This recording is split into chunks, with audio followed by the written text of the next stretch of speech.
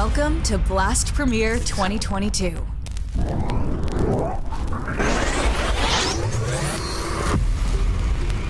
Twelve Blast Premier teams will begin their quest for victory in a season group stage. Teams seed each other, creating 3 groups of 4. These teams then play out a BO1 rapid-fire round to set their place in a cross-group gauntlet. BO3 Gauntlet will see 6 teams automatically qualify for the season final.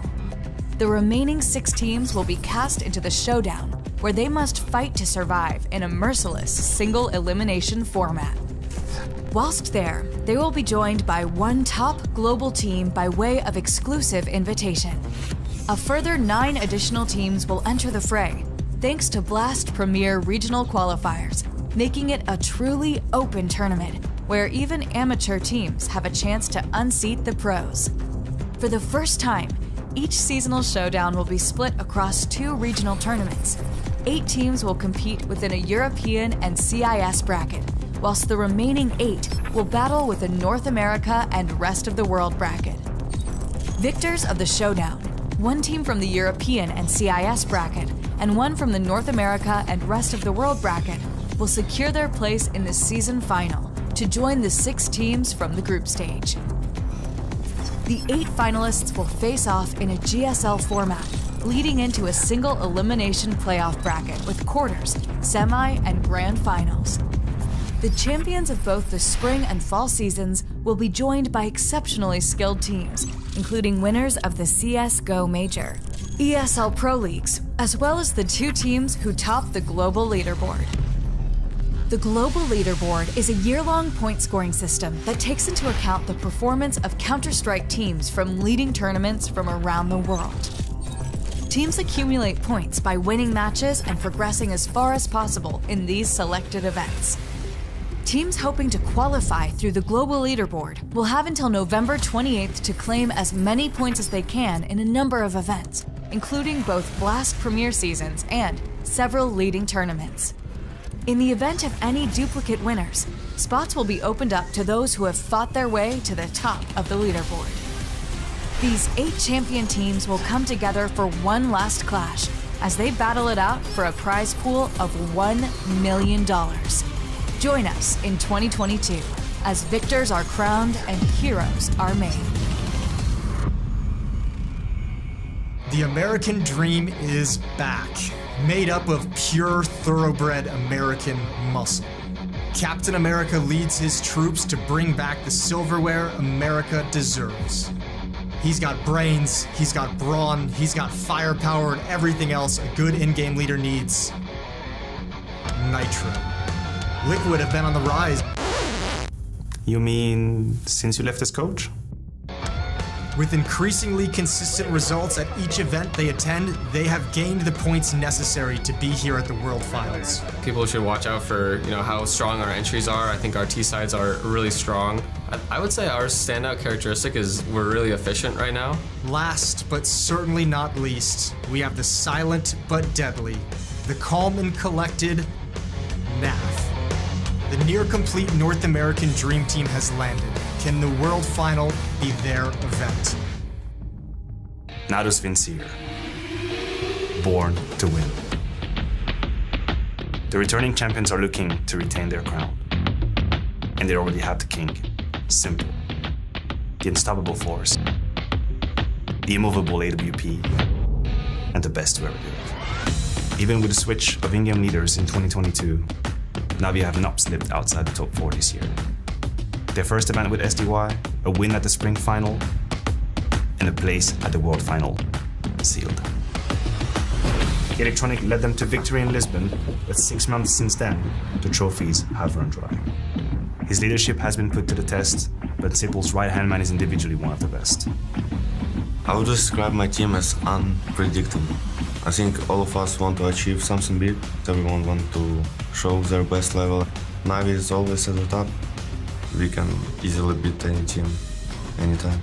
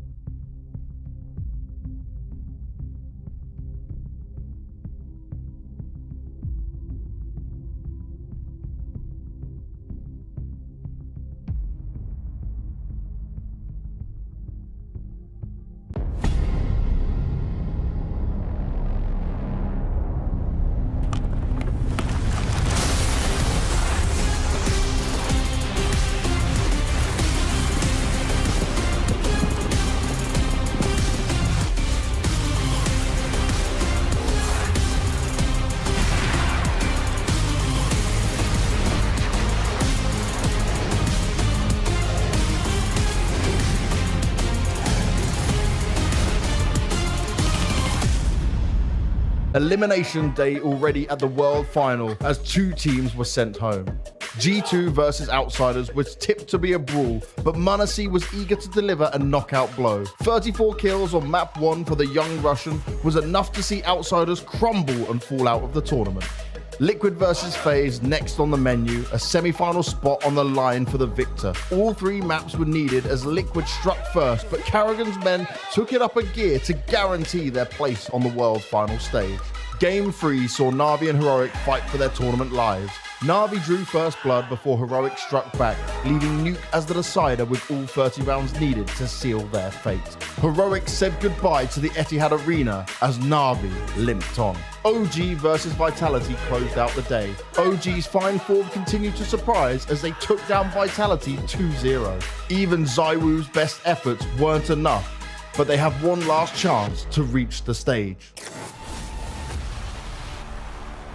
Outsiders and Heroic already with their dreams cut short. Now another pair will be meeting the end of the road. This beautiful trophy is what every team is fighting tooth and nail for here at the Blast Premier World Finals. My name is Freya. Joining me, I'm seeing a bit of double now. We got Matthew as always, but Jacob, you're back on the desk with us. How are you doing? Hey man. I'm doing great. I'm doing great, Freya. Yeah, you look very happy to be here, Jacob. I mean, yesterday, so much going down. Obviously, we had a little bit of a split shift. For you, Jacob, any highlights coming off of yesterday's action? Oh, I think the OG one has been the highlight for me so far throughout this tournament. Coming into it, there was a lot of, talk about how they perhaps didn't deserve to be here, how they perhaps, got cheated away a bit into the tournament, but the way they've been playing so far, the way Dexter have shown up, the way that, they've taken down some of the top teams here have been very, very surprising and very, very impressive to see from OG. Yeah, that was an amazing game to watch. I really loved it as a Vitality fan. I had a great time, Freya. I had a great time. It was awesome. We were literally having dinner downstairs on the first map. We thought, we could go up to the roof. Vitality are going to be closing this one out. We'd be going on to their map pick. Might be a 2-0. No, actually, they spun that track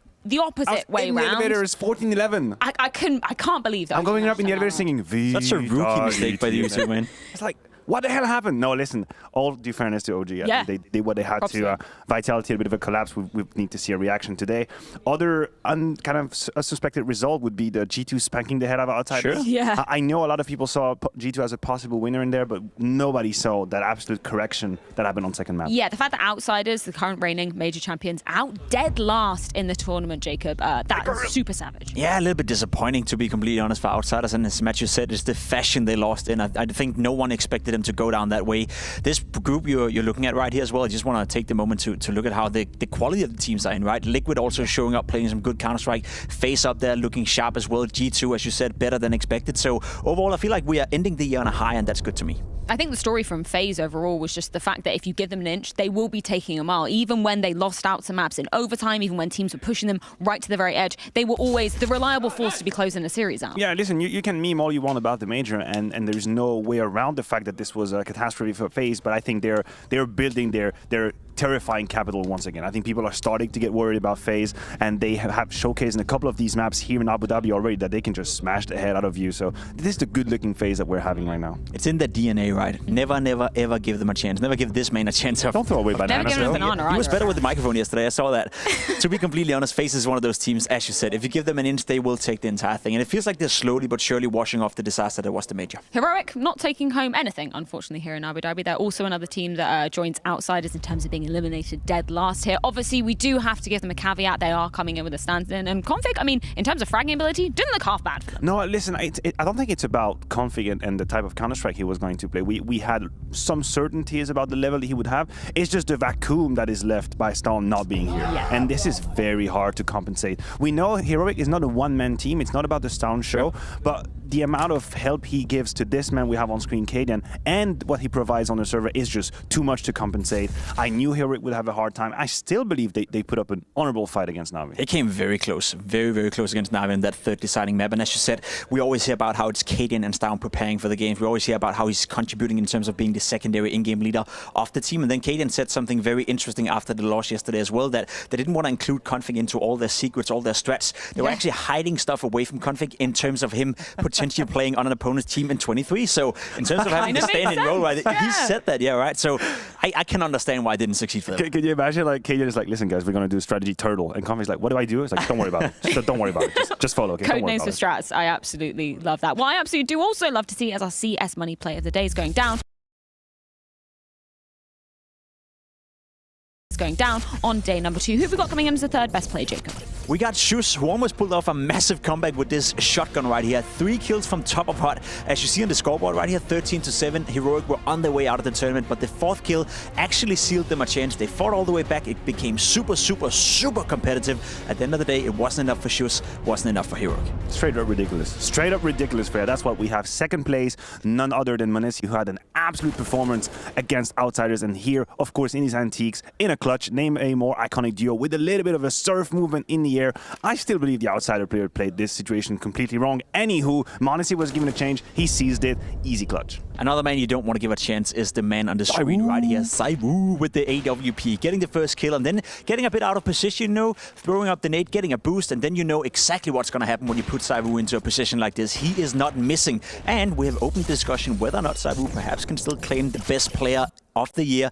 Continue like this while Saivu is struggling a little bit. Maybe Matthew, maybe there's a chance. Well, they're definitely going to have to be making it through today if they have any chance of claiming that title that potentially Jacob might be awarding them. I don't know. We can see the playoff brackets here. Of course, we are having the quarterfinals going down today, moving on to the semi-finals inside the arena, and of course the coveted grand final going down on Sunday. These are the games that we've got on the cards today. Going to be G2 taking on Vitality later on, but first it is Team Liquid taking on NAVI in a fight for survival here in Abu Dhabi to see who will be making it through to the stage.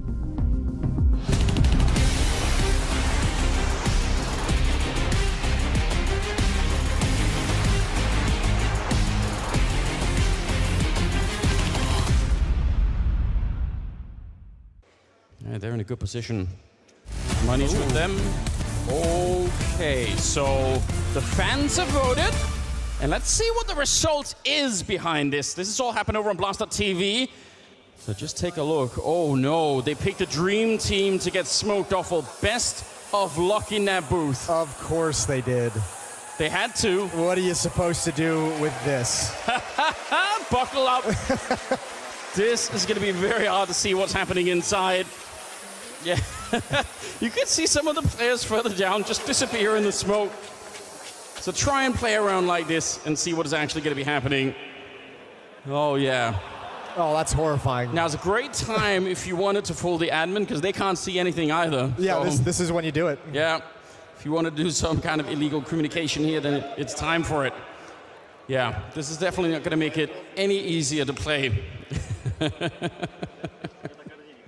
I'm glad they picked the dream team. Yeah, I like Denmark needed it. It just lingers as well, doesn't it? It just sits there. It stays in there, and it gets in your eyes. Ooh, Dupree, let's Krieg. It's back. It's back, baby. The Krieg meta. And they have triple nades in the middle. Have they brought strats to the show match? We've seen it before. Yeah, not the first time. Team Denmark hunting for it now. 4-on-5, and all grouped up in the middle. Cade outside of the B-bomb side, the obelisk over on the other side of the map. Ruben gets put into play, makes up a couple of footsteps here, and this tag, yep, ready and waiting. They're cleaning it up right now. Oh, the smoke round completely destroying the dream team. That's great, what a start. That ties it back up again. Team Denmark not letting go of that easily. With a little bit of a thumb on the scale for Team Denmark by the fans, but that's how we designed it. Rez. He's got this. Shotgun. Oh, yeah? Yeah. They're going to try knife him. Auto shotgun. They are trying. Boom. Oh, he's picking him up. This is great. Running out, though. Knife comes out. He doesn't know. Shotgun's right on the other side. Smoke's not going to help you. Oh, great. What a way to get Pawn into this stage. Knifing Rez in front of the home crowd. What a memory.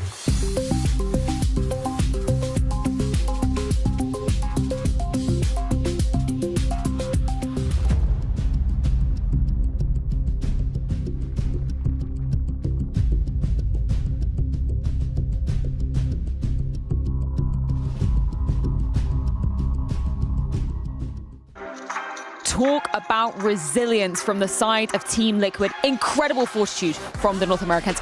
And Yakinder as well. We're gonna pad those stats. They don't know about Yakinder. Look at this. Kerrigan, no bomb plant. Yakinder makes the difference, and there's no chance to plant.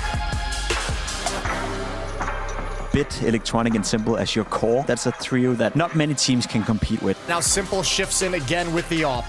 Oh! Just thought he was safe. He thought the walls could save him, but they can't. They're in the walls. Simple with 4. This round puts a smile on his face, because goddamn is it beautiful.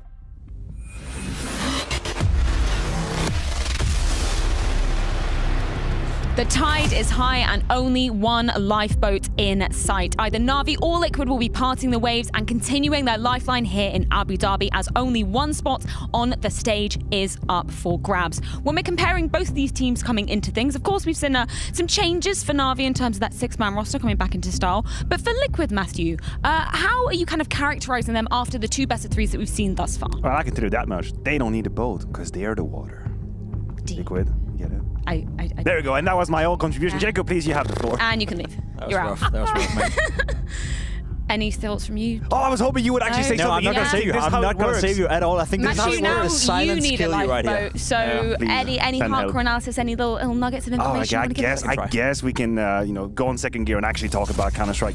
Liquid's been a tough team for me to figure out because we've had a couple of these highlights here. That 14-12 comeback against FaZe was beautiful with Yakin as well. Multiple rounds with impact, and then he had this moment he was shouting like, that's mental, guys. That's what mental is about. And I was like, oh hell yeah, that's the Liquid I like to see. Problem is you move on to map 2 and 3, and they were outclassed on pretty much any different metrics you can talk about. So I still haven't chosen on which side of the fence I am, because it's hard to pinpoint Liquid right now. For my money, they're trending upwards. After the major, I was a little bit disappointed. Obviously, losing to Spirit in that deciding game was not necessarily a disaster for Liquid, but we expected more. I think what we saw in Copenhagen was a high-level playing team Liquid. There was some positives to drag away from that one, especially the win against NAVI in Copenhagen.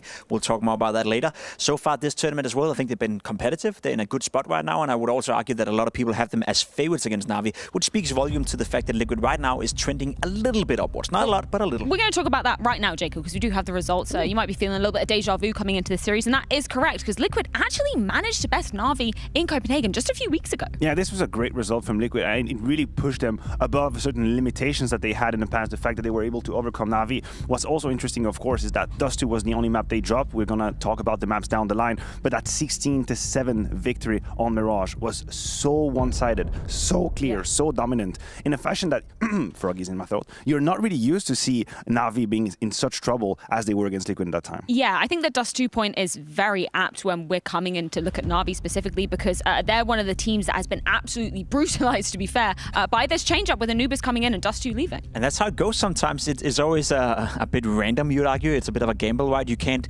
predict that Dust 2 will be the next map to go out. No one knows what the next map will be to go out. Fact of the matter is that NAVI has always been a team that has always produced great results on Dust 2. So for them, no longer to this map in the active map pool to be replaced by Anubis. It's a rough one. Here's a tidbit. NAVI have played Dust 2 3 times against Liquid in 2022, and they beat Liquid 3 times on Dust 2. This used to be their go-to. This was their guaranteed win. It's taken away from them. And when we're looking back at that series that went down in Copenhagen as well, obviously Nitro was a huge win condition for the side of Liquid, and that is something that we were pinpointing.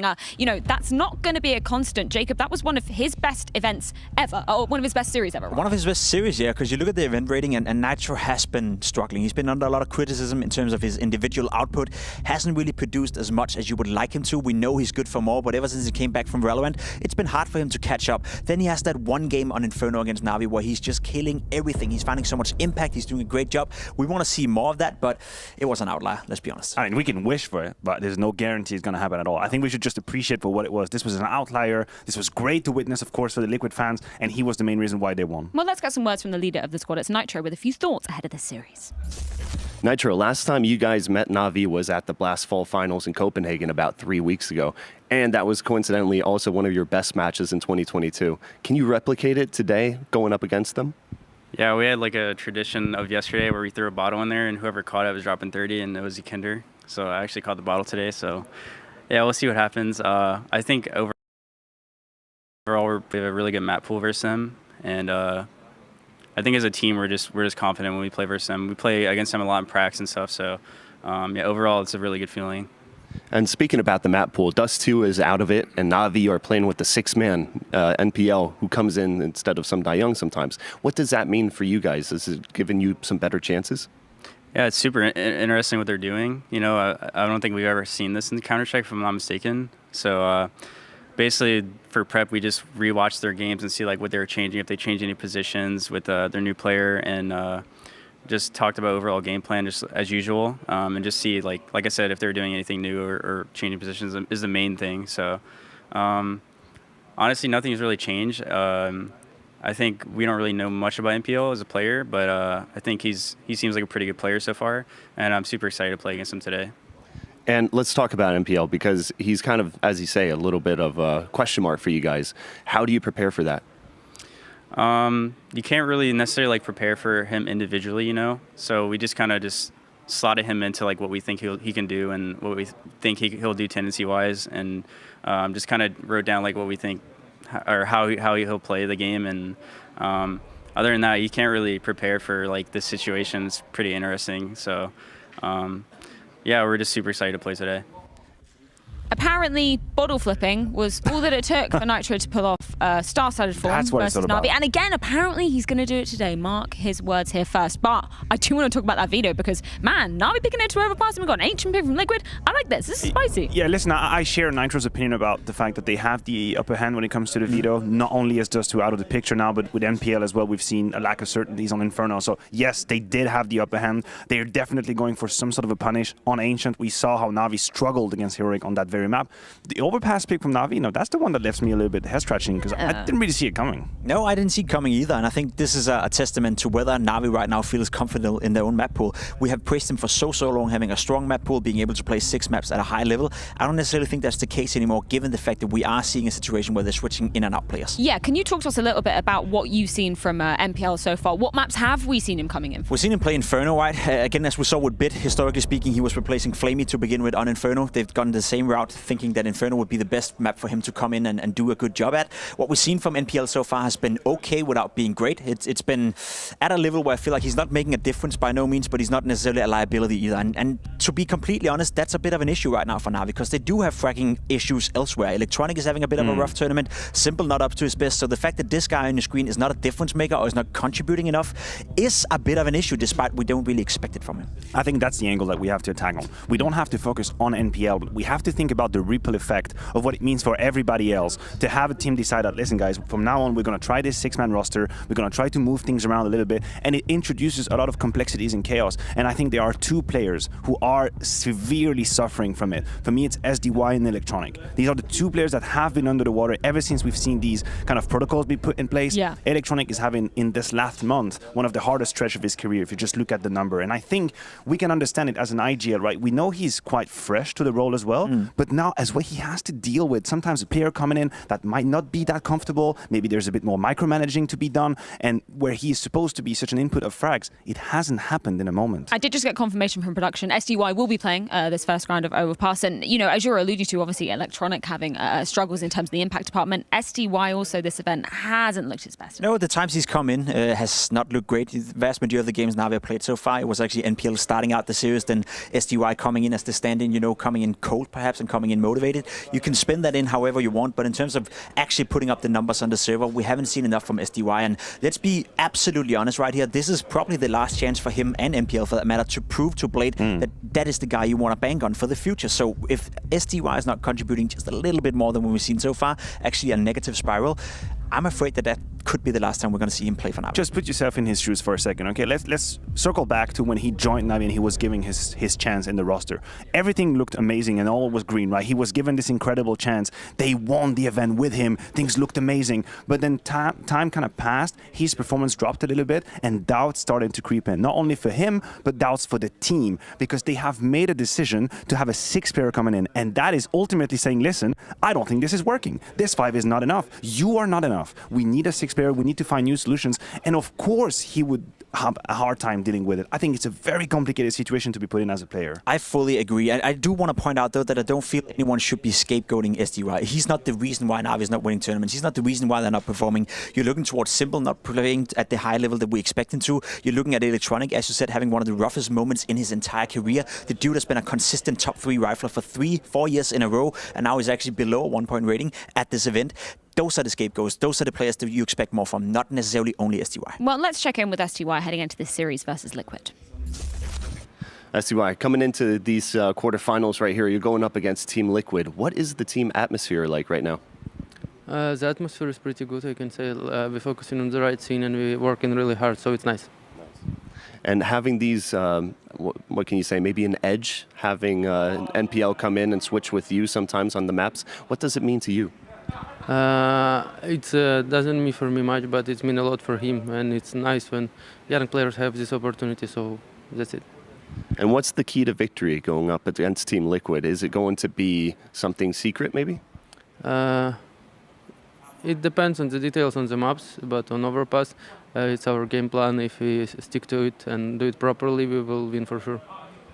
And can you talk to us about this situation with having a sixth player? Has it affected your personal performances or personally anyway? It affected a bit mine and Nipple, I think, because sometimes it's hard to join the second map without proper warm-up after enemy team already and your teammates already played one. But overall, I don't think it's affected much. And what's the best part and the worst part about having 6 players on your roster right now? The best part is that you can focus on the exact maps that you know that will be your peak, enemy peak, and you don't need to think about all the things that could be when you are playing all the maps. To be fair to STY, some very mature answers coming out of him in a situation that we were talking about in the green room earlier, could be emotionally straining if you're the player being subbed in and out. I believe it is, and something he just referred to during the interview when he's on the money. You are SDY, you are basically still on trial. You don't play the first map of a series, and you come into the second. Yeah. You're not warmed up. And not only do you have less warm-up time out, but you also have higher expectations and pressure on you, and that is exactly what happened against Heroic. When he subbed in for Ancient, he just disappeared. He had 5 or 6 kills the entire map, and you just can't have that happen. And I think it requires such a strong mentality to be able to catch a game that is already live. It's a make it or break it thing, to be completely honest, right? We're talking about NAVI, who is supposed to be the best team in the entire world. They were for 21. So if you want a spot within this team, you got to be able to make it even under a lot of pressure. I agree with you. It's not easy for SDY. It's been very complicated for him to be integrated into the lineup, and he has, technically speaking, been a stand-in for half a year now, so hasn't really had the work conditions for him. But if you want to be a NAVI, you got to step up. And it's not necessarily been an easy tournament for Simple either, which is kind of a weird word to say together. I think he's, a 1.11 rating at the moment, which, for Simple level stats, it's not great for him. No, look at this graph right here, right? We are looking at a player that, if you look at these numbers and you take away Simple, you take away the name, you'd say, okay, this is a very consistent and a good player that's had a peak. The fact of the matter is that Simple for the past 2 years have been averaging 1.33 rating, and now we see in the last couple of events he's down to 1.18, 1.19, 1.11. He's just losing a little bit. I can only imagine the circumstances for him as well, having to integrate NPL, sitting next to him, trying to help him, trying to be a supportive element to the team as well, is taking the top off Simple. But that's usually what we praise him for. That's usually what we praise Navi for. When he's playing well, they can win against anyone, even in a bad day. Yeah, listen, I agree. And just as much as we need to be extremely demanding with Simple, because we are demanding with Zywoo, we are demanding with Nico, we are demanding with these individuals who have extraordinary capabilities. But what this also reminds us is that in order for a star to give you the full 100%, there are needed a system around that also works. When Simple started reaching absolutely cruising altitude, 40,000 feet, that's also when the Navi team made sense. It's 2021, it's them winning everything, and then he's got all the elements and conditions he needs, and then he provides with his best Counter-Strike. Now we're seeing them in a bit of a more tiring time, hard time, exhausting time for Navi, and I think we can see that difference. That extra 5% is missing a little bit. Well, you know what I'm going to demand from Simple? Some words heading into this series. Simple, this is going to be the last tournament of 2022. Looking back, have you been happy with how your year has been? No, not really. We could do much more, but it's fine. We're gonna step up for next year. And personally, how do you feel your performances have been in this past year? It was, I think, better form at the beginning, and till the. I mean, overall it's okay, but I feel like I could do more, So I wouldn't say it was best performance or the same as last year, but still, yeah. And what does it mean to you and the team having the 6th player now with MPL coming in and switching out with some Dayoung and some maps? How do you feel about this? I feel actually okay, because we tried it once and we actually won some tournaments when it was COVID online time. And it's interesting how our new player is gonna play, and it's interesting to surprise other opponents as well. And is that surprise with the 6th player being the edge against Team Liquid here in the quarterfinal, maybe? Yes, hopefully yes, because we already gonna play another map and they don't know who's gonna play there, so if it's gonna be like the third one, interesting. So can you tell me, what would it mean to you if you guys go into the semifinals and potentially win the Blast World Final here in Abu Dhabi? What would it mean to you personally? It would mean a lot because it would mean that we manage to win at least 2 tournaments if we win this one, even with all this war in world, and it will mean that we climb back because we were down, and now we have a chance to climb back and get this trophy. And ending the year on a high note like that, going into 2023, do you feel like 2023 will be better than 2022? Yeah, I'm pretty sure. Especially, I'm pretty sure in terms of my individual performance, I think I would step up even more. Thank you so much. Well, Navi, they're going to have to be throwing everything and the kitchen sink at this one if they hope to be making it through to that grand stage. And another warning sign that you were pointing out, Jacob, has unfortunately been electronic. I think the main talking point for me, of course, we talk a lot about SDY, NPL, Simple for that matter as well, but electronic and the fact that he's not performing as well as he's supposed to, as consistent as he usually did, is posing a new question for me. Because coming into this tournament, we thought, okay, Navi, they have this open question. Is it going to be SDY or is it going to be NPL? The more I see them play, the more I think it's going to be neither of them, because I think they have to address the issue of electronic being an in-game leader and not being able to perform. You want one of the best riflers of all time in CSGO to feel free and feel activated, and right now, Check in and see if that's affected your Betway predictions at all coming into this one. Or I think, actually, we're going to be going to a break before we do that. Let's go. We can, we can have a look at predictions. Let's bring those up. And that actually hasn't affected your predictions. You are still going with Navi, Jacob. I'm still believing. So, you still believe in Navi. You're a Navi Nation believer. Well, it's actually pretty split across both these series, and that is very apt as it is do or die time for both of these squads coming into things. It's going to be Navi's pick of Overpass coming up first versus Team Liquid. You're going to see how it goes down with Jason and Harry after this one.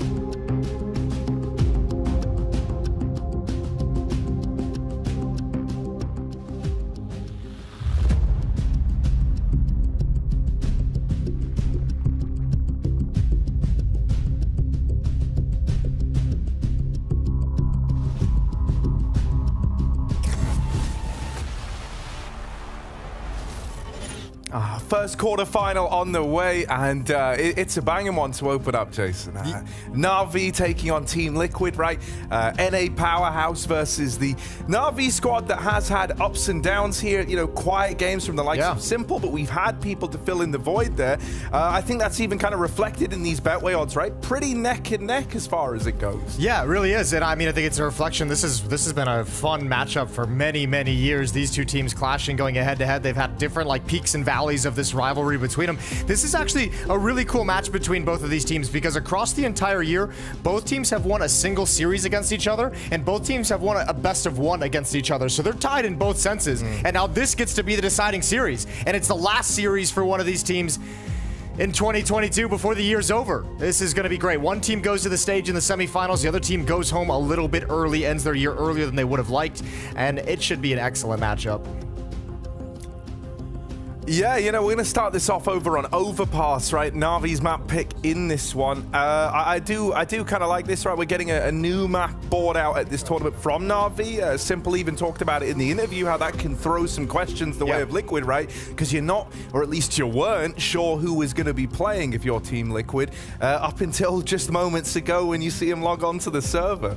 Yeah, but equally, I think especially with how new NPL is into the roster, right? Like, I don't think you're going to, if you're Liquid, like not a whole lot is going to change between the two in terms of the grand scheme of how Navi is going to play the map, right? Maybe some individual differences between the two of them, but I don't think you're going to be too concerned or too worried about that if you're Team Liquid, despite the fact that, yeah, maybe it catches you a little bit off guard.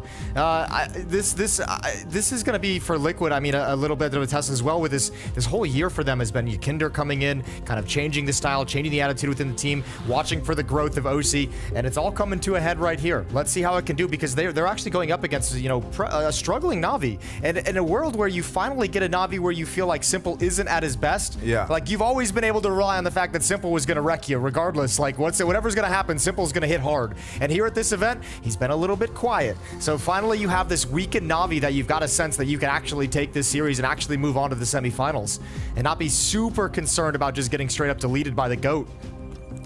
Yeah, you know, we've already had, you know, the kind of opening matchup here was that one we were touting. It's Simple versus Zaiwu. It's always a banger. It's one that always delivers. And as you mentioned, Simple kind of fell off there. When you look at like the head-to-head in that regard, you said that like OC, you've been kind of watching him grow. You've been waiting for that experience to start to shine through. How does this head-to-head look, OC versus Simple?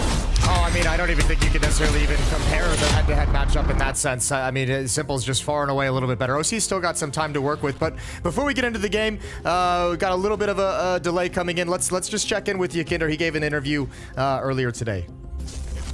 Yakinder, you were the fall final best performer for Team Liquid. Do you feel any added pressure coming into the World Finals to perform on the same level? I mean, the teams are stronger here, but that's not necessarily pressure. I enjoy playing against stronger teams. That's just normal. We had a couple different things coming into this event. Everybody understands that it's the last event of the year, and we are going to play strong teams, and we played Outsiders. That was a pretty good game, but with some problems in it. And then we played FaZe, and in FaZe there were a lot more mistakes and a lot harder to hold mental composure.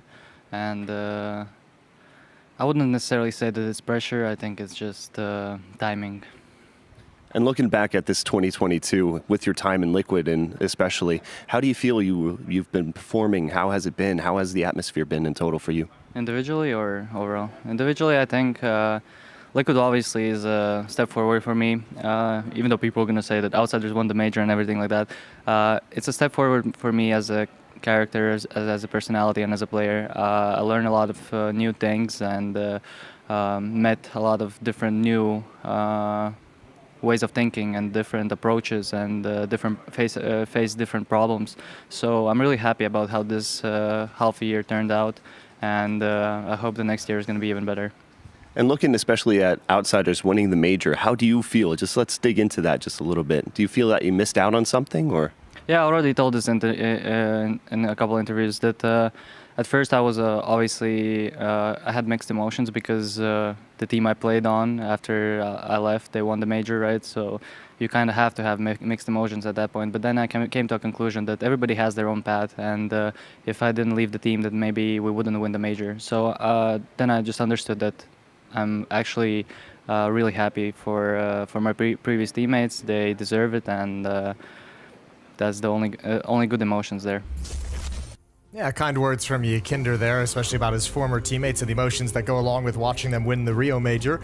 We are dealing with a little bit of a small tech issue on one of the PCs, so we want to get that solved before the game goes live, which is this kind of extended delay before we get into the action, but we're going to bring it to you as soon as all the players are comfortable, happy, and ready to go. Yeah.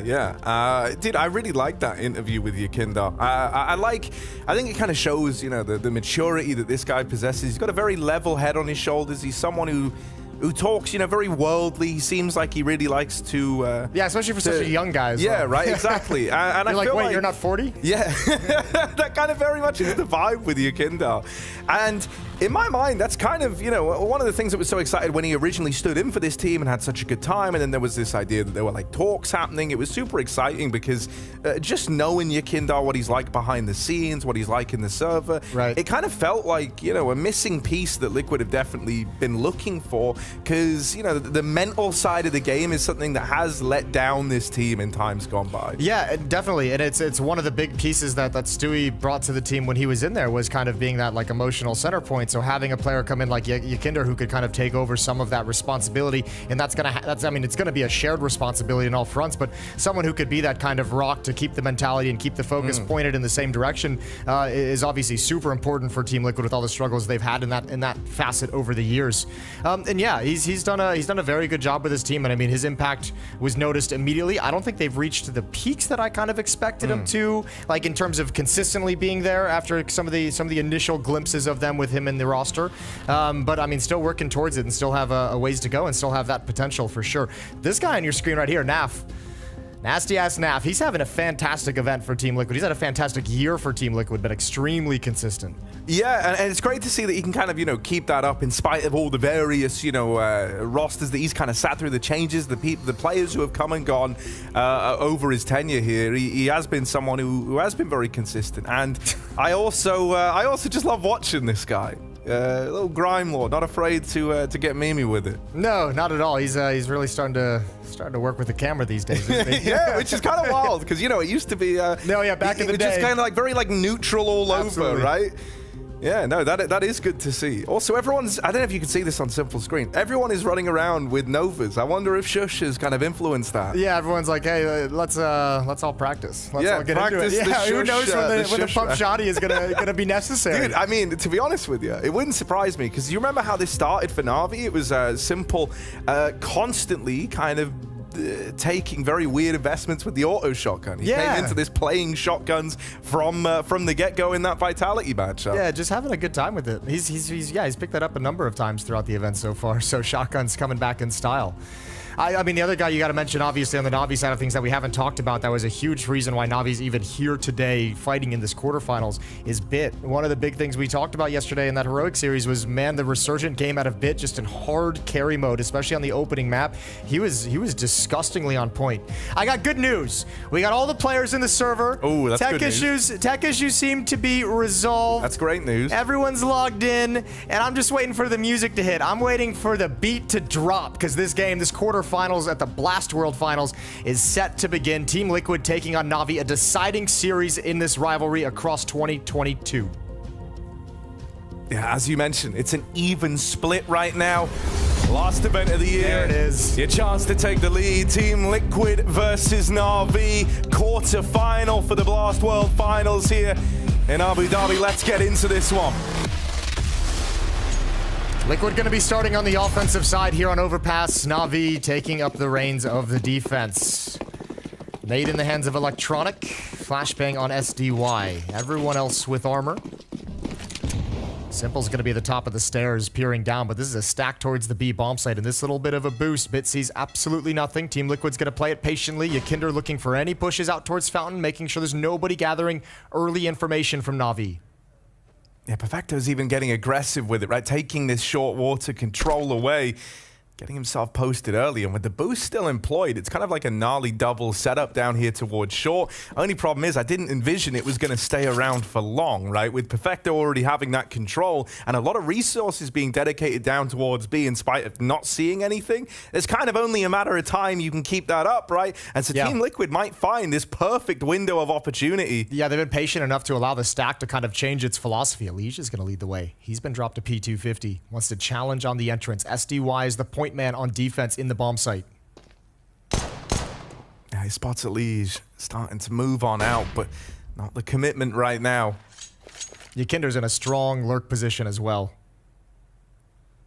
If Bit keeps this curiosity up, if he goes hunting over in middle, ooh, I think Bit saw something. No, hang on. No, he didn't. No, he didn't. Oh, hello. Yakinder walking up through the toilets. Will you clear this? Electronic tucked in. Yakinder, is he going to give this a look? And he's just holding it right now, but he walks to his death, and now the B hit's underway. That lurk from Yakinder can't get anything done. It's NAVI down at B in the meantime. Quick double kill off that Glock. He said he's been a pillar of consistency. Well, that's a great way to open up. Damage done to Bit over at short as well. Simple with this P2K. Seen him pull off some gnarly shots with it in the competition so far. Gonna need a bit more of that, as suddenly it is just down to him in the 1v4. Liquid are running at him, knife out. Oh, yeah, I think he kind of realized you ain't getting the knife in there. And so it's Liquid grabbing a pistol round. They go a man down early. They lose that lurk over on the A site, but NAF is so quick to make up for it. Oh, yeah, that's an awkward timing for Perfecto as well to drop down or slide down that little bit of a ramp. Also getting deleted is SDY. Really well played post plan after the entrance is provided from NAF, excuse me. I was gonna say, you gotta give credit to Nitro. He was an honorable man. He pulled out the knife to come right back into it. It's a sword fight. I like that. I also had James, you know, just try to ask Simple, why is he using the P2K? And I say I did it. He just did it on his own volition, but I'll take the credit. And Simple said he likes the P2K, said it feels good for running taps. Better than the USP, in his opinion. Okay, sure. Who are we to counterman Simple? Yeah, right, exactly. It's kind of one of the guys you can't really argue against. We'll give it to him.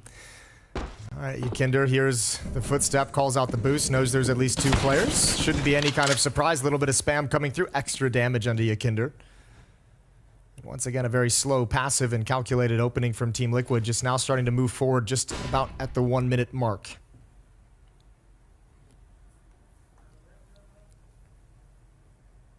Yeah, Bit represents a pretty tantalizing fight for Team Liquid. There's no one here to help him. If they can find this opener, yeah, that's an untradeable kill, right? That's a 5v4 that you can't equalize. Might see a bit of reaction here out of NAVI, and here it is, right? Pushing up over towards short. Sundar Young and Perfecto both take fights, and Sundar Young wins 2 of them. Electronic comes in with another, chimes in with a kill from that CZ. Elige opened the round.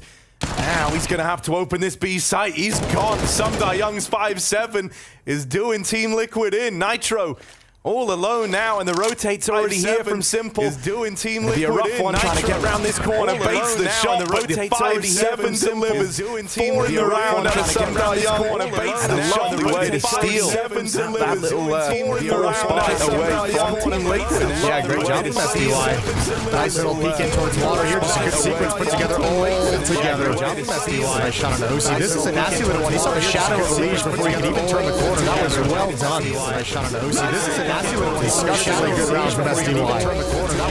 Gonna flip the script early on. Back and forth affair as NAVI steal round number 2. It's Team Liquid with pistol on. Back and forth affair as NAVI steal round number 2. It's Team Liquid with pistol on. Back and forth affair as NAVI steal round number 2. It's Team Liquid with pistol on. It's going to feel rough, man. You know, we've seen a lot of teams have a very, very rough go at it on the T side of Overpass in the A1S meta. You know, we've seen a lot of teams have a very, very rough go at it on the T side of Overpass in the A1S meta. One kill that got away from him was Electronic as well. That's swinging out NAF, and that was a massive kill. NAF is swinging out Monster with range with the rifle. If you don't get that kill easy, he's got perfect fights for himself. Yeah, I mean, he literally had Sundar Young pinned in on an aggro short play, right? So, yeah, Electronic kind of gives Sundar Young's way out, and then he goes on to win the whole damn round, right? So yeah, Electronic kind of gives Young Young's way out, and then he goes on to win the whole damn round, right? Electronic waiting over here towards Monster. They're playing this one right from the front line. So Team Liquid waiting over here decides to try and get tricky with it in this one. To come through a Monster smoke, they're going to be on the receiving end of two of these guns up in their face. Flash in, but a molly in their way. That sucks all the momentum out of this B play. Flash in, but a molly in their way. Simple over towards the B bomb site. Lures him to kind of start the rotation. He hesitated for a moment, but now he's got the right read. All they need is kill, but Electronic's going to get away, and he's got information as well with the jump. Now I think Liquid might want to reconsider. Back to Monster we go. They don't have time to rotate all the way back around towards A. I want to reconsider. Back to Monster we go. They don't have time to rotate all the way back around towards A. Fly with one. Some Young and Perfecto trying to play this crossfire, but Leave taps them out. Simple here from earlier.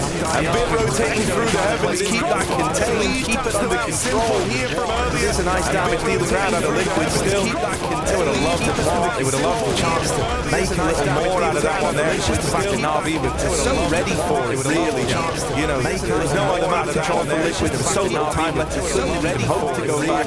Even if he has the connector on that A side. So little time left. So NAVI had 4 in the right place with Bit ready to rotate in immediately.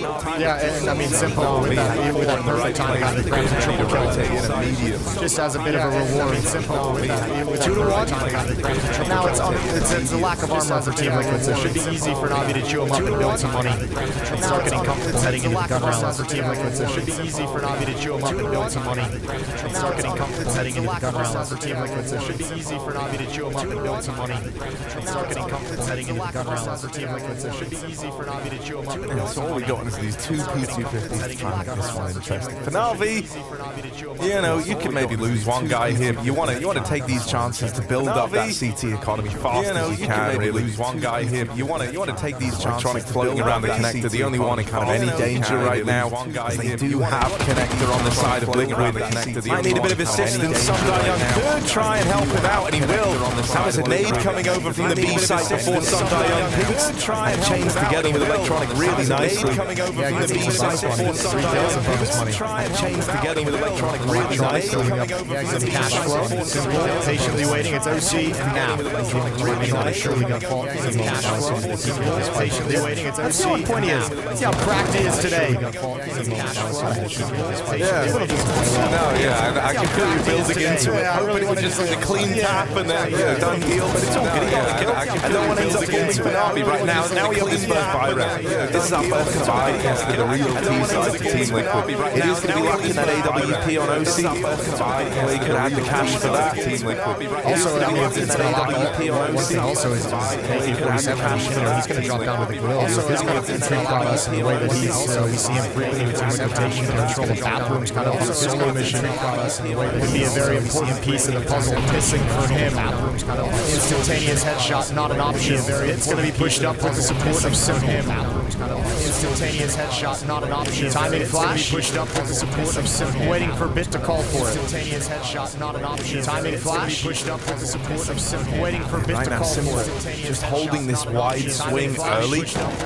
Now could even look to chain that flashbang in, but holding this wide swing caught out on an island. Yikinda are able to trade that, and now there's upgrades for him as well. Caught out on an island, Yikinda are able to trade that, and now there's upgrades for him as well. Up and leave mid. I like this. Cull this flow of info, right? Bit was in a very, very forward position, but him being there would have caused you problems later in the round. They cleared him out, was in a very, very forward position. A level with NAVI. They know this later in the round. This defense likely 2-2 between either side of the map. With NAVI, they know this later in the round. This defense likely 2-2 between either side of the map. Yikinda is actually going on a bit of a scouting mission away from this B side of the map now. NAVI is firing off through these smokes, right? Keeping the illusion that Liquid are outside of the B side. Firing off through these. Got their sights set on all this keeping the illusion that Liquid are outside of the B side. Nat's going to be calling this out. Hey guys, they just popped flash through Monster.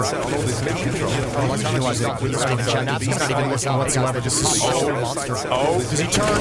That's huge. But everyone's already rotated. Back to the B bomb site, and Liquid have free access. Nobody's home for NAVI. Perfecto's got to tuck down. There's going to be a bomb plant as OC streams in. 15 seconds on the clock. Perfecto's got to tuck down. There's going to be a bomb plant as OC instinct, but Simple will reply. Moving in to help out Perfecto. They're starting to find a way back in. The bomb cut loose from Team Liquid and they can't get it back in time.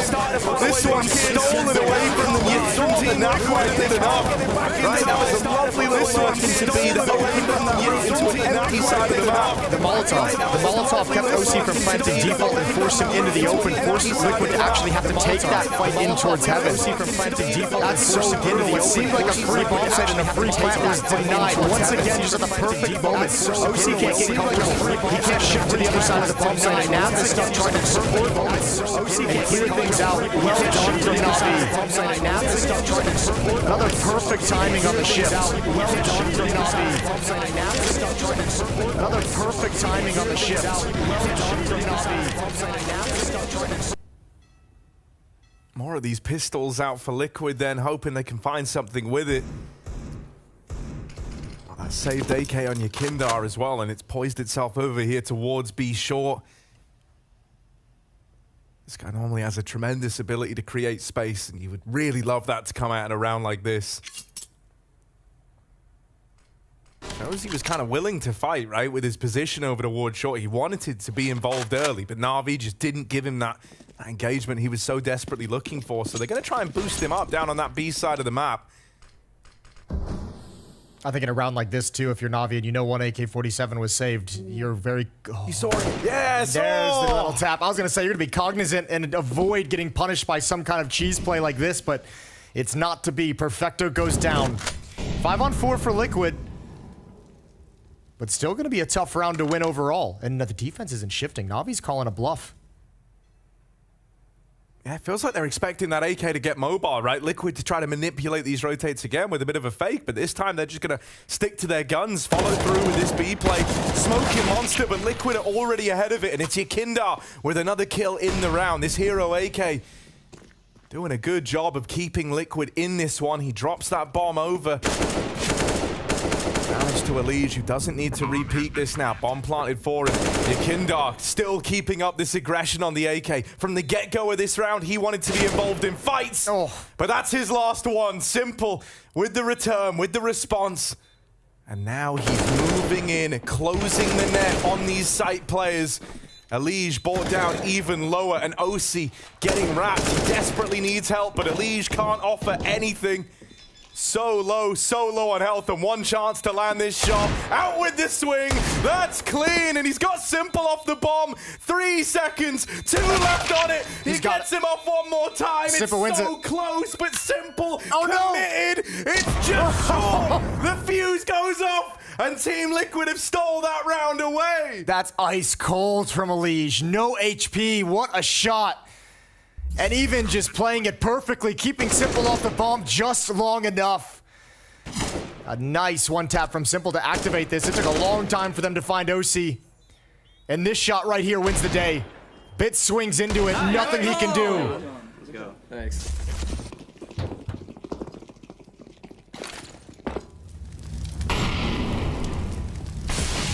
I mean, this could be your way back in. I thought Simple had that when he got the kill. I thought he was going to be able to spin back and get that defuse. Ooh.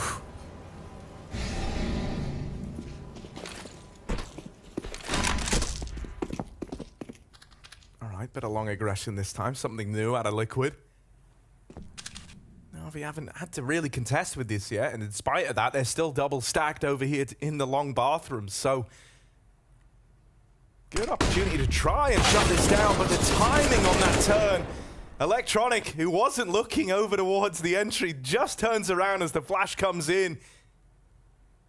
Good for one, but not enough to keep this in a favorable spot for Navi. Suddenly you're hoping like Bit could just be unaccounted for up close in the toilets, and Elige ready for that swing. I think he heard the footsteps. I think SDY thought he was going to actually swing with that Molotov throw, and he just gave away the information a little bit early. OC's looking for this follow-up peek from Simple. I don't think Simple's going to creep forward far enough for this to come to fruition.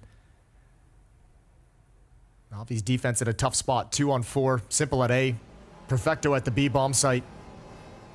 And it's time for NAF to challenge. And NAF once again might find just a free B bomb site. Flashbangs were out in support as he streams in, and Perfecto's just bailing out. But OC's got to cross with the bomb, and he's going to drop it. 20 seconds. Okay, Nitro's just grabbed it. He was down bottom of connector. Thank goodness he was, right? Or else this one could have fallen away to the time. At least that footstep lurks in the bathrooms and executes Perfecto, so that's going to put a stop to any chance of weirdness in the 2-on-3. Simple will just be saving this AWP, and I got to say, 10-1, it's kind of just snuck under the radar. Simple looking real good to open this one up. Yeah. That's at least a promising sign for NAVI fans, right? Because this has been one of the quieter events for him. Yeah, I mean, he even addressed that in the interview that we heard in the pregame. Is he's been pretty disappointed with his individual efforts and performances so far. So obviously coming in today and looking good so far in the early going. You know who else is looking good? Not just the clutch, but this round was very clean from Elige. Some very crisp headshots. This was a very nice peek. Information again on the footsteps, so knew exactly where the fight was going to be. But he sits at 7-5 with some high impact. And it always bodes well for Team Liquid when Elige gets a nice hot start. Yeah, that makes everyone happy. 100%. It is the case where it feels like the kind of last 2 rounds you can attribute Liquid's success to Elige, right? I mean, he wins that clutch in the 1v2 with the Deagle, and then in that follow-up round just kind of decimates the triple toilet lean from Navi. And because of those efforts, you might actually net him a 3rd round here where there's only 1 op and unarmored pistols as well. It's not count our chickens too soon though, because it's Simple with the op, so we know it can change quickly. Thankfully, they're coming through this bad boy. Thankfully, he's not here. He's nowhere to be found. So unless the USPs get up to some weirdness... Oh, God. Okay. Elige trying to keep this one clean and even. Trying. Ooh, and he will succeed with a bit of help from his friends. Yakindar comes in. Keeps that under control. I was really nervous with how that starts. But they're quick to regain that control of the B site. Bit of composure. Yeah, Naf extremely blind that whole time. OC's gonna just peek, give it a little jiggle. He sees the op, doesn't go down. Gonna try and close the gap, but it's Simple. He's not gonna miss 2, but the dink is there. Can they catch him in the feet? No. Yakinder was close by. It's gonna fall. They want this op, and Nitro is coming from the other side. This is a big hunt. This is the only way that Navi have this AWP in the next round. It'd also be the free AWP for Team Liquid. It's so Simple. He's getting hunted right now. Nitro super close in the bank. About to come through, and he will finish the job that OC started. Getting that free AWP upgrade, and perhaps more importantly, removing it from the arsenal of Navi in this coming up round. Yeah, I think you're exactly right. That's the important side. Not necessarily passing it over, but just taking it away. Huge. So off the back of an Elige 1v2 and an Elige triple kill in the following round, Liquid have gone on a 3-round streak. Tied things up at 4. Navi's feeling the pain of a low economy. No kits. A little light on nades.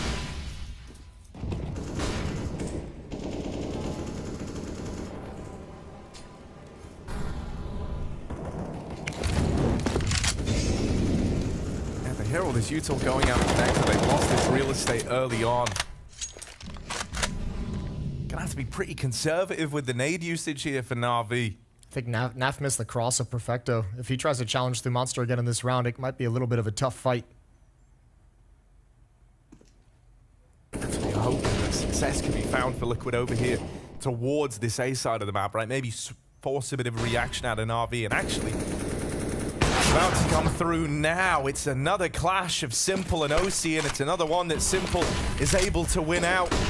A tag goes his way, but not the killing blow, and now him and Bit. Okay, you found Bit, so you know that Simple's still here. Yakindar and Elige as this little tag team taking a lot of space up the long side. And Nafly holds down the connector. These lurks out of him, still finding a lot of impact for Team Liquid. Perfecto very far removed from this round in the 1v3, and even though Naf's got quite the jog to bring this bomb into the site, there's no danger. Perfecto's already committed to the save. Yakinder Elige is a very tough tag team pairing to deal with for anybody. And a great protocol rotation from Naf as his teammates fall, shifts away from the B bomb site, drops down the ladder, looks for the fast flank through blue door, able to shut that down as well. Perfecto's got no standing. He's having a quiet game himself to start, 1-7. And Liquid really starting to build up into this game now. 4 rounds in a row, and that's a 4v5 conversion. All right, Elige. Yeah, I think they're really thankful that it's kind of Bit who's playing behind that smoke there, right? Because it just suddenly gives you like, you know. Well, you know, Simple's still around. If you kill Simple through the smoke, then obviously you might just start pressing the issue and get caught by Bit. There's a genuine chance that like Bit could have manipulated that into some like you know, almost like bait and switch setup, right? Sure. But it happens the other way around, and it gives Liquid just this huge info advantage in that situation. It made that tag team that much more deadly. And so NAVI, I mean, you said it coming into that round, right? They had Famuses in play. It was looking a little rough in terms of the utility. Yeah. You said, like, they're on the bad end of the economy right now, and that's going to keep up. Having to stare down the barrel of, you know, a partial buy at best here. Not ideal. It means that Liquid are going to start to build upon an early lead. They did snag one of these rounds, though, in round number 2, right? With they're going to SMG and mostly upgraded pistols as well. They were able to steal that away. So here they have the added M4 on top of everything. So still dangerous. That was a quad kill in round 2 from SDY to convert after losing the pistol. Legion Yakinder out towards long. Twice they've had success in this position. The previous round and a little bit earlier, pop flash from OC to clear out bathrooms as well. This time they get it scot-free. Oh, they're a lot deeper. I mean, that's just them saying, let's just move up long until we're spotted. Let's just see what happens. And it's really nice. Like, when you see them that deep down long, and you saw 2 people as well, it's like, okay, it feels like they're kind of rushing long, so that's going to trigger a rotate here. And they're the only aggressors on the map. Look how passive everyone else from Team Liquid is. It did feel like this was kind of set to culminate down towards that B site, but it feels like Liquid have had a bit of a change of heart here. Grouping again over in middle. They might end up playing into Navi's hands after all. They do always have this back door open because of NAFLI and these lurks, right? But you won't have a chance to really activate on that if the time runs down this low. Electronic has a smoke for the Molotov that's going to come towards truck, and I'm assuming Perfecto with this boost would be able to see over that smoke that extinguishes the Molotov. Yeah, this ain't a boost you see every day either, so will Liquid be ready for it? Yakinder opens, but this Hero M4 boosted up, put in pole position to try and deliver, removed by Yakinder. Juggled around these truck players, but spamming this smoke. Time. Would net you all the frags. Ooh, hello, that's the bomb getting away from Liquid. Naf's only just arriving as well. They've got to move quickly here. Time's of the essence. Yakinder with one, and Electronic gone as well. NAFLI gets there just in the nick of time.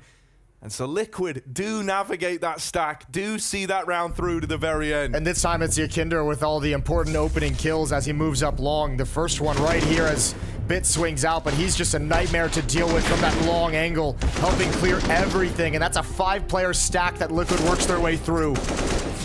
They take a 2-round lead, and we've got the first timeout called by NAVI. Obviously on the back foot and obviously needing to recover 5 straight for Liquid. Yeah, and you know, we've seen teams kind of streak together similar scorelines around fairly frequently in these NAVI games, right? It feels like they kind of enter a bit of a rhythm where they are just getting beat down, and it's not a NAVI you've been used to seeing. Simple will have the AWP. That could be your method back in.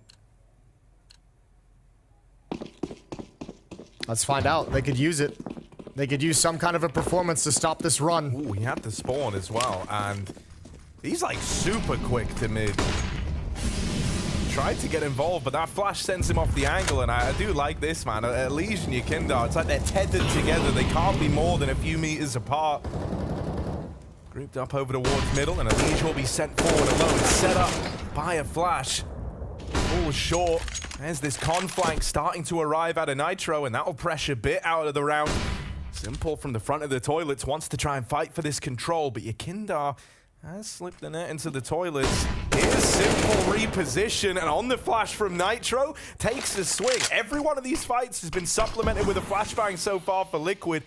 Great little interplay between them over here in middle, and Yakinder's going to take it one step further on this solo mission. Naf looking for the flank, and he's got it. Good transfer up. Good find on a Perfecto. And man, Liquid just keep knocking him down. NAVI have nothing. Another plants and a 7th round. Oh my lord. Naf even gets that one. Okay. That's a cool keyboard. Dude, I really like what NAVI's bringing to the table right now. These lurks have been super impactful, and you know, it might kind of feel tempting if you're Na'Vi to try and single him out, to try and, you know, take some sort of 2v1 on him. You know, he's kind of lurking around Monster in the short tunnel in a lot of these rounds, but I don't think it's that simple, right? One of the problems is you're never certain if it is just NAVI there, and to top that off, it's like, if he ends up winning that, and with the game he's having right now, I wouldn't put it past him. You know, that opens up plays into the B site, and we've seen these last-minute rotates out of Team Liquid in this game already. So he's just exerting a tremendous amount of pressure, considering he's left solely to his own devices in these rounds where he's lurking B. Well, you got to give some credit over as well to your kind of aggressive riflers of Yakinder and Elish making the plays that they are. This is kind of exactly how this Team Liquid roster with Yakinder coming in is designed to be. And I feel like so infrequently do we see Yakinder having a great game and Elish having a great game at the same time. It always feels like it's one or the other. But right now, they've both had huge rounds of impact. And when you have your aggressive riflers doing that, that's what's forcing those rotations that allows NAF to be patient. That's what's forcing those rotations that allowing NAF to read the game and put himself in the perfect position. Flashbang out, Elish a little bit blind, takes superficial damage as OC steps up to the plate.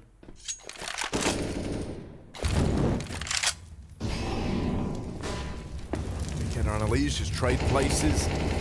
Freaky Friday in the bathrooms.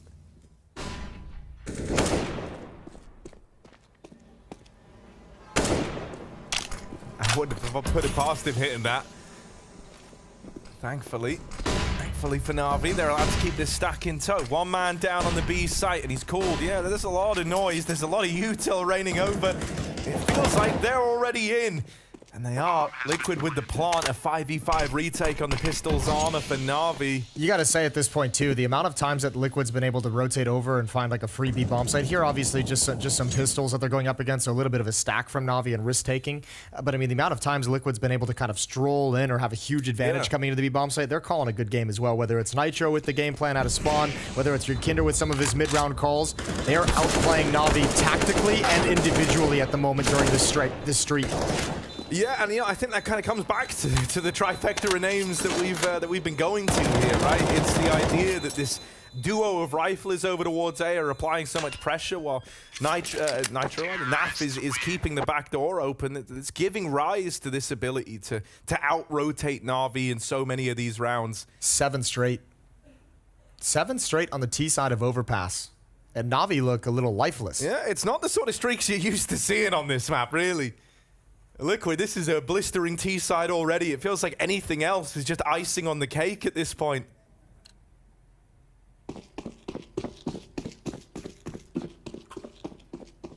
And you know, it's kind of wild. We always say you kind of hit that like 2-for-1 point on CT sides where the money just bottoms out.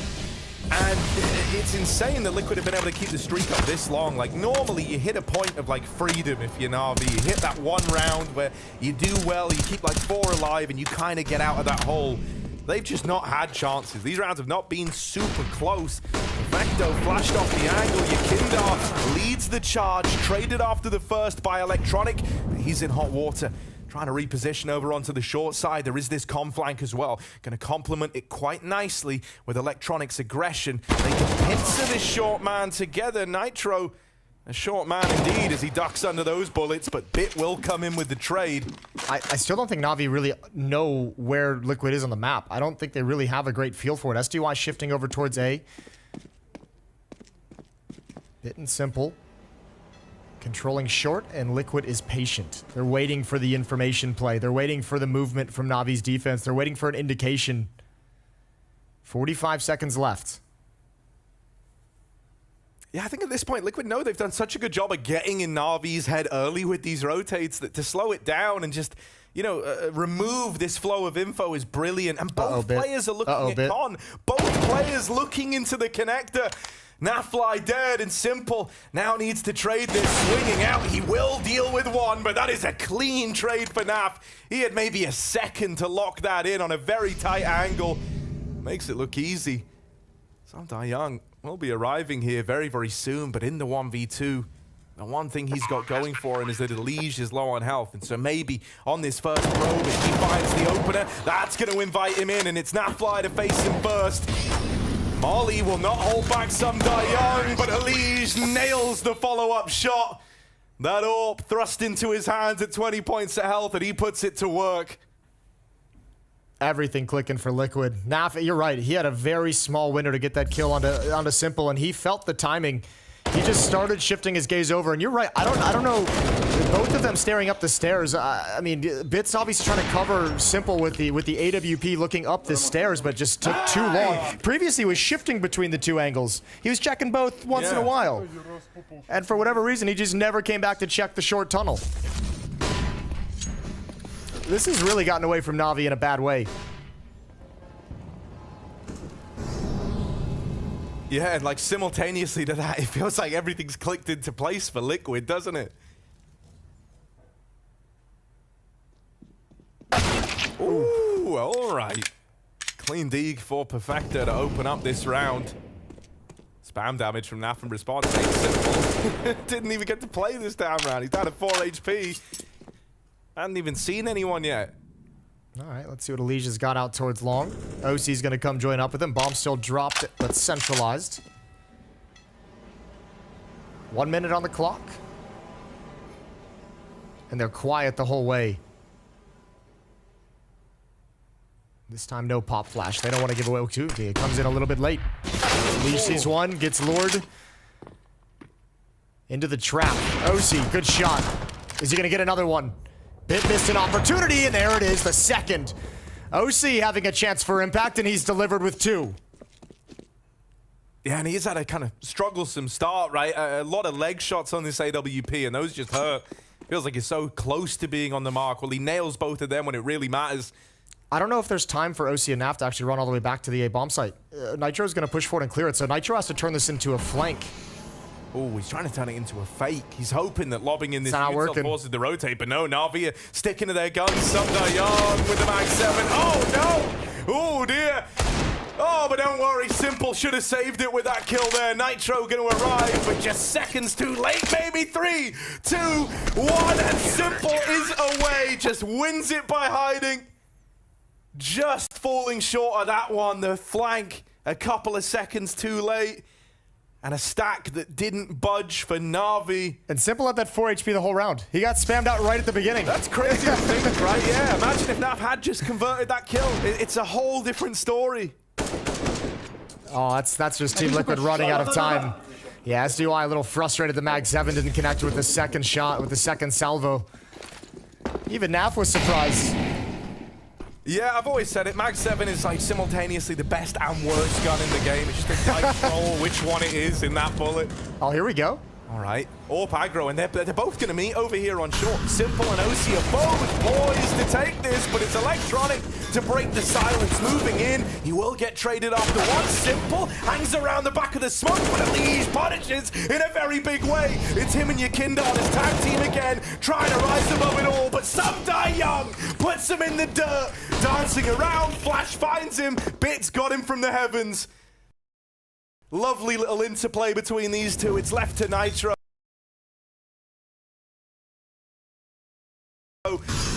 Trying to get double digits for Liquid, but he can't get it done. Some Young locks in a 6-round half for NAVI.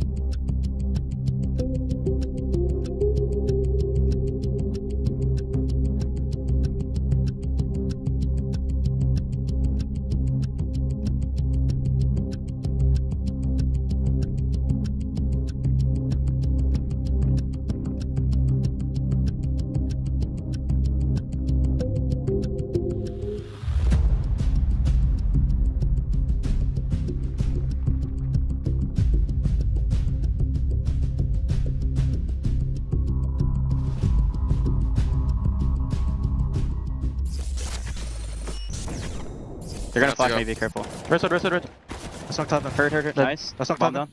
Kevin. I'm going pillar. Nice. Try to stay alive, guys. Try to stay alive. Yeah, I'm hiding pillar. I'll peek heaven off you. Big flank as possible. Out graffiti. Trying to kill the guy. Bridge. Second guy. Outside. Two there. Bridge still. Water. Trying to cover your right. Your left. Pit.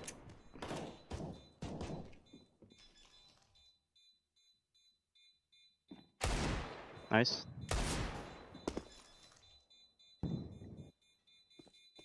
Let's go! Shit, Nice, John. Let's go. Thanks. Well, getting to watch that one back was interesting. That was kind of the beginning of this huge old streak for Liquid that saw them go 9-6 on the half here. On Navi's map pick as well. Team Liquid now moving over towards this CT side of things. Yeah, that was the first of an 8-round streak that Liquid went on in the middle portion of that opening half. Absolutely devastating. Navi's going to try and replicate things. Perfecto goes 1 for 1. Dooley's on a leash as well. Over at the stairs, SDY and Electronic. Dooley's can't get the job done. And Yakinder can't get the job done. SDY continues to step up. Yeah, it was him in round 15 who really put on a show down in that B site to find Navi a 6th. He's kickstarted this second half in a big way. That's a double Glock kill in the connector. Serves Navi really well in this round. They've got the B site. They know the Nitro's over here in middle. It would almost be impressive to find a way to lose this one. And so they simply won't. Navi arrive on this T side with a pistol round already under their belt. Yeah, that's a great start. They needed it. As turns it into a 3-round streak going back to the final 2 rounds of the first half. Just good shooting from everyone. Is that a burst fire? Give him the shame of a burst? I did, yeah. Mate, it's not this. I was actually looking at you as you were talking. I know. And I'm like, oh no. The one time you've referenced me into the game. He's asking questions, no. 9-7. No investment from Team Liquid in the second round. They want to get the M4s and the rifles out as soon as possible in the 3rd round of the second half. Yeah, not a decision that you see a lot of teams making right now with the M4 changes. Oh, now that's some party music. Yeah, I do dig it. You very rarely end up... Oh, hello. Hang on. That's a good flash to open this round up. Sumda Young. Yeah, he kind of wants these kills, but also he's responsible for the bomb. Yeah, so he just decides, like, okay, maybe I don't need the money that bad. I'll get out of here with the bomb in tow. Still, if you're Liquid, you just heard him legging it all the way through spawn. So this one almost becomes quite easy to figure out what Navi are going to try and do here. It moving down through the long side, but there's a lot of bodies inside of this site already for Team Liquid. Kindar with that Galil, first man to fall, and now the USPs run into the open and try get their hands on it. Osi with a clean couple of taps off that USP, and Elige has retrieved that gun from Truck. They lose OC, and Elige is sure to follow. Even tagging that fly, they know he's in the bank, and they just run him down. Another tag, another dink out of these USPs. They're deceptively lethal in this round. Still, Navi get out of it with 3 in tow. Yeah, it got interesting, but just overwhelming firepower for Navi. Here we go. This is what Liquid saved that round for. 5 rifles, 3 M4s, and 2 FAMAS for Team Liquid is the loadout for this first gun round in the second half. 9-8, 1-round lead. Let's see what they can do with it. Elige using the A4 as we... Well, social media had the interview of him mentioning exactly why. Just felt it was more comfortable for the range of fights that he typically takes in his positions on the maps. Feels the multi-kill potential is a little bit better with it.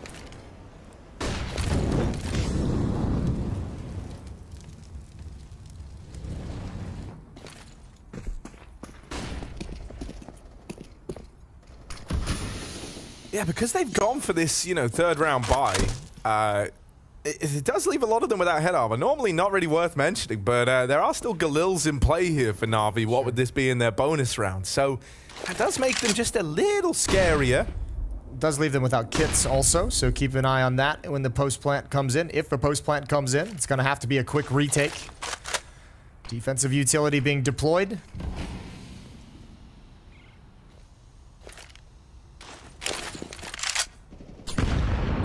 Smoke in there and the toilets from that boost is, you know, just trying to be a little deceptive in nature as to where this CT setup is positioned. Does also slow down this creep up the short side, meaning Elige only has to focus on one angle. This little tight one in through the toilets. Now that smoke fades, though, so he will have to keep his head on a swivel here. When you throw him up in the boost like this, you're really hoping you get something out of it, because getting out of this boost position can be rough, even with the smoke down. Bit of spam damage connects, but they will get the players out. Bit trades, and now Elige going up and over. He makes a boost of his own up on top of the dice box, but that one's not left to chance. Team Liquid get onto double digits. They win that first rifle round. Round 3 bye. Might have had limitations, but when Elige gives you a round like that, it doesn't matter. It's a great flashbang from NAV as well. It's huge. He gets the opening kill and then tucks himself behind the truck, chucks a flashbang up into the sky, and that gives Elige the ability to be aggressive on top of dice boxes. Triple kill. He's up to 17 frags on him and Yikinder, neck and neck. It's still Simple that leads the server.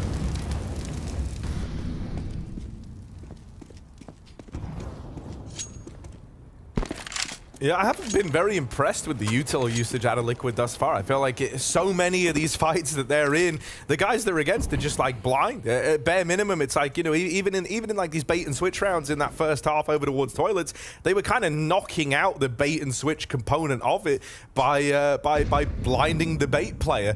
Nitro getting aggro. Alongside him is Yikinder, and this time won't have the flashbang to get them in, but they do have one later from NAF if needed. It's never needed, though. They mop up everyone over towards the monster side of things. Even a TK in the midst. And so now it's just bit with a Glock, sat in T-spawn, minute left, so I guess plenty of time still to play with, but I don't see him winning this one, Jason. Oh, wow, good call. Yeah, well, you know, yeah, you're gonna. They say they come to me for my prediction. Have you seen how I'm doing on the sheet? It ain't looking so great. I haven't seen it. You're not I got two. Oh, two boy. right now. Yeah, there's been some 2 out upsets of in this 8. event. Kind of impressive. Not that many upsets, Jason. I'm trying to help you out here. Hello. Well, there's the you no might be head wrong armor. again. Yeah, the no head armor comes into play, and thank goodness someone else was there to stop that being another round that I've cursed into existence. Once again, up against Liquid. People are going to think I have a grudge against them at this point, right? There's 11 on the board. 3-round lead. Interesting decision for Navi as well. They've got 3 players who have no problem buying, sitting right around 5,000, but Perfecto and SDY mid $3,000, 3,600 and 3,400. They're going to have to go for this one, but a couple players going to be weaker weaponry. Op still not out in the hands of OC on the CT side, and these have also been relatively clean rounds for Team Liquid, losing only 3 players in the past 2, so building up some bank themselves, trying to fortify for what's to come later on. Surely they're expecting another resurgence from Navi at some point. So 3 AKs, Mac 10 on SDY, Perfecto yet to invest. Just a nightmare of a game so far for Perfecto. He goes for the scout. And that's been one, I mean, it's kind of a bummer for Navi when you think, thank God Simple's having a great game, because throughout his kind of, Simple's own, you know, deficient performances throughout this tournament, one of the things Navi's been able to rely on to make up for that is Perfecto's consistency, and they don't have that here today. 5 and 17 on this opening map. Yeah, it's sort of crazy, right? It's like in the games where it's taken guys like Bit and Perfecto to do the heavy lifting, you've had Simple and Electronic go quiet. And now we're actually getting a good game out of Electronic as well, alongside Simple. But it's the guys that have been fairly consistent throughout this event so far, where it's falling on deaf ears, yeah. Elige gets that spot over towards the bathrooms. Electronic moving up. That smoke goes down again, and Elige going to try and play around it in a similar fashion to how he did last time. Oh. Yeah, they've learned their lesson. Perfecto. I don't even know what that wallbang was through. Just the lip of the toilets, I guess. That's crazy. That's a disgusting shot, because Elige was feeling frisky. He was looking for fights. Naf, another flashbang up into the sky in support. Navi's not yet committed. They're waiting for the counter utility. They're waiting for the spam to indicate the positions of the defense, and now they can move forward for free. Liquid have a decision to make. Yeah, bomb plant in and a man down. You're really hoping that this utility can like force a fight your way. Force a 4v4. I think with this utility in place, the smoke that just went up, that Molotov, it's got to be the safe call. But SDY jumps through. Got all the information, and certainly now, if you're Liquid, you call it off and save the weapons. Yeah, that one gets a little bit awkward, right? You back out to play retake there after losing a Liege like that, and then you have the volley of util coming in. You're dead on, right? It felt like really nice from Na'Vi to kind of hold on to those smokes. Once that retake utility came in from Liquid, they were so quick to just fully negate it by smoking off the top of Dumpster. It's like, oh, well, you aren't going to come through that, are you? And we don't have to fight you either. It was quite a nice feeling, really, just getting to play the numbers game and forcing a save out of Liquid. It helps when the opening kill is so clean, right? Because like you don't use all your utility. Let's see it right here. Ooh, he's looking for it. Yeah, right through the edge of the firewall. It's even crazier than I thought. That ain't bad at all. Nice little SWAT team from SDY through the smoke. 2-round lead for Team Liquid. Now we have the op in the hands of OC, but money's an issue for the CT side.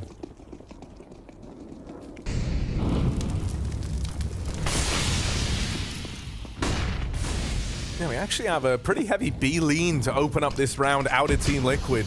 No one is actually occupying the A site right now. The nearest guy is the Liege. She was swinging down into the connector, but he decides to back up. Knows that if he falls, that's kind of the A-bomb site fully compromised, so does take it more passive back within the site. Yukinder's got ants in his pants. Molotov, they want to force Perfecto into the open. And Perfecto, he's going to survive as Yukinder drops away. Doesn't want to deal with the smoke, doesn't want to stick around, so safety. As the Molotov is extinguished, but still Liquid keep 4 defenders here. Alish is all on his lonesome out towards long. I mean, even the kind of info that you get off the back of that molly being smoked, right? It's like, oh, okay, so they were planning to assemble this boost. That gives you a rough idea that there are a couple of players down here towards B. They start to dismantle this stack now after it goes quiet for a moment. Liquid might be given a taste of their own medicine here if they're not careful. They were doing this to Na'Vi all T-side long. Just going quiet, these lulls in the action, forcing a rotate in the CT setup. It's going to leave this B site that much less defended. OC is here on the AWP, playing around the pillar. They line up for him over it. Short does miss the flick back, but a 2-for-1. It ain't bad. He skewers the short play. Perfecto with a trade onto Nitro, but a man's already dropped in. Yukinder fast to arrive.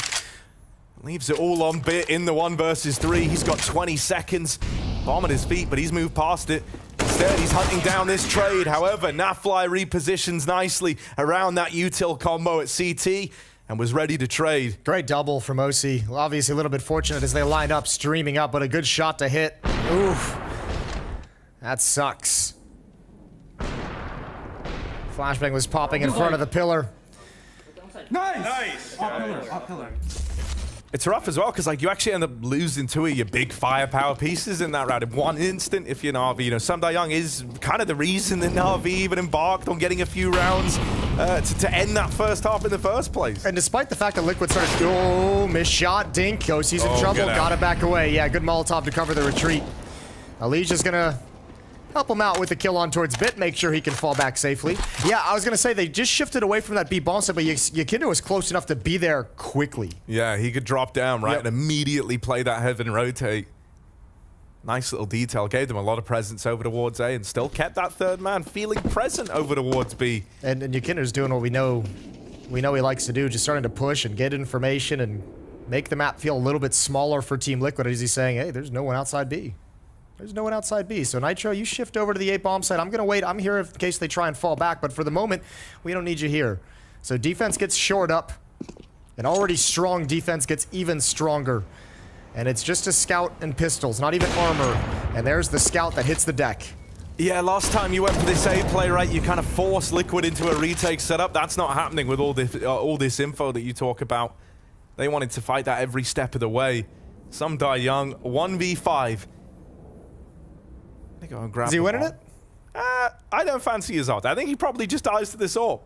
Hey! Nice. OC nails him. Well done. And that's 3 in the round from the AWP. OC starting to find his footing in this second half. Yeah, well, I mean, he didn't have a whole lot of kills in the first half, but you had Yukinder and Elige opening everything up, right? And when your riflers are having that much success, the Omper is just kind of like, oh, well, I don't have to do much. This is cool. No, the only thing that was like worrying is just like if it was like his first 3 fights versus leg Simple shots, were all like leg shots, and it's like, oh, that's just not a good eye test. But then it's like, yeah, like you say, everyone else was kind of making up for it, and now on this CT side, when he's able to just hold these long sight lines, he's more than comfortable there. Yeah, he's chilling. Dude, third tac pause used for Na'Vi. Not a stranger to see them get through them, but they have been getting through them very, very quickly throughout this entire event. I don't think Liquid's used a timeout yet. They've had a great time. They've had no concerns. Everything on the T side worked. Here on the CT side, they've recovered. They're not letting Na'Vi build up any kind of momentum. Just a single gun round victory for Na'Vi. 4 of the last 5 in the favor of Team Liquid, and they're 3 rounds away from stealing away Na'Vi's map pick.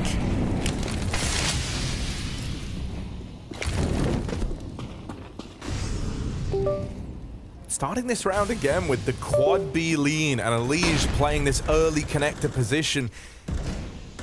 I'm assuming this is to, if need be, kind of lend a bit of assistance to OC, not let him get swung from the single door while they assemble that boost.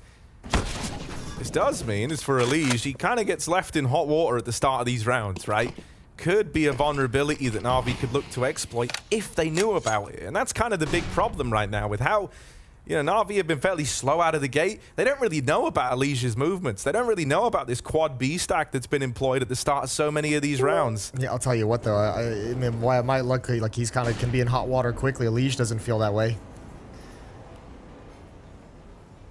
Shifting between positions, Yakinder's got him covered for blue door. Electronic now going to start probing. Molotov doesn't go anywhere useful. Space is being gained out towards front of bathrooms, and Elige's gaze is taken elsewhere. 38 seconds, and Navi's still not aligned, not together, and the bomb is far back, just now being picked up by Simple. Yeah, he's kind of got to run it back towards B, and so that's going to leave you with a 3-player push. These 2 A guys having to try and drop down into the connector, but Elige has been here since the start of the round. Electronic gets all the way in. He's kind of shocked how much room he's got here, and with Bit winning that fight in the connector, victory's going to be short-lived. Yakinder should have this trade. Nitro tries to run into the site and deny a plant, and oh, they didn't get it. They didn't get it. That molly went into the site, and it moved them out of position long enough. I didn't think we were going to get that out of NAVI. This round is so weird. Didn't really have like any sort of ebb and flow to it, did it? No, it was kind of very disjointed, very awkward. And when you're playing it to the extremities of the clock like that, those are not the words we want to be throwing around. Yeah, I mean, it's not even really close. Yeah. Like, what the fuck are they doing? Perfect. Yeah, well, I kind of share the sentiment. Here we are. I'm glad we weren't the crazy ones. Just pistols. It's an M4 for Electronic, but they might. Yes, they do get OC over in middle. Elige in the connector. He's just been begging them to give him a round where he gets to fight, and you can see why. Elige tears him down. 3 in the round from him in the con hold.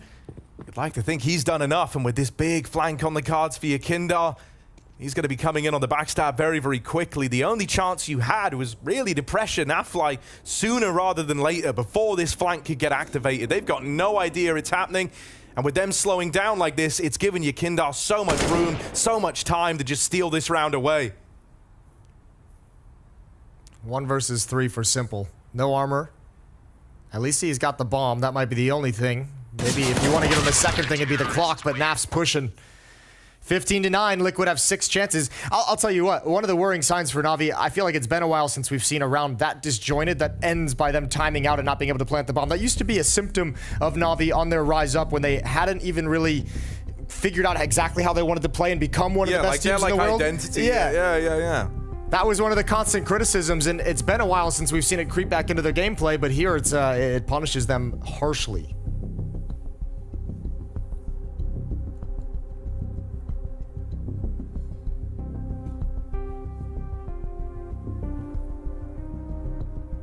Really not left them with a lot of wiggle room here. And, you know, you already kind of had that feeling after the first half that Liquid had done the legwork, that they'd kind of done what they had to do to open this up. Yeah. Then we had Na'Vi winning the pistol. That was the return to being hopeful. But it's kind of continued in a similar fashion of that first half, really. It's like Na'Vi very present in the opening stages of the game. But as it drags on, as we kind of have this back and forth continue, Liquid have looked far better. Na'Vi just don't have solutions to this. Oh, that's unfortunate. The smoke going through the molly. Yeah, everything that can go wrong is going wrong for Na'Vi. And Elige once again having presence towards blue door, but going to start backing away. Timing is everything, and he just gets around the corner. I don't think Electronic spotted it whatsoever. He's still peering towards the top of the stairs. OC going to start rotating back with the AWP as well. Nikindar with this aggression outside of B. Perfecto wasn't ready for it. Ooh, Simple. This should be an easy trade. Yakindar's at 7 points of health, pushing ahead. Simple will deal with him. That's a huge win. Oh, I don't know if OC spotted that. He's going to fall back. Yeah, he did. Takes the angle. Electronic's still going to creep his way in. Alicia's starting to come back from long, and Electronic has no idea. He is dead meat. Easy kill and no access. These lurks aren't working. And NAVI, a man down. And Liquid on the verge of taking the opening map. Might be NAVI to steal it away. They've boosted him up, put him on a pedestal inside of this B site. Yeah, playing it safe with the man advantage. Playing for the retake, playing to just grab one additional kill on their entrance and a miss smoke. That is brutal, and that's not the kind of mistakes you want to be making at this scoreline. Still, Sumda Young could remedy it, and the molly is even going to burn out Nitro. Okay, all right. They miss some util, they land the others. OC in the 1 versus 3. This is a round he doesn't even really want to attempt anymore. I feel like that round win just came out of nowhere for NAVI. Triple kill for Simple in the round. But OC is going to be able to save the AWP. He'll be able to drop weapons as well. Probably needed on Elige, who's got 24 kills. Him and Yakinder have just been right there together this entire map. 25 and 24 for each of them. Yeah, one of the things that's still really concerning to me is it feels like, you know, you're going to hit this point where like a pace change maybe feels like an inevitability, right? Like, and I don't know, it just concerns me that because we have Elige playing this like connector spot early and then like playing A solo at the start of so many of these rounds, it's like NAVI still don't actually know about that quad B lean that we've been getting. So if they do, you know, run one of these faster B rounds, try to be a little more up tempo, they're going to encounter something that they haven't seen yet, something that they might not be prepared to deal with down at that B site. The vulnerability, if you do want to change the pace, is found over towards A right now. Yeah, let's find out. NAVI, all 5 players towards the B site. This time a little bit more manpower to start over at A. Alicia's going to come down the stairs again, but OC's off is out towards long, and here's that pace change, but here's a double kill from Nitro. Once again, a huge deficit for NAVI. Perfecto claws it back. At 3-on-2 with a minute and a half remaining in the round.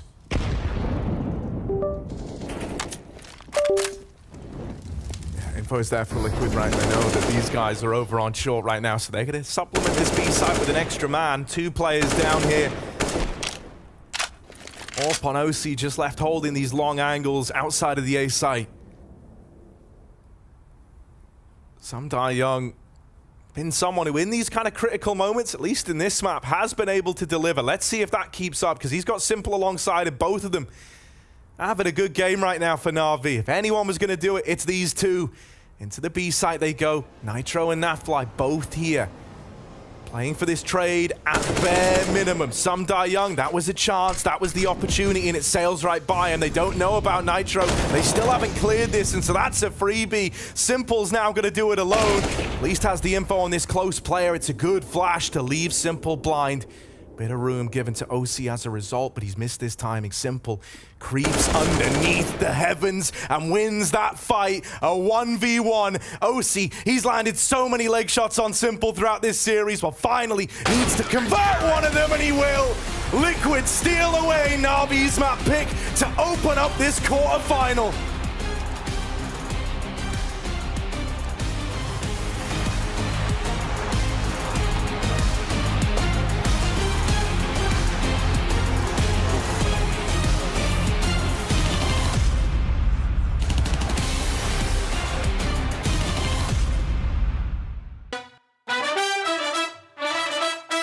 Welcome everybody, I am Maniac here, and I turned myself into a TV host, finally. My childhood dream happening right here at Blast. We're playing The Right Price, presented by CS Money, and I have in my company Nico, Twist, and OC. I am going to give you a skin with its condition and a real world item, and I need you to tell me which is the most expensive of the two. Round 1, quick fire. The first one who feels like it, you can buzz, miss it, we move on to the next item, no points being won. First question. An AWP, Atheris, minimal wear, or a cup of coffee? Nico got it first. Yeah, I thought it was Nico. I'll go with up, man. There we go. That's the first point for Nico. He's got it. Now, if the set has survived, I think we're good. Trying to press the You really wanted to be first, man. It's good, it's good. I like I tried too hard.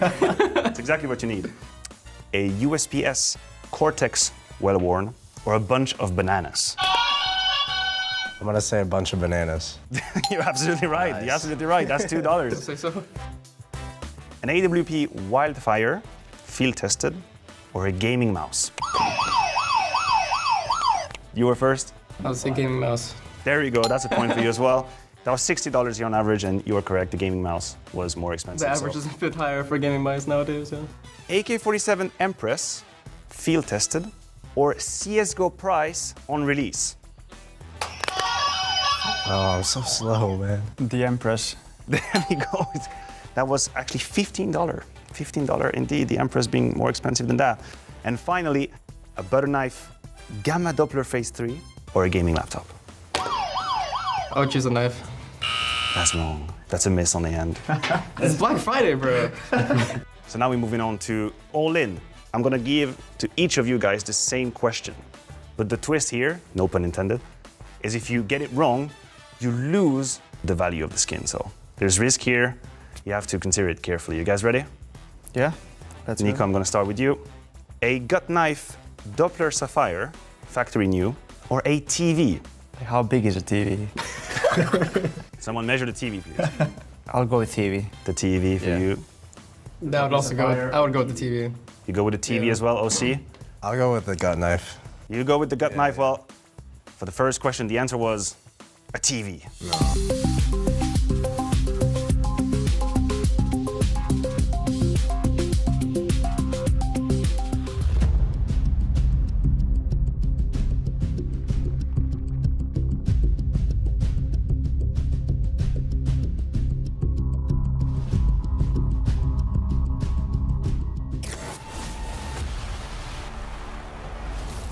Daps, you guys just beat NAVI on their own map pick on Overpass. Let's take it first half first here, because you guys were on fire on the T side. What was the secret right there?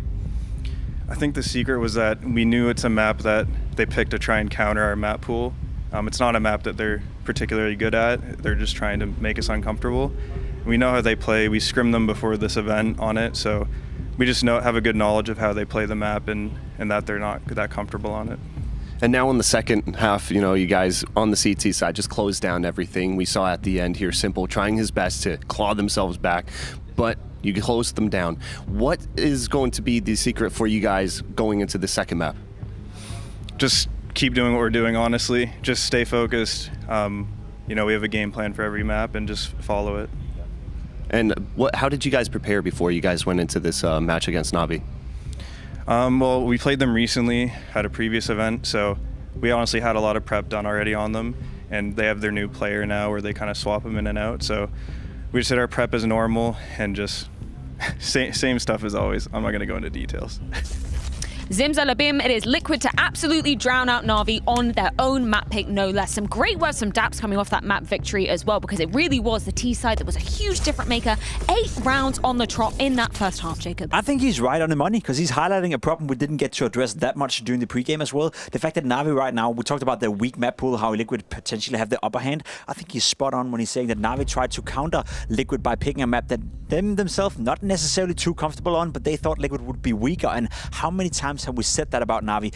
In the dominant period, in the beginning of 2022, we argued that NAVI had the most complete map pool in the entire world, whereas of now, with the removal of Dust 2, with the stand-ins coming in and out, with the drop in level, feels like NAVI's map pool is completely gone. Yeah, they had a few issues, honestly, on that CT side of Overpass when it comes to NAVI, and I think this is where they lost the first map, very definitely on the first half, sorry. You start with Bit, who was relatively invisible on the A side. I think Yakinder and Elish did a stellar job by shutting him down whenever he tried to play aggressive. He was found almost immediately, which left Simple on an island. And the other issue are NAF lurks on the B side, which they somehow couldn't handle at all, couldn't manage at all. Sometimes Electronic was being too curious, immediately punished by NAF. Timing being found, Perfecto goes down. You had so many troubles. You were playing, was the game when you're playing, when you're trying to tap? Whack-a-mole. Whack-a-mole, thank you. Whack-a-mole. It was whack-a-mole for NAVI, and they never really caught them all. Yeah, that's very painful for them indeed. But when we're flipping things on over to the Liquid side of the equation, 2 names that you threw into the ring, obviously Elish and Yakinder, just lights out from the very beginning of this series. Yeah, definitely. I mean, on the T side, they were pairing up, and it's something that Moses brought out of the cast, pairing up to take the space on the A side and found a whole lot of success, a whole lot of very offensive trades. Here we have a couple of examples, of course, and I think on the CD side, Elise did a stellar job on it. We had a plethora of multi-kills. Yeah, for sure. We can't forget the fact that now we actually were up 4-1 on that CT side, while you thought, this could be a rough one for Team Liquid starting on the very weak T side on the overpass. But as you said, Yekindar Elise in particular, I was surprised by his impact on the T side. We know him to be more comfortable, I would argue, on the CT side. Yeah. That's when he finds his best level of play, whereas Yekindar, of course, for whatever tournament in a row, is he the highest rated in the opening kills, and he will probably continue to do that for the rest of his life. But the fact that you have those two combining on a T side like a overpass, it gave so many rounds, gave so many favorable situations to Team Liquid that it was enough, even though they got off a little bit slow to the second half. Yeah, 8 multi-kill rounds in total for Elise to be ending out this one. 6 for Yekindar as well, which is just so deadly. And this is what makes me so excited when we're kind of rolling back to the prospect of, Yekindar joining Liquid. We were talking about these two kind of being a two-pronged attack. That was exactly what happens on this map. Yeah, and I have to be honest, in the last few months, it's been relatively rare to see these two pop off at the same time.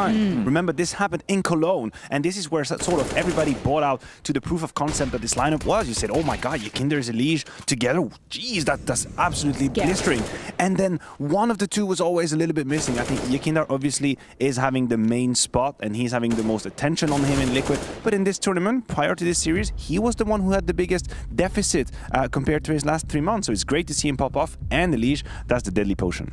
I do want to highlight OC as well, just a little bit in this one, because we talk about Yekindar, we talk about Elise being fantastic. You have an AWP role within Team Liquid that is yet to be completely fulfilled. And let's be completely honest, OC didn't find that much impact in this game. It wasn't needed though, right? They were still in full control. They were still nowhere near losing to NAVI. So there's still even more potential to be decided within Team Liquid. Yeah, and of course, moving on to their pick, which is going to be Ancient. This is an interesting one, particularly when we're rolling back in the history books as well, because they faced NAVI on this particular map before. And it looked like NAVI were going to be the ones closing out when we saw that first half, but Liquid actually managed to get 13 CT rounds the last time I faced. That was impressive. Down 12-3, right? On a map like Ancient, it's a massive comeback to come in for Team Liquid in that one. I remember seeing the game and I thought after that first half, sure, it's Ancient, sure, you can make a comeback, but Liquid didn't have a lot to offer on that T side, and all of a sudden, that CT side, we just saw them again, Elise, Yekindar, all the players contributing and shutting down NAVI, and that's something we've seen, and that's a problem for NAVI as well. The T sides, and I would almost argue the creativity coming in from NAVI, if their plan A is not working, seems like plan B is pretty weak, and plan C doesn't exist with Electronic right now. That's an issue. Now, that being said, though, NAVI gets to start on the CT side. I think that's a massive win right here. Yeah, that's where I was going to go. I think the pressure on NAVI for this first half is immense. I think they have to post one of the strongest CT side we've seen, because I'm with Jacob on that one. The usual ability from NAVI to figure out solutions, to either slow down or quick up the pace if they have to, I haven't seen that on Overpass. Yeah. And now on Ancient, the defense has to be strong. Well, let's check in with Zanny to look at some of the finer details coming into the grounds of Ancient. Yeah, last time we saw these two teams play at the major, it was a battle of the CT sides, and Liquid came on top. And I want to actually break down one of the retakes that we saw from Liquid. A lot of times we talk about the site defenses, but it's actually the retakes that can also make a difference as well. So here's one round. You'll see this 13-14. NAVI are coming into this B site. Simple finds this kill, makes it a 3-on-3 situation. And this is where the retake comes in from Liquid. Now pay attention to the utility that you see here. So you see that OC comes in here towards the CT side, first throws a smoke towards that ramp position, and what the smoke basically does, it blocks out anybody who could be playing behind this ramp side, so it's hard for them to kind of defend the site in a post plant here. It's hard for him to help his teammate who might be over here in this area right there.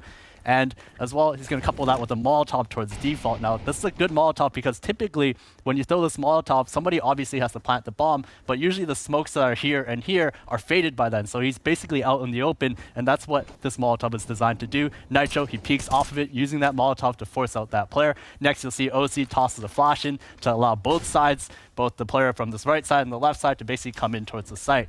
Now pay attention right here. You'll see that Nitro, as he comes out, he's going to throw a smoke towards this cave position. Now the smoke obviously to block off one of the common entrances, but look at the way he throws it. It's done a little bit deep. It's flushed with the entrance here. It doesn't bleed out, making it so that it's not possible for Simple to kind of lurk out of the smoke when they try to pull off this retake. Next thing you want to pay attention to as well is here. Look at Elite. Look at the way he crosses the smoke. He jumps across. And the reason why he does that is to avoid the pre-fire of Simple, who's going to be expecting that cross to come in. So Elite jumps across, avoids that pre-fire.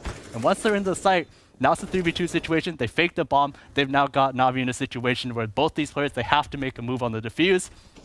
You see, that's exactly what happens. Eligi's able to find Electronic trying to fight through the smoke, and then Simple, he's trying to spam the bombs through the wall. OC basically goes through that smoke they threw at Cave to find him on the side. So although Ancient is a lot about the site holds, it's also about the retakes as well. But I think this one really comes down to who starts on the CT side first. Yeah, I think that is a very apt point, something that Jacob was just echoing, because if we're looking at recent history as well for Na'Vi, not been so great on those CT I'm scared. sides. I'm honestly very, very scared for Na'Vi right now. Losing overpass in the fashion they did coming into Ancient. We talk about the CT side being super, super important for them. We saw them play at this tournament against Heroic. It didn't look good whatsoever. Simple, I think he had 18 or 19 kills in that CT side, yet they were still only managing to get 5 or 6 rounds. So right now, I am afraid that Na'Vi have played their last game at this tournament, unless something we haven't seen at the tournament so far happens. Look, I'm confident in 2-0 for Liquid at this one. I picked them. I thought it would be more competitive. I thought we'd go to 3 maps, but they've done the job in Overpass. They have the keys to the castle now on Ancient. Yeah, and of course it is their map pick coming into the grounds of Ancient. Last time around we saw these two teams face. It was an absolute mega comeback on that CT side, and that is exactly what we're going to be fixating on coming into this one. A spot at the semi-finals on the line. Let's see if Liquid can do this one 2-0.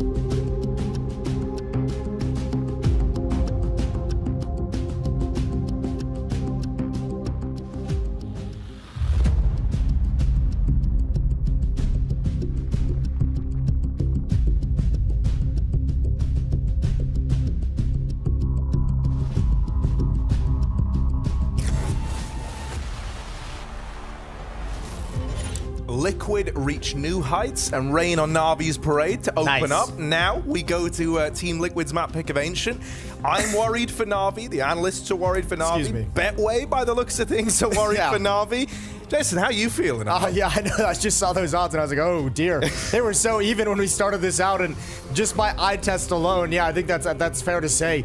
What a blistering first map from Team Liquid to snatch away Navi's map pick. That's absolutely disgusting. Switching over to Ancient now. Liquid's once again going to be starting on the offensive side, but for Navi, a must-win game if they want their year to continue, if they want to contend for the trophy. It's all happening, and it's going to kick off here on Ancient right now. Team Liquid with a T side opener, full belt utility for some Die Young, so he's going to play this right at the back of the B side. The last thing you want is for him to die and lose all that. Simple, with the dual Berettas pushed up into the cave, holds this line, but does get forced off it by Yakinda. Liquid already decent bit of control, right? They had a leash kind of pushing and prodding mid. He got that info that they're watching it from all the way back at red. And they've taken lane away to open up. But Na'Vi do lie in wait with these dual Berettas at the B site.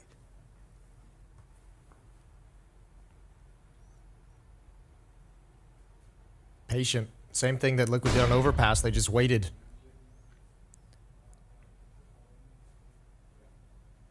No information for either team. No engagements. No real spots. This will be the first piece of intel that Navi's able to gain when OC decides to chuck out this smoke. There's one in middle.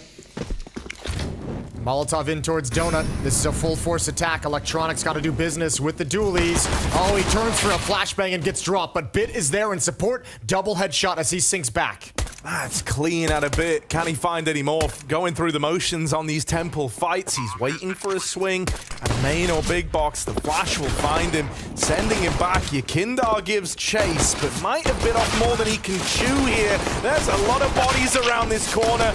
OC 1 versus 3, they're all coming out the temple, a hope and a prayer, but this one is not Liquid's. Na'Vi claps upon them and do find success in that pistol in big part thanks to Bit. Yeah. With that lovely little double from Temple. It was so fast, like look at this. Oh my There's word. one, and there's the Okay. second. You barely even see him. Yeah, Jesus, I really didn't. I mean, those 2 kills right there just forced Liquid to play recovery the entire time. They're just trying to make up for lost players the whole way through. Good shooting from Bit, and obviously the aggression in towards Temple, not able to trade him off, not able to stop Simple either, and Navi just comes streaming out for the retake, so 1-0. But with the plant, we've got a second round investment, a very heavy second round investment, 4 Galils and a Tech 9. Yeah, now good starts haven't been out of the question for Na'Vi, right? As kind of mentioned last map, it's often as the game drags on, as we get nearer to round 15, that the wheels start to, fall off the wagon, as it were. Na'Vi, they want this conversion, they want to brush aside this force buy, but you could argue that Liquid have a better investment in this round than Na'Vi themselves. 4 rifles and a Tech 9 versus 1 rifle and 4 SMGs. Yeah, but it's going to be huge if Navi's able to turn it in their favor. Bonus money and upgrades. Yeah, I mean, even though they're just Galils, still going to be nice. Bit is alone in Donut. Nitro, Elysian, OC, a core trio to take control of middle. There's the smoke in towards the top of the stairs. Bit's position given away with that flashbang. And there's options for Team Liquid. Naf is still waiting inside A main. Kinder and Elige again gonna join up.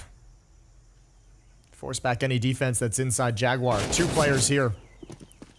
Well, bait and switch setup. Do love to see that between some Die Young and Electronic. 2 of those guns gone. This force buy off to a pretty rough start for Team Liquid. Are they going to clear Bit, who lies in wait at the back of Donut? Oh, they don't look too interested. Luckily enough, OC was holding for it if Nitro wasn't. And so he will trade after 1, but you didn't really want the 1v1 if you're Liquid there. Nafly's making up for lost time, lost men, lost players. And the 2-on-3 now falls into silence. This is very possible. Liquid's got a lot of time. And Electronic on a very long flank as well. There's no kits. This is going to chew plenty of time off of the bomb tick. Yeah, lack of kits really does just put that much more pressure on this round for Na'Vi. They really need to win some of these early engagements. Nav swinging back, will get caught from the main peak, but OC, now if he just tries to play around this bomb, play the time, it's really rough for Electronic, and that's going to decide it. He knows that OC can fully just play the timing game on that one. Doesn't need to give him a fight. He can just be reactive to those bomb taps, and with no kit in play, as you mentioned earlier, that was a done deal. Liquid able to recover the most dire of starts, but they come out with the win. Yeah, I mean, OC opens up the door with that trade and Donut to allow them into the bomb site. Bit was the only real defender there. But NAV gets all the critical kills after the fact. The long-range fight against Simple right here, supporting as OC comes in to plant the bomb, and these frags are unbelievable. No chance to reposition, no chance to go anywhere else, and NAV delivers a great round. 1-1. Forced buy from NAVI this time, but OC, once again with the MAC-10, gonna wreak havoc. That's electronic to fall, and SDY can't fight with them.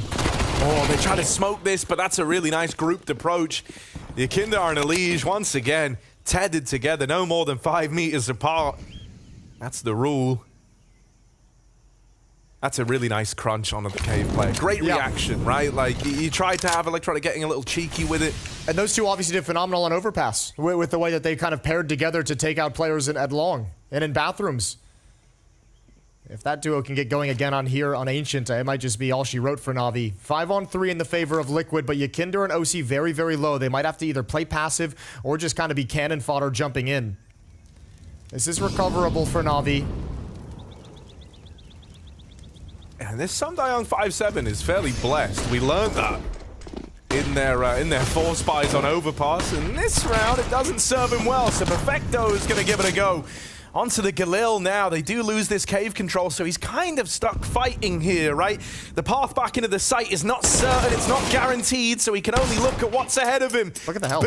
1v4 as the round begins, but now the 1v3 and everyone's low. Elige is lurking middle, and with a MAC-10 gained, it's actually kind of the perfect gun for the job. He can be super mobile here.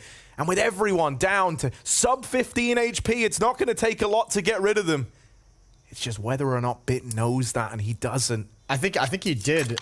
I think it had to have been called out by a few players. Dinks or massive damage being done, which is why I went to go investigate. But in a 1v3, without knowing the position really of Elige all that well, if no one's given you a fight, there's really no purpose to go for it.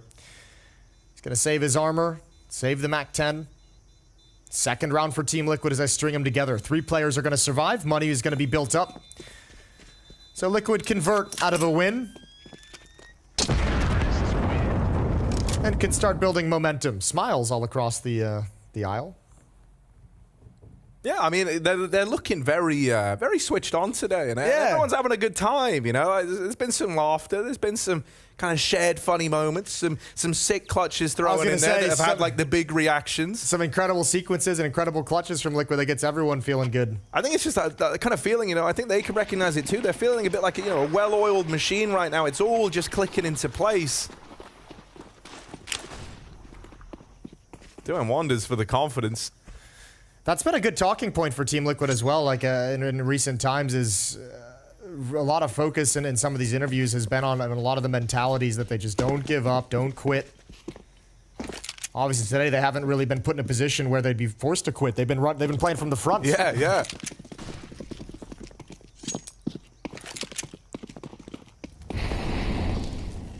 Yeah, this one.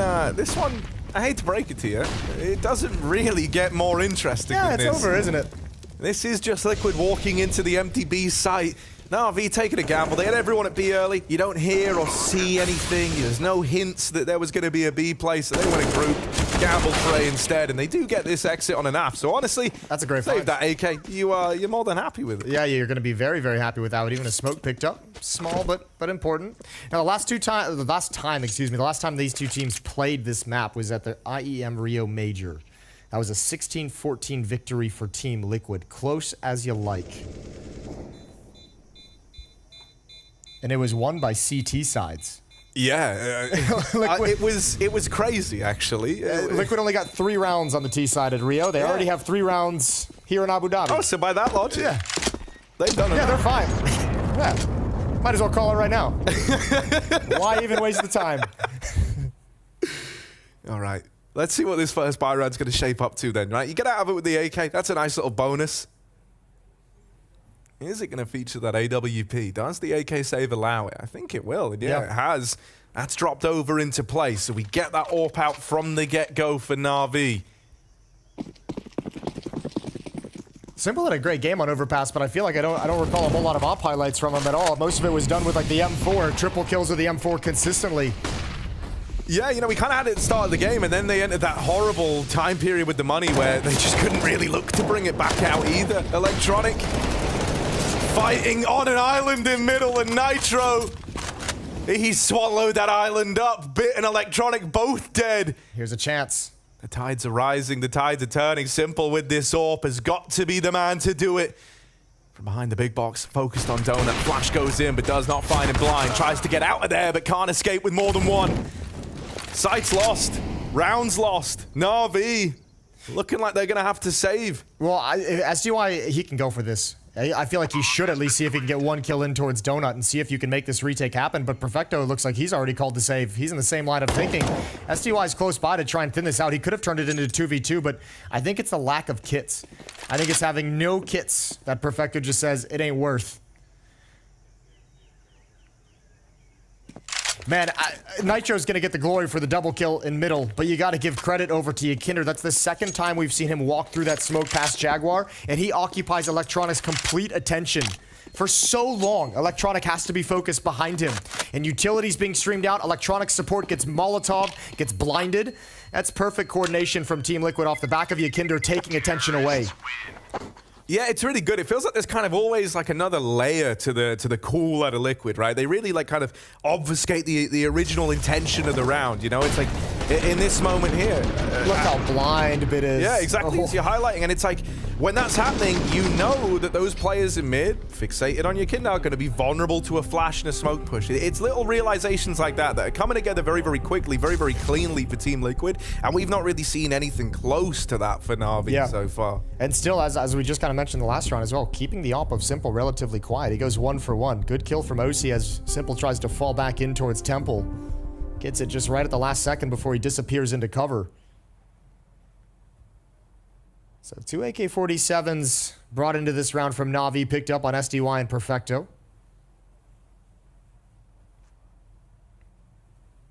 And if you're NAVI, you got to just be like this. It can't be the way that Overpass was. That 8-round streak for Team Liquid was just NAVI trying to climb out of a hole the entire game. It cannot start that way on Ancient, or you're going to get buried.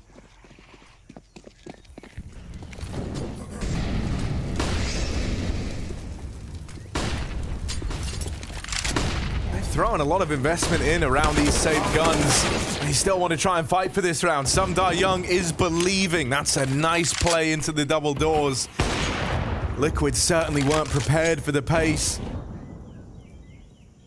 And now Sumdar Young's even able to kind of keep his head on a swivel thanks to Perfecto taking control of the B doors away. He now leans into mid to give Electronic a bit of a helping hand, and that should make this mid hole that much safer. With Electronic dead, Sumdar Young keeps this belonging to NAVI. While this is all going on, Bits tried to get involved over at main, but he doesn't have to go any further than this corner right here. Liquid have to try and save this for a minute.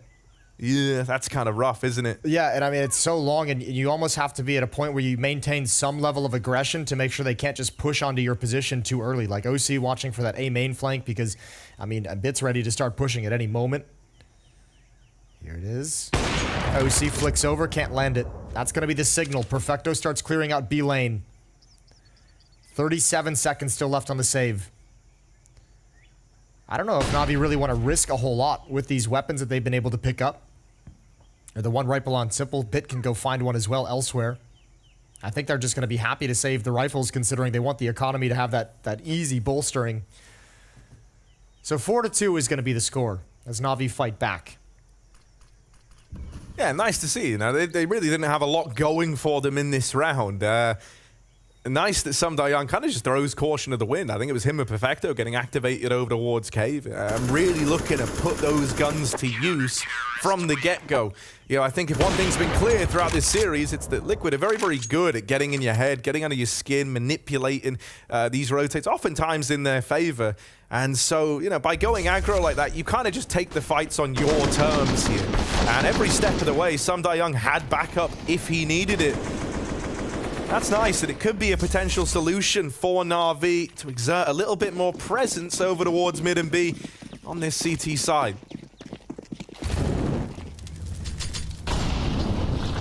All of a sudden, they get a lot of utility to play with. Deep Molotovs, deep smokes as well.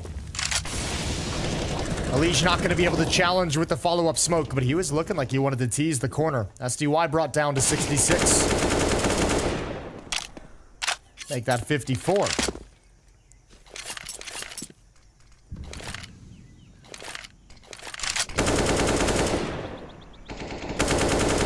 Oh, Sumda Young is really playing with fire here. I feel like you really rarely see it come out that way around as well, where it's like the CT player on the receiving end of that spam damage. Liquid's like just having the correct blind call. They've just shifted everyone towards A main. So Yakinder and Elige gonna work together to put some pressure in middle. But it's not fooling anyone. Electronic and Bit are coming back towards A. Oh, they're gonna walk right into the stack. Boost up at the perfect moment. Electronic over the top. Nitro's gonna start teasing and swinging out a little bit wider. Needs to be a kill. It's a dink. Not completed. 1 for 1. And now they know the position of Bit as well. Molotov's gonna come in and he's pinned down by the AWP. And great shot from OC. 2 kills for him so far. And now Liquid can start streaming for... Is Navi's calling a save already? They want nothing to do with it. Yeah, you know, it's not a nice decision to make, but you can kind of understand why. You know, the money teetering on the edge in a bit of an awkward way. At least they save with these 3. They have another go at it in the next. And, you know, they are lacking the kind of meaningful utility to block off these angles in a retake. You know, I think if maybe we had like a couple of smokes here still in tow for Na'Vi, maybe they give this more of a look in. It's just, even if you rotated through and you got a kill to find the 3-on-3, it's like, where do you go from there? You're going to be fighting and scrapping with Liquid every step of the way. This defense is Swiss cheese at the moment. There's been 7 rounds played. 6 of them Liquid have gotten a bomb plant. They are getting into the bomb sites whenever they want it. Holes everywhere is the... Yeah. No, I know what Swiss cheese is, James. I like you, though. I like that. I like I like jokes being explained. I do it all the time, right? So Liquid continuing this good form. And now we're even getting OC, you know, really kind of getting involved in some of these rounds, really having his moments. You know, that one there gets that kind of important kill to Bit as he swings out from Big Box, doesn't let any weirdness happen. You know, Bit gets another one and brings that into a 3v3. Na'Vi maybe even attempt that retake. So yeah, they are. They're coming in for it. Great stuff to put a stop to that.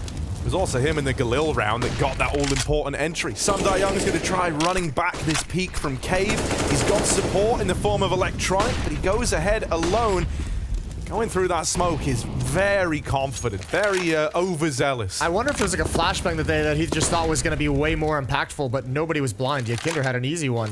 This is all down to timing. Which one of the offers takes the angle? Simple now knows what's up. Flashbang is going to give the indication that OC's grabbed it. There's the shot as he gets blind. And Yakinder's up next. Electronic actually challenging this angle, and Yakinder is pre-aimed, but it doesn't matter. It's Perfecto to cut down 2. Lovely little sequence. From someone who struggled back on overpass, little moments like that, where you do turn the tide, they can make all the difference to bring you back into the game.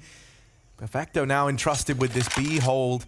Simple looked like he was going to go back and take up mid there for a moment, recognizing this gap, but Perfecto said, don't worry, I'll give it a go, I'll get involved, pushes down ramp, and gets the info that Liquid were looking middle. There's a mid smoke as well, but Bit is in donut, so he can call out that it's clear.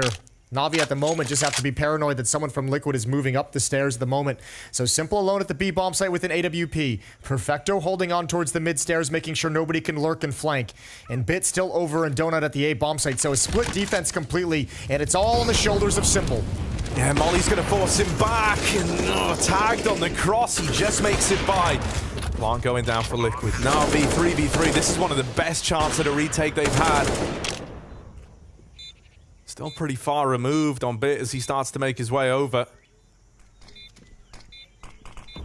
All that util out for Liquid now. That last smoke used on short, but it's going to waste a lot of time. Na'Vi can't really wait for that short smoke to fade. Someone might have to come through it.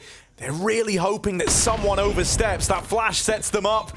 And now they look to move in. Nitro back at the site, takes the head off of Perfecto.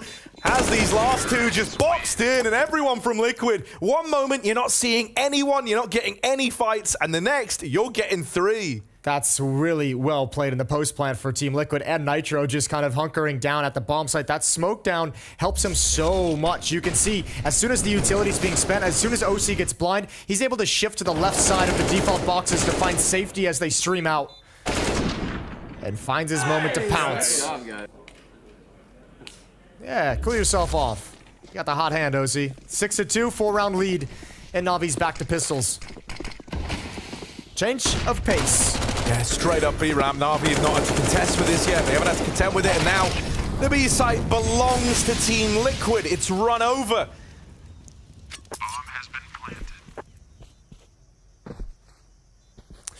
What can you say about that one? Yeah, there's not really much more to it than that, is there? The winner of this quarterfinal series is going to be playing OG in the semifinals tomorrow. Ooh. Okay. Later on today, the other quarterfinal, G2 taking on Vitality. That's going to be brought to you by Scrawny and Launders. A good couple of days of Counter-Strike are ahead of us all. I think that semi-final, the OG one's pretty interesting, right? Because I think on paper, everyone's looking at that and going like, yeah, you're definitely on the more favorable side. Of the two teams. Yeah, right? Yeah. Out of FaZe and OG, you'd rather be playing OG. You'll take OG every day. But I'll say this, it's like OG have definitely been playing like above the level a lot of folks expected of them coming into this. So I don't think that that's going to be, they're playing very well. some freebie by any margin. There's a reason they got to that semi-final. They grinded their way through the upper bracket, winning their 2 BO3s, and they went straight there. 5-round lead now. And still just access to the bomb sites pretty much whenever Liquid want it. 7 plants in the 9 rounds played so far. And Blade's gonna talk things over with the team.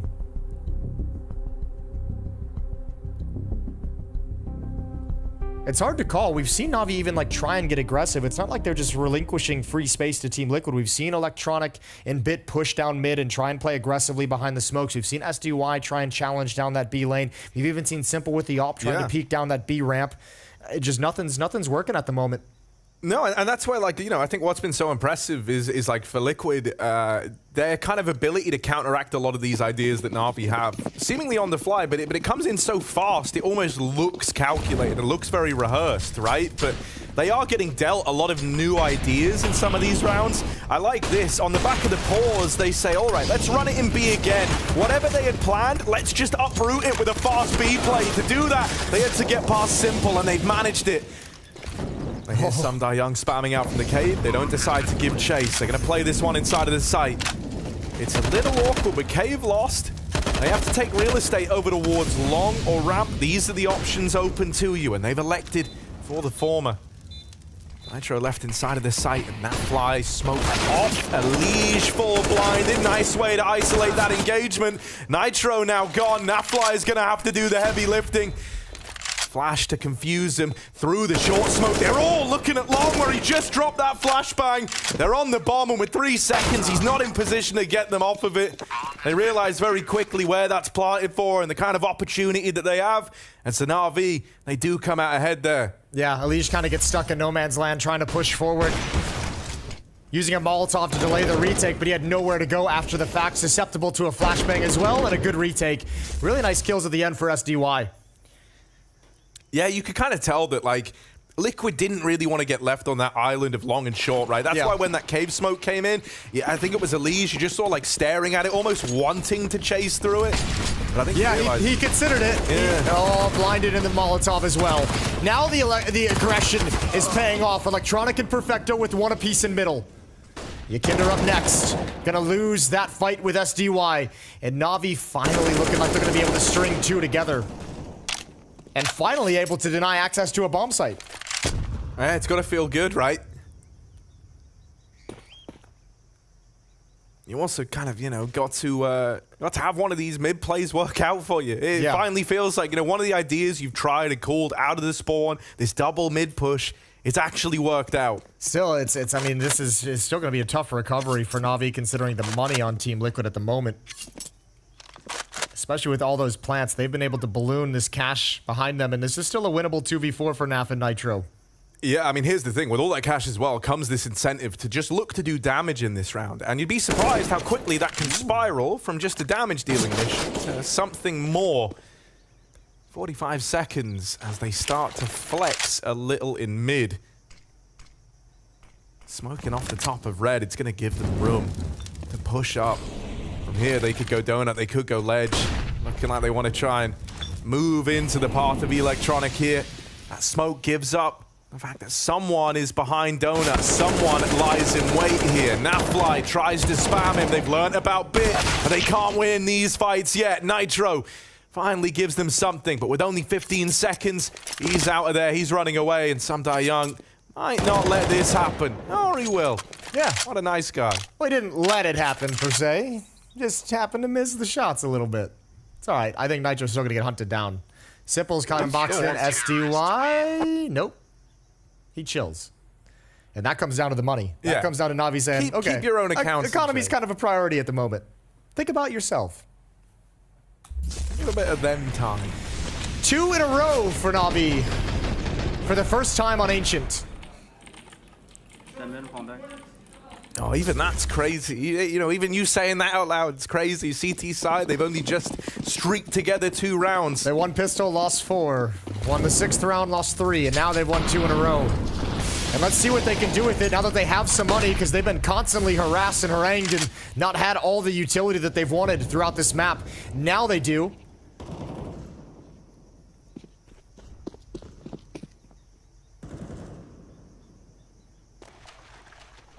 This tactic worked perfectly for Team Liquid earlier on. And if you remember, they kind of called it into like the weaker bomb site of the 2. It felt like perfect timing on the call. This one is much the same. In fact, it's even better than last time. Electronic's not here. It's only Bit playing this from Donut. Now, like on the upside, you can try and play retake in a moment like this. Even he shifted towards mid. Oh god, there is just a big hole right now. And yeah, you hear that util going out and it's like, oh, there's no one A, okay. I think he's been spotted as well. Nitro knows he's in this position. Molotov to flush him out. It's deep. Force him into the corner. Nitro can pre-fire this. There it is. Good kill. Good kill. I think he heard electronic as well. He's got another. And Liquid are going to force Navi into a save again. Yeah, Samdai Young out here in middle. Not even he's a safe bet. Elige uproots him. So you don't even get out with 3 of these guns, and you never had a chance to win the round. A flawless 8th for Team Liquid. I wonder what the call was to pull him away, Perfecto. Yeah, I mean, because, you know, the fact that the players got kept at B, Yekindar had made noise there. He had, like, lobbed a little bit of util. So that one I kind of was willing to forgive, even if it felt like a bit much. With the rotate from Bit, I have no idea what info was called for him to rotate away and just completely leave that A side of the map open. Yeah. They also had, you know, kind of a bit of an essence as to what was happening in mid anyway. Yeah, I mean, they had Electronic already pushed down. I think they even had STY over towards Jaguar. They had some presence in mid as it was. Bit was there also. Yeah, this is just frustration. This is just Navi looking really, really discombobulated. And really not playing synchronized. Well, oftentimes, whenever they've encountered problems like this, Samdai Young's tried to remedy it with this cave aggression. Looked like he was going to give it a go again, and there it is. Speak of the devil, and he shall appear and then probably disappear. NAVI rids us of the man. Simple up close combat AWPing. Nice little tight angle. He usually likes these. Yekindar on the other side. Simple nails this shot, might force a bit of respect out of Liquid, might kind of lessen the blow with this, what looks like a B fake right now, but who knows with mid control hanging in the balance. And Yekindar won't actually commit to that fight. Not yet, anyhow. Oh, stalemate again. They're both just stopping just short of each other's crosshair. There's the slide into it, missed shot. And now you're boxed in. Now you need help. Someone's going to come in and try to alleviate this pressure, but it's all by design. That kill from OC onto Bit has opened up this A side of the map. Navi are attempting to remedy it with a very, very fast rotate out of Perfecto, but they've already lost all the sight. They've already lost all the control in this round. It's only 2 players in A for Team Liquid. The rest of them are just infesting everywhere else on the map. You don't know where's safe. You don't know where to turn. Only objective they can move towards is this bomb, but the path is thwart with danger. And with OC getting aggressive, giving away that kill into the 3-on-3. Elige and Yakindar is still over on lane, but Na'Vi have called the save. They are out of there. They don't know it, but it was just Nafly in the site. Yeah, that's crazy. Just a little bit of pressure Yakindar puts on Jaguar, pulls Bit out of his position, aggressive in A main. An easy kill for OC, and then once again, the bomb site's just free. Liquid putting on a clinic right now, outplaying Na'Vi in every sense.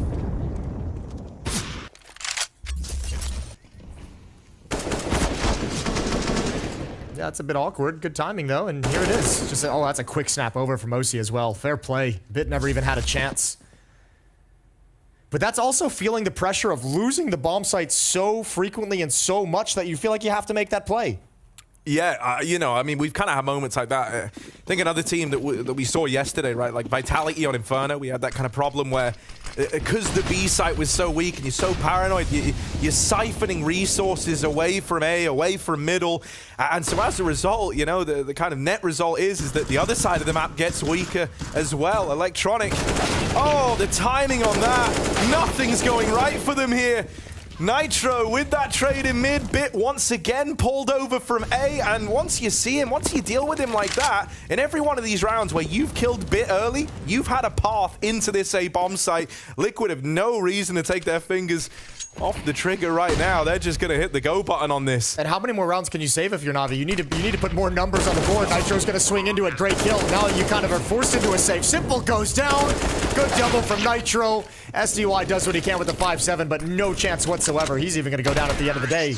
OC with his Tech 9 grabs another. Nitro's had some great double kills so far in this map, but I'll tell you what, the real power of this T side has been this mid crunch. Two players coming from the mid choke point, and Yakindar coming through this smoke right here. And Electronic and SDY have been punished by this crunch a number of times that they're not even sure the timing of which side to look first.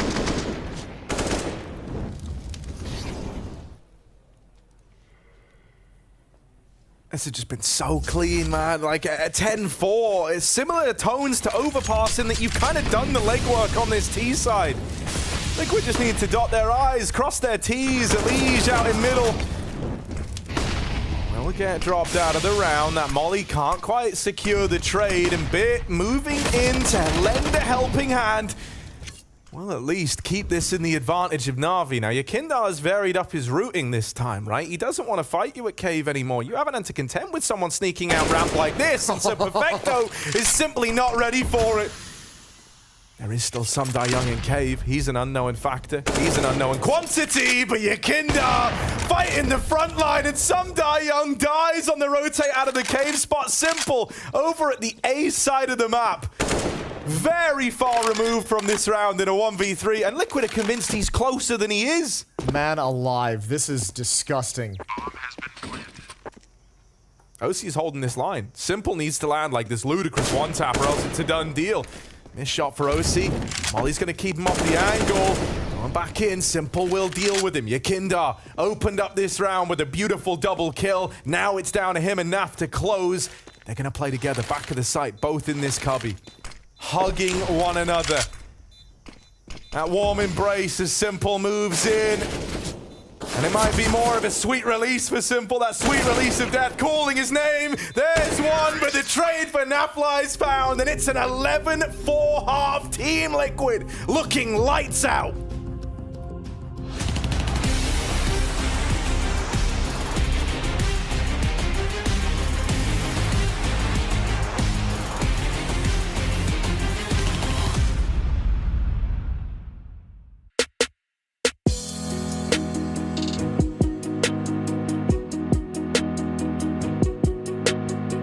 Welcome everybody to The Greatest Innovators, brought to you by Coinbase. My name is Freya Spears, and joining me, 4 icons of the CSGO scene. We've got Alexi B, Elige, Cadian, and Phelps. And today we're essentially going to be discussing who paved the path in Counter-Strike, who was kind of the greatest innovator. So Cadian, I'm going to start off with you. I think I'll go with GetRight. I think that he kind of innovated the lurk role a bit. I remember playing against him, and you just felt like you could wait so long, and he never came, and as soon as you moved away, he just found the perfect timing. So for me, he kind of innovated that role in CS. And yeah, that's why he's my nomination. Yeah, I think that's a pretty good pick. I didn't even think about that because in my head I was thinking of like IGLs and stuff. But yeah, like anything that like changes like how everyone plays and their play style is super good picks. Yeah. Okay, guys, do you want to put down your whiteboards? Out of 5, what you'd rate Cadian's pick as? Okay, 3, 2, 1. Let's reveal it to the cameras. 5 out of 5. 5 out of 5. Man, okay. You've started off with a very good one, Cadian. Elish, I'm gonna come to you next. Yeah, so I was like trying to think of like what type of player like really changed. So I was like thinking about like the different eras and stuff, and I'm gonna go with Fallen because you know like that lineup just like completely like changed how people play CS, like that style of like defaulting and having all the, like, these different like things that you could do off like the default and conditioning people. Like people didn't really do that before LG, SK. So I think that was like the go-to for me. I mean, I think I was inspired by the fact that he was leading his nation in like a way that he can be really proud of. He's that kind of dad figure where I just feel like whenever I watch him or see him talk or when they're playing with their teams, I just feel like he's super calm. And just the fact that like, yeah, he has that role of being like the voice and yeah, I mean, having the nickname Professor and everything. Yeah. Just... So let's rate that pick. Okay, if you guys are ready, we can reveal the scores. 4 out of 5 from Alex again, 5 out of 5, 6 out of 5. There we go, full house. Cancels out. Alexia, I'm gonna come to you. Who else would you throw into the ring as the greatest innovator?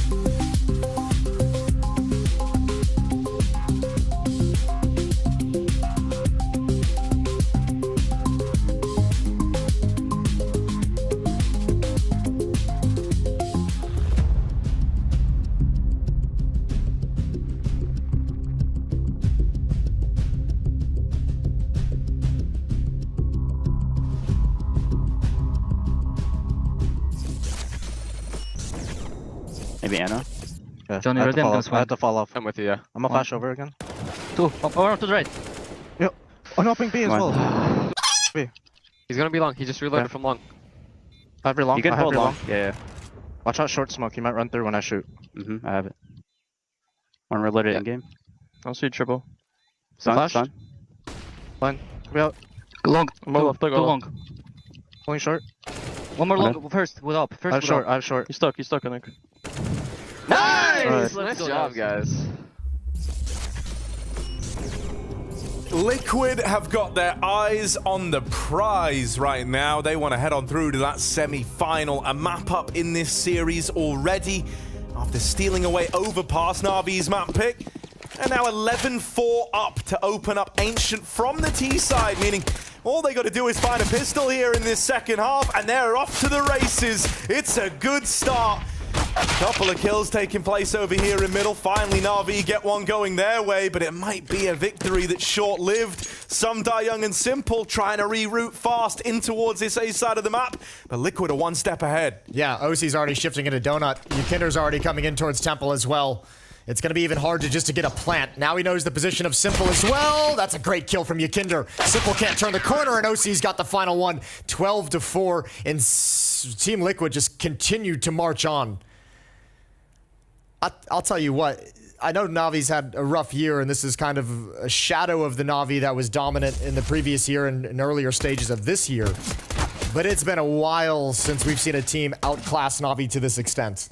Yeah, you know, I think it's even just like when you watch these games, even some of the closer ones, you know, things just look very uncomfortable, and the results haven't been there, as you say, for Navi, especially towards like the tail end of this year. But yeah, this is something else. This is a real ugly one. I mean, it's a combination, right? It's Liquid playing extremely well together, and this is obviously nowhere even close to the top level of Navi. Not even close to like a mid-tier level of Navi. And a rough game to play for what's looking like it's going to be your final series of 2022. Yeah, you know, you're kind of hoping you were going to go out with a bang, but it's with a whimper. At least a fight, right? Here's a lineup for OC. Instead, we do get a couple of kills at a bit, and it's P250. That gives you a route to the plant that Nitro takes away. However, bit Still keeping up appearances. Finally brushed aside. Simple. This is grimy. This is gross. That fly didn't know about that one.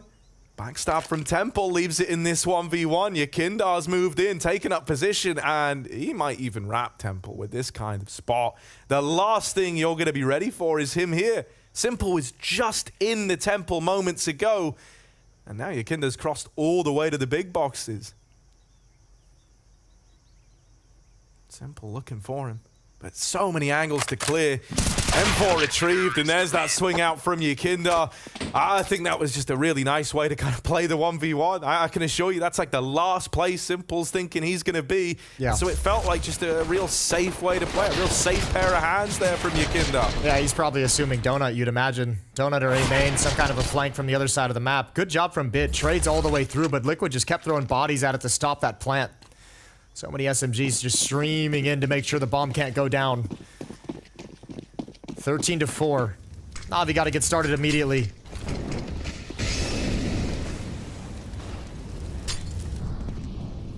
Yeah, this can't afford to be like some of the non-starter T-side rounds on Overpass. That's really what it can't. I like this little smoke in mid, just a one-way. Really makes life kind of hellish for Na'Vi and taking this mid control early, and as a result, it's allowed Liquid to take lane. They've showed aggression, and now they've disappeared behind that smoke. Simple brought down through the smoke to 24. Electronic brought down from an earlier engagement through smoke again to 16. And Na'Vi have no access to the B side of the map, and because of that, you've seen Yakindar completely rotate over. They say, we've done enough. We've done enough. We've established presence. We've delayed them as long as possible. They're going to have to go elsewhere. And with mid presence, 3 players in it, Nav can just confidently jiggle out of Jaguar. Oh, there they are. The smoke molly combo, it's brutal. Like, that's kind of forced their hand. You know, you wanted to split mid and come in from 2 positions for the A play. Instead, it's everyone out through main. Damage done. Sunday Young and Bit, though, are the ones getting the kills right now. Smoke and Donut gonna remove these sight lines from middle. Hoping on a prayer here that something can happen through these smokes. Now, no love to be found. Great job from Navi to even get yourself in this position when everything had been taken away elsewhere and so much damage had been done. Great shooting from Bit and SDY on the entries.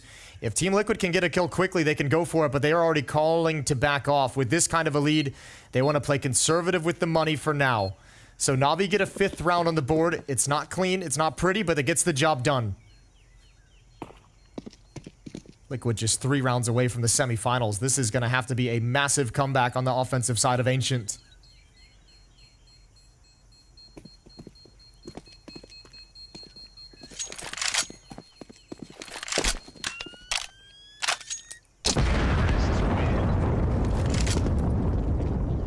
Yeah, dude, they have what it takes.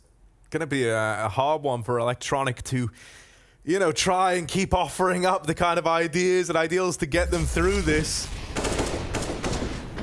I think especially with the kind of style that Liquid have elected to play in this game, right? When you think about like the Counter-Strike theory, I'll say, behind a lot of their ideas. Sure. It feels like it's kind of all about trickery and deception right now in a very big way. Like even that round, you highlighted it at the start, they take that lane control and they kind of really make that presence known, and then they immediately up and leave. When you think about the kind of major motions in that round, it's like Liquid felt so oppressive. It felt like everywhere you go, you were running into like 3 players, with the exception of that fast play through A. That was like the one route in that Na'Vi were able to find. But that's one of the first examples, really, of Electronic getting ahead of the kind of theory behind those rounds, right? If he can keep that up, Na'Vi, you know, they can pull games like this back, but it's going to take a tremendous effort. Still took a bunch of banger shots as well on the entries. 13-5, 2 FAMAS for Team Liquid, 2 M4s, and a 5-7 on Nitro. Quick, deep smoke to the double doors. This time, fast lane control and in towards Jaguar. Yeah, great deal of real estate to have this early on. It's only NAF at the B bomb site, so there's nothing to challenge this, and I doubt NAF even realizes how much real estate they've taken this early in the round. Now this smokes and utility is going to start giving away the game a little bit.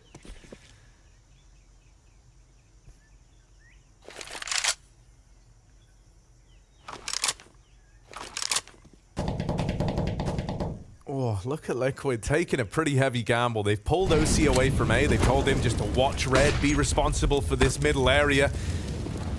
Meanwhile, Liquid pulled an extra man over towards B, and this has allowed them to flex a little bit and retake some of this cave control. It doesn't feel so restricted inside of the B site now. And Navi actually just, I mean, you can see on the minimap, SDY and Bit took control of A main, at least make sure that there was nobody pushed up, no kind of presence. It's only Nitro to defend, and that's pulled Yakinder and OC over. So for the moment, Liquid out of position on the map. And as it's kind of fallen quiet again at B, in this lull in the action, Liquid have actually overcompensated, moving players back over to A. NAF responsible for a hell of a lot right now, and he just decides to concede control of this site. I think Liquid's just going to decide to concede the round. 5-man save. Yeah. Out of position, just straight up beaten, and there's no reason to risk the weapons that you have. And again, with the lead that they're working with, this is completely fine. They're going to get money. They'll be able to replenish utility. Ben wants to try and take something out of this. Just the P2 drop there, so not the end of the world, and Yakindar actually gets the upgrade. Everyone else from NAVI coming hunting as well, and you understand the temptation, you know, you kind of don't want to allow the 5 guns to get out of the round, and they've at least removed one of them, but at the same time, you need to really be thinking about your own money if you're NAVI, and that's why you don't see them dedicate any more resources to this. And the early save call from Liquid, you're just going to know it's going to be a very secure positions. They've had plenty of time to get into solid spots, so the hunt would be extremely difficult. 13-6. I like that, you know, with this lead, a lot of teams kind of lean more into like gambles as plays of desperation, right? But it's more like right now, Liquid feeling kind of free to take these quick movements all around the map because of the scoreline difference that they've got under their belts, right? They're very, very confident in just leaning into these gamble stacks, trying to read, and fair play to Nitro because it feels like a lot of the time he's been dead on. Deep Molotov's down, not this time. He's just dead. Good shot from Bit, swinging through the smoke. Yakinder can't get the trade. He saw 2 in middle, but takes plenty of damage for the information. And it's Liquid playing with the man deficit.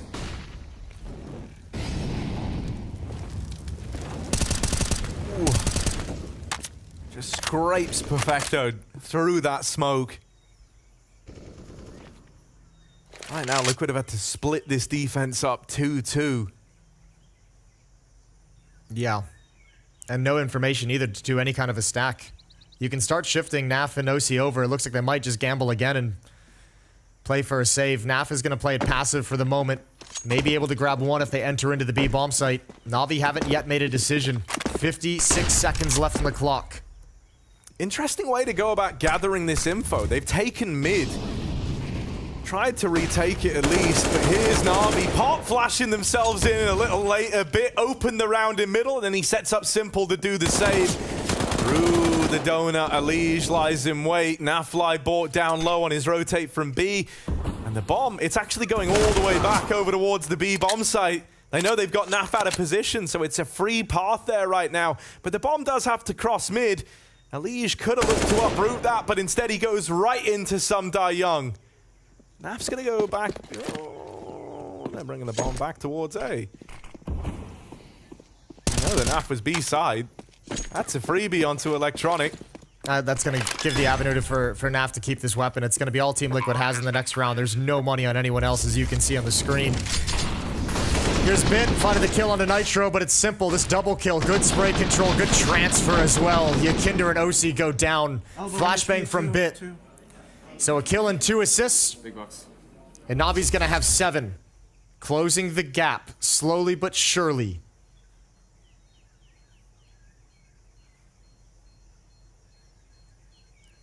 Yeah, it feels like Bit started to get a much better handle on this this kind of mid layout that Liquid have been throwing in, right? Last round, we saw him drop that same smoke, but he hidden it this time. You know, he's kind of sussed out like the molly placement that they're lining up where Nitro's going for these aggro mid peaks, and whenever he's got the spawn, I imagine we're going to see him look to go for those same sort of engagements. He had it in that last round there.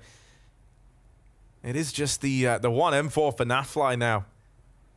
Maybe some pistols around it, but not a lot for Liquid to work with here. They've already kind of been more than willing to take gambles, to take risks, so if there ever was a time to bring one out from spawn, might be now. Instead, they keep it reasonably standard. Naf did have a good spawn for an A main peek, and it looks like he wants to take that. Yeah, I mean, do you go for the peek, or do you just kind of wait here? Oh, flashbangs in. Bit's going to find another opening. Perfect from Bit and SDY. M4 gets nothing done. 2 kills, and now you can see Navi just full confidence swinging in. They know OC was saving. They know Liquid have low economy, and they're really leaning on that advantage. Elige puts a stop to 1, but it's not going to matter. It's not going to be enough.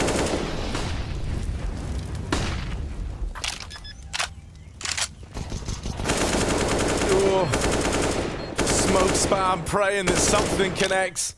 Not gonna happen. Navi are starting to chain a lot of rounds together now. Giving us something to go off of. 4 rounds in a row.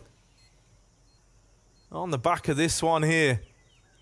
Liquid might not be feeling the pressure entirely yet, but you've got to recognize that Navi are picking up a bit of steam. You don't want to let them build back into this, because I think the one thing you had going for you was there wasn't, a lot of faith in the kind of reads that Electronic was offering out. It felt like Nitro was out calling. You felt like you were getting out-dueled in a lot of moments as well. Couldn't even rely on those individuals to step up, and now we're getting a late-game activation out of Bit. Simple's just kind of keeping up appearances. Things are starting to look a little better for Navi. Yeah, and this is that bit we kind of talked about before the first map in the series even began, was this performance yesterday against Heroic on Inferno, especially on the T side, like how on point he was, and due to that, the ability to dictate so much for Navi and just create so many opportunities for them. If that's the bit we're going to start getting heating up into this game, this comeback is very, very doable. Still 5 rounds back, up in the hands of OC for the first time in this second half.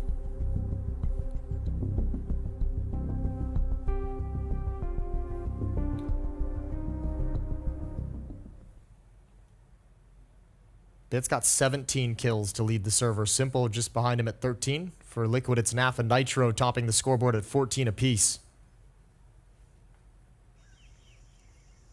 Yeah, mids felt like a bit of an issue in these last few rounds. Nitro kind of went from dominating it in that first half to being on the receiving end of that in this second one. And it might feel tempting to give him a bit more resources, but you got to siphon them away from somewhere. We'll see Elige moving in with him early. Once again, Bit tried his hand at that spawn peak, but this time some nades go in alongside that molly, and it does damage. Meanwhile, Yakindar actually wins this cave fight. Instead of just being kind of forced to take that swing into mid, he catches Electronic crossing, and that's a lovely advantage for Liquid to have gained early. No chance at the trade. A little bit of change in that mid defense as well. This time Nitro doesn't care to push all the way down and try and swing to take the duel against Bit. He's just saying, all right, if you're going to come through that smoke, I'm just going to lob a grenade here instead. Bit takes a ton of damage. Tanks a nade down to 44 HP, but I don't think they realize that Simple's made his way all the way to the box. Yeah, still, he's only going to have a chance to get involved if he's given the fight, and that was the opportunity, right? That was the element of surprise, the kind of one chance that you're going to get. Elige doesn't even need to keep fighting this, but he will hang around in red and give it some attention. He wants to keep eyes on it just for information over to Yakinder and Naf, who are doubled up in Jaguar. Trying his best for it. There's the jump up and huge win from Simple. He got the information. I see went around. Oh, Perfecto just deletes him. Now, there is still this double cave setup to contend with. You know it was Yakindar here earlier. Now you're seeing Nafly in the kill feed. Might raise suspicions for Navi. Nitro pretty far removed from this one. Gonna have to be swift on this rotate if they want to stand a chance. Sumdar Young nails that shot to Nafly, and a double swing out of him, and Perfecto seals the fate of this round. Okay. Navi on to 9, really starting to pick up some steam. Their 5th round in a row. And they're starting to do the same thing that Liquid did to them in the first half, which is work them across the map, find some great kills, thin out the defense, and make great calls. It's what a contrast to what we talked about. The last matchup on this map at Rio at the Major was a CT-sided affair. It was 12-3 for Navi on their CT side, and then 13-2 for Liquid on their CT side. Now the defenses are just getting pounded. 5 rounds straight for Navi, 5 bomb plants. And the individuals are coming alive. That's a beauty from Perfecto. That's against the AWP. SDY with a nice double kill as well. One round. Oof. Yeah, some real frustration. It's not fun being on the other side. The smiles have gone, you know, they were laughing, having a great time. What felt like just moments ago. And suddenly, Liquid's future doesn't look so certain. At what point do we bring up Liquid's tendency and historical tendency and trends? Guess right now. Yeah, I guess that's a good point. That's fair play. I walked myself right into that one. To lose big leads. This one would be tough to deal with in a quarterfinal series. Nitro gonna challenge from the entrance to Donut, blinded, and he's got it back behind the smoke. No chance to defend, no chance to fight. Oh. And it might be over. Yeah. That one kill could very well seal the deal. If Yekindar can't make a hero play through this smoke, then it certainly would have. But that double entices you. That double has given you a reason to believe. And it's allowed the smokes to clear as well. Oh, and the bomb is in such an awkward position for NAVI to get a grasp on. No one's even close to it. No chance to replenish these smokes. All the util went in on the offset. Naf's just holding in case someone tries to get weird with it all the way from the red room. And OC's watching this cross. If he can just pluck one player as they try to get by to grab this bomb, that could be enough. Instead, missed shot. Nitro tried to make up for it. Almost left him exposed. NAVI have even retrieved a smoke from Yekindar's body in the site. Nafly with the backstab. They didn't know about him. The patience is rewarded. Some die young with a trade. 2 in the round. He's going to need 4 in this 1v3 to make it happen. Plant tries to come in. It's attempted, but Nitro won't let him plug in those digits. Yekindar just creates everything. Creates that victory out of what felt like nothing for Team Liquid. Moving through the smokes. Nobody could cover it. Nobody had eyes on it. What a great opening for SDY. But this play, as simple as distracted. And from here, I mean, man, the assumption that nobody's home in CT spawn from Perfecto is a little bit crazy. Timeout for NAVI. It's their 3rd. Liquid now just 2 rounds away from the semifinals. I think that round there really does highlight why Yekindar's so exciting, the fact that he's in this team, right? Like, not just for what he did in the round, but the fact that up until that point, it felt like Liquid, you know, they kind of didn't really want to fight at all. They gave up all that site control very, very willingly. All it took was 2 smokes and a Molotov to completely lock Liquid out of the site. They needed someone to kind of have the balls to make a hero play, and that's why you brought Yekindar into this team. For his balls? For his balls. Nice.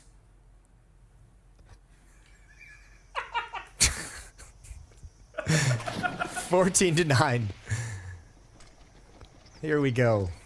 4 players starting towards the B-bomb site for NAVI. They're going to be blocked off by smoke, but they're going to ignore it. They're going to come right through with the Molotov as well. Electronic and Simple taking control of lane. It's Yekindar and Jaguar. It's Naf deep at the B-bomb site.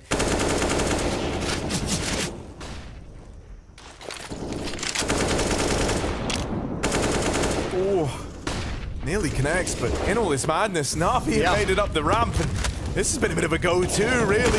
Slipped the knife in the back. Yekindar fighting from the front. Now in the back lines. It's around the world for Yekindar. Already on a bit of a retake up the ramp side with some support, but he would have to do it solo. 2 in the round from the man, but this time that multi-kill might not be enough to tempt you in. OC doesn't want to get involved with this AWP unless they give him a reason to. And Nitro already leaning off the ledge. Don't jump. He's going to get out of there. That's a great call from NAVI as well. You hear the spamming, you hear the fighting from Yekindar over in Jaguar. And you say, all right, if you're going to be occupied this far away from the B-bomb site, we're gonna test it. We're going to see how many people are here. It was only Naf, and with utility raining out. And that's happened a number of times at the B-bomb site where Naf's kind of been the only defender. And once that utility streams over, if he's aggressive, he gets caught by the utility. So he's had to fall back and go passive a number of times. This one, he gets caught. Huge hunt as well from Simple, who goes knocking with the AWP. Ends up in an AWP v AWP bout and knocks OC's one out of this next round. And unfortunately, Yekindar and Unleash had to get aggressive on that flank. That was the only way they were going to get back into that round. And they had to challenge it very quickly while NAVI were still on the bomb site. Look at that scoreboard. 6-1 run right now for NAVI. Hero M4 tries to make a play in mid, but Bit, this has just been his domain, hasn't it? 3 from the get-go. And all this space taken. Tries to keep pushing the envelope and does.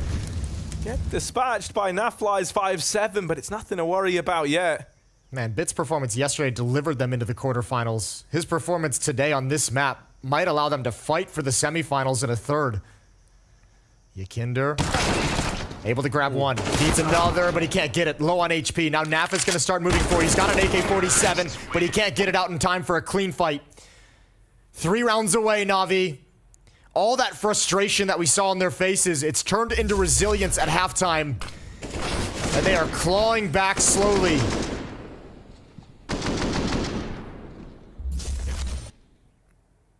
Yeah, it really feels like Bit has just got that pep in his step again. You know, this is what was needed at a very crucial juncture in this game. He's gotten switched on, and that might be enough to keep the dream alive.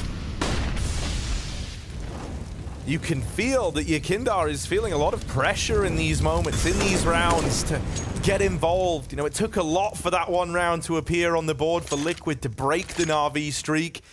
I think what we just talked about with Naf, the amount of times he's kind of been alone and he's been forced into, he hasn't really been able to find any comfortable fights at the B bomb site because he's always had to make the decision of falling back or eating utility. He's just said, screw it, we're going to switch into a double op setup. OC missed an opportunity onto SDY. Thing about the double AWP, it's a very hefty price tag, and for a losing CT side right now. And there's been a lot of retake kind of philosophy in the defensive Team Liquid in this half as well. With the double AWP, that can be a little tricky. So you're assuming they kind of have to abandon the retake philosophy, right? Maybe they'll look better for it. Electronic wanting to try and challenge Yakinder here. Heavy lean towards the A bomb site as well. Elige is over in Temple. OC and Nitro and Donut. And I think the shift of OC's op to this position might allow them to bring Elige back. Must-win fight here. With OC dead down in the donut, Yakinder needed to get away really with more than one. In a 4v3, we're looking at Naf with this AWP in the back of the site, and we're saying he's got to deliver. He's got to step up here. Starting to stream over with Util now. Elige is in position to lend a helping hand. That smoke makes life hard for him. It's going to give them passage into the site, but not for free. The spam connects. 3 versus 3. NAVI, they don't get that bomb down. Time is running out. 5 seconds, and Elige tries to deny the plant. Nitro could have done it with that spam, but he shows mercy.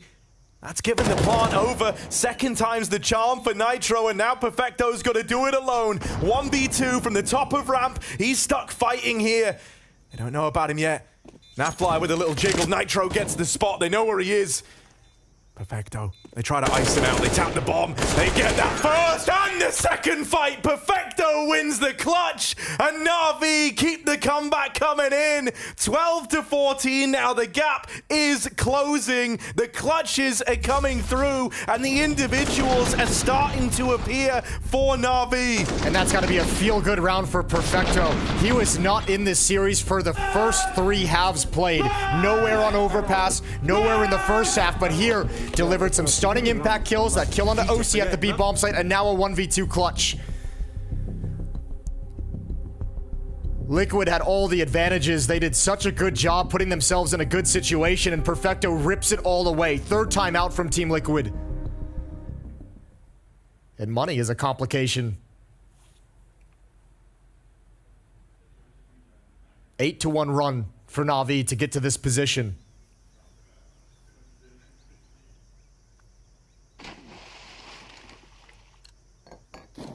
And at what point, do Liquid ever change their kind of philosophy on these bomb sites? Do they start putting more manpower inside that B bomb site at some point?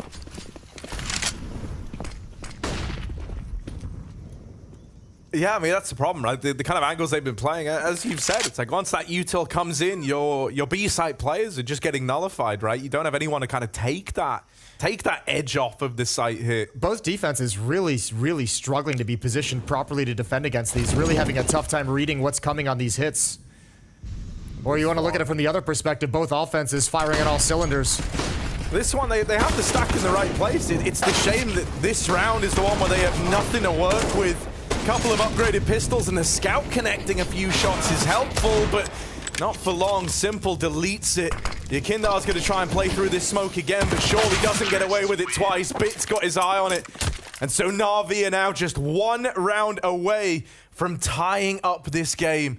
A pretty crazy feat on the back of that 11-4 half in a game where Liquid won the pistol to open up the second, right? There was a point in time where this was, what, 13-4 in their, 12-4 in their favor? Yeah, it was not pretty. It was 13-4. Yeah, it was 13-4. No, it's all right. You got it. Still with that double up setup. Wasn't really effective for NAF the previous time at the B bomb site. We'll see if it can change here. Mid presence for Team Liquid early. Elysian, OC, and Nitro pushing down. If NAVI pull the trigger on a hit towards B with some kind of pace, they can have a very fast flank, and this is a new look. A little bit of aggression out of Team Liquid. OC looking for an angle. NAF as well, blinded, tries to jump into cover. He's gotten away somehow. Yeah, it's dicey. It felt sketchy. Akindar's got one, but NAF now has to deliver. Missed opportunity, missed shot, and Perfecto pushes forward. Another miss for NAF, and Perfecto, what an impact he's having. Just Yakindar left, lost in the smoke at cave, a 1v4. Those should never come through. NAVI, 1 kill away from tying this up. Yakindar fighting back with everything he can, but it's not enough. 14 for NAVI. That double AWP betrays Team Liquid. Nafly with many an opportunity, but everyone sails past him. And then Perfecto goes on this tear. You said just a couple of rounds ago, for the first 3 halves of this, for 3 halves in this series, Perfecto was essentially a non-factor. Well, he is coming alive here at the tail end of Ancient. Yeah, him and Bit on Ancient have been huge. Bit with the volume fragging with some of the openings, Perfecto with some of the clutches, and now really starting to feel the game. And Navi's not slowing this down. They're feeling comfortable. Delayed by a smoke, but they really wanted to pressure the A-bomb site. Yakinder snap bought an M4 in freeze time, quickly.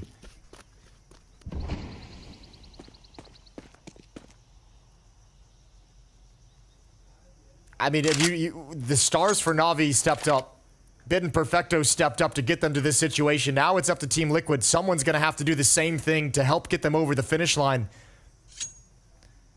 They might even be fighting for overtime, which just seemed such a crazy idea. Yeah, from 13-4, it's going to be NAVI hitting map point first if they find this one. Now, up close has support from OC, but the double setup is broken apart with ease. You get that kill on a simple. Grab yourself an AK.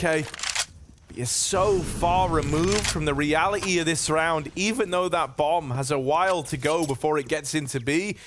You're just in such a bad spot in terms of these rotates. This isn't a round you would normally look to go for. I think because they have the full losing bonus and they have some money saved, they're going to get a full buy in the next round, which I think is why they're okay with kind of challenging and coming over and flirting with the idea. But that smoke is going to call it off. No chance of getting through it. Navi's going to have one chance to complete this comeback. They've come all the way back.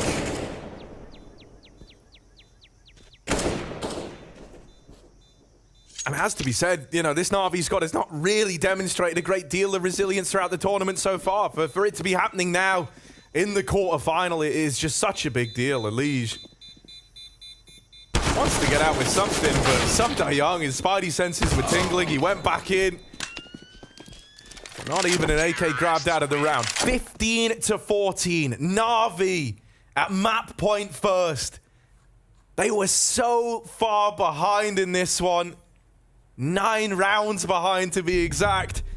And yet here they are with an opportunity to take us to that third map of Mirage. This is wild. 4th timeout used from Team Liquid, doing everything they can to staunch the bleeding, and nothing has worked. They have not been able to find the solution. So many opportunities. We mentioned it early on in the half. So many win conditions when you have that kind of a lead. You can afford to take some of those early saves to continue finding the solutions. And now it's just you got to put it all together here in this last 30th round. And everything across the map has obviously been exposed with this kind of a run from Na'Vi. B has worked, A has worked, mid has worked.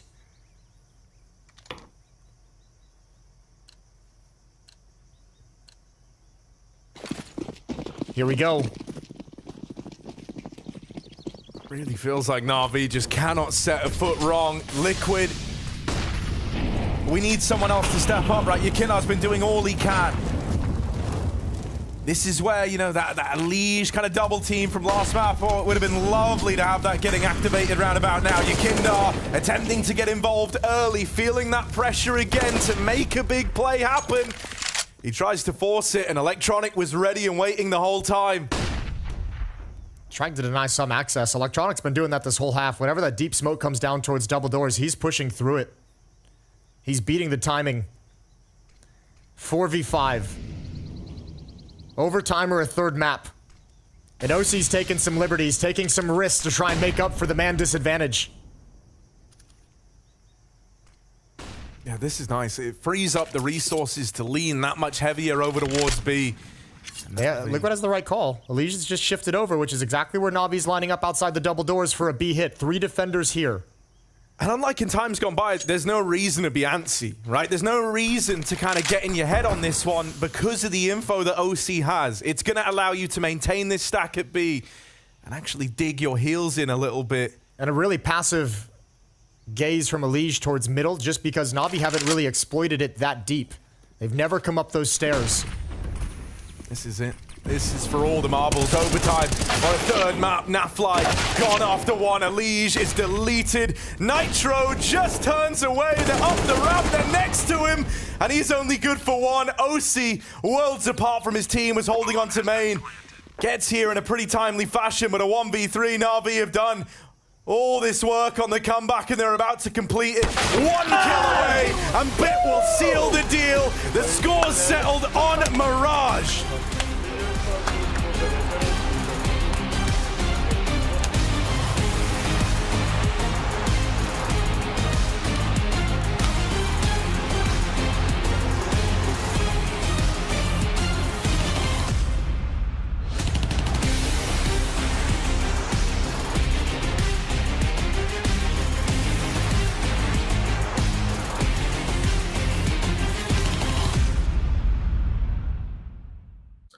Welcome to the round table of in-game leaders. I've assembled some of the greatest minds. I've got Nitro, Nexa, and Karakan to discuss all the things around being a fantastic IGL when it comes to Counter-Strike. This kind of discussion I want to start off with is becoming an IGL. Now, I know for you, Nitro, as an example, you just kind of fell into it. You know, you went from being one of the star players into this. But how does it come into it? How do you just start becoming an IGL? How did it work for you, for example, Karakan? I think already in a young age, when I played 1.6, I kind of was always a secondary caller in that sense. Okay. I was a star player back in the days. People might not know from CSGO judging. Yeah. So yeah, I played under great in-game leaders back then in the Danish scene, but also Got B was like kind of the last big IGL I had before. I kind of took it myself up. So yeah, it kind of came natural when I was 16 that I had like a strong voice and a vision for the game and how it should be played. But I waited until the right moment, so I was mature enough to kind of lead the bigger teams. I mean, for me, I never really wanted to be the IGL, right? I was always the secondary caller, and I guess the thing for me is I never really played with any like top tier in-game leader, you know. So I don't really know how others do it. I just know that like I was always a secondary caller, and people kind of like looked up to me, and they said, "Yeah, bro, you should do this. Like, you know, you have what it takes. You should be the in-game leader. You know, you can do it." So I always went into that path. Like I tried to stop being an in-game leader like 3 or 4 times, but it like it just like, you know, I was like, I think I'm better as a secondary caller, you know, like I can help my actual in-game leader, you know, and then just somehow I just kept coming back into it, you know, and then I decided to take the responsibility and you know, see where it can take me. For you, Nick? I think like 2016 I first tried, and it was really bad because I was really skilled on my team, and like I was like the second voice. I think the second voice on the team is like the best because you can kind of do what you want and like also be playing your own game, right? Yeah, it's the best job in the world, I think, in the CSGO. 2017 is when I first took over and just went from there, and it was not something that I wanted to do when I was younger.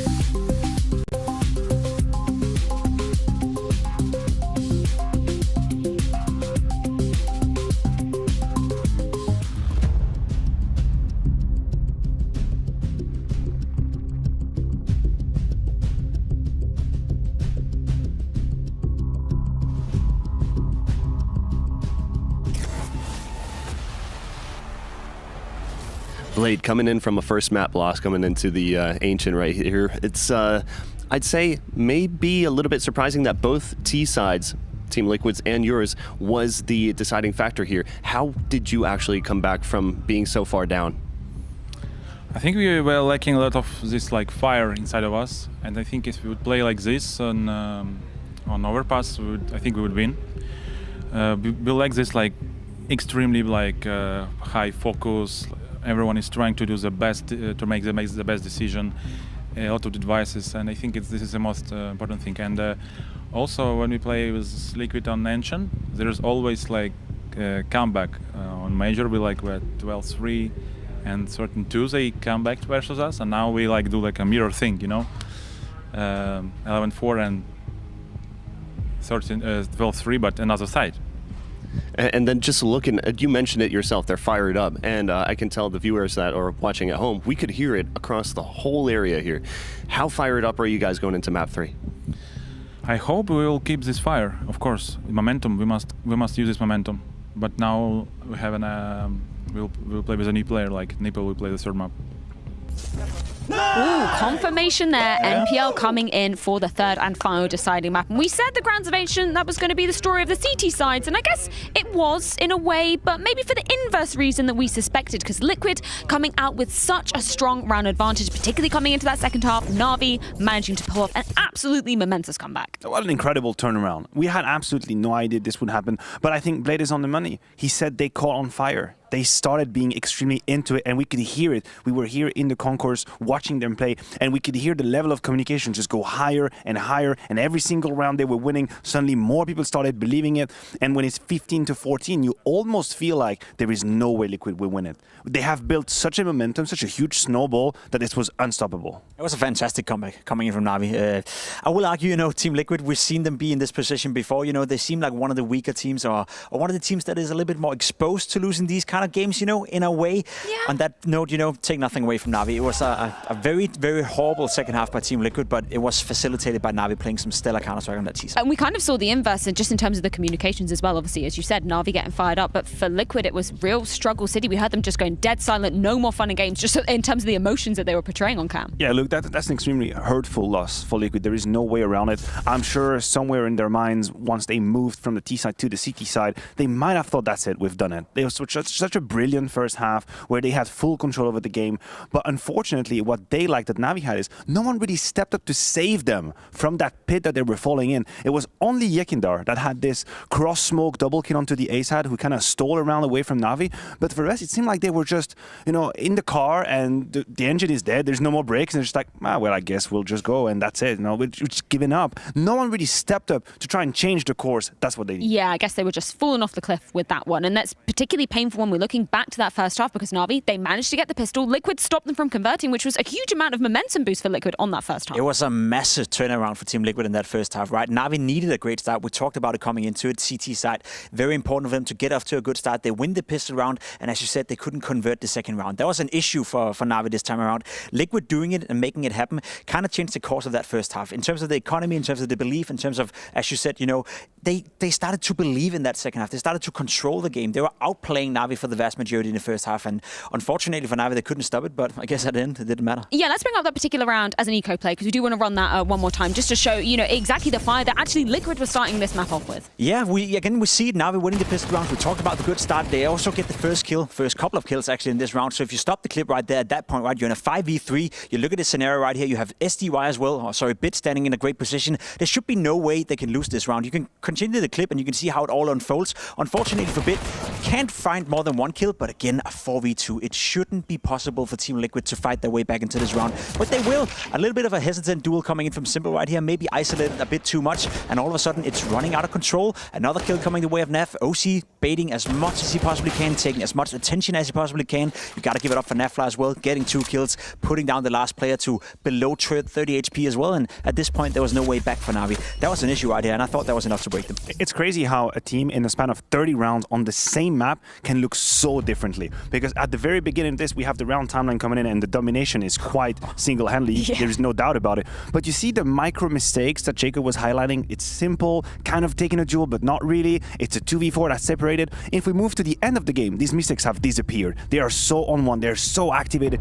and it's Liquid who started to do them, and that's what we talk about when you say a 5-10% difference from a team to the other. The level is so high, that's what makes a difference. I want to give up to some of the individuals for Navi coming into that second half as well, because Jason put it quite aptly. We saw Perfecto being all but absent for basically the first half of this series. Then he has a beautiful clutch in that second half to really, put the gas on the pedal for Navi. When you have a comeback like this, you need individuals saving you in tons of situations, and that was no different here for Perfecto, who it is true, missed the mark on most of this game. 75% of it, he said 3 halves was gone. We have this situation right here. The trades are coming in, still favoring Navi. It's a 4 versus 3, but we see the damage that's being done through the smoke is quite crazy, honestly. There was even a nade at the same time with the spray. Little bit of a mistake here. Electronic, we heard them screaming around because they weren't aware of that smoke position. And I'm gonna be honest, once we get to that point, once the kill comes through here for Liquid, I thought this was it. Perfecto was such in a complicated situation, no utility to play with, but he still deconstructs the clutches. Good cross placement at the last, and this was 14-11. This would have sent Liquid on a series point at 15, but he stopped them. And when we're speaking about the star power of individuals as well, we've also got to be throwing Bit under the spotlight. It was a point that we weren't actually able to have time to kind of illustrate coming into this series, but Bit,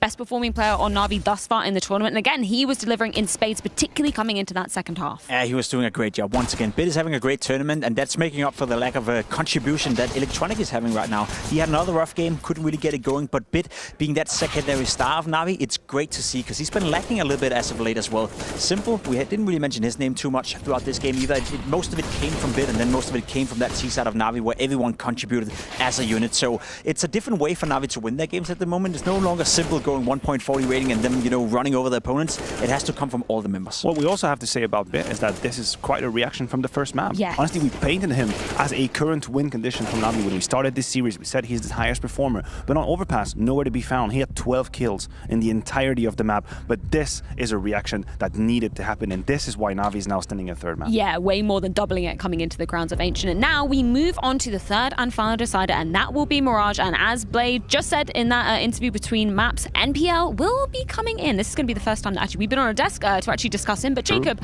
what were your takeaways from seeing NPL enter the server earlier on in the tournament? Yeah, I said it before, right? He hasn't made the difference for Navi at all, but he hasn't been a liability either. He's just been there and he's been doing a decent job, and that's okay for NPL. It is curious to me that Mirage is one of the maps they're trying to integrate it into, because some Young have been struggling a little bit, especially playing that A anchor. I'm curious to see if NPL is going to play that position and how well he is, and whether or not Liquid will try to take advantage of that. Remember what SDI said in an interview. It takes a whole lot of energy to just plug into a game and immediately play your best Counter-Strike. NPL is now fighting for live tournament in the third map, and this is when he plugs his mouse and keyboard. So now we have a luxurious occasion to test his mental. Yeah, pressure's certainly going to be on for him coming into this one, and the whole squad of Navi if they want to be making it to that grand stage. But if you guys aren't watching already on Blast TV for all the other perks it offers, make sure you head on over right now, because you guys can have a say in the map veto for the show match that's going to be going down prior to the grand final on Sunday. We're going to be having the first ban coming in between these maps, so make sure you head on over there and get your say in if you want to see maybe Anubis going down again. I don't know. I was a big fan of that one. New.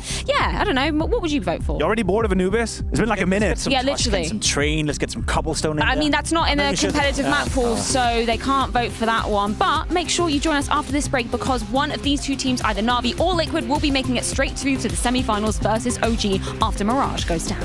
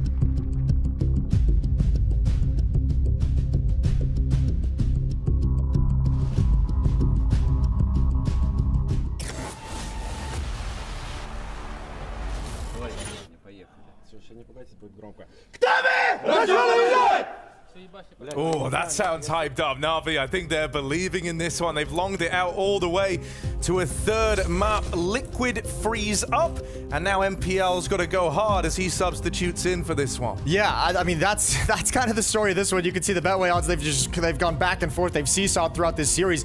But what amount of pressure put on NPL being subbed in after watching that comeback, after watching it the whole way and then saying, hey, man, deciding map.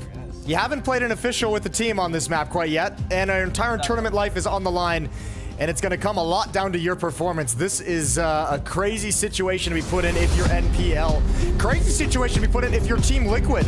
Up 13-4 at one point on the second map and losing in heartbreaking fashion. Third and deciding map. It all comes down to this. It's Mirage. Liquid on the CT side, Navi on the T side, and we're going to find out our semifinalists. Let's get into it then, shall we? Navi with the T-side start, and already they're looking lean and mean for an A-side play. They're set up fully here. 3 players inside of the site for Team Liquid, ready to go. And we do have a bit of mid-control taken from the other two, so the rotate might come in quickly here as they're already deep down the catwalk. It opens, MPL with one of his own, and there's Simple adding another to the tally. Those 3 defenders inside of the site are gone immediately. Barely even firing bullets back the other way. Team Liquid already reduced to saving in the pistol. The early challenge for Team Liquid is going to be counteract exactly what Blade said in the post-game interview about how they caught fire. And you could obviously see it in the gameplay. Bit just went absolutely nuts. Perfecto came alive as well. Liquid's going to have to slow that down really, really early on and give themselves a feeling like they can actually be back into this series.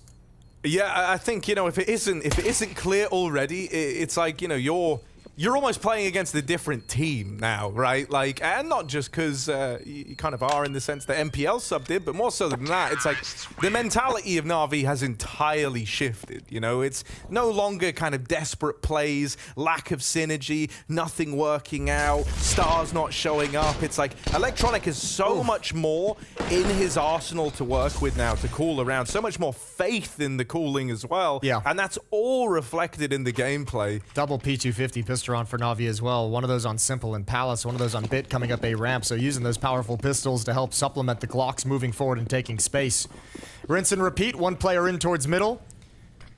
That's going to be Bit. 4 players towards the A bomb site. NPL and Simple at ramp, Perfecto, Electronic, and Palace. Full investment for Team Liquid in this second round, but they're all at the B bomb site. Only OC. This would have to be a god-tier scout round. Yeah. Oh, not a bad start. Not a bad start. There's one. Any more from this CT scout?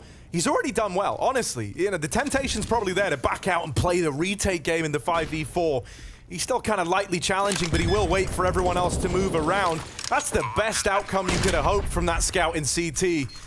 Elige up and over this smoke at CT. Did have a moment of vision on a Simple, but he's going to elude capture for the time being. They need to kill quick if they're actually going to pull the trigger on the retake. Otherwise, they might just set up to try and punish anyone evacuating the bomb site. Bomb's about halfway ticked.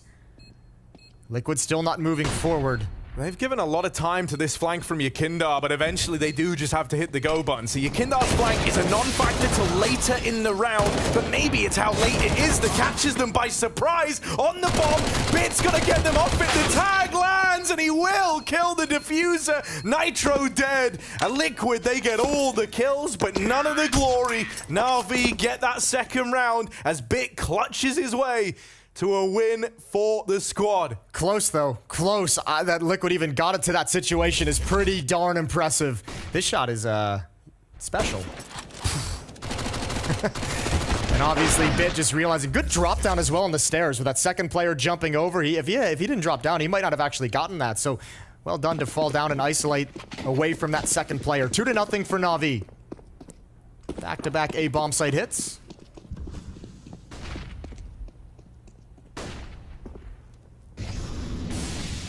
Still danger. Still 2 rifles on the board. Yakinder and Naf.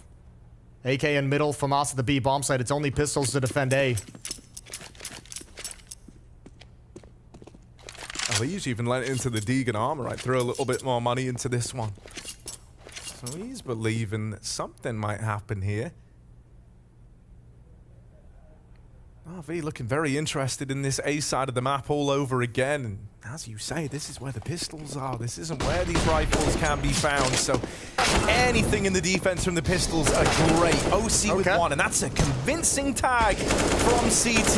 Yakindar finds Electronic down in those lower tunnels, and this one's starting to spiral. NAVI are getting hunted. That bomb is pressured back from ramp. Bit cannot hang around. And now NAVI are desperately looking for a way out. The only problem is they never had this control over towards B. And look who's moved into the apartments. Elige just looks away at the wrong time, and now the path is opened up. Oh yeah, but look at NAVI. They're calling it right back to the A bomb site. They're saying you guys are going to hustle this defense over, especially on a save round. You might over-rotate, overextend to the B site. No one's there yet.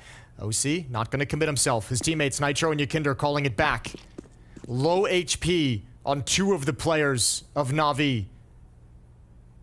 OC's had a great round with the P250 to open this up. Now with the AK-47, he's got to close it down. Starting at the back of CT, that flash will give up the aim of the game. With so little time left, he knows 1 kill in the right place could win this round. Unfortunately, he won't be in a position to get it, but the spam is clean. That transfer lands, and OC is the man. 3 in the round off that AK. Oh, the P250 to open, backs up, plays it to perfection. It's not just this kill. It's the dink on Simple afterwards. It's the massive amount of damage later on to a 3rd player as well at the base of the ramp. That's a disgusting round from OC. He stopped an A-hit cold with just a P250 against rifles. Liquid could use him having a hot hand in this map, especially once the AWP comes out in the field of play. 2-1, and it's NAVI with the full investment that they can only afford pistols due to the fact they lost everyone in round number 2 in a victory. And an execute on the other side of the map is coming in. Naf and Yakinder are going to be tested. Yeah, but these are 2 guys who have kept up the performances all damn day, right? I don't know, not on Ancient, not at the B-bomb side on Ancient. Well, I know Naf dropped off on the CT hop, but T side he was looking real good. And he's been consistent throughout the year for Team Liquid. Well, here we go. Util starting to stream over. Molly lobbed in from Yakinder. NAFI combines with that Molly damage, and it's kind of ruined this attempt at the rush, right? When that Molly goes in, you're really hinging on that first guy running it past, getting a kill, creating the space, throwing that site into disarray. With MPL just kind of getting fed to the wolves. Now NAVI are going to go back and explore some other avenues here. That's a lovely deagle. Any more from Simple? Trying to spam this. Missed shots for Yakinder, and Bit's going to swing on out to save Simple's life. This could get weird. NAVI a group. Look at them moving as a pack, moving as a unit. Side by side on this one as they run it through the apartments, the way of Nafly. I think Naf is trying to shift her. Oh, he's going to hear these footsteps. They can't slow down. Ooh, Nitro gonna pluck one out in the meantime, and Naf with this hold in B, only good for 1, so the danger's still present. Low HP on Simple from earlier in the round, and he needed the plant. Elige is already up short to keep him contained. And Liquid, they'll be able to navigate that one. It's more costly than they would have liked. Yeah, that was sketchy. sketchy. At the freebies here and now. So this is their time to build up a bit of that money. Yeah, this one needs to be clean. Thankfully, because they turned their fortunes in a round where they brought 2 rifles forward with the P250. They had some free upgrades, so the money's not exactly in the worst situation ever, despite heavy losses in the previous round. But this is one where you're looking to make up for those losses. Op out for OC. He'll have that at ticket booth towards the A bomb site. Yakinder in middle. Naf is going to shift towards catwalk.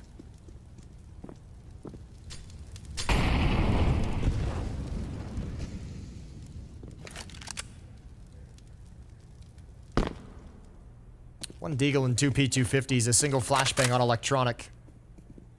One piece of utility to try and take someone off an angle or activate the attack. But you're really leaning on this Deagle from Simple to provide you an opening.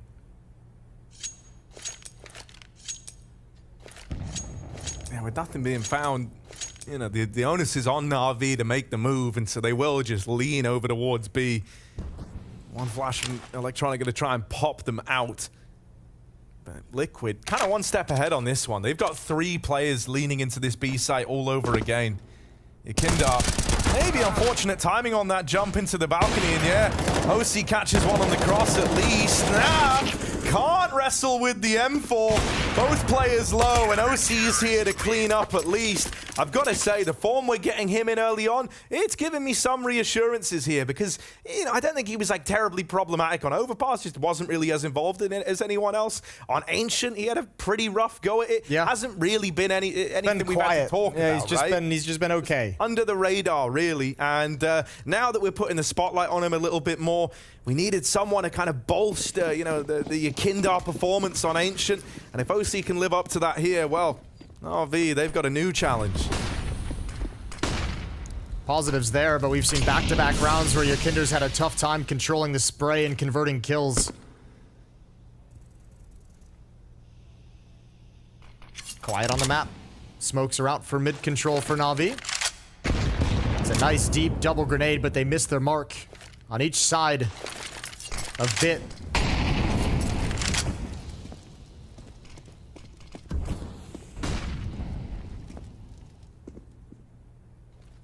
And all this utility being spent in mid is really causing a shift in Team Liquid. And I'm gonna try and get that info. Little jiggle, spots a man over on the catwalk, but it's MPL that's the unknown factor here. Oh, never mind, not needed. He's now gonna have that much more room out through the connector. They don't know about him, but still, Elige rids us of him. Electronic from Palace dead as well. Simple in this one, all alone. All for CT and a man dead in jungle. Not out of the round yet is Simple, but is in a rough spot. No denying it, second kill. OC knocked out, and Simple goes back. The one thing he had on his side here was time. 35 seconds still to play with. Gonna go quiet, gonna clear the flank, eliminate the possibility of a wrap round. So as this round ticks on, Simple's building up a better and better picture of where these Liquid players are. Over in the connector, Elige is low. Not facing. Saw that molly on the ground, wanted to get usage out of it, blocks off two of these angles, but Naf and Elige swing him together once that bomb is pulled. They really leave that one down to the extremities of the clock. They know that Simple has to plant that bomb at some point, and so they use that against him. Good shot from OC there. This is a great round from Elige. This kill down middle, but these ones right here. NPL falls. Even the challenge against Electronic bringing him low so Yakindar can clean up. Good support provided. A doable 1v3 for Simple, but spent too much time looking for the flank. Run out of options at the end of the day. Timeout used by NAVI. They've lost 4 in a row. Liquid's defense powering up very, very quickly. And without a plant, there's not enough money for NAVI to muster together a strong buy. They're going to have to drop down to pistol armor, see if they can do some economic damage, see if they can find something, some kind of miracle shot with a deagle to open up an avenue into the bomb sites.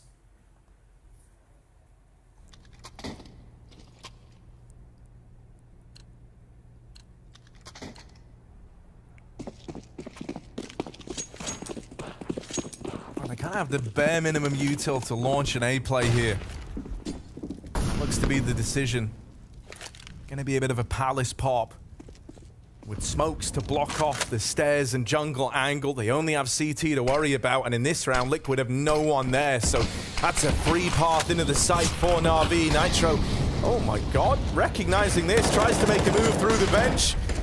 He's got teammates supporting him, but Bit with the backstab, they didn't know about him. He crosses through their own smokes, uses it against Team Liquid. Yakindar does the same back. These smokes are getting people killed. Start to fade away. Yakindar gets back up to the stairs. Looking for the man in the site. He knows it's this default plant, so he's just keeping Electronic trapped in this little box. That molly forces a swing. Great way to isolate that fight. Simple, another 1v3. This time gives it a go, but falls short again as OC gets the better of him. Team Liquid with a 5th, and they do well to control that one after Bit works his way through the smoke with that big double kill in the plant coming in. There were a lot of ways that could have gotten weird. Yeah, that made it really dangerous. You're going to be happy with this round if you're NAVI. 3 kills and a bomb plant out of it is wonderful. And now you get to bring out the AK-47s. We still haven't seen the op in the hands of Simple, but as I say that, he picks one up in this round. So round number 8, Simple has the op, OC still has his, and OC's continuing to hit solid shots. 10 and 4 to lead the way for the defensive side as Liquid go on fire with a 5-round streak.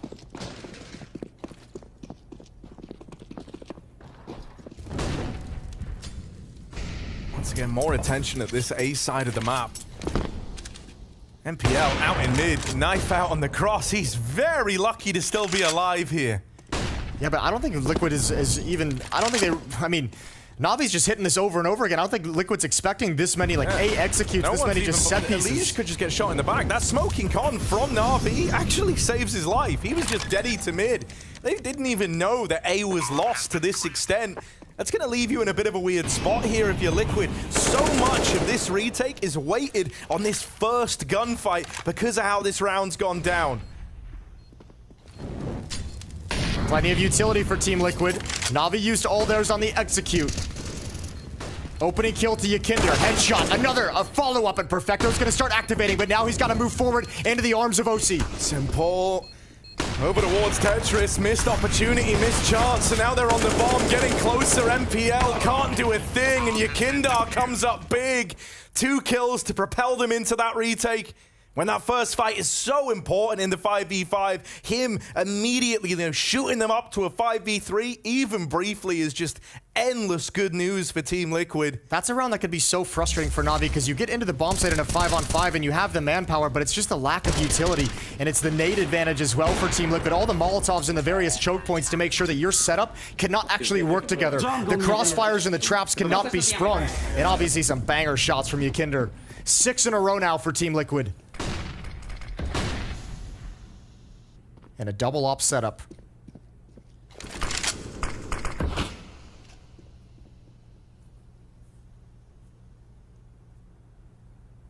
The double op felt like it kind of let Liquid down on Ancient. Everything let Liquid down on Ancient.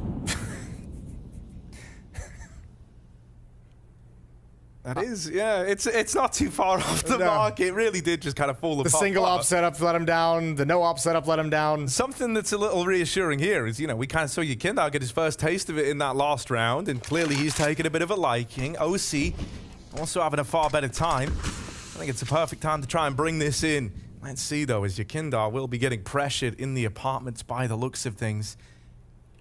Even a world where he has to contend with Simple on this angle, and there is going to be util to try and flush him off of it.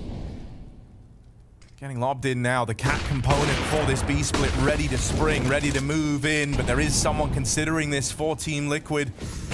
NAVI cannot get this ball rolling because there's a smoke down on short. There's no choice but to try and go through.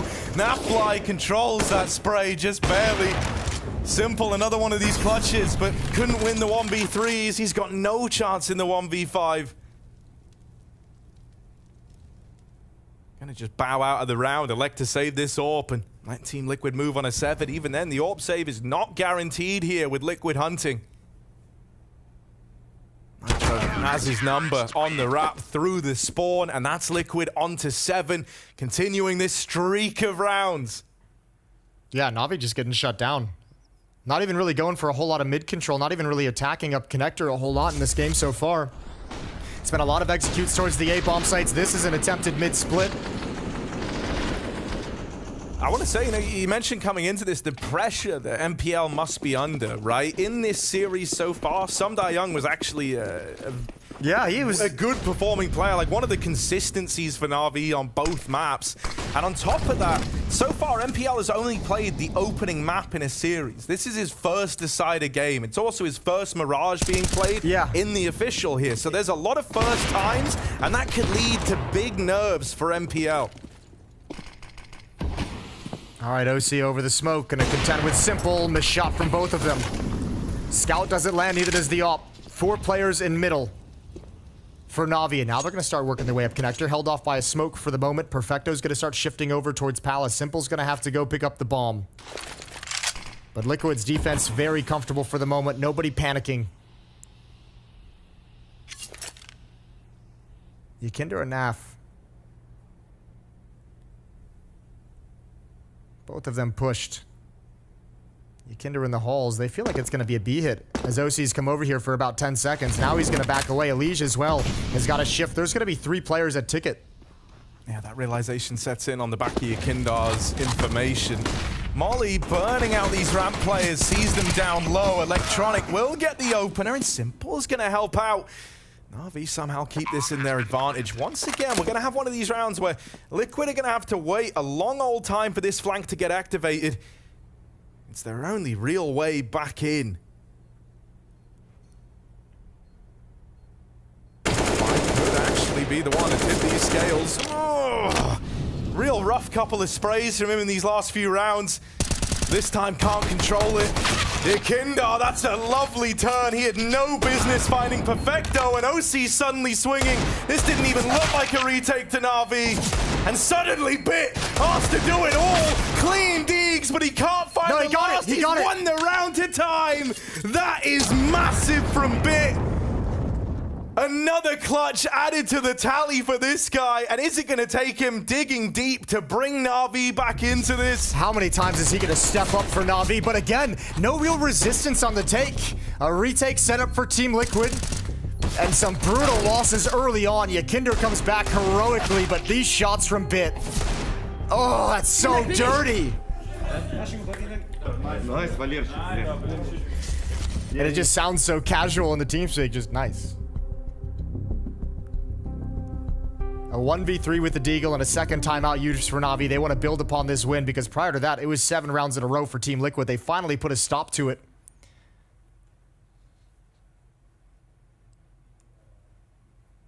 It's just insane how, you know, morale breaking a lot of these Bit rounds are, you know? It's like, it's the fashion in which he wins them that gets in his opponent's head, that hypes up his team. It feels like, you know, the moment you get one of those Bit rounds coming through, NAVI instantly look all the better for it, or at least that's been the trend. Let's see if we get that here. Out into mid. Liquid do not want to let this one start to spiral, but here we go, man. Like, he finds his confidence once, and there's just no stopping him. Bit opens the round, and now Simple joins him. Yeah, and forces another defender to make a decision right into the arms and crosshair of Simple. 5-on-3 for NAVI, and this is a round that can decimate the economy of Team Liquid. They might want to make the decision to just kind of stack into a bomb site if they can. Although unfortunately for Nitro, it's a tough decision to make, as this is one of the few rounds they've been aggressive on a ramp. Yeah, this one's just gonna hurt. If you go walking into MPL holding this, oh yeah, that's the easiest kill he's gonna get in this one. They're still holding. I mean, they don't want to get ahead of themselves, right? Like, but they will win this round if they follow through on the A play. The only danger is this bomb crossing in mid. However, the boost in window, getting that spot should alleviate it. However, Yakinder trying to make a case. Will get backed up upon Bit. Takes that long angle to find him. And the molly on Catwalk, that seals the deal. The bomb can cross up Connector and get into the A site. NAVI, any danger that window play represented has been dealt with. And now Electronic, even trying to get a little cheeky with it. Oh, not that cheeky though. No, he won't pull it off. No cheeks. Smoke down and market. Forcing the save. Yeah, I mean, this was always going to be a tough round for Liquid to get back into after this opening kills at middle.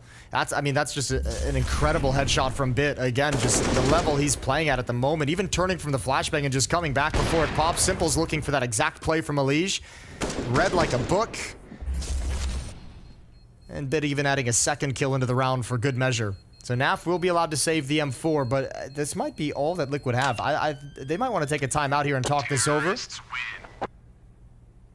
Elige using that A4 now. Can't get utility if it goes for the buy with full armor. And NAVI fighting back once again. 2 rounds in a row for them.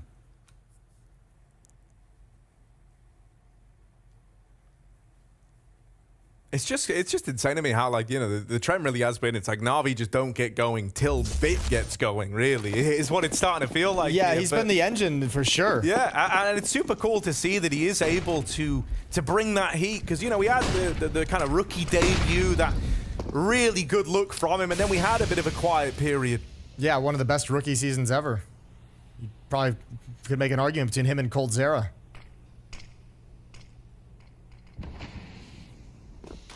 This year's been a little bit different, obviously. Connector control utility for NPL. Eats a nade. Doesn't commit through the smoke. NAF's M4 is at the A bomb site. might find itself in the right place. Will it be able to give the results? Nav's had a couple of ugly spray attempts so far. But with the A1S, controlling that recoil should be a damn sight easier. Yakindar with the Deagle opens up to one. However, it's Bit again, whose head's on a swivel. He's decimated this A defense. The last two in at ramp. Nitro's got his hands on an AK. Will it go any further than that? Bit ducks out of there with the bomb, and as they give chase, Simple lies in wait. Not gonna catch the timing. Oh, they got him. Oh, that's so grimy. Oh, that's a ring around the rosy if I've ever seen it. They've traded places. Liquid won't even know till they hear that bomb go down, and now it's gonna dawn on them. Surely they can't believe this has just happened to them. They still think it's B, I think. Oh, now they've got it. Do they? Dude, they are so confused, and I can't say I blame them. That is a crazy call to have made. They just got absolutely juked. I'm assuming Simple is the one making that call. As the pivot point, as he shifts over to stairs, he's saying they're both rotating through CT spawn. You can't make it. Go through the murder hole. Come on back. I got you covered. They're both spawned. They can't come back. And man, do they get schooled. That's actually such a sick way to win a 2v2. Yeah. You love rounds like that. Because it's a crazy play in the absence of gunfights. You know, it's all just calling a Look at that smooth rotation. Just maybe a half second behind. Nice win from Navi, 7-5.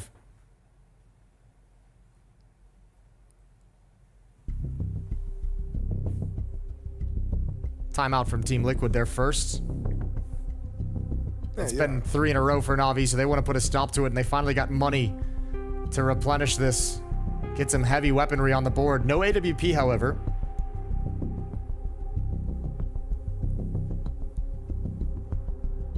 Yeah, that kind of sucks for OC. You know, he's been putting in some serious work with the AWP to open up Mirage. Yeah, he was having a very good start with it.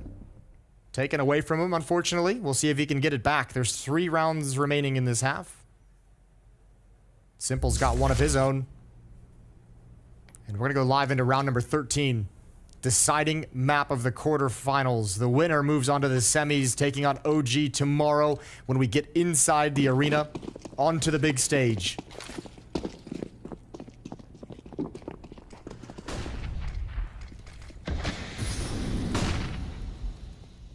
Once more, Navi lean pretty heavily over towards A to open up. It feels like they really have this idea there's something exploitable there. And you kind of, you know, even seeing that and how these rounds are playing out, you touched upon it a couple of rounds ago, Jason. You said, like, you know, there isn't a lot of fighting for this actual A control. They get a lot of respect in terms of, you know, taking this space and being allowed to work around their utility. Right now, it is just one man over towards A for Team Liquid. It's Nitro waiting back in CT spawn. What's Bit looking for? There it is. There it is. He's found it. Looking for a smoke. He's like, okay, everyone wait.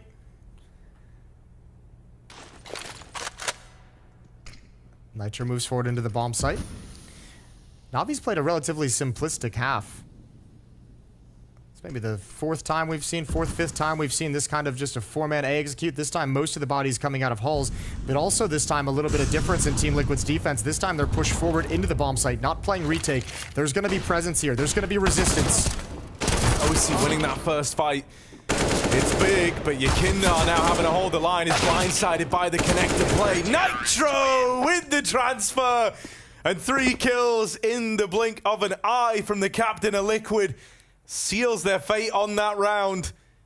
Didn't expect that. Kind of comes out of nowhere, right? Really out of left field as Nitro just mops him up single-handedly on his ramp progression. That's a great shot on NPL, and it happens so fast. He gets the kill so quickly, he can transfer over to Simple before he can plant his feet. Huge win for Team Liquid out of the timeout. Keep a 3-round lead, 2 rounds remaining in the half. And this one's a timeout for Navi. They've burned their 3rd in this opening half, just trying to get more rounds on the board. 16 kills for Yakindar, tops the server. And OC's got a knot back in his hands, and as you mentioned a couple of times, a hot start with the AWP for OC.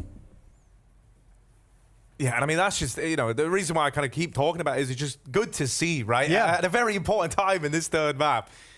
After a relatively quiet series so far. Gonna have the AWP for Simple as well, so a chance for that clash to happen. Once more, gonna leave that A-bomb site to the responsibility of Nitro early on. Leaning into this double mid setup with a leash, supporting OC. That smoke in window forces a reposition out of the AWP. NAVI, they feign this mid control early, but really, they're looking to come through the apartments and they're looking to come through quickly. Nafly spots 2 players crossing, but can't get a beat on them. Yakindar's gonna have to do this one solo.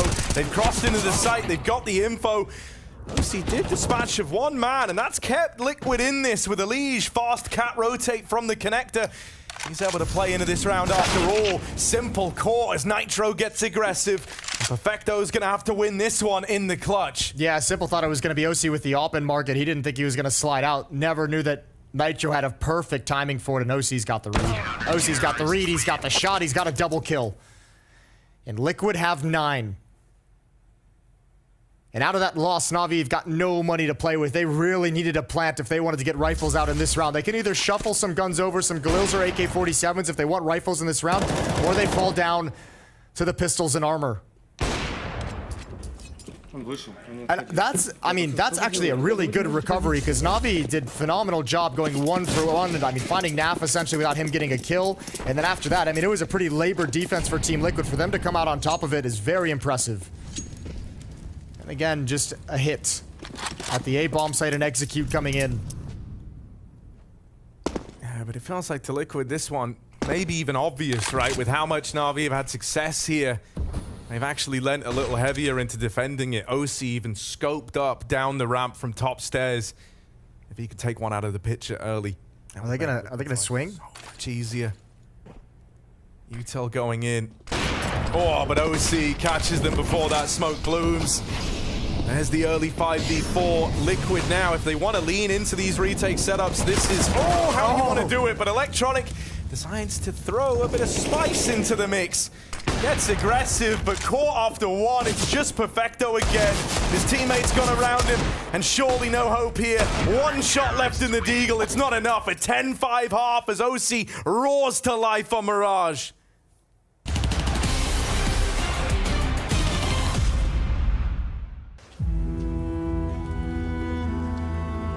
Well, we return from that halftime break, and the spirits are down in the Royal Arena. Team Denmark suffering from a dreadful first half, a 9-6 finish. They're letting the crowd down. You could see the reactions. The people are in despair. They want their home team to win, but it's not happening at the moment. They're not really delivering the rounds that they currently need, and it is a bit of a disaster at this point in time. They need some help. They need somebody that can step up and turn the tide for Team Denmark. Anybody willing at this point in time? Oh, but what's that? On the stage, there is a 6th man. It's not a man at all. It's an angel instead. They have the savior. It's Niklas Bentner of Danish national team fame, of Arsenal, of football legend here. And he is suiting up to save Team Denmark. What a fantastic time. Jason, will this do it? 6 versus 5, is it enough? Listen, this is a crazy turn of events. He started playing CS during COVID times. He owns his own CS team.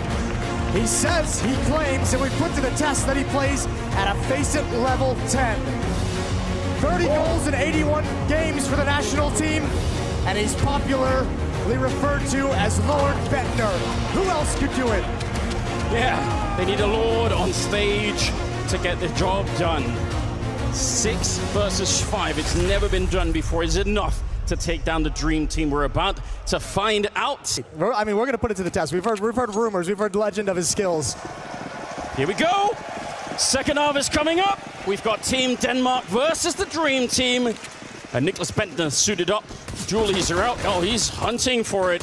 And the team are with him. All 6 of them charging and looking for the kill. They're going to find Simple. It's not a bad pick off. Probably a little bit confusing to the Dream Team. Rez here, and these 6 people coming.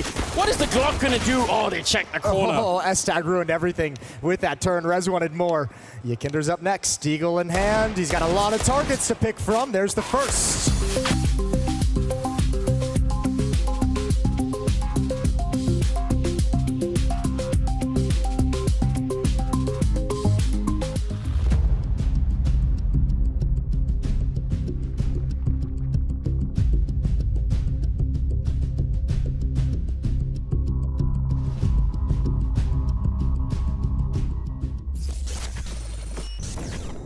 He's not there. No, They have jungle, I think. Triple plant. Yeah, they could. One Halls, one upping Tetris. I'm gonna go con after. I'll go con with you, John. I'm only close. I'm going jungle with him. I think one's still bench or triple, guys. You have a flash key? Yeah, I can flash over bench. I can throw flashing right now. Halls, there's one. Could be in con, guys. Bench! And Apex. Bench and Apex. That bench. Opping ramp or Apex. I'm gonna flash ramp. I'm soaking the bomb. I soaked the bomb. Get on it. Tetris. I'm trying to stick. Tetris dead. Nice. Ramp. Nice. Oh my god, I'm insane, bro. I saw that. I didn't see it, but it sounded cool. Have the tides turned for Liquid? Or will this T-side dry up like back on ancient NAVI? It's going to be a big comeback required. Another one. They've done it once in this series already. Yeah, well, let's see how the pistol round goes. Team Liquid spread. Their pistol rounds have been slow on their T-side. They've enjoyed just chilling for 20, 30 seconds before making any kind of decision. This is looking very, very similar as well. Naf watching for pushes in Palace. Nitro at a ramp. Yakinder at top mid, and he's eventually going to work in conjunction with Elysian OC from the underpass. Similar pistol round to what we saw in RV run, but with less attention for Ramp and Palace out of Liquid. Dual Berettas on Electronic going to open close in Palace. It's the ideal sort of position for him. Now you hear the footsteps in Con. Still not enough for MPL to get a beat on it, and suddenly Bit's getting pressured from all sides. Elise chases him down. Perfecto's locked in a fight versus Yakinder that he can't win out. The bomb's dropped today, ramp though. Electronic got aggressive. That's a bit of a disaster here for Team Liquid. The best laid of plans has gone awry. With that bomb taken away from them, this is now a rescue and recovery mission. You might have to win this one on the back of the gunfights. Simple. Left just holding this cross, can watch it for Electronic, can play this in down, and the dualies are clean, and Simple makes that one come through. Yakinder's gonna have to do this in the clutch. 1 versus 2 on his plate. And only 30 seconds, Electronic walking in with the dualies. It's the last thing that he expects. And so that's NAVI with a pistol under their belt and a big 4K from their captain. A lot of Counter-Strike going on this weekend as well. We've got the quarterfinals now. We've got the semifinals tomorrow. On Sunday, we've got the show match. And if you head over to Blast.tv, you can actually dictate the map veto of that show match. And already, we're on Mirage now. Already, Mirage has been vetoed from the show match. So if you guys want to get involved in the action and dictate how that show match is going to go, head over to Blast.tv. Gonna be Anubis again, I can feel it. It better be. If you pick anything but Anubis, we're all gonna be upset with you. I don't want to say you're wrong because it's like a democracy in your choice, but also you're wrong. Here we are, NAVI looking to convert versus just the pistols. Now's the time for a nice clean round to really inspire a bit of faith in this NAVI CT side. No investment from Team Liquid without that bomb plant. Man, Electronic with the quad kill just had a fantastic pistol, and he was quiet relatively before that. He was stuck on 5 kills. 10-6, a 4-round lead for Liquid. This one likely going to go against them as well. NPL at top con. Simple's going to be there for support. You've got Electronic with the SMG underneath the balcony. But they're walking in slowly and surely. There's the spot, and they can't get the trade fast enough. And that pulls the attention of Simple, who will not let them cross. Yeah, relatively clean, right? Electronic challenged by 5 players out through ramp. Kind of does all he can. Makes a bit of cash on the MP9, but that double jungle setup is, you know, really the thing that locks it in. Just fighting at long ranges, fighting together with the rifles. Keeps it nice and safe for NAVI. Here's the investment for Liquid. Here's the eye test of this T side. Are they going to hit the ground running? Or are we going to have, you know, their biggest fears realize this idea? You know, Have we kind of woken the beast by letting them come back on Ancient? OC opens the round, and what a player to find. With Bit knocked out, that's a problem for NAVI. Yeah, finds it blind as well. Nicely done from OC. 5 on 4, that means Liquid get to slow things down. Pump the brakes, hit the pause button, however you want to phrase it. They get to chill on the map and wait and see if Navi's going to have any kind of a reaction. There's 2 SMGs in play for NAVI. And there's the reaction as well. Electronic and NPL pushing towards top ramp. Nitro and Yakinder are pushing right into the position as well. Yeah, I'm walking into this double setup, but it's like a delayed bait and switch almost, right? Electronic was just peering into the apartments. Now he's come back, but is on a bit of an island here. Just flicks back down in time. Yakinder offered up, and if anything, Electronic getting away with that kill maybe makes MPL that much less predictable. And I think Yakinder actually called off the flashbang. It looked like Nitro was setting it up. They need that frag. Alicia's got it. Perfecto maybe getting a little bit too antsy. That noise key will be heard by Nitro, who's going to start sliding forward. He's got the bomb, and once again, the bomb being dropped in this similar position on the Pisteron was the issue. NPL assumes it's clear. He heard nothing. He saw nothing, and he's taken down. Electronic all the way back at CT. The timing on that duck down. Now he's forced to swing it wide. Convincing shot to Nafly.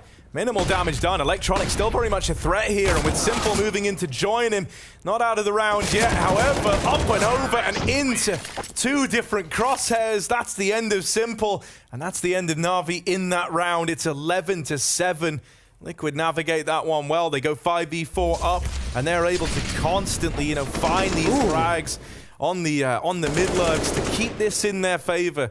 It's nice from Elige. And maybe a little bit of inexperience here from NPL, but he's well overexposed, made a huge assumption and got punished for it. Taken down for free, not even looking, and Na'Vi have to drop down to pistol. So chance for Team Liquid to extend this lead.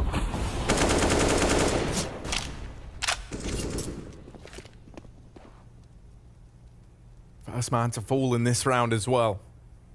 And this was the big worry, right? As mentioned for MPL. Not had a lot of exposure to officials, right? Not since this event have we seen him donning that main team Na'Vi jersey. And it's a very different ball game to his time in the Academy League. Then factor in on top of that, as mentioned, he's only played in the opening matches. He hasn't been coming in for deciders. This is a huge ask of a very inexperienced player. And it was going to make or break it. Well, MPL looking like that pressure might be getting to him.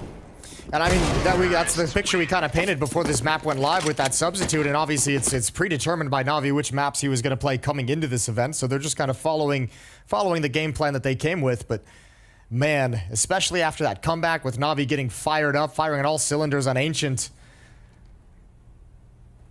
you just put NPL in a very difficult scenario, an elimination game. AWP in the hands of Simple. Round 20. 5 rounds back is Na'Vi. But we know that can disappear quick. We just saw it. You gotta hold out hope.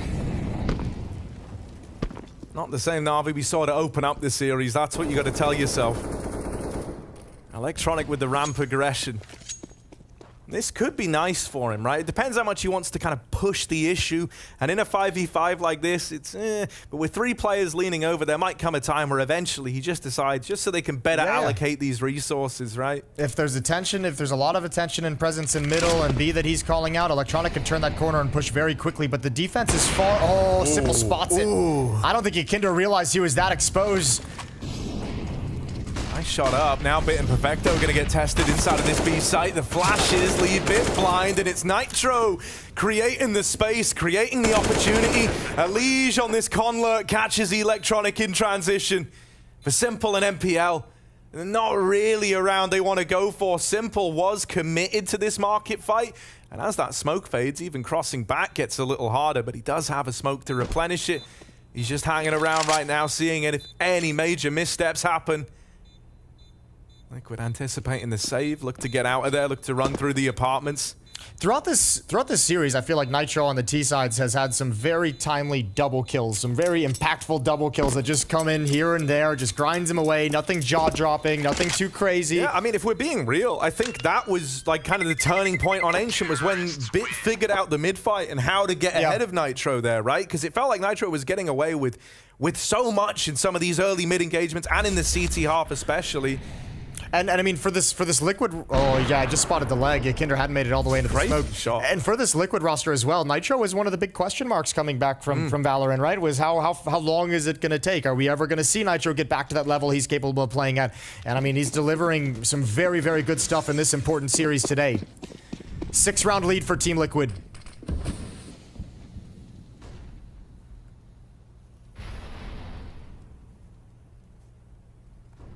Electronic's gotten away with a fair bit with pistols in this position. So let's see if there's another one of those rounds. It might leave MPL dead.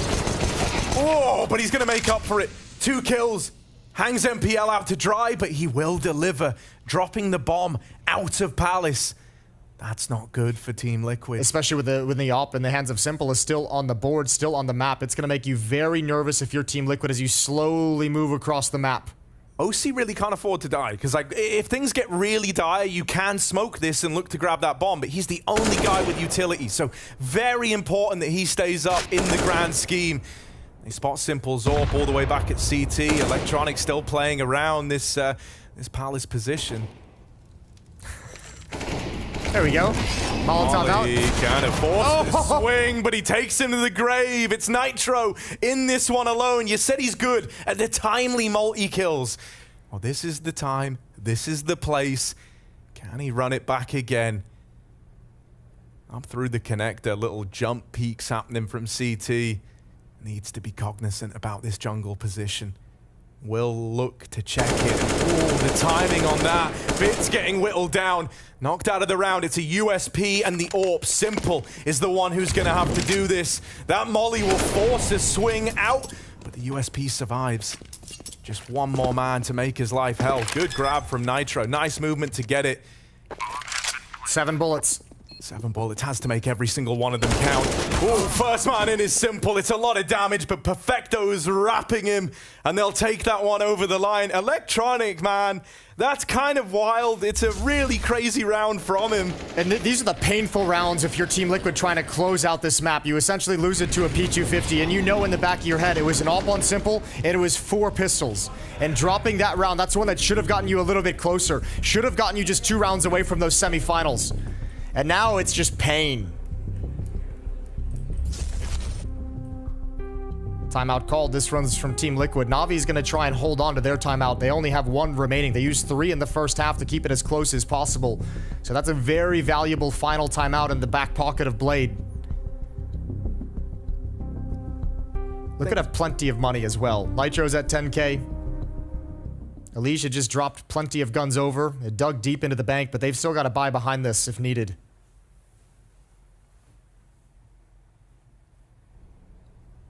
Yeah, it's not grind time yet, right? It's not at that point where a round lost and suddenly this gap is closing super quickly. It's going to be grindy for Navi. It's going to be one where you're up against rifles more often than not. Electronics bringing the AUG out into play. Where's he want to take that? Looks like it's going to be another one up close in Palace. Nice spot for it. The close range makes that pretty lethal. Bit with a well-timed nade, catches Yakinda on the cross, brings him down to just above half HP. Softening up the point man of Team Liquid.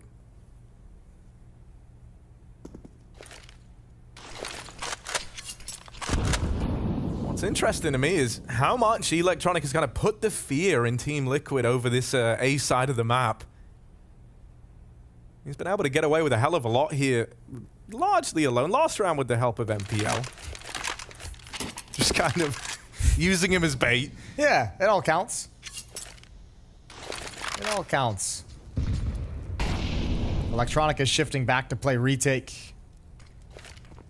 How aggressive does Elige want to be on the lurk through underpass? Paired up once again, as we've seen plenty with Yakinder. Molotov to cover their push-up connector. It's NPL as the point of contact. Cannot make a noise here. Oh, just going to spam MPL. Never even gets the chance to play. So now Electronic, I said he's done a lot here alone. He needs to do it again. This time out of necessity. Not just the flare. Bit dead. Oh, Simple collateral.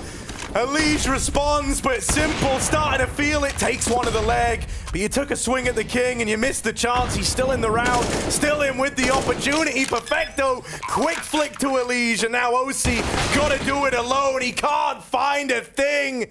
NAVI pull up with the victory. Stealing that one from the clutches of Team Liquid. It looked like they'd done enough. It's this shot that completely changes the course of that round. It gave Perfecto the chance for a follow-up stunning headshot in the 2v2. And this is the danger, much like Ancient. Once Liquid got close, all of a sudden these rounds started turning in the favor of NAVI. The individuals caught fire. Perfecto stepped up, Bit stepped up. That's what you don't want to let happen. And now all of a sudden Liquid, they invest everything into this. They have this one last buy out of a loss. After this, they must save.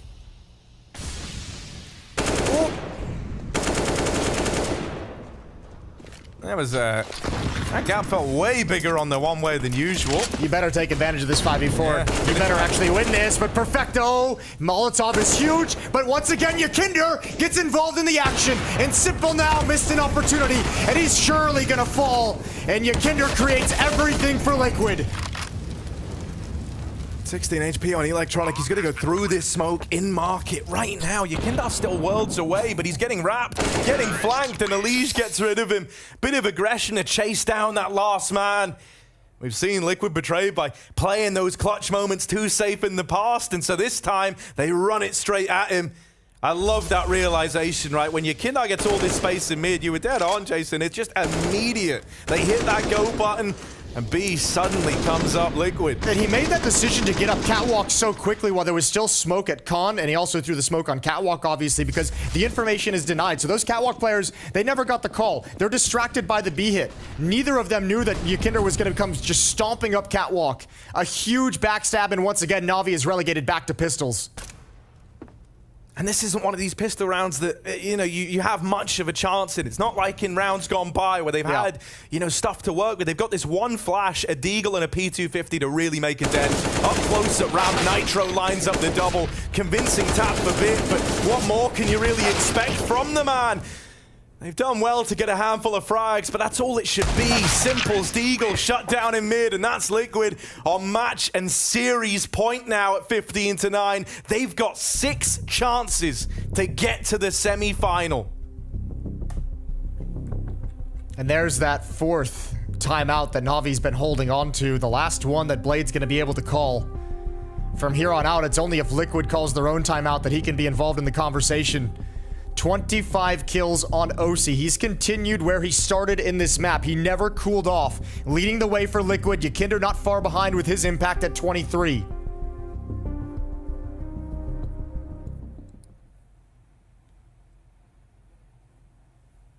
But this CT side can go lockdown mode. Simple's got the op.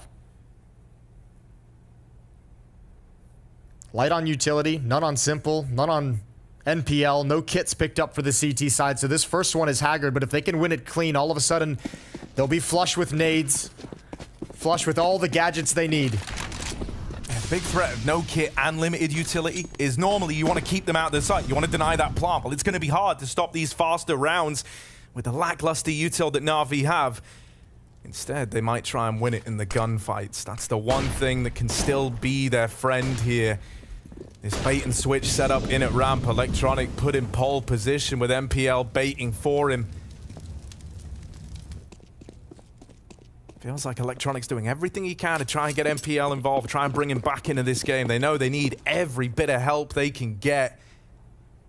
But Liquid switch this up. They're going to leave Nafly to lurk. They're going to rejoin Elige over in the apartments. Yakindar lurks quietly over in middle, and even Naf now is moving all the way back.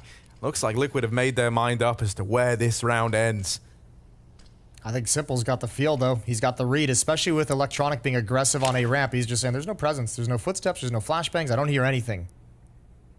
These are pretty deep in through the apartments, but Bit should have this one locked in as Elise tries to drop into the site, can't create that space. Nafly tries to do it, and Nitro's going to join us as well. Here's Simple, moving through the market. He said he had a feeling. He had that spidey sense tingling.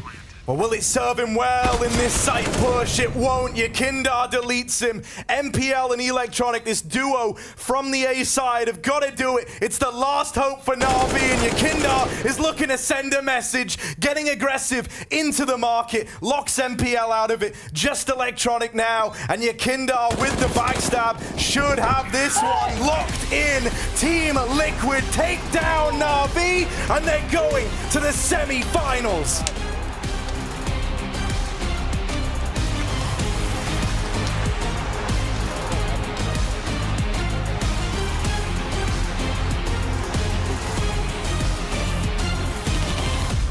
Despite Na'Vi pushing this one the full distance, Liquid are the ones to seal out this series and also seal themselves a spot in the semi-finals versus none other than OG. A great team performance all round from the side of Liquid coming onto the grounds of Mirage. 16-9 to close this one out, but unfortunately for Na'Vi, this marks the end of the line here for 2022. Yes, indeed. Very reminiscent of their actually last series that they played. This was the same kind of pattern with Liquid winning the first map, then the second went to hell, but then a good reaction once again on Mirage. Miles head and shoulders above Na'Vi. They could see we were in control towards the very end. They knew they would eventually close that round. Very dominant, I would say. I was happy to see the mental fortitude coming out of Liquid because we've seen it play out before, right? You have a second map like Ancient, you're leading 13-4, you're supposed to win. Somehow, some way, Na'Vi fight their way back into the game, and then you never know what can happen on the third deciding map. But it felt like Liquid were in control from start to finish.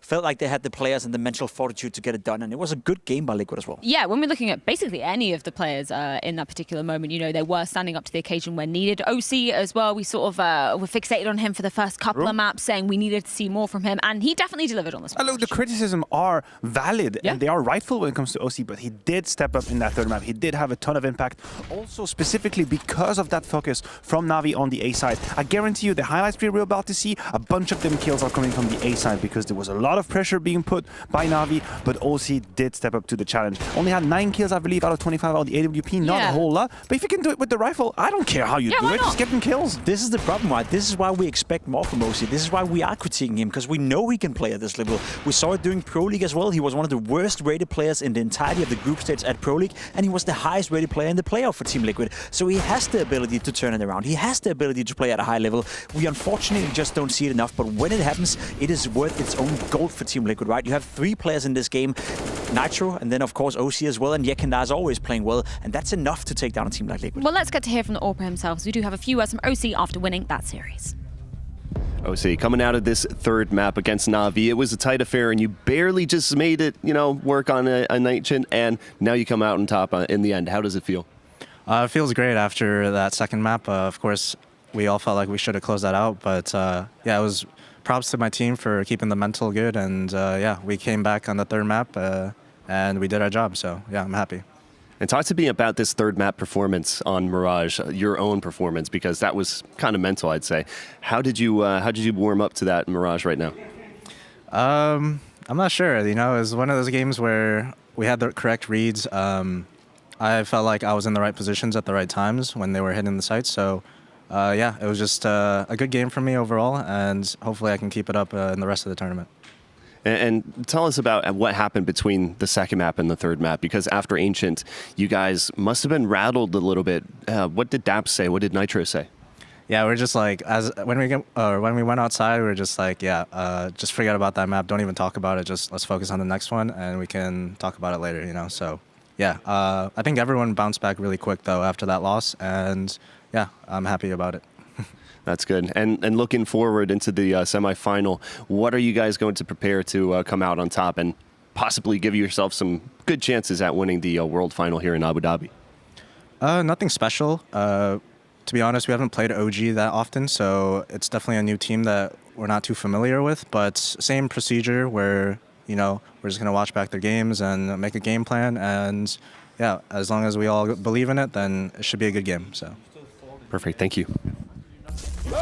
And I love that we get to hear about the bounce back coming off of obviously their pick of Ancient. It was unexpected to see NAVI actually managing to seal that one out in the end. And for Liquid, coming to that first half of this ground of Mirage, great CT looks from them through and through. Yeah, they absolutely did. And what was impressive for me is that it's actually NAVI that went on the punch first. They threw the first punches. They've had a good start, very much. But Liquid managed to stabilize. They understood what the hell was going on. I think they made a couple of adjustments that they had to. And the A players really stepped up. Yeah, you picked up round number 8 as stylistically some very nice looking CS if you're a bit of a Counter-Strike nerd. In control. I think is what I would like to say. They were in control. Please have a look at this execute coming out of NAVI.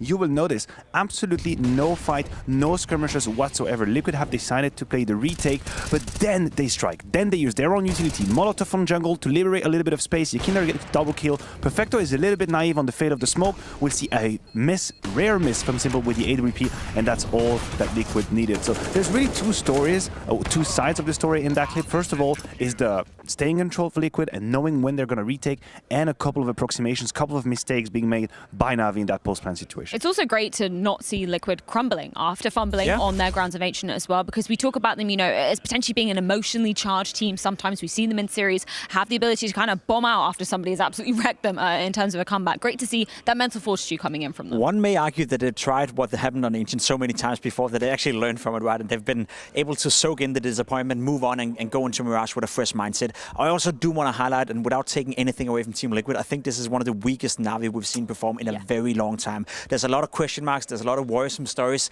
you can distract from this tournament. NPL coming in as well, you posed the question, could he withstand the pressure? Was he a little bit cold coming into Mirage? Unfortunately for him, it's not like I want to point to him and say it's his fault. It was a team decision right here, but NPL didn't step up. He didn't contribute with anything whatsoever. And overall, it's just been a very shaky and uncomfortable tournament for NAVI. It's so tough. I think we are put in a very tough position when it comes to NPL, because I want to take you all back to the first few times we've seen Bit play Counter-Strike with NAVI, and this was an absolute destruction. Remember against Astralis? We thought he's absolutely not ready. He's going to go straight back to the academy, which he did for a while, and then he came back and played much better Counter-Strike. Turned out to be the player he is now. Today, NPL was insufficient. He was nowhere to be found. He couldn't step up to the occasion. But it just feels like the problems of NAVI are beyond just this player that was missing. We have questions. They have questions about how the future is looking like for them. And honestly, I think that the 2022 they've had, considering the circumstances of the world happening, is nothing short of respectable. That was a respectable year for NAVI, but there are questions for 23. Yeah, and that's the thing. You've got to look at the wider context of NAVI when we're having any discussions, particularly coming into this year. And I think it is an apt point that undoubtedly there is going to be changes to NAVI going into 23. I think Blade is much wiser now in terms of how he's going to approach for 23. I agree with you.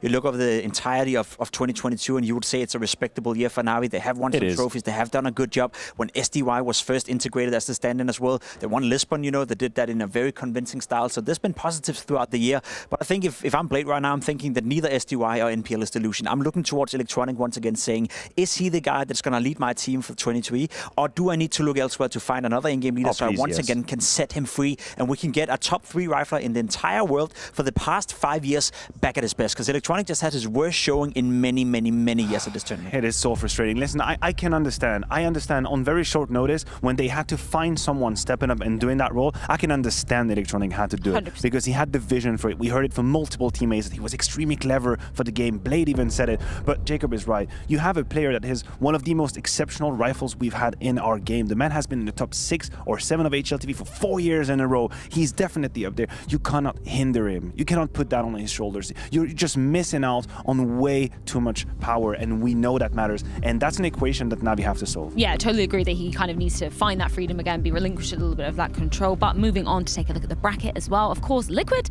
they're going to be facing OG, undoubtedly the surprise of the entire tournament, actually in that semi-final tomorrow, Matthew. That's going to be interesting. I don't know who would have actually called Liquid OG to be a semi-final here in Abu Dhabi, but hell, I made a mistake. Plenty of people have made a mistake. My fantasy team is straight up under the water right now. Let's not talk about it. A lot of people have made a mistake of selling OG short. Hell, they taught my boys Vitality a lesson or two yesterday, so I'm not going to sell them right now. Let's see the game. Yeah, speaking of which, obviously Vitality coming up in our final match of the day here at day 3 of the Blast Premier World Finals. That is going to be taking on G2 for the last spot in the semi-finals tomorrow. We're going to be diving into it in just a few.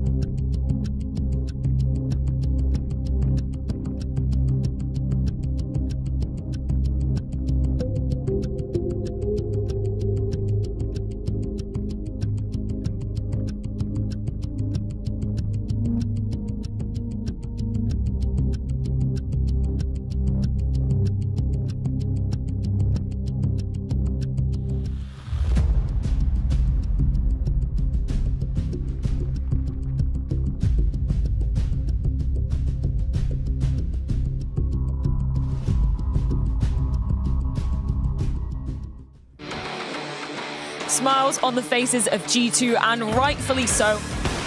Now down in the dirt, he's got him trickling in. Norbert dropped in front of it all. Modesty, of course he does!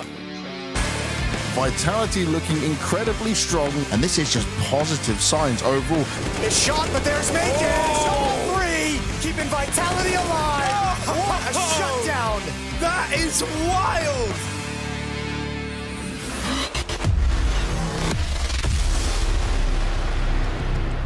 The clash of G2 and Vitality to determine who will be going through to the last spot in the semi-finals here at the Blast Premier World Finals. For the side of G2, obviously managing to take down the Outsiders just yesterday. For Vitality, though, a bit of a fumble versus OG. Two squads coming into things, hoping to make it in front of the big crowds here in Abu Dhabi. But for G2, I'm wondering, gentlemen, how are you framing the year for them, considering it's been tumultuous, to say the least, for G2? I think that's a good way to phrase it. It's been a little bit shaky. It's been a little bit up and down for G2. Started off the year okay by doing well in Katowice.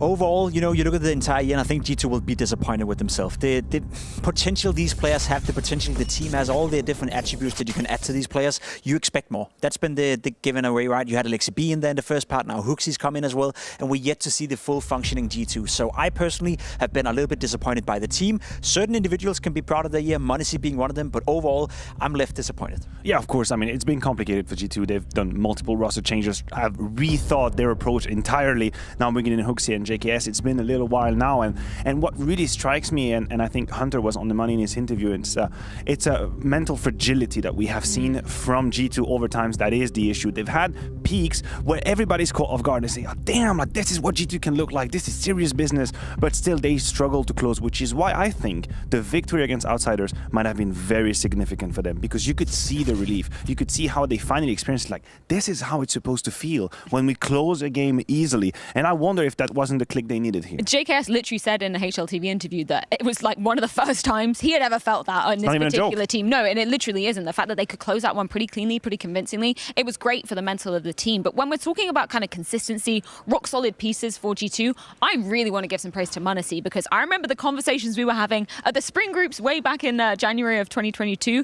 We were saying there's a lot of pressure for Maniac coming into things, and I think he's delivered in spades this year. He was bought for $600,000 when he was only 16 years of age, right? Being brought into G2, of course, there was a lot of pressure on this young man. And one of the things that we wanted to see from Maniac was, of course, him develop into a new star player. We wanted to see him find consistency. And look at this graph, consistently delivering at a very, very high level in a dysfunctional G2. That's the point I want to make right here. The fact that he's coming in as a young gun with no experience whatsoever. He's not coming into a team that is firing on all cylinders. He's not coming into a home where mom and dad is taking care of him every single day. He's coming into a home where everyone is arguing, everyone is fighting, you're switching players left, right, and center. But the one consistent piece together with Maniac has been Nico, and it's very, very impressive you can do that in the age of 17. How rare is it that we put such high expectations on a player and he almost immediately delivers? It's insane. Remember how he basically took control of the Katowice stage once he stepped on it, had multiple clutches. He was already paving the way. He was telling us very discreetly, like, this is what I'm about to do this whole year. And I've seen messages out there, and I can feel the frustration when it comes to Maniac. You're thinking, man, he's so good. Why is he not winning? Well, take it as a learning experience. It's gonna build character for you. He already has the level. He's gonna lift trophies. He's gonna get MVP medals. Yeah. I guarantee you it's gonna happen in the next few years. Took Simple 3 years as well. Exactly. It took Simple so long to actually succeed. And that's also when you build your mental resilience. So yes, I'm frustrated on short term, but Maniac has years and years to come. Yeah, let's get a few words from the Rookie of the Year before turning to face Vitality. All right, Maniac, 2022 has been your first full year as a G2 player. How has it been, and how does it feel? It feels good. It feels really good. And what I can say is, like, I don't know, this year is like a learning year for me, and I don't know, I learned a lot from this year, and potentially, I mean, not potentially, it's our last tournament for this year, and I think we can win it. You know what I mean? So yeah, everything is good. And speaking about learning stuff, you are under the leadership of Huxi. How do you feel you've been developing under his leadership? I know, I like Huxi very much, and I don't know, under him, I mean, under his calling, like, I learned a lot as well, and I got a lot of freedom to do what I want with OP, and maybe you notice it. I play more like calm, you know, like chill. I don't know, not chill, but calm. This is the right word to say, because I'm confident, and I'm confident with my team, and confident about him. So I don't know. That's it. Just like him. And you've been putting up a lot of solid performances for G2, even outperforming Nico, which is the team's superstar veteran. Do you feel any extra pressure because of these performances, or how do you feel about it? No, I don't feel pressure. Like, I think when I feel pressure, I play worse than when I play calm. You know what I mean? So if I feel pressure, like I will miss my shots, I will do something else. I will not react as I usually do. And no, I think if like everyone is performing good in our team, we'll win. You know what I mean? So yeah. And looking at your opponent today, it's going to be Vitality. What does it take to take them down and get you guys into the semifinals? What is it? What, sorry? Your opponent today are Vitality. What will you be doing personally to make sure that you take down Vitality and get into the semifinals? I can say that we played against them maybe 7-8 times this year, and I don't know, every time we play against them, I don't know how. On each tournament we play against them. It's crazy. But I don't know, I think like every time when I play against them, I know what they do. Just need to be yourself, like, you know, in some point, and just play your game. Because like we know what they do, they know what we do, because we played against them a lot, against each other. So just need to be like yesterday, you know, like calm. Need to hit everything, need to hit shots, and yeah, and we will win. The only way diamonds are built are by being under pressure, and man, Maniac has proved that time and time again. But as Maniac was also aptly saying, Vitality is not too of a disfamiliar opponent throughout 2022. What is it, 7-8 times they've actually faced up against the Frenchman and the Danish mix? There's obviously a grudge, you know. As I said, 7 series, and also very poetically, G2 was the actual team that pushed Vitality away from Royal Arena and sent them to the showdown. So there's a whole lot on the line here. This time it's going to be the Etihad Arena. We'll see if G2 put the stop to them again. I mean, thoughts on that OG game yesterday, Jacob? Because we were watching back at the hotel. We actually got in the lift when we thought, oh yeah, Vitality going to be seeing that first map. Boy, were we wrong on that analogy. Take nothing away from OG. They played a stellar game of Counter-Strike yesterday, but Vitality were supposed to win the first map. They're not supposed to lose a game like that against OG in the fashion they did, especially on the second map where they fell flat. It felt like Vitality weren't even competitive in a game against OG, and that cannot be accepted. And that's an issue for me, because we spoke about it after the first game, me and James. Vitality looks so good, right? Coming in after a break, Apex was talking about the fact that, yeah, it's so good that we actually had a month off to practice. Then they look good in the first map, they look horrible in the second. Where does that leave us? We don't know. Well, let's continue upon the train of the in-game leader. Stanley has some thoughts about Apex heading into this one. Yeah, I want to share some insight on Apex, and obviously he's under a little bit of criticism after that performance yesterday, but it's really just his bravery that actually either benefits him or costs him. So I have 2 examples to kind of show you that really demonstrates this. So first, we'll see him entering towards this B site. He has flashes from his teammates. Now this is an example where it's actually going to work out for him. Here you'll see that as he comes in, he passes in towards his left side wall. The smoke is going to come in towards CT. Now typically, whenever you have the smoke towards CT, you want to fight towards the site, but Apex, he does the more unconventional thing and actually pushes into spawn. And by pushing into spawn, it allows him to kind of catch the CT completely off guard, and that's what allows him to find this kill. And it opens up space for his teammates now where they don't have to worry about CT spawn. They can simply focus on the player towards site without having to worry about all this potential danger.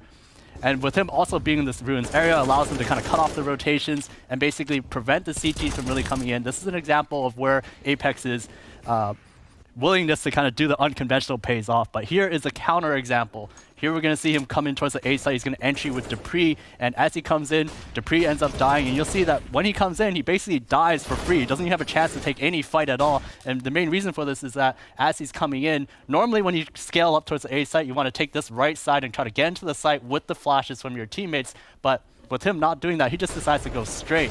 And by going straight, he puts himself in a spot where he's basically out in the open. He's facing the triangle of doom here. One player here, another player coming through Moto, and even people coming from the site. There's just no way at all for him to win any of these fights. And you even see this from his POV as he comes in. Like I said, he has so many angles to check, he has a chance at none of them. And because he takes the unconventional path here, he ends up dying for free. The rest of his teammates are in a spot where they're not really out of the area because they've already used the flashes. So this is another example here where just Apex is kind of that duality of man where sometimes the unconventionalness works, sometimes it really doesn't. Yeah, it can be the good, the bad, and the ugly coming out of Apex at some times during this Vitality train. And it's painful to look at, particularly when we're looking at him as the in-game leader, and previously his accolades of, being an incredible entry player too. I mean, he's kept the aggressiveness in this game, and that's something that I cannot take away from him. You just hope that he would be a little bit more measured at times. And this is what kind of grinds my gears sometimes when it comes to Apex, because sure, in Counter-Strike, you need players who aren't afraid of taking the risk and taking the space. And he's very selfless, and he does that for Vitality time and time again. That was a good example brought up by Danny. But there are moments where all Vitality need is to be a little bit more systematic and clean, and Apex doesn't do it. Now, I just want to talk numbers for a second and focus on ratings. Apex, the last 3 months, he's had 12 maps below 0.8 rating, which are the very polite way of saying you're a liability from your team. You would want to have a look at the numbers from Kerrigan. That's from the beginning of the year where they were winning, and you could tell me, Maniac, I don't understand why you break that up, because Kerrigan has the same stats and they've been winning, but the cast around the leaders are not the same, and that is my problem. Kerrigan can kind of allow himself to have some of these games because he's got 4 potential MVP candidates next to him.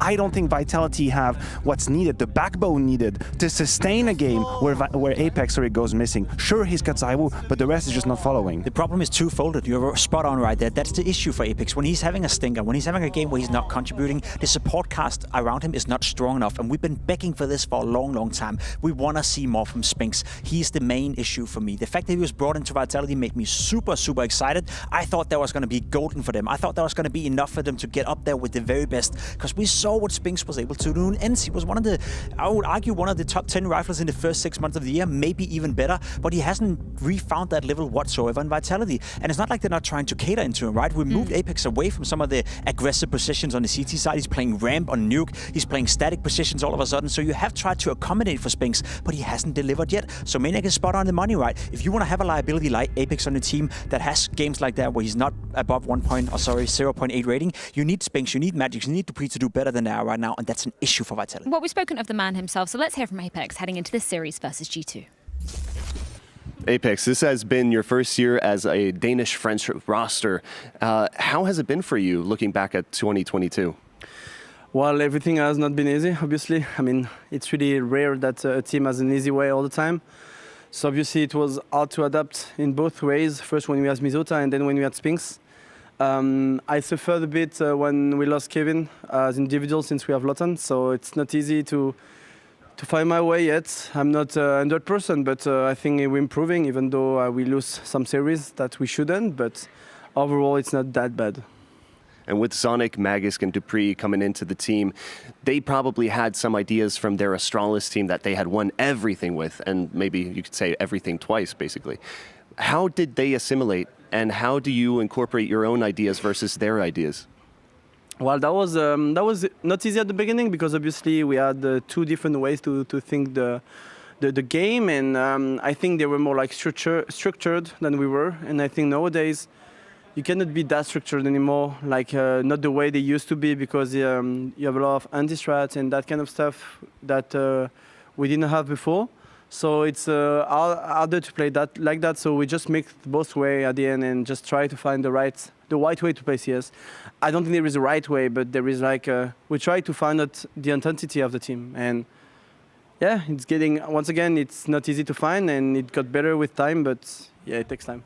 I love that Mads asked, Apex's reflections upon 2022, because I'm gonna be real, I was expecting more from them coming into this year with a huge roster change adding the Danes. And of course, you're not the only one in this category, Freya. And I think what people have a hard time solving is the fact that, sure, everybody understood that it was going to take a moment to find a common philosophy when you bring 2 different schools of Counter-Strike together, right? You have Zonic, Dupree, and Magisk joining Apex, and ZywOo at the time. That was going to take a while. But with the pieces that were together, I was expecting to see people be more stable and reliable, intense moments of Counter-Strike. Who else but the duo of Astralis, who've won everything, to showcase that confidence? And weirdly enough, Vitality is currently one of the teams that can look the most lost I've seen at the high level. That comeback from OG into the second map, shadows of themselves. No one knew what to do. Maybe even ZywOo had a few moments here and there. So where is the stability? Why are these individuals not providing that, even beyond the philosophy of Counter-Strike? The problem is they talked about the identity of the team for more than a year now, right? They've been together for a year, and we can't give them them more time. He said that it's been a respectable year. I would argue it's been very disappointing. Don't forget why Vitality made that roster change. They were not okay being the second best team in the world. When they had the French roster, they were the second best, third best, winning tournaments occasionally as well. Sure, they won Pro League this year, but that's about it. Other than that, it's been very, very disappointing. So the whole identity talk, sure, I understand that it's a tough task, and I would give them 6 months, but it's too much. Well, we can see the teams getting reared up to get into this one. Of course, G2's pick of Nuke coming in first. Do you see this going in the favor of G2? Has Vitality got any hope coming onto this ground? I've been very impressed by G2's Nuke pick. I have to say the way they played against FaZe caught me off guard. I didn't really believe in them at the time, but they've played solid Counter-Strike.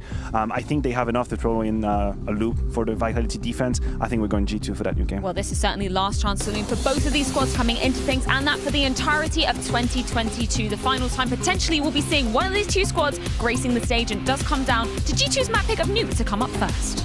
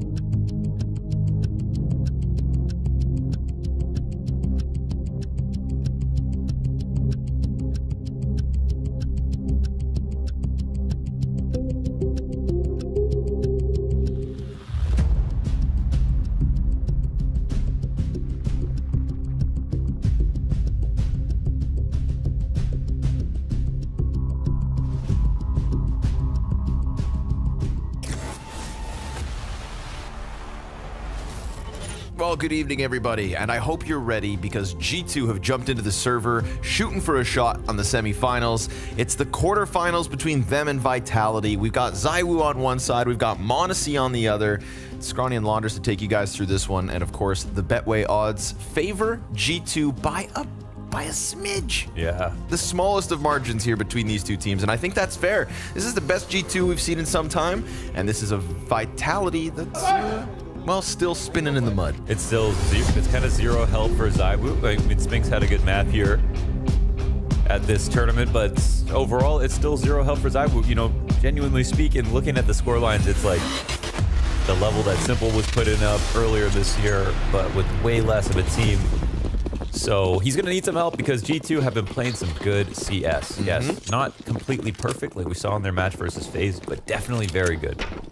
looking to play this one quick. We're gonna go Nico head first into the A site. Dupree not gonna find himself anything more than the one, and so A site falls. G2.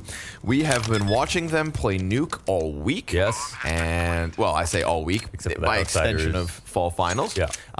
G2 play very well on this map. They do. You've got a victory over top of Heroic. You've got a victory over top of FaZe. And they didn't play it against outsiders, but they still 2-0'd. And they even had that 15-0 half on Mirage. They had the unbelievable Monacy map on Inferno. So they weren't even scared when they weren't able to play Nuke. So now that they have it in their veto, they took down the already reigning major champions. You got to feel like they're in the right place mentally to kind of take some big wins. I think, you know, considering the circumstances coming into the event, you know, of course, Hooksy has every excuse to, you know, have an off event, but he has showed that he is ready to be very active, very loud as a caller, take control of the situation. His teammates are playing well right now. They are simply focused on the win, and it shows. An assertive Hooksy is what we've gotten, even through the trials and tribulations of that ancient loss versus FaZe, you know, but hey, you lost to FaZe. So do so many other teams. No big deal with that one. And then you absolutely destroyed outsiders, so now we're watching the G2 comeback arc here in Abu Dhabi. Again, began the year in Katowice with a grand finals. Everything looked so promising. And despite the, again, disappointing year, every single player on this team would say disappointing year, we are now watching them rack up a positive end. Yeah, it's two rosters that both feel like their year was bad coming from their players' mouths. And, you know, Vitality's is definitely a little bit better than G2's. But still, you know, there was a couple of playoffs that they missed that they shouldn't have, you know. A couple of Antwerp, majors for they example. missed. Oh, sorry. Yep. Or talking about Vitality, yeah. Yeah, like even though Vitality made it to Antwerp, like they didn't get to play, they weren't even in the top 8, you know. And they have one of the biggest, you know, fan sections, basically. What are they called? The bees? The Bumbles. The Bumbles. No, the Golden Hornets. The Bumbling. The Babbling Bumbles. Bubble Boys. No, Golden Hornets. And the Roaring Bears. That's the big. There's a big, yeah, those are big gang. Apex has had a very rough day yesterday. But he's already got a Deagle kill today. So 1 kill on the scoreboard. And a Galil picked up for his efforts, but nobody's going to stop this B plant. So G2, nice and smooth, down secret into B. G2 are such a fun team to watch, and they've been moving like a machine, and Nuke is their best map right now. And their T-side's been flying. I feel like they've actually rushed upper side on the pistol round like 3 times in a row now. And they won. Again. Can't stop it. Keep on going. Yep. Of course, we talk about Monacy's cerebral ability to win rounds of Counter-Strike. His clutch has been so good versus multiple opponents so far. And then Nico, right? To start this event, we can't underplay how important I think Nico was in those first 2 maps versus FaZe. And again, a match they lost because of Ancient, but Nico was putting up big numbers, as he kind of does, you know. But him and Monacy together, it was really this raising of the floor between Hunter and JKS that turned my head at the start of the week.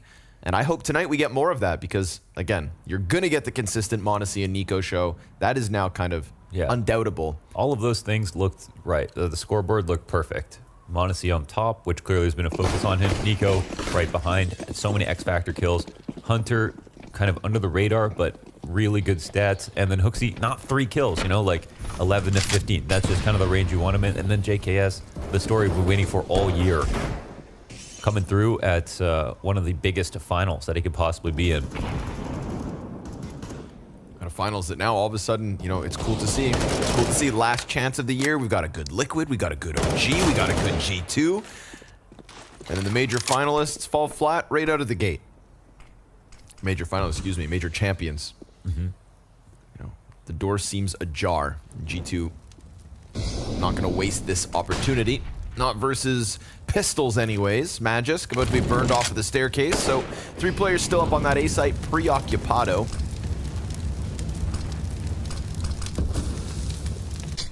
Expect good things from Magisk. You know, we've talked about how ZywOo has no help, but there have been times where Magisk looked to be number 2 on Vitality.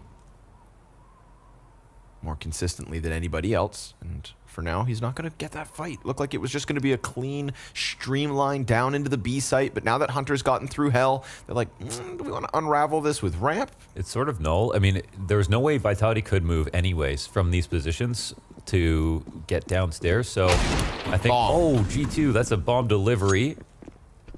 And now Matt just turns into, let's try to delay for time. Yep, but doesn't grab the gun, and because Hooksy's still just floating around on the B site, Monacy can pick up that bomb and keep sprinting. Spinks misses his chance at doing what Magisk had successfully done. And Monacy has now punched in the digits. So a scary situation for a second, and still a chance for economic damage here. Hooksy down to 15, could lose a Galil or two. Ooh, but Monacy's going to give him the cover. So all good in the end. Looks like 4 survivors G2 for the 3-0 start. Yeah, so what happened there was, 3 players kind of upstairs, and Magisk disrespects that molly in front of control doors, and he gets back some info after standing there, where normally he'd fall back to control window and then wait and be completely in the dark. And while G2 are trying to figure out, well, where are the rotations? What's happening? Nothing's changing. They could kind of go, they could continue onto the lower site, but Matt just can't do much with the info. Everybody else is stuck upstairs, no vent rotation, no secret rotation. So he does his best, getting that 1 kill with a deagle and trying to put a pause on the play or force a reaction. But Hooksy's in a good spot to refrag. That he is. Now, listen, we got guns coming up, but before the gun round starts, I want you guys to go to blast.tv.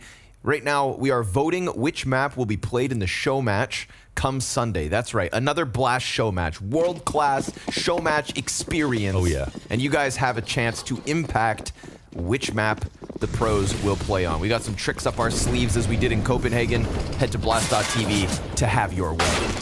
Apex has had his way with Hunter in an instant, man. That guy comes swinging around the side, and Apex gets the scout headshot. Blink and you miss the opening kill. A second one right there versus Hooksy as well. So weapons bode well for Vitality, and Dupree pushing into Squeaky face to face with JKS. Gets the better of him, and now Vitality with guns looking good. Yeah, very good. Solid ramp defense. So much time left over. 2 pretty good players left here for G2 to try to figure things out, and lots of time, but oh, now they lose another. Ooh, this one didn't go too well, huh? Too well, no. We didn't get to see how Hooksy died, so I'm sure Joey grabs the replay. I want to figure out how it all unraveled, because this was a hot G2 that had really no resistance in those pistol rounds, nor the following 2, right? Able to get down secret. The only thing that goes wrong is Magisk catching Nico with the bomb. Everything else was fantastic. So here's a nice clean shot from Apex. Again, absolutely struggled yesterday. I believe 14 kills across the series versus OG. Yeah, he's sitting on 54 ADR for the tournament so far. Lowest rated player at the event coming into this series. Yeah, and he's quick to blame himself when he has a bad individual game, so it's not like he's just unaware of it. He's aware that he needs to frag a little bit harder. But at the same time, it doesn't really matter what you say. You just got to do that. Yeah. Just click the head. Magisk. Ooh. Old A1S, that's a frag. Yeah, true. But at that distance, Nico's going to get away with it. Lucky to be alive. Magisk at half health as he disengages from Garage and instantly heads over towards ramp. Now, this is where we're going to get all of G2 coming in. He dodges the flash. At this range, it looks a little better, don't it? Hooksy, team flash assists versus the 2, and ZywOo cleans up with a double of his own. So the ramp push goes south for G2. To be honest, even at that range, it should be nerfed a little bit, but it was a really good spray. Right. Just high percentage of his bullets right there. And, wow. That was definitely the play for G2. That made a lot of sense. They just saw him outside and wanted to punish ramp. Got there in time. Only 1 rifle available. And he had to fully dodge that flash when he was sitting on the far end of Turnpike. Could not even escape. So looks super uncomfortable. Yeah. I think it was done. There it is. Apex. Ending rounds from behind every single time. He's vibing. Feeling better today already.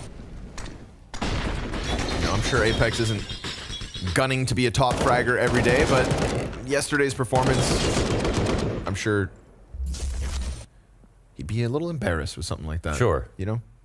You don't need to be the best, but you also don't want to be the worst. Just log on to Twitter, look at the notifications for a second. Oof. So here we go. Nice strong start from G2, converting those rounds down at the B site with majority alive, and now back down into the pistols off of the back-to-back Vitality round wins.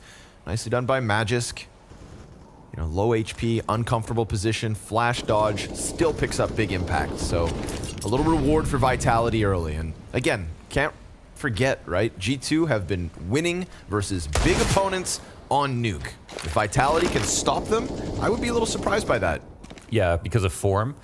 Of course, Vitality, historically, amazing Nuke team and have had some of their biggest wins themselves on it. But recently, it's just been a good map for them. Not like outstanding, and their individual level has not really been there. So definitely expecting more rounds here from G2. Ooh, that's a huge find. There's still a minute left on the clock. Okay, they don't get the gun back. ZywOo refrags. That's a reset. Clean 1-2.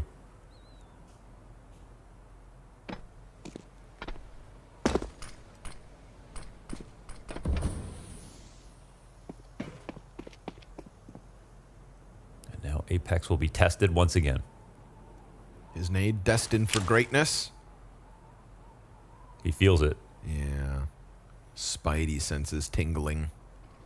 Sees him coming, throws it out.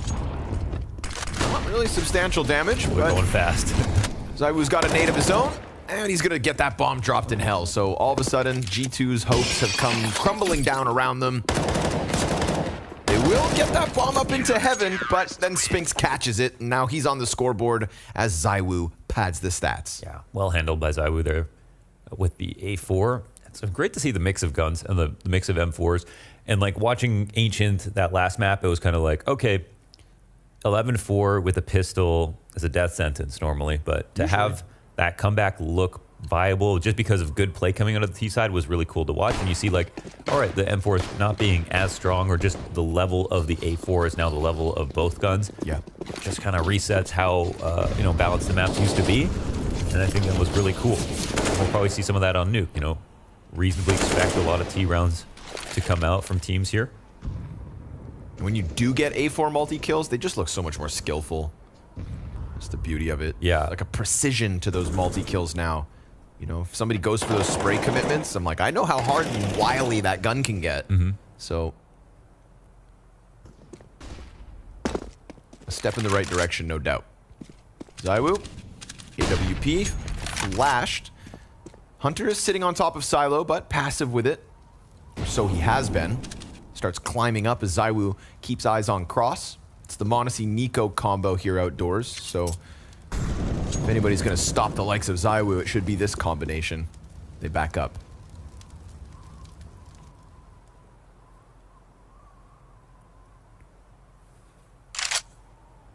I wonder what the idea is here for the T side, because we got no late smokes outside. They're not actually stirring any rotations. And ZywOo's getting, at 40 seconds, is not going to be worried about any kind of outside hit. So this is not a great setup here for G2. No, comfortable three-man A-hold so far for Vitality. Util comes out ahead of time. Preemptive on the smoke.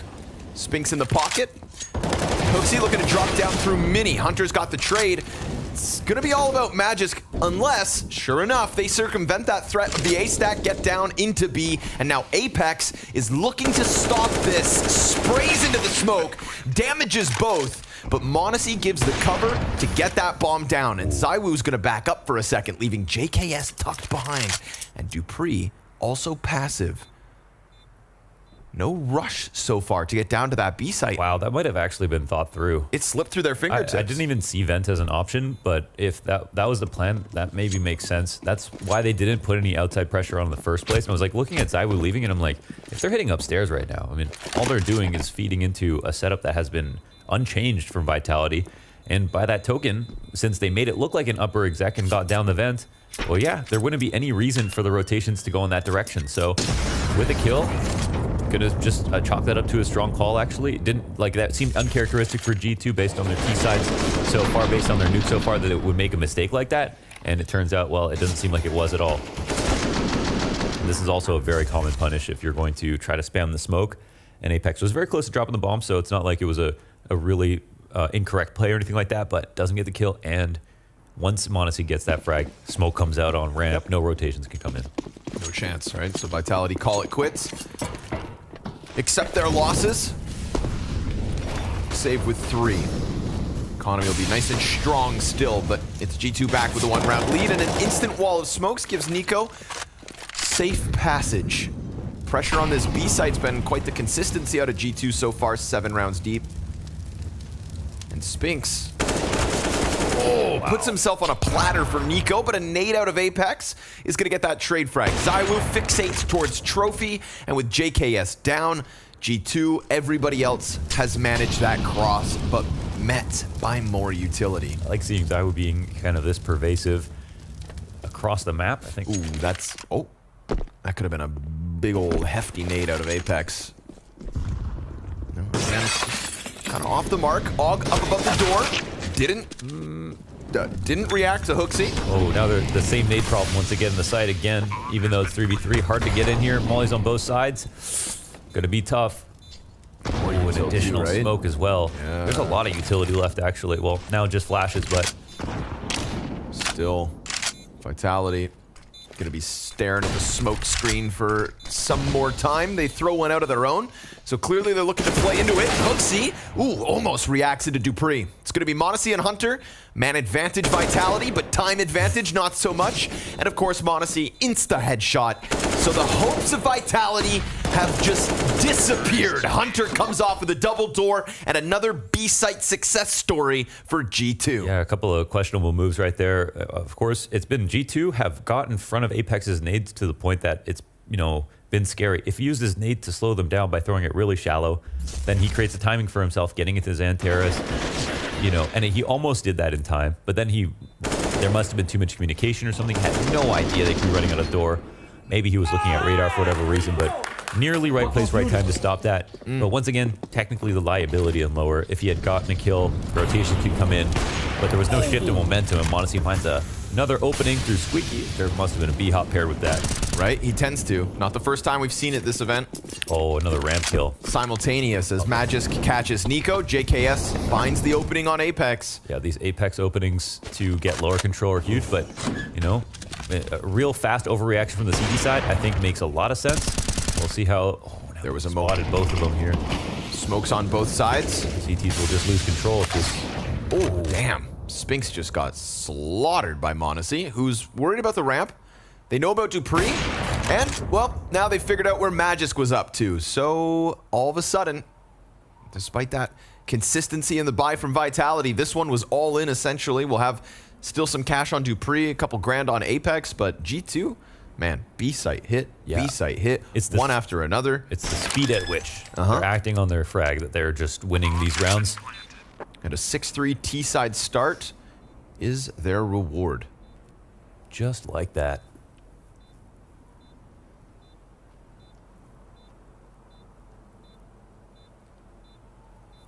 There are a lot of rounds with Nico where it's like going down lower in a slower default, and this one very specific duel, like it was like Spinks inside the vent that previous round, or it would be like Magisk on the control stairs or somebody holding decon, and the T's will quietly approach, either go for a boost, and look to contact on a one bullet. And sometimes with Nico, of course, you can rely on him to hit that really, really sharp shot and get a headshot on a very CT favored angle.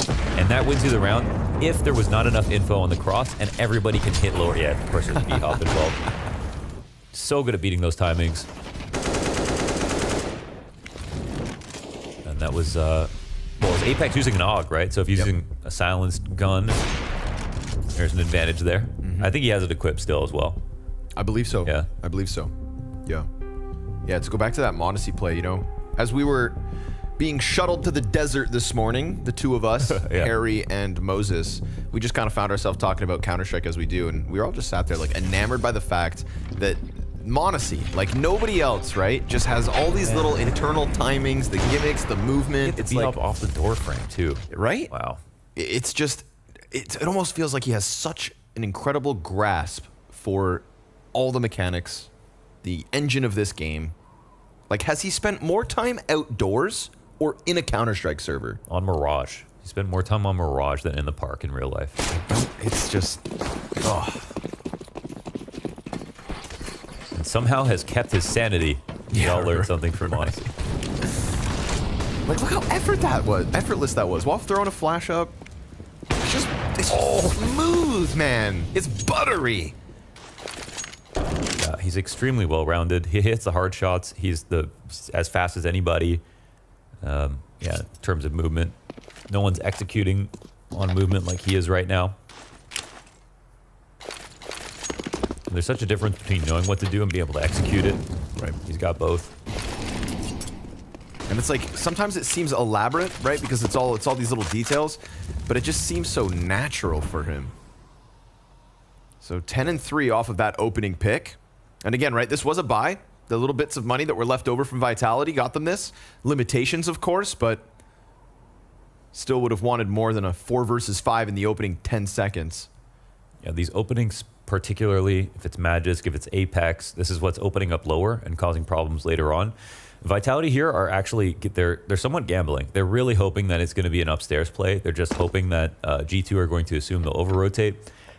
And it's actually possible they'll be right. So we'll see as NiKo searches down below. But with decon doors closed, which Vitality sometimes they'll blow open control side if that's closed as well, there'll be a limit to what NiKo can get. But then JKS gets another kill. And they get info on ZywOo. Even though ZywOo gets this frag, they get info on him still up here at the ramp. And look how the speed comes out now. Oh, great Spinks shot. Almost gets that one. But those little 9mm bullets not enough. Hunter will get cleaned up by dupreeh, so we've got a chance for the save. Again, you've lost your B site. Bomb is planted. Just go ahead, tuck tail. But how many times are you going to limp away with guns only to lose rounds? Like JKS dies, but with info that Vitality cannot afford to give up. Because of NiKo, how he was already downstairs and they took advantage of that secret space after killing Magisk. He just decided to get right through the site and can throw those establishing grenades on the right and left side of ramp, and there's no way for ZywOo to get into that round. And he's too smart to go down there. He knows that that was a big gap in the map, and he has to hope that G2 are going to make a mistake, but they don't. A little freebie for dupreeh. It's M4 and AWP saved.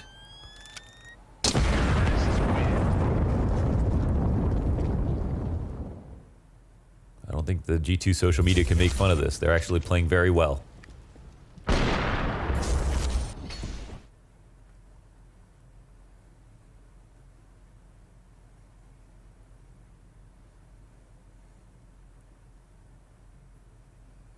G2 really making a name for themselves on Nuke now. Collecting all the scalps they have to. Finally, Vitality are not able to afford anything around what was saved. So let's maybe unleash ZywOo a little here. See if he can take down the monster that is m0NESY. We're going to get this op duel queued up. ZywOo's on the other end, and m0NESY, ooh, thinking about Mini. No, dupreeh presses into Hut instead. So again, right, there is that second rifle. They're flirting with the idea of getting in that lodged inside of Squeaky and Hut as well. But I think since that pistol, maybe one rifle, we haven't really seen a severe push. dupreeh searches out some info, goes for a dual, wins hit straight on. Hunter's waiting for it. This is a big find. Justifies the pistols to go downstairs, right? Knowing that Outer is now being pressured by smoke. But that did also peel away all the eyes that were in lobby, right? We saw all that concentrated effort out of Vitality to get eyes in lobby. And then G2 by Hunter's death. Yeah. Figuring out that Vitality would try to move elsewhere, thinking that, you know, lobby was secured. It's the only part they'd win. And G2, I love that. Just work back through a gap that was given by Vitality. They could see right through them, man. Read like a book. Excellent call here from Hooksy, I'd presume. And of course, Vitality can still try to flex man advantage for the retake, but they don't have a kit. Oh no, they do. dupreeh saved one. And so there's a chance, but I mean, desperation as they try to force their way out from heaven, and every single player dies barring ZywOo. Yeah. Sick call from G2 at a man disadvantage. Yeah, just come right back through Hut. The two guns are useless. Vitality hoping it was something else. And ironically, I think rounds where there are just pistols, those ones you want to throw like a lot of your utility, not necessarily for the site you're hitting, but to throw for fakes, because the CTs or whoever is saving, going to be rotating way more often. They're going to be responding to utility way more freely, willing to take risks all the time. So you're trying to constantly feed them reasons to move around the map instead of just keeping it quiet. And that's all it took. They pulled ZywOo out of heaven for 1 second, then immediately got out of hut, started flashing him, didn't give him an opening. Hard to say that Vitality should have even committed with all those players. At least they saved the op. Yeah. No, not even. Oh, they didn't? Nope. Oh. Got cleared right at the end. Pricey. No silver lining this time around.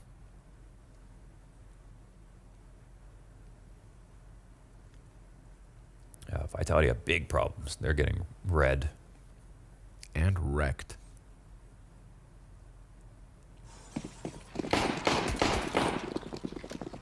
G2 ain't messing around here. Yeah, I love how like easily they're getting secrets. It feels like they're getting into lower without like almost any resistance on some of these rounds.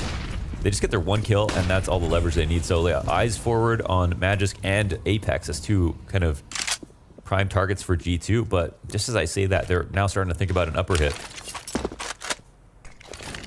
We're going to queue it up fast, real quick. Pressing out the hut. Oh, Hooksy gets the kill to the rafters. And Apex dies empty-handed. Flashed, forced away into the vent. Reading that Magisk, or excuse me, wasn't him this time up above. But that position predicted. Kill to the player on back silo, and G2 just having their way with everything they decide to do. Yeah, they got him in reaction mode, which is like the best form of conditioning, right? They got Vitality trying to figure out how to fix a problem that just occurred. Control outside, double up this time. Now they're dedicating resources to a part of the map that's not even useful to what's coming, and G2 hit upper. It's a great exec, it's fine, but it's mostly just about there's 2 players there, and Vitality don't have it in their minds that this is the play that's coming. G2 did a good job of using upper hits only when it works, spaced them out very neatly across this half.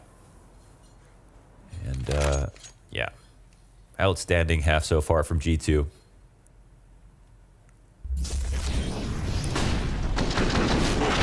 It was Spinks this time. Yeah, perfectly flashed. Yeah. Spinks dies with nothing. Apex dies with nothing. Dupree gets, 180 damage or so. Maybe if he gets the second, he can tuck back sight and go hero mode, but I don't know. Individual levels here from G2. Can't be stopped at the moment. ZywOo gonna get a bit of a challenge here on ramp. Oh, ZywOo making mistakes. Jumps back around the corner. We've already got 3 players from G2 extending out because they are wasting no time. Not an extra second. Dupree and Spinks will pick up a kill apiece. Monacy on the response. And so G2 kind of stunned for a second. JKS can trickle down the stairs. Great flash. Excellent flash. Oh my god, it's shallow with to pair with the molly. It's beautiful to clean the stairs. Oh, so good. We could talk about his individual level. We can talk about his aim. We can talk about his movement. Monacy's also got disgusting utility. Yeah, seriously. And that's like, he's freehanding that, right? He's not lining up the shallow flash, and it lands so well that, if it hard bounced and that it was dodged, that duel could have been won versus JKS and just changed the round. 2v2 instead. And now 3v0. G2 hit 10. They do it fast. Man. Fact is, sometimes you're not organized in a way that you can respond to 1 kill and go forward with a very clean exec. So sometimes you pause and you work the map. But in almost all these situations, G2 are getting the kill they need for the site they want, and then are able to just barrel through and make the reactions just so difficult for Vitality. Everything looks like a scramble or some overt risk.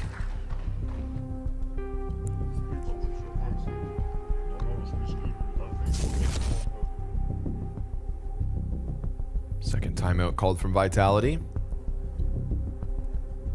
3 rounds of a CT side on nuke. They got to figure out how to get this opening kill, and they're just shooting blanks right now.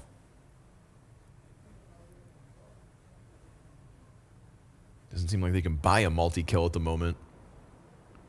Yeah, that's the other thing too. Yeah, just no X factor. It's been a little resistance. They hit that B site, couple kills go up. Instantly just, a flash and a difference maker from Monacy. The shot through smoke to Decon, the assist off of the flashbang. No magical moments for Vitality throughout this half. But yes, this half is nearly done. 2 rounds left to play. It's been rapido presto. Uncontrollable pace from G2. But opening kill, right? That's step 1. Problem is, they got that opening kill last time with Dupree. Another round where they only had 2 guns available, so they might need to do a little bit more. 1 step forward, 2 steps back. Hooksy holds on Hut. We got 3 bodies here for Vitality.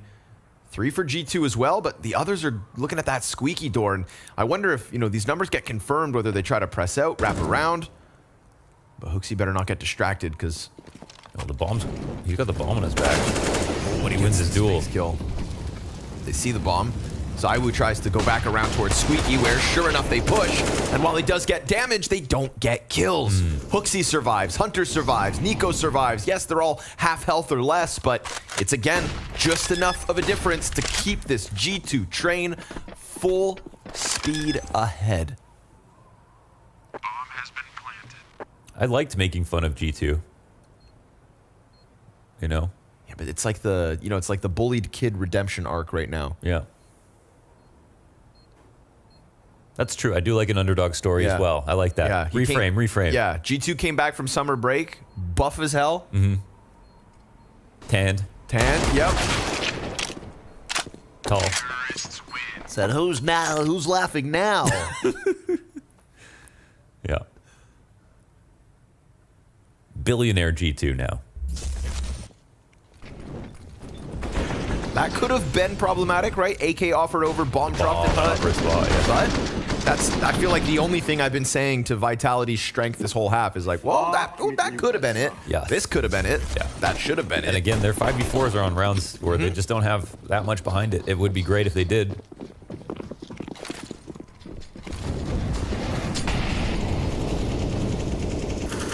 He wants that opening pick again. Apex getting aggressive. We'll find Hooksy with hands busy, but it's in these moments where there's sudden pressure that m0NESY doesn't seem to choke. So sure enough, gets the trade right back. Molotov at the feet of the additional ramp push. ZywOo does have backs turned to him, but JKS is also watching it. JKS loses his head, and ZywOo starts to creep back, but G2 see that as an invitation to go B. Quietly too. And guess what? It's open for the taking. So go ahead. This is brutal. If they made any noise or anything, then, the rotation would come in. It would still be unlikely, but now it's just so hard. ZywOo's heart sinks as he knows he's in the exact same position, not where he wants to be to stop the B site. Can't get involved until later on. And Nico's trying to press the advantage even further here, so no, there's a chance for ZywOo to catch this. Nope. Oh, okay, but that's pretty much it right there. Sees a little knee. Last round of the half, though. Magisk, 5 kills in this half. Gonna need 3 right here, right now. G2 have showed up in a big way this evening. 12 terrorist round wins to kick off this series. G2 and a world-class nuke.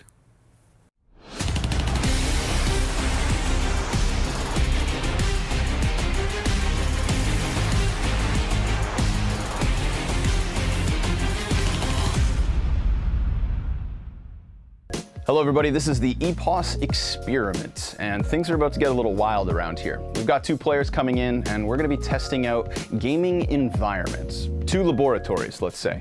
One with Chaos, one with Zen. One player will receive comfies, candles, and a noise-canceling headset, and the other one, well, complete and utter chaos. And so without further ado, I present to you guys our players. Yakinder. Good to see you, brother. Nice to Down. see you, man. Always a pleasure. I'm gonna switch it up. You guys are gonna be playing a 1 versus 1 in separate rooms. Things are gonna get very different for each of you, and that's where we're gonna kind of leave it. I think it's about time we let the games begin. The first experiment's underway. The first experiment, it's not much of an experiment. We want to let these guys size each other up. We want things to be even. We got to figure out, before things get crazy, who's actually coming out on top when it becomes Yakinder versus Stown. Let's go! Clearly, it seems like Yakinder's got the hot start, but what Yakinder doesn't know is what's to come. So we'll let him enjoy his moment. We'll let things go as they do. At the end of this, though, things get interesting. This was the easy round, okay? This was when things were the most normal. Warm round. So, Stown, we're gonna send you back to your room. Some things stay the same, some things are about to get very different. We got the bathrobe here, some candles. That's pretty nice. I'm down to play some CS. In your Kinder's room, we're gonna start to crank the dial, so to say. Let's hit it. So, what is... If you think it's gonna distract me, it's not gonna work. Okay, maybe it does work. Chill out, I'm losing!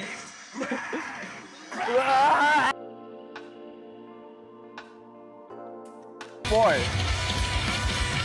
Focus, Crowny. We need to win this.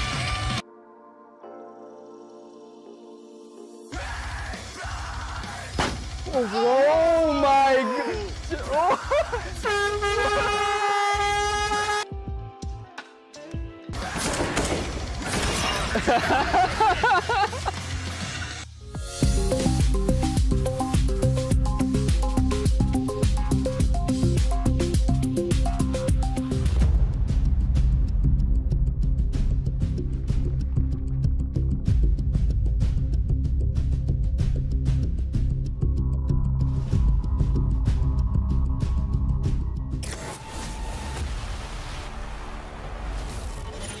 Well, the Giga Gamers of G2 have showed up in full force this evening. Vitality thinking maybe they could get a little success going in Abu Dhabi, and instead they've met Monacy and his merry men.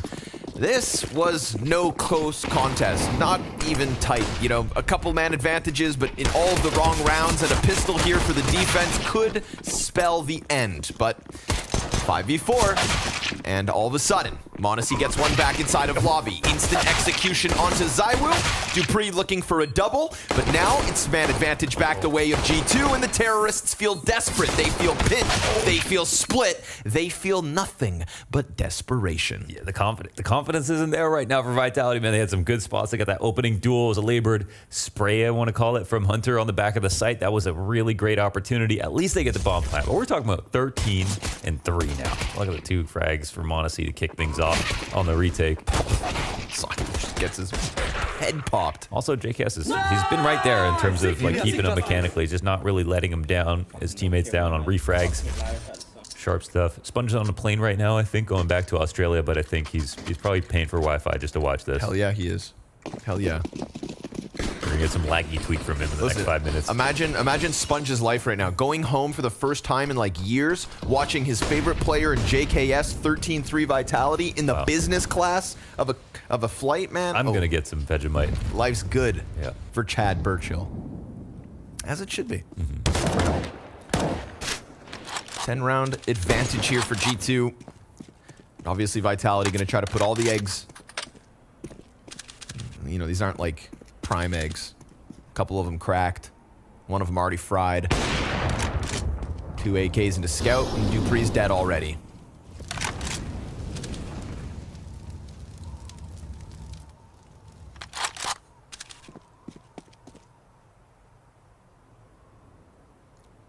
So Vertigo's up next. Who picks Vertigo in 2022 at the end of 2022? Yeah, I don't know. Who picks Vertigo in a post-Anubis era? Come on, boys. Come on. We don't need to see that map anymore. You don't want to see that map anymore. Spinks tries to slide out. It's not even finished. Got a player right behind him. Ooh. Oh, Monacy from heaven. Gonna stop the shenanigans, but there is still a little life left on this round from Vitality. They don't know about Hooksy.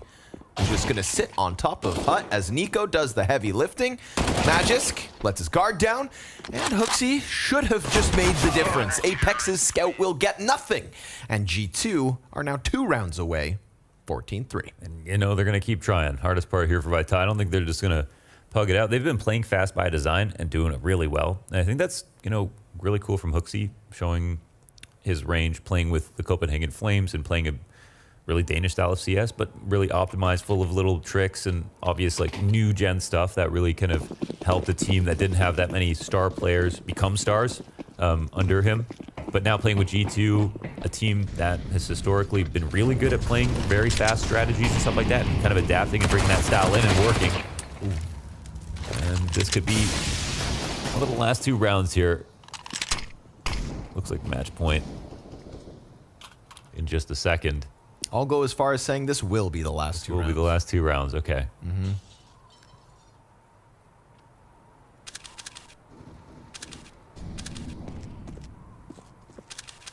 Honestly, I don't know. Just unstoppable at the moment, finding his groove. 19-5. Yeah, G2's nuke stats right now are crazy. They're really building a story for themselves here. And say what you want about Vitality, but they definitely like this map. They know it. A lot of people have learned to play nuke from them. They were a team to take down NAVI on it when they were kind of at their prime as well. G2 just keep getting better and better. Big wins. Vitality 16-5 already at the Blast Fall groups. Then FaZe 16-12, Heroic 16-6, and then FaZe again 16-10 in their last 4 maps. It's nice because it felt like G2, all the losses, all the struggles, now there's something that nobody else can seem to take away from them, and that's 1 map in a series every time. So, going into next year, maybe this is going to be the same G2 we get to see more of. JKS is dead though, so Guns starting to find their groove for Vitality. It's going to have to be, of course, 12 straight. And Dupree looking for the feet. Any shoes? No feet for free. Hunter gut punch. The MP9 shreds him. Hooksy's going to be stuck behind far vent. We've got a 2v2 to try and close. Tracers through smoke as Spinks looks to spam back, and a flash finds the eyes of Hooksy. But what about Monacy down on the B site? No hesitation, no competition, no chance. 16-3, G2 are untouchable on Nuke. And now we will be going to Vertigo with Vitality's hopes of an Abu Dhabi run on the line. How do you cool this kid off?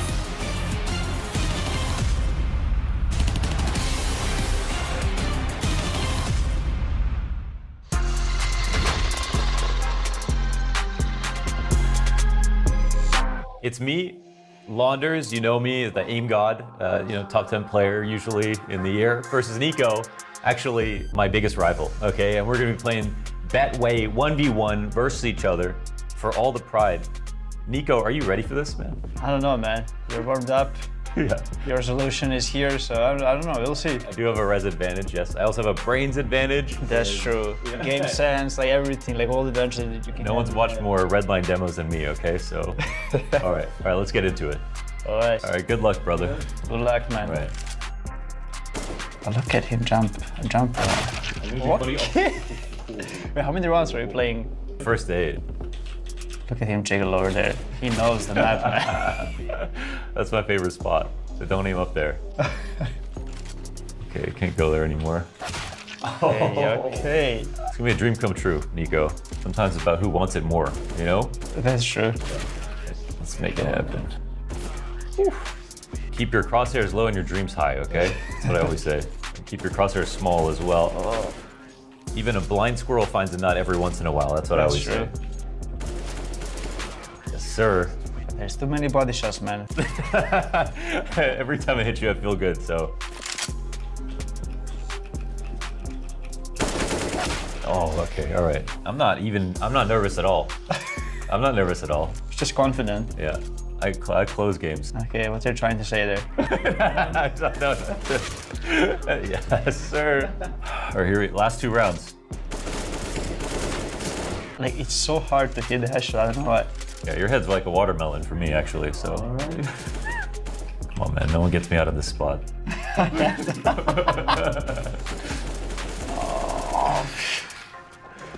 Yeah. Even if it was the 16, best of 3 to 16, it wouldn't matter. Let's go. Let's go. All right. Oh, there it is, baby. Okay, we've done it. Nico, Good game, man. Yeah. What did you think of my performance? I guess it went as expected, yeah. Yeah, that's it. I'm the better player. You are. That's what we just proved. That's it. Proven. Guys, thank you. I just want to say, I always knew it was going to happen. Thank you, and that was easy, bro. No. Wait, what? No. Whoa, well, actually, it's not going to be me who's playing. It's going to be this guy right here, okay, to play against Nico. You going to bring the pain? I'm gonna break him. We're going to break him. Let's go. Oh, okay. Oh, really? Teamwork, baby. Teamwork. All right. Holy shit, okay. You guys got me.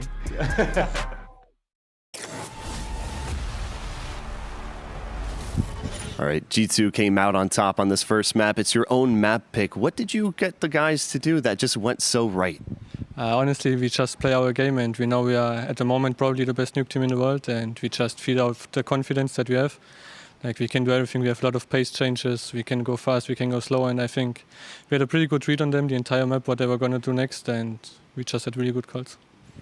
After the fall finals, Hooksy was a little dejected. Now coming into the world finals, you guys are just rolling with the punches. Coming into the quarterfinal, you probably maybe have only one more map left between you and the semifinal. What do you guys have to do right now in this break? We just have to stay focused and do not get overhyped. Obviously, we won really high, but we cannot get too emotional and too happy about it. Still one more map to finish the job, and I hope we can do it now. Thank you.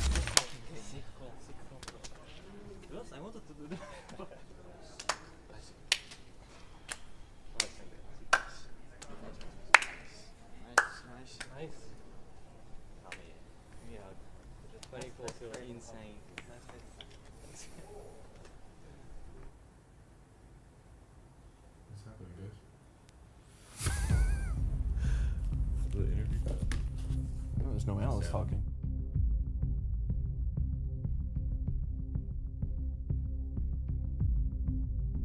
Doing it. We saw it against Outsiders as well. They were able to. We're back. They were able to absolutely destroy Outsiders 16-1, and we talked about that game being not competitive whatsoever. I would argue this was just as convincing. Yeah. You're starting T-side on Nuke, and you're winning 16-3 against Vitality. Look at the scoreboard, Matthew. Look at this. I know. Scoreboard. It's so one-sided. Listen, I think being a Vitality supporter myself, I've just chosen pain. And that's it. I just embrace the pain. Just hit me. No, the bee that's going in the wrong direction. Maniac. It's the bee stings you. Listen, you might be a Vitality fan, but there's nothing you can say about the performance of G2 and how dominant this was. And I think Swanee was right on the money. He was quite confident in that interview, but he's got the game to back it up. Yeah, it's fair. He said, we have all the change of pace, we have the different plans, and they kept Vitality completely in the dark. Most of the rounds not competitive at all, not even slightly competitive. Just complete roller coaster, complete destruction of Vitality. That is very much deserved for G2. Yeah, it wasn't even like we can look at Vitality and go, oh yeah, you know, a couple unlucky rounds here and there. It really was G2 just being so clinical with, as Swanee was aptly saying, so many different looks on this map. It's disappointing, right? It's really, really disappointing for Vitality. You're not able to put up a better fight. CT side Nuke, you have so many tenured players we talked about coming into it. It's not a lack of experience, it's not a lack of knowing how to play Counter-Strike at a high level, because all the players within Vitality, even the coach Sonic, has done that for years and years and years. Right now, Apex talked about the identity of the team. He talked about the synergy within the team as well. Based on this game and based on what we've seen for Vitality, it's the same problems over and over and over. One game they look really, really good. Another one they look like potatoes. Potatoes. Excellent potatoes. Look, we can be analytical for half a second here. You guys want to have a conversation about potatoes? Different types of potatoes. I started the Vitality game that just broke our brain. I actually don't want to do analysis. No, that's fine. We can talk about, mash is great. French fries are also great. Surely Vitality should love French fries, considering they are from France, or some of them. We can talk about the sort of woes from Vitality till the cows come home, but I want to turn and look at some positives as well, because we talk about the skill and experience. Obviously, a lack of experience on the side of Maniac in terms of him coming into 2022 on his first Tier 1 team, but the skill backs him up so much. He's continuing, right? He's continuing to do it all. We saw it in this game. We've seen it in the tournament so far as well. Not only with the AWP. This is a point I want to power in once more. We're going to see a lot of these highlights with the rifle as well. This guy is multi-talented, and I think you have to be if you want to be a top player in modern days Counter-Strike. You look towards ZywOo, you look towards Simple. They can do it, obviously, with the AWP, but also have the rifling skills. And I would argue Maniac is slowly but surely claiming his way up there. No one doubts how good he is with the AWP, but his rifling is severely underrated, I feel. He's up there with the best already. It's he's just a complete package right now. He can do everything. You see in some of these great highlights we're being provided, he's at the entry with some very dynamic moves, but then as soon as the situation gets a little bit tight and we're coming into a clutch situation, I feel like he's so precise, he's so calm. Somehow he merged together. We've seen situations in which Vitality had a say in that B lower bomb side, but m0NESY with the AWP is always on the money. He knows which angle to hold, he knows where to position himself. He's looking like he's been playing for years and years and years at the highest level. I think there were a plethora of T rounds that we could have put under the spotlight to praise G2 for, but Jacob, you've picked out just one that you want to sing the praises of. I just wanted one just to illustrate the entirety and summarize the entirety of the first half. Vitality getting absolutely outplayed by G2. Look at this buy coming in, right? Dupree has to be aggressive right here. You have a rifle, you have an AWP safe, the rest of the guys is on pistols. Well done to Dupree by finding the first kill. At this point, you'd argue that it's still Vitality's favor to win this round, but the right call is being made by G2 without hesitating whatsoever. Already by now, they're setting it up for this inside go. ZywOo a little bit unlucky with the timing, but once he rotates back in, he gets hit by a flash in his face in just about a second, and at that point, round is over. There's nothing they can do about it. They left the inner bomb side. G2 is lucky enough to get the bomb planted, and a retake with this, with no utility, no positioning to do it, it's just a slaughter fest right here for G2. The fact that they were able to make this call and the fact that they were able to rotate around the map every single round on the T side, making Vitality look a little bit silly, constantly on their heels. Very well done by Hooksy, very well done by the coach as well. And overall, G2, one of the best games I've seen them play this year. Well, Vertigo now is the last remaining beacon of hope for the side of Vitality. So, Danny, what should we be looking out for coming onto this ground?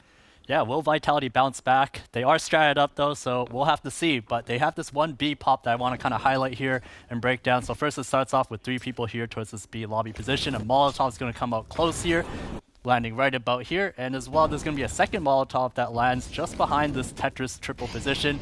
And with these 2 Molotovs here, it actually creates a path for Apex, who's going to be the entry, where he basically doesn't have to really check, he doesn't really have to check either the left or right sides. If a player's in this Molotov, he's going to swing to the left. If the player's behind that side, he's going to swing to the right.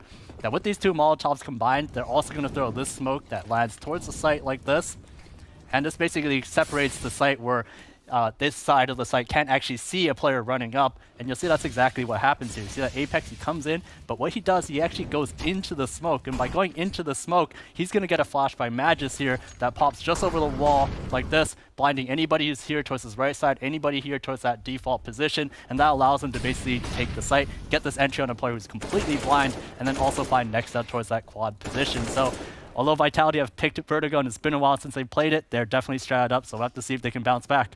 Yeah, and obviously it's interesting that they are picking into Vertigo because Vitality, one of the teams that have definitely been stung by the removal of Dust 2 from the map pool. I know, and they have to find a solution somewhere. I'll just say it is it's a great pattern between these 2 teams to go to 3 maps, and we have seen one-sided affairs in the past. We have seen teams mutually destroying themselves on different maps, so look out for a reaction for Vitality. I don't think this one is over. Yeah, if history is anything to go by, definitely a third and final map could be on the cards, but that does rely on Vitality bouncing back. It is maybe a more likely story coming into their map pick of Vertigo. Let's see how it's going to go down.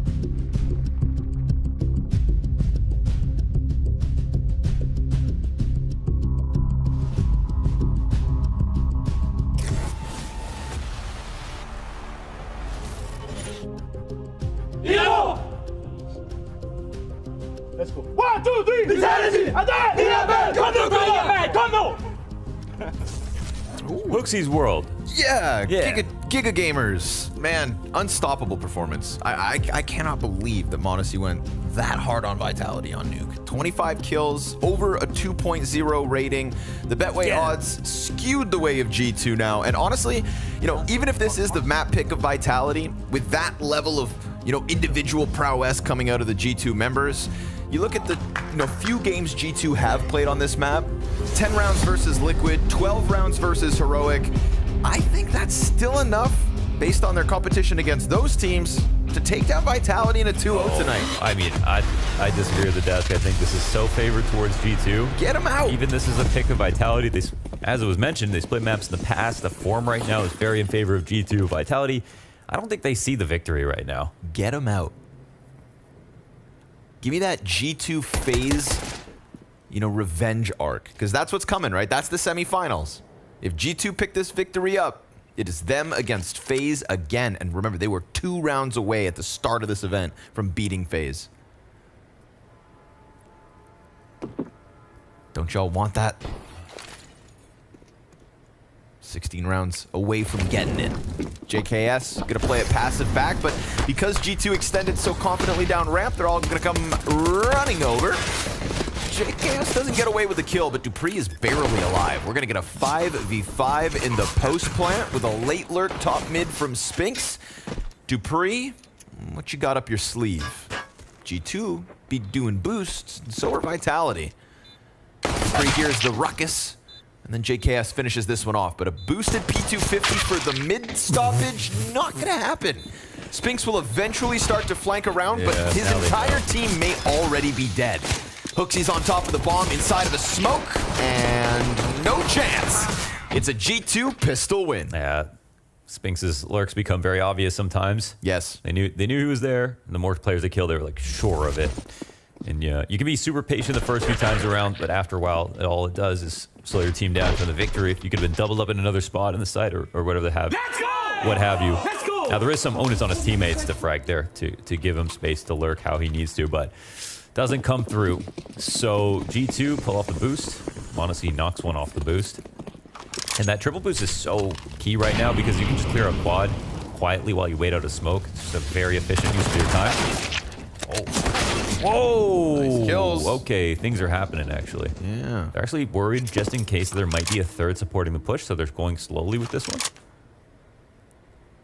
But yeah, and they do have low players slightly, but they're still 5v3 right now. Oh. Oh, no one's winning. The Galils are going crazy right now. That they do be. The MP9 push down at the bottom of the B steps. That wasn't a favored advantage. So I'm going to trudge along up to the A site. Nico and Hunter. See if they can recover this. Pistol round doesn't mean much. Not if Vitality Galil their way to victory.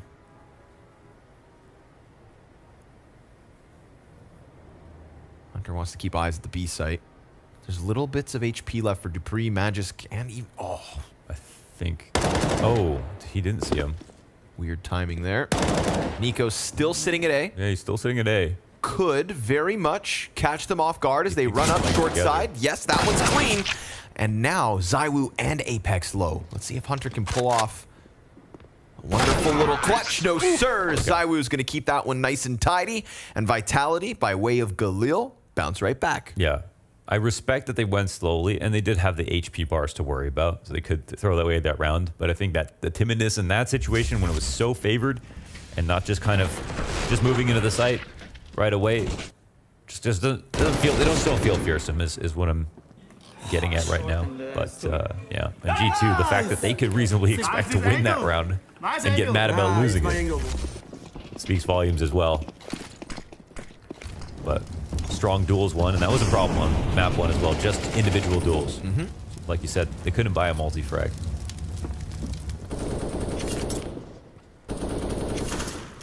Gonna catch Hunter, but it's actually a perfect distraction for Nico's trade frag.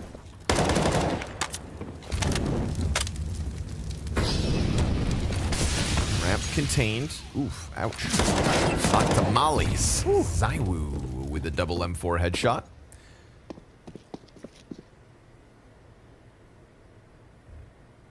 they just got to get through the little bits of Hooksy that's left over. So nice try with the boosts and whatnot. Not this time, folks. He said he's good with deagles, though. Remember that? I did say that. I do believe in the Hooksy pistol prowess. See this crosshair placement then. Next one. Oh, no chance. Next, gonna follow through. Too much utility right there. Plant goes down. So JKS, with his bump in form here at the World Final, I think one of the spots where it's been problematic for G2 is actually on Vertigo when he's playing the B site. It's a spot where sometimes you need support. You don't need a guy peeking with you all the time when you're playing B, but you need a guy to help you get out of certain positions on the site because the choke point is so wide on the stairs. Most of your cover is with the smoke, and then when you lock into a good spot on the right side of the site, you can't leave it without a smoke or a flash. Which creates for an interesting situation where you don't want to overstaff the site, but you always need someone in like heaven to flash for you, or for you to hold grenades for a long time. But JKS, when it came to fragging, just wasn't holding up his end of the bargain on Vertigo this year, in my opinion, as a B anchor. But excited to see him try again right now, right after these past couple of days where he's been playing so well. Down to see an improvement or two. And he'll be on the A4. Yes, sir. Right, he'll be on the A4. That's been a huge buff. JKS on the A4, man. It's a whole different world. It is. And it's also a different world over at blast.tv/live. Again, last map, I asked you guys to head on over so that you could vote for our show match map on Sunday. Y'all removed Vertigo. Great choice. Good job. Head back to the blast.tv vote right now at this moment, and we're going to whittle it down to only one more map. Okay. Come Sunday, the Blast shenanigans continue.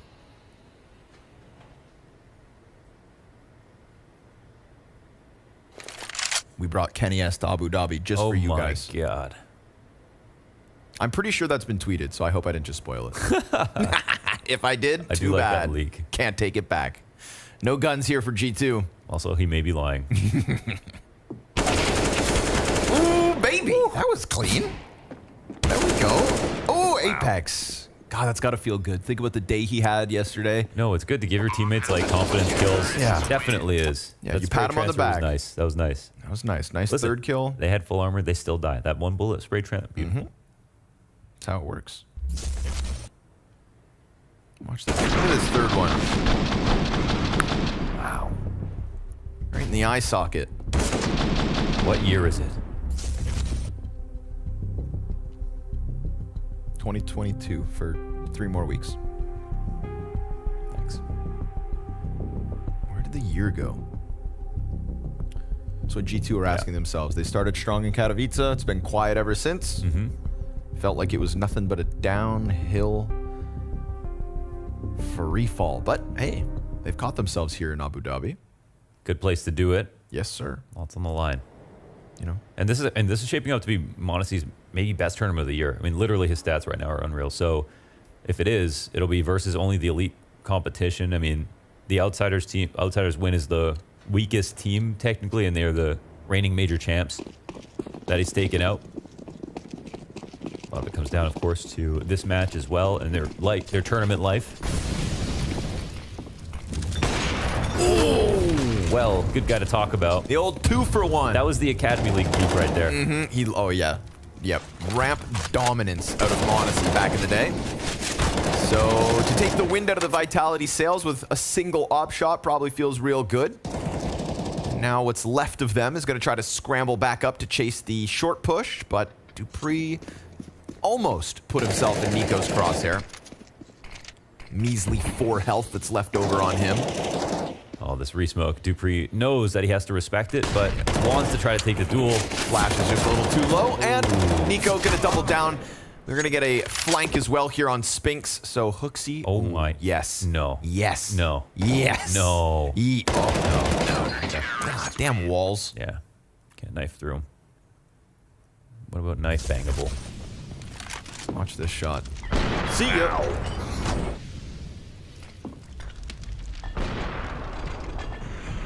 Little French shish kebab.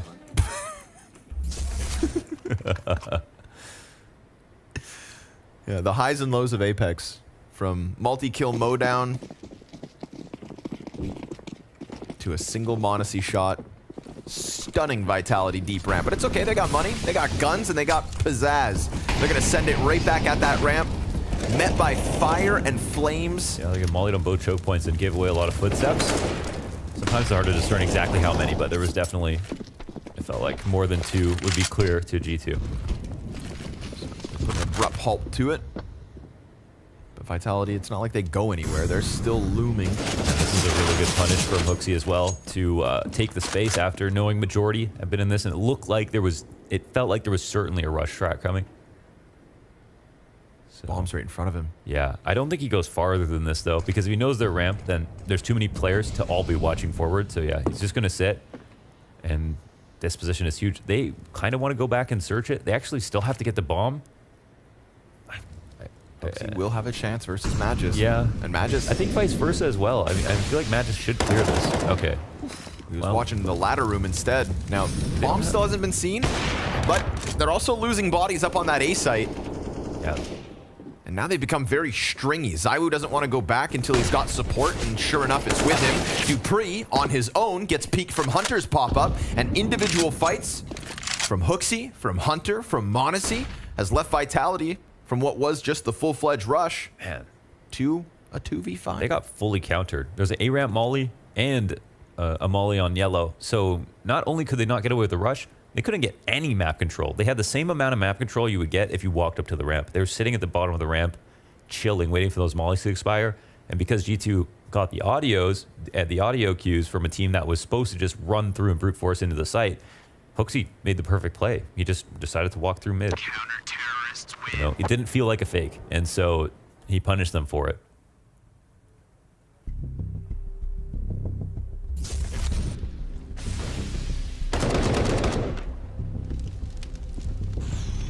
Individual kills each and every time. No trade potential on any of these 3 opening kills. Obviously, Dupree wouldn't have wanted to have been alone here, but Spinks had to go back to help ZywOo, so just pulled in different directions, one after another, and it's going to force Vitality to take a timeout here. 3 rounds each team. It was also an interesting spot to leave the bomb on a round that felt like it was coming really fast up the ramp. Sure, yeah. And they might have maybe they were just trying to fake the rush so that they could draw out some of those early grenades and then wait. But by the way they're set up on the rest of the map, it doesn't feel like it, because they're not looking to like get a lurk going. They don't see, have Spinks holding on mid, and they're not waiting for pushes, and they get punished on that, right? So I felt like the intentions weren't there. Luckily, the economy's here to sustain Vitality's T-side attempts, and we'll go back with majority ramp again. So Molly's come out, but Spinks gets deleted, and Nico just burned Dupree. The fire spreads to his feet. That utility just completely stunning them again, and Hunter, oh my god, how does Apex not get that? I don't know if maybe he was blind too, or wrong prescription. Maybe that AK's got a crooked barrel. Hate when that happens. It happens, man. And a little curve is natural. ZywOo, Magisk, gonna try to creep, and now we get to see what we wanted, the JKS test. He's feeling good. Hasn't had to do much just yet. Finally coming towards him. Still 2 mollies here for the T side. They want to try to dislodge. It would make sense to put all these kind of left side spots into question, but right now they're trying to just contact for that opening duel. And JKS finally just joins in. Easy. Little 1-2. Just enough players here to cover both sides equally and support JKS. This shot is great. I mean, Spinks was flying by. Yeah, but then we get the same 2 mollies coming out. And this time Vitality are committing through it. Right. Which is the play that G2 wanted them to make last round. That's crazy. Oh Yeah. no, it's blind. Yeah. It's gonna be frustrating. Sometimes I hear a player talk about like they're really mad about a performance because they've just been practicing so hard. Right. And like we all know that feeling. Like ironically, sometimes it's the times you're not trying where you're just playing well.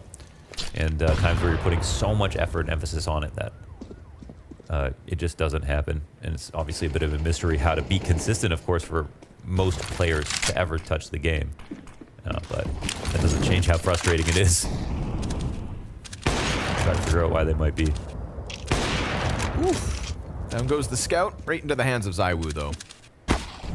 He hits his shot.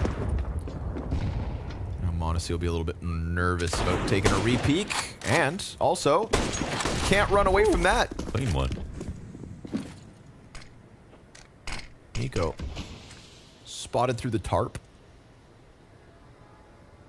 A lot of damage done so far. Pistols could prevail, but they lose ZywOo, so it's the numbers game here that could still work out to G2's favor. Spinks goes down smooth, and Dupree, he's at least got the one. But stuck out in the open, and Modesty came back for second and third servings. 3 frags to his name, 5-3 lead to G2. And that is now Modesty at the top of the board for the G2 camp as well. Yeah, once again. Outplayed again, man, like it's Nuke, so not sure what Vitality want to do. Maybe it's time for a pocket strat, a fast B split with mid. Or just defaulting into working B. They were able to get both kills on a round where they had worse guns. And Eco G2. Forced by G2.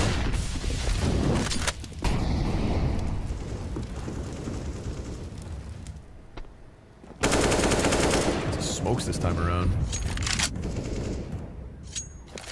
Vitality lose vision of everything early. There's more where the first one came from. Ooh, but JKS is dead. Must have popped his head over top of the wood because it's not a wallbang. So, took a little peek and it cost him. But again, top mid had deep smoke. A ramp's deep smoke. G2 could be real close to Vitality, and they're not quite sure where exactly this hold might come in from. Yeah. This can come down to if they feel like they've done enough on the ramp. So Nico doesn't overplay this position, so sometimes it's going to be hard to predict that he'll be here. We're not at the point of the round, though, that he needs to flank, but we might be at the point where Dupree needs to leave. So Nico, well, actually, they're going to go head-to-head, and Nico wins. And he's throwing nades, so now they know it's a fake. Monasty's going to get out of there. Ooh. It's going to scare the hell out of Hunter. You're boosted, and all of a sudden Apex is too. Hooksy up to bat. His chance. He kills ZywOo first. Spinks distracting him, and Hooksy reads it. Wow. Nicely done, but Spinks still gets the trade, so B-site looking open because Modesty missed the shot, and now that's both players confirmed. So a grenade gets dumped on Spinks. Nico drops down into the crosshair of Magisk, maybe thinking he had fallen further back, and Modesty into the action on the A4. There's nobody in this world who can deny his clutches.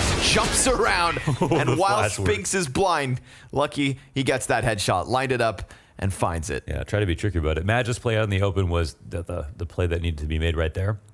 It's like Modesty got the info on one crossing right and left from the God angle in CT. But yeah, Magisk playing up close, and of course this kill is a jump scare. Huge. Yeah. Okay, hear me out. Yeah. I think Hooksy's better on an A4 too. Just saying.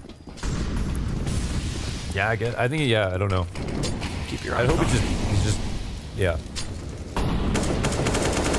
JKS 2.0. The thing is that JKS has the history, right? With the A4 specifically. But it could be the case, for sure. Yeah, we don't know Hooksy's history back in those days. Kind of do, actually. What are you doing? Watching VODs, bro? What the hell? Yeah, sometimes. Nice little double stack here between Hunter and Hooksy, and it's Hunter to get the double. So good call. It's a 2 versus 2. The G2 coming on top of. Fire on Nico's feet. 59 health for him.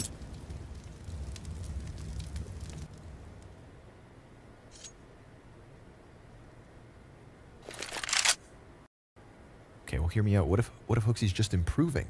That's what I think is happening. Oh, okay. It's taken his individual level to a degree of importance that we haven't seen, probably, and recognizing how important it actually is. Go. He's got the timing here. JKS doesn't put the smoke down, dies, but bomb gets stopped. Dupree into the 1v3. He's got Modesty nice and low and knows where Nico's at, but it's going to be a tough job here. He's doubling back. Nade finds him. Oh, but the headshot from Dupree. And now Monacy, where has he gotten off to? That's the question Dupree has to ask. He prioritizes plant, and he nails it. Comes back up, finds all three. Beauty of a clutch from Dupree to tie this game at 5. I think Monacy also switched up to that angle as well to try to read it, but a really nice clutch from Dupree. That nade landed square on him from Nico, and he still got the kill. Finds the headshot through the railing. This was a 4v3 for a second. So the round for Vitality pulled back. And a little bit of that X factor. Surprised JKS didn't put the smoke down on quad. Yeah, I don't know what happened there. He had it out, right? He had it out? Yeah. Oh yeah. Let's go, Peter. All right, boys. Yeah, had it in his hand and then took out the M4 and went for a swing instead. Maybe thinking like just do damage. I don't know. But either way, it left him with little impact. Wow. The 1v2 resulting in a really, really rough buy here for G2. An opportunity for Vitality to take a lead. And JKS alone now on the B site with a Falmus. Not ideal. Spinks comes over top, but he'll go down the hands of JKS. Deep play from Magisk, and I think that's going to catch them off guard if Dupree doesn't just stop all this rotation on his own. It's ZywOo. I don't know how he did that without it being a smoke shot. But it's ZywOo, so. It's like the counter god angle. He just got a kill in CT from the bomb site. Yeah, JKS just like right-clicked the smoke, lobbed it a bit, so there could have been a gap right there on the right side. That makes sense, I guess. Must have been. Would make sense as to why ZywOo's then watching it and gets that kill deep. But it is ZywOo, so it could just be magic. You know, it's always just a really reasonable option as well. It is.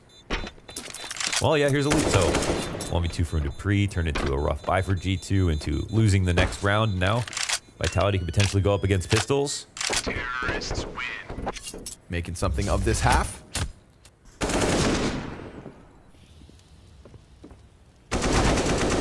Clean Dupree kill. Here it is. Oh yeah, great gap. All right. Wasn't magic this time. But next time. 9 out of 10 times, though. You never know. So Nico M4. Monacy Scout. See if Vitality hit an unexpected speed bump. But right now they've got momentum, right? 6th gear. 6th round win. And Spinks right back at it into middle. Monacy falls away. Scout will not find its early impact.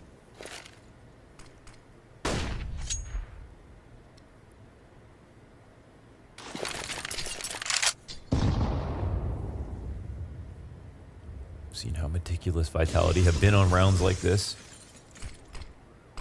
Taking every inch of the map very seriously.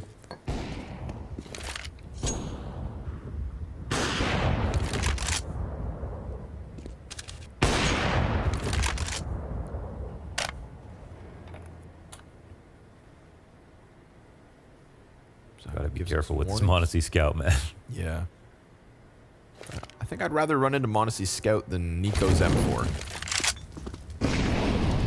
I think. I'm not sure. Yeah, should be the case, yeah. We'll see. Monacy finds the shot. Comes back. He got it. With a no-scope? Oh my god. Oh my. Well, they survived it. It's cute, but it's over. Vitality score a plant. They avoid the bigger gun.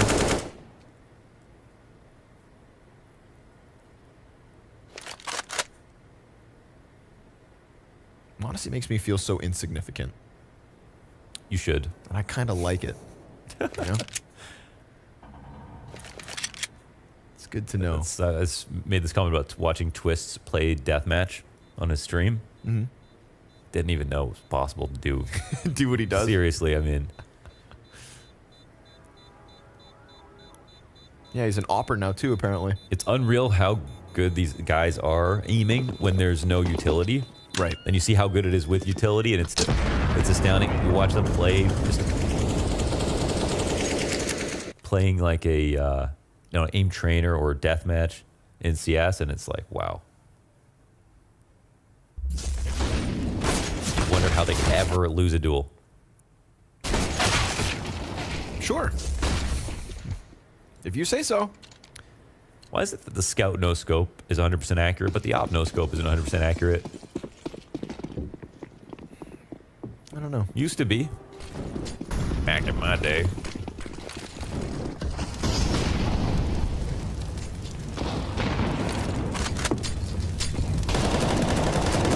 ZywOo landed the shot, but doesn't get the kill. Nico falls back on one leg. JKS, a little bit different, right? Feels like he's been quad a few times, so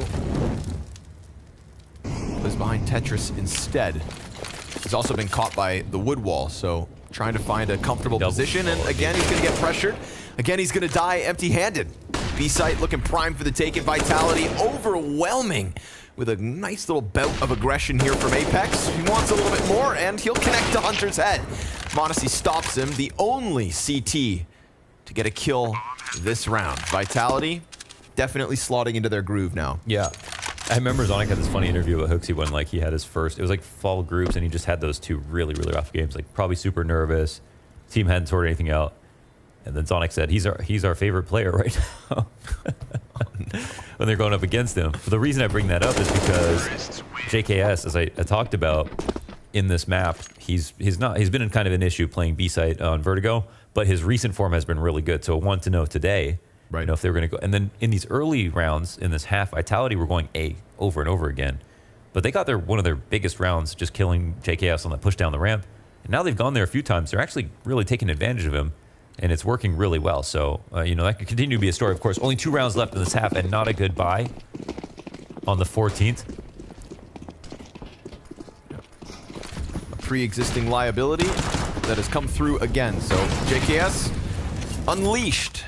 No longer muzzled over on that B-bomb site. So a 5-7 to kick it off. We haven't had an upset round with lesser weapons like this. And Dupree will stave off Nico, but Monacy's right here. Oh, nicely done from Dupree. Presses into the corner, catches the op. That's one of the big guns down. If JKS hadn't succeeded in stealing the AK, then G2 would be left with nearly nothing. JKS shuffles over, Dupree crosses. That timing, oh, he just got seen. So the headshot comes out from the Aussie.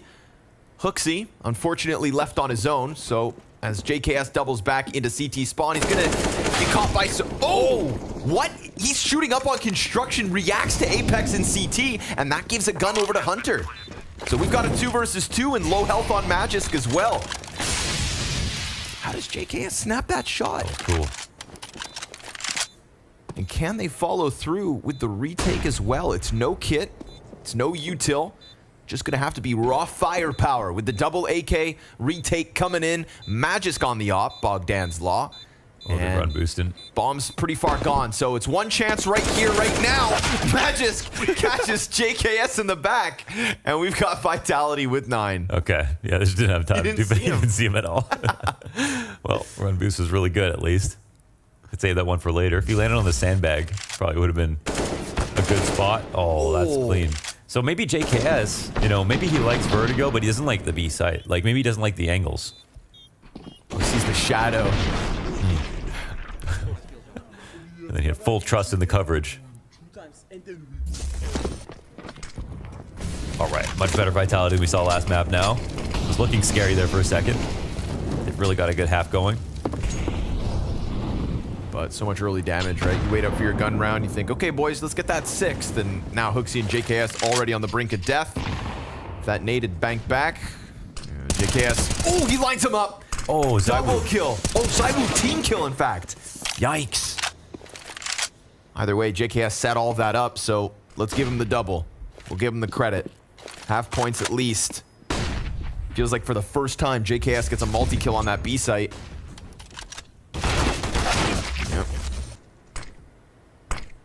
Wait, you're just like really giving him that for real? Yep. Okay. Cosign. He at least got the assist. Yeah. You know?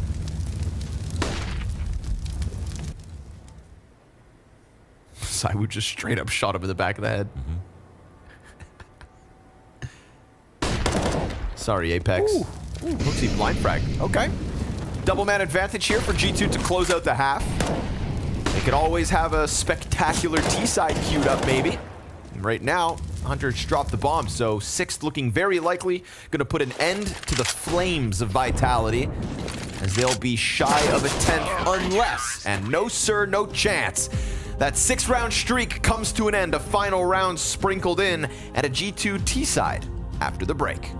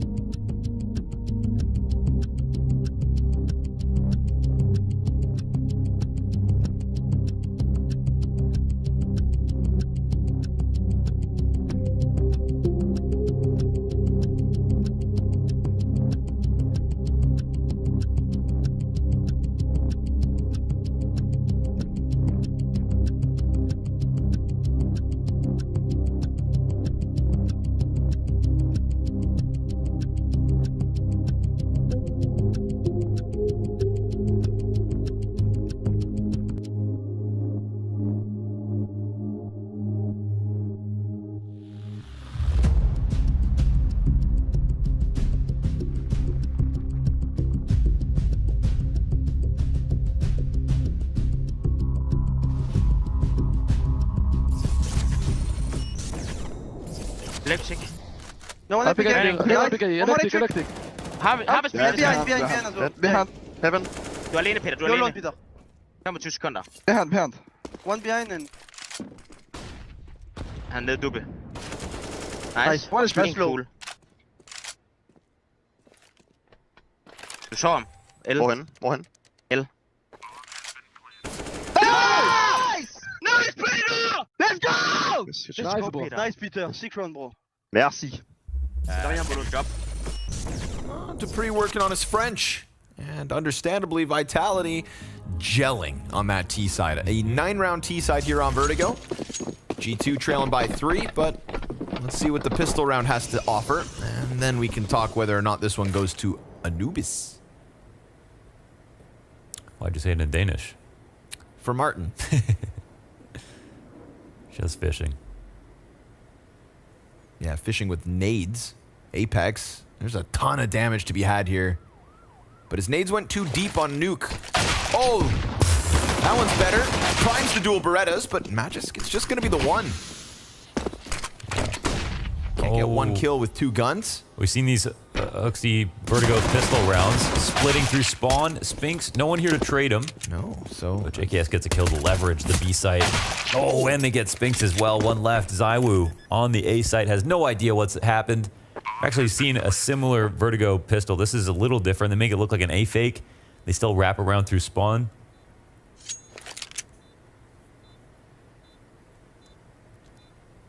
Very good pistols. They were 86% on their 3 maps, something like that so far, and then now it only gets better. Which is nice. Ooh, Nico, another one. Down on only 5 HP. That's 3 kills for him in this pistol. Takes him to the top of the board for the G2 camp. And gives them a good chance to even out this score nice and early. Oh my god, that's almost like a jump scare. Yeah. Nade to the forehead. And that's the JKS kill. One beyond me. One. Could be heaven. Yeah, Yeah, it's such a big one to lose. Obviously, if Dupree knows he could be solo and there was 3 in mid, then he could take those stairs, fight towards the site, stop the plant zone. But not today. Toughy. Couple flashbangs out of Vitality already, so G2 were sizing up this ramp, but utility understandably makes you nervous. What, who, and how many are behind that smoke? He gets refreshed. Oof. And Dupree doesn't pull the trigger, but likes him too much. Hooksy will not hesitate. More nades coming out of the defense, and the frag finds a home on Hooksy. Again, right, you don't want to be running through smoke grenades versus pistols, so they'll just stop and redirect because they got plenty of time. Yeah, looking to lean back into... I don't know if they're going to go up to mid or to A, and this looks like they're trailing back just because Nico peeled back so far, but Vitality are looking to think maybe they're going to set up their B exec nades from the stairs, but they need to find a time to re-aggress to get the info back, otherwise it's just going to be an open site on A. And right now, Vitality are not making any moves. The correct call has been made from G2. Avoiding all jeopardy here. A little nervous about those sandbags, but there's nothing here, boys. Just go. Go ahead. Free for the taking. It's like on Halloween when you have those houses that just leave out an entire bowl of candy. It's yes. It's too good to be true. Oh, you don't reach in those? No, man. I live near a chocolate factory, and they give you a whole bag of candy each. Okay, Willy Wonka. Yeah, I met him. How'd he smell? Sweet.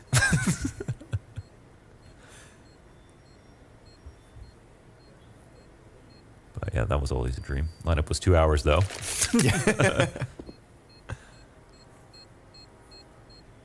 Which Willy Wonka character did you resonate with growing up? None of them. None of them? None of them, no? Why, what about you? No. I kind of see you like a Violet Beauregard. Me? Yeah, competitive gum chewer, you know? That's you. No, I'm an Augustus Gloop. You're an Augustus Gloop? Bro, oh, because you love them sweets. You could not get me out of that room. Okay, true. I'd be chewing on the Oompa Loompas. I think we have a successful cone flip to witness. Whoa! Oh my god. It's a 10. What about the cone that just got sent down to its death, huh? Nobody ever thinks about the cones that fall off the building. That's true.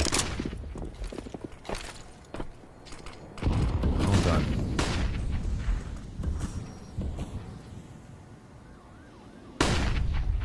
So Spinks MP9, pistols all around it.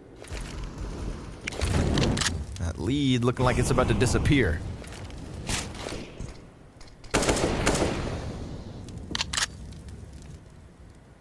Getting chipped away.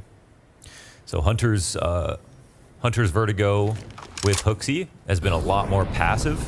I was paying attention to this spot, watching a lot of games with him playing here. A lot less prodding from him when he was playing with Alexi. He was taking a much more forward aggressive role. And here, pushed up, they were about to join into the split. So clearly they were going B with this. And now they're still trying to, but all the CTs are getting involved. Yes. Oh, but Nico gets a really key kill. Now there's only 2 in the site. Oh, but Spinks, that MP9 down beneath the construction, catching him off, but it's just damage, not death. Monacy, Hooksy, and Nico, half or less, and Apex, even less. 13 HP. Not ideal. Nade could take Monacy out of it, and a little bit more chip damage on Hooksy too, but Apex doesn't see the opening that would justify the retake attempt, so that is 9 on the board for G2. No terrible moves here for Vitality. It's just a symptom of not having the guns, but they were stacked in the right site, put pressure on the right spots, got that first kill, which made things tricky. But G2 just carried forward with the exec, better guns, and there was no X Factor, no 2K with the MP9, no 1K with the MP9. But Apex is doing a lot here in the post plan, at least getting 2 more kills before dying. But it's tie game now. G2 going to go up against a buy, though. And there's a chance for Vitality to get a save out of them early, maybe. No, there's so much money here for G2. That might not be the case.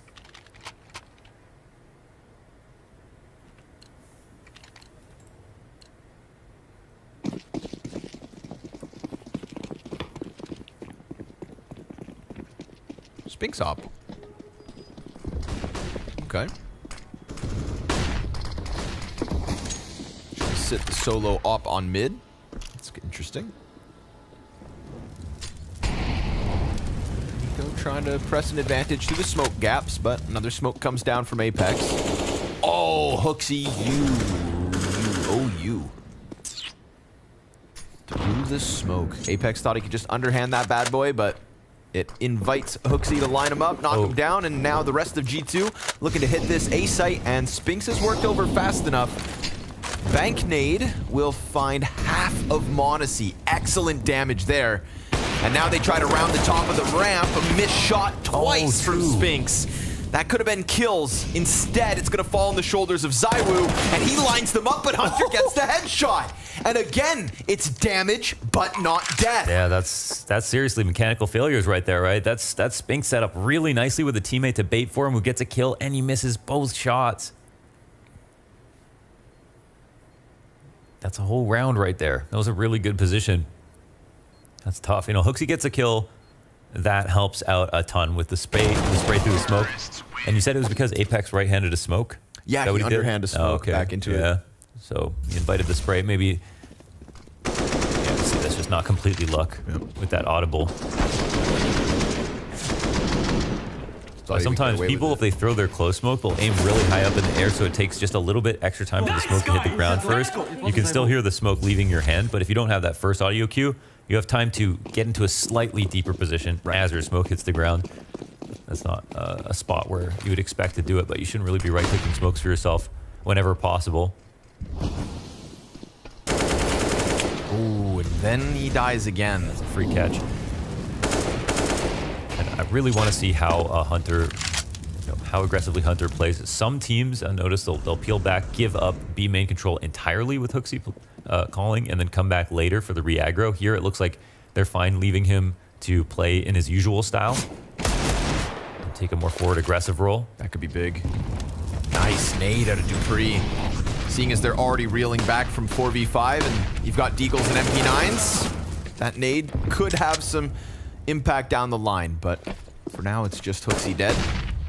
Magis up next. Nothing. Hunter also now low, so ZywOo, this would be unthinkable, unlikely. And also not attempted.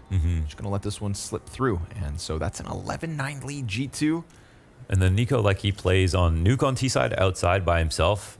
Unique to him, really, like how often he goes for the lurks. And it's not really a lurk when Nico does it. He makes it look like there's a full default. He's just playing around his smokes, looking for duels constantly, not really scared if it's an op or a rifler. Which again is the power of him as a rifler on the team, and they use him in a good way by giving him that much space. And he does the same thing on A ramp, where A ramp sometimes it has one aggressive player. Let's take like Liquid for example. It may have either Elige or OC, usually Elige, working the A ramp, but behind him there's going to be OC sitting covering the top of a smoke, supporting the cross up. There's going to be a rifler behind him as well. Just suppressing fire as the lurk comes out. But a lot of the times when Nico does it, he's completely alone. And they might throw default grenades for him in the beginning, but he's going to be searching the ramp all by himself. And we saw Apex try to hunt him down in the beginning of the last round. It just didn't work. He's a hard guy to kill. Sometimes you got to send your best guys at him, and it's still not going to work. Feels like a really daunting task to play that A ramp alone like Nico does. It does. Yeah, no one really does it as often. They do it sometimes, but no one else does it as often. Apex again on that short side. Oh, Monacy through it. That's 3 rounds in a row. Apex dying as the opening kill on short side A. Yeah. And that is also Monacy keeping his flawless opening kill matrix at the moment. 4-0 in opening duels. Nico also same deal, 3-0 in opening duels. Spinks has no support as he smoked this, so ZywOo, big pickup. Die. Yeah. But I mean, Hooksy knows exactly where you are. You can't hide at that point. And this one is just flat as hell. At the beginning of the game, I talked about playing these spots from the T perspective on the left side of the site, the quad pillar and the closer position, and how you can't get out of there without support. And there, he doesn't even extend his position with his smoke, but he, most importantly, doesn't have a teammate in heaven to flash for him out of that spot. So he's really hoping G2 either forget to molly this or don't have the grenades to molly it. But with how easily the first kill is found, you know, you could, and the fact that G2 are coming off round wins, you know they have a lot. So Spinks takes quite a big risk here in playing that spot the way he does and expects G2 to make a big mistake. But right now, G2 are playing a little bit too sharp to let something like that go. So that's kind of a free kill.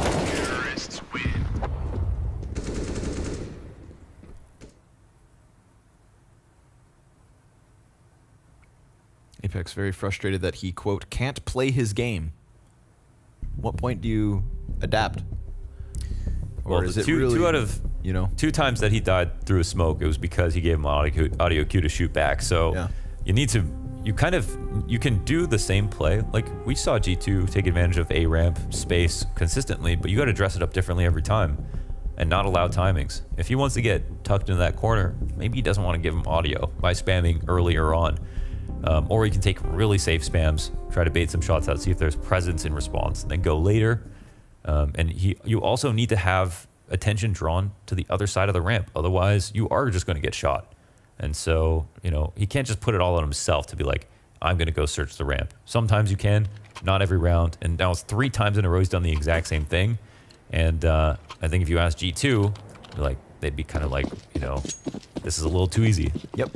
Feels like exactly what Vitality were doing versus JKS at that B site in the first half, right? They found something they can isolate, something a little repetitive. Now this time it's Magisk at the helm. Apex already starting to run back through elevator. Oh.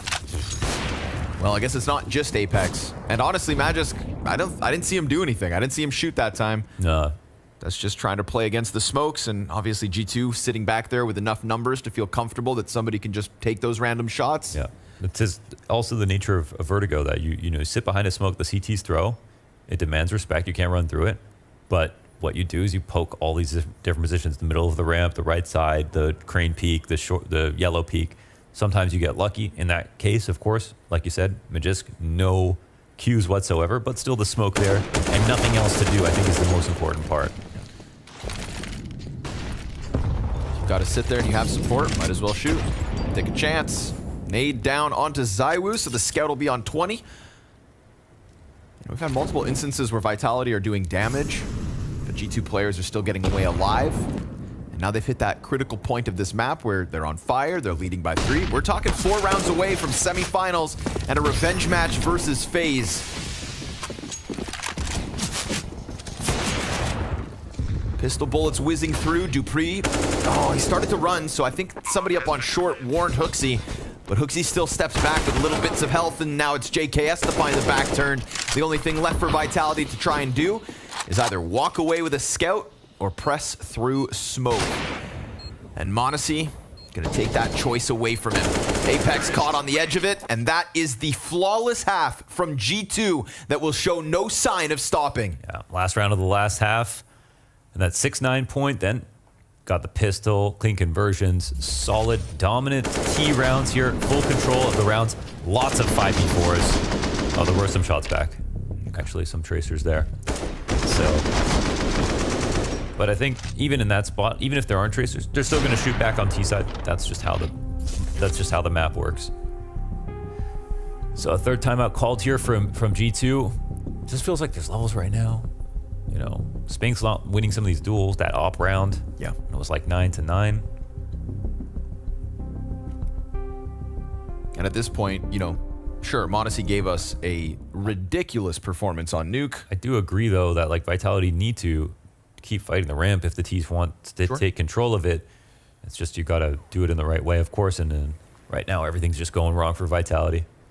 And there's not one single player at this point from G2 that's giving them. And Zywoo's not controlling the ramp too. I mean, we could talk about Apex, but you know he's got the least kind of onus to frag out. It could just not be dying, and then that gives Zywoo more space to fight. But Zywoo's not really gotten into this game at all. Oh, there it is. Apex gets what he wants. And then the nades that come barreling through, okay. They found a solution. Adaptation. Nades on point. Looks like it's not going to be that flawless half any longer. They feed themselves to dupreeh and Spinks. The double up in middle. A changed game and a different result. Vitality's 10th round queued up. They had to work for this. They had to wait for this. What is it, 7 rounds straight? Yes, sir. 7 straight out of G2, and now 5 survive from Vitality. So the game's not over yet. But direct correlation here between Apex dying and Apex getting a kill and the round being lost and the round being won. And here's what I was talking about, with just like, you get the same value out of the pressure putting down the ramp, but now you're just on a different side. Right. Arguably safer to go with that push to find the spam off the corner of the sandbags. Still, you're not going to do it every round. There's going to be some new looks, but at least finally, it's not like an instant repeat. Like, let's say you do the yellow push 3 times. If you do it 3 times in one half versus 3 rounds in a row, it's totally different story. They're coming back though. G2 not going to see that as a reason to leave. Apex may have just punched the beehive. Damn, some great HEs coming out of Vitality. Love the angles. Oh. A nice change up out of Vitality, right? We saw it on the A ramp. We see it here in mid. Last time, dupreeh and Spinks further back. This time, that forward presence kind of catches G2 off guard, and it's a great chance to get 2 rounds consecutive for Vitality. The money from G2, of course, very healthy after that spree of round wins. Monacy not able to catch the fallback of Magisk. Saw that Apex is a little bit closer. Little HP, though, for his teammates. So Monacy's going to have to keep this one real clean, real quick. Hooksy traded out by Magisk, and Zywoo's got that short control. So poor Monacy now has lost all chance at getting into this A site. Could take somebody else with him, but his measly 12 health will not be enough. Feels like dupreeh's got him dead to rights. There we have it. 11 queued up, so the CT side not gonna go down with just 1. It's crazy. They won 2 rounds in a row. JKS still has 10 grand in his back pocket. Monacy with 9, so there's still some buys to get through. Potentially 4 rifle rounds straight up in a row because of how dominant that streak was from G2. So this will still be very tough for Vitality, but at least now, like, the opening kill tactics are great. Apex literally just not dying on the ramp. And those 2 things, they've still got a CT side to show. See how far they can take it. Cool how they use the vertical stack boost on that kind of piece of drywall, and then they move forward into just a more aggressive position, but same vertical stack, and that is a huge advantage at any time. Better than the crossfire sometimes, you know, to just be vertically stacked. Sometimes it feels like there's like limited options in middle as CT on Vertigo, but those are some of the better setups. Just the fact that it takes that second player. Magisk is still going to keep floating around on mid. Nico boosted. There it is. Yeah. And remember, correlation, right? Apex death tends to lean to the G2 T-side round win.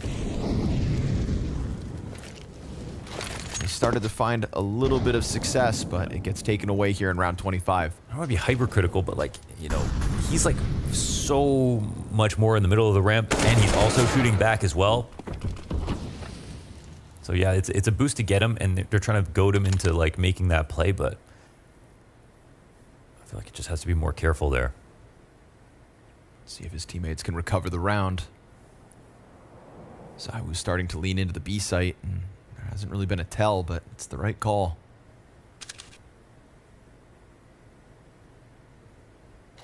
Worried about middle, though. Hooksy's going to start dunking nades down, and Magisk, once he has to rotate, if he has to rotate, it's only 45 health to work with. And he Sandbags gets let him away. get by, yeah. Nice move from Hooksy here. Magiska's coming to clear out the ramp, actually. So now there's going to be a mismatch in information. Hooksy thinks the A side is clear. Magic could catch him on the fallback, though. They kind of want to wait for Hooksy now because he's going to make a lot of space. Jump up, caught by Dupree. Spam out from JKS, and he gets the trade frag. ZywOo not watching this flank whatsoever. G2 start to double back to the A site, and now Hooksy's been found out by Magisk. We've got 15 seconds on this clock. They cannot stall out. They have to sprint this, and that nade is substantial amounts of damage. The rotate back is hurt by Magisk, but JKS is gonna get that plant. NiKo, he's down, and the pistol's out for ZywOo. A great chance for JKS to get his impact in. ZywOo peeks it, just a little jiggle. And now JKS has lost him. ZywOo waits, and gets caught in the head by the JKS AK clutch. Wow, okay, he makes it happen. I can't believe they still won that. Magisk timed the nade perfectly off the audible and used the audio of them running after he killed Hooksy in that weird lurk battle that came down to, unfortunate timings for both of them, you could say. And yeah, there's Apex dying earlier on the round as well. And you can see how that advantage kind of pours on over. I mean, it's still a 1v2 from JKS, so overall the round went pretty well for Vitality.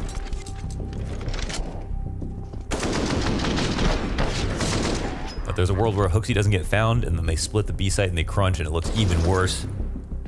Nice delay there from JKS as well, right? You see ZywOo waiting for that short peek. The moment ZywOo considers the fallback on the other side, JKS slides in. Ice cold too, right? Yeah. Ice cold. JKS didn't have the greatest first half, but now he's right up there with the pack. Nice to see this second half recovery. And in fact, least deaths on the side of G2 as well, so. Yeah, T-sides are another thing that he's been called into question for, just by the numbers. Struggle with that, so we're gonna see a good T half here. See if Apex is a casualty on A early. Remember, that is how 5v4 was found last round. This time it's Spinks Deep versus Hunter. G2 will have to reel back in a 4v5. On the cusp of securing OT. ZywOo's inside bomb site. He's got Apex right behind him. Magisk concerned with middle. But they're going to leave that open for the time being so that they can put a third set of eyes here on A. And NiKo double peeked. Hooksy gets one back, but it's man advantage maintained. CTs give a bit of space over, and G2 don't capitalize just yet. They've got two smokes that they can put that wall up on site. JKS has brought bomb, and if they can just get away with the post plant, then so be it. ZywOo's looking to take that away from them, and a missed shot is a warning. Hooksy, you got your warning, and he still tries to press the fight. JKS goes for the bomb plant. Nade's gonna find him, drop to 60, but empty op. Only 5 shots there for ZywOo. USP will do the trick though, no problem for the French star. Vitality take 12. It's one of the first official times we've seen that actually potentially cause an issue. That's also funny because you clearly see him go for the 6th shot. Yeah, he is looking for it. It's like, no. Good search back here. Yeah. Nice round. You can see that Vitality didn't really want to play that far back, knowing there's still 3 up, and that the wall of smokes come down, and that can still be tricky if the bomb gets planted. Almost does so safely. But they keep their wits about them. ZywOo just plays patient, goes to the high ground.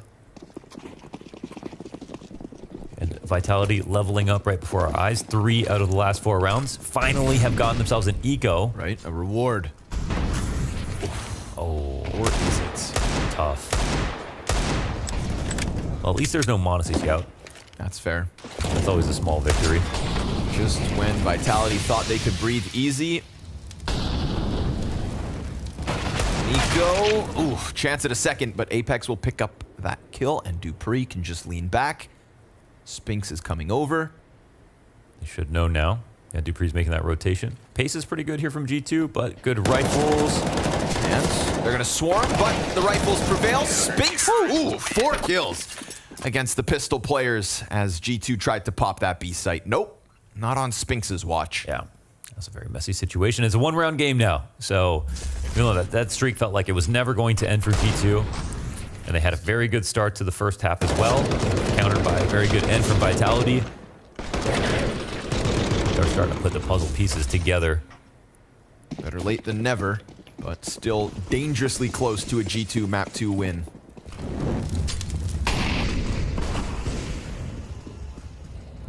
Pop shot comes through the smoke. That's ZywOo starting off on B, and look at this. G2 just walk contact up the ramp, right into the scope of ZywOo, and now Dupree close on wood. Oh, as Hunter falls. Oh, that molly, and they're actually pushing him back in Immense a really damage. powerful way, yeah. Apex, he's gonna re-peek, and he wins his duel on A. He's down to 46. And they were trying to follow up Nico right there. It looks like they still will come to this position. That's a big pickup from Apex. They got him a little scared on B about the thought of a re-exec, so there's still 2 people watching this, including ZywOo, who has the op. So again, in a 3-on-4 situation, with enough grenades, you still got to be worried about giving up the post plant for free. So let's see what the reaction is here from Vitality. Still on Apex, uncomfortable spot. The already half health. More spam fights, man. These have been weird. Apex has not come out on top of the majority of these. Ooh, honestly, not leaving default. Gonna walk in aggressively. Apex on the jump up. ZywOo Magisk on the back shelf. Oh, fast headshot out of Monacy. Leaves him on a quarter HP. Now things are even. Smoke goes forward. Hunter catches ZywOo through it. This is for 15. This is for OT guaranteed. Spinks on the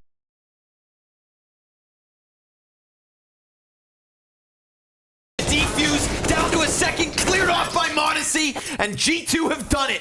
They've stopped that little bout of a comeback from Vitality, sprinkling in round wins and giving themselves 2 attempts at match point. It seemed like it was going to be a meaningful moment there, right there, for Apex to get the kill on Nico. They still come back from the re-aggro. We've seen this in the past where it doesn't work, that one lurk, but they still follow through behind it.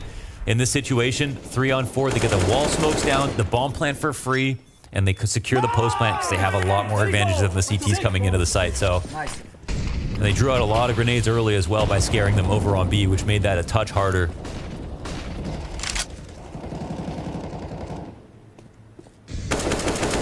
G2 in a great position on match point on map 2.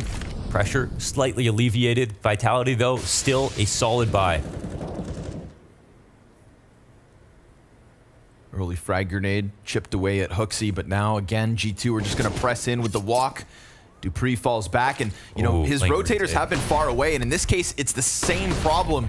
That double setup from Spinks and Magisk in middle took Dupree's assistance away. Monacy's already around Tetris. They're gonna swing from multiple spots, fire at their feet, and Monacy, well, he's the first dead. Dupree able to hold it, but they bounce right back. G2 off of Hunter's double, but a nade destined for JKS, the only player who could survive that impact. Apex and ZywOo, separate sides of the site. G2 on the brink of semifinals. And Apex is gonna just try and creep this in to catch them off. Held by JKS, he gets his single kill. ZywOo to the 1v2, finds Nico with his head turned and has a health advantage over Hunter in dividends. But that smoke ahead of it creates ambiguity. Hunter dodges shots, a USP is out, and desperation starts to sink in. Oh, ZywOo, the kill's right there, the kit's on his back, but it comes down to time, and time on his side. ZywOo gets 14. Wow, almost felt so bad for him that he missed that spray into the smoke. He knew what Hunter was trying to do. Low HP, getting back into the fight, and nearly finds it, spraying the whole entire perimeter at the 1v2 from the full flank. And Jesus, it comes very close. And at this point, that was the last thing he could try to do, but he realized where Hunter must be. Somewhere in there. It comes so damn close. Literally his only hope, because he needed that kit that moment. Yeah. But hey, he could have got that kill even sooner. ZywOo-esque. Yeah. You know, we talk about the Monacy clutch and the wild rounds he pulls off. Well, that's just high IQ from ZywOo as well. Another, they're primed for OT. It's a force buy, of course, in this round 30 situation. 1 Galil available to Nico. It should be crystal clear to Vitality that G2 can barely make ends meet right now. Have a chance to close this out, but man, the amount of damage that G2 did on that last round has had some impact on G2 as well, on Vitality as well. No off for them. Oh, a second glow picked up actually, right out of spawn. Okay. Still grasping at whatever they can get, but 2 better than 1. But Vitality putting a little bit of emphasis on nades here. And the default clash towards the A ramp would be the perfect way to either decide this game or bring it to overtime.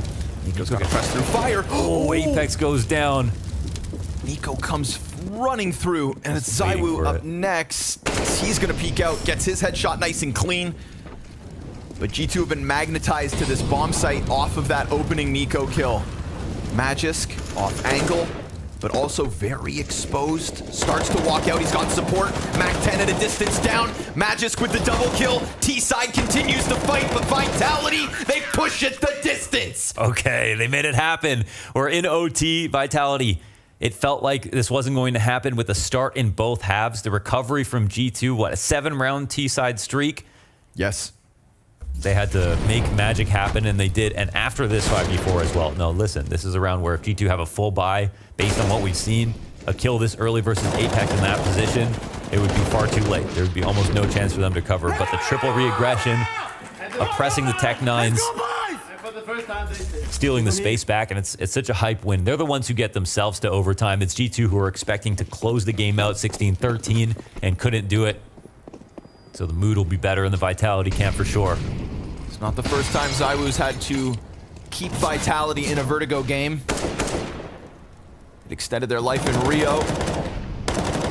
He's extended their chances here in Abu Dhabi as well. Full buys both sides. A welcoming spam from Hooksy, but ZywOo missed shot. Tries to change up the angle. Monacy's hunting him, and Monacy's gonna catch him. Standing out, stranded in the open. Pressure onto Magisk now. And they're hunting for that. I think they saw him cross back as well, so dangerous. I believe so. And again, this is now very hard situation.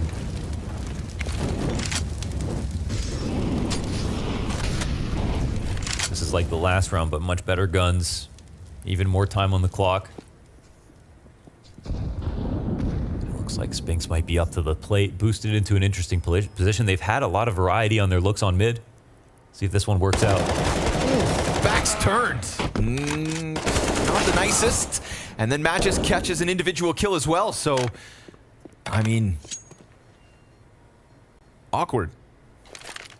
Walked it right out. It's awkward. That was, I mean, a good boost, right? Yeah. Seem disappointed in this. Yeah, Okay. just back's turned, you know. You want to at least put up a fight. Now Hunter gonna get blindsided by Apex by the looks of it. So quad kill times 1.5. Dupree swings out and finishes it off, and it's Vitality to strike first in OT. Yeah, they make it happen. So again, the variety of looks, especially on mid, result in them catching him off guard. They had the double boost with Spinks in the past on both that dry wall position and the heavier stack on the left side.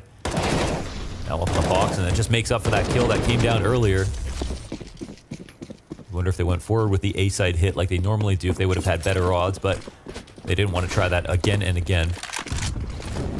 Honestly, real quick, saw that. He saw a glimpse. Ooh, but misses his chance at the immediate refrag. So ZywOo, last round, he gave them a chance by missing that first shot. This time, not going to let that happen twice. 5v4 Vitality.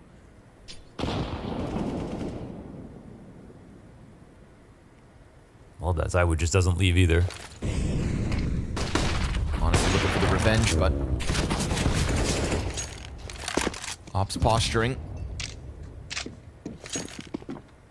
Smoke prevalent, flash through, and what's Apex's move?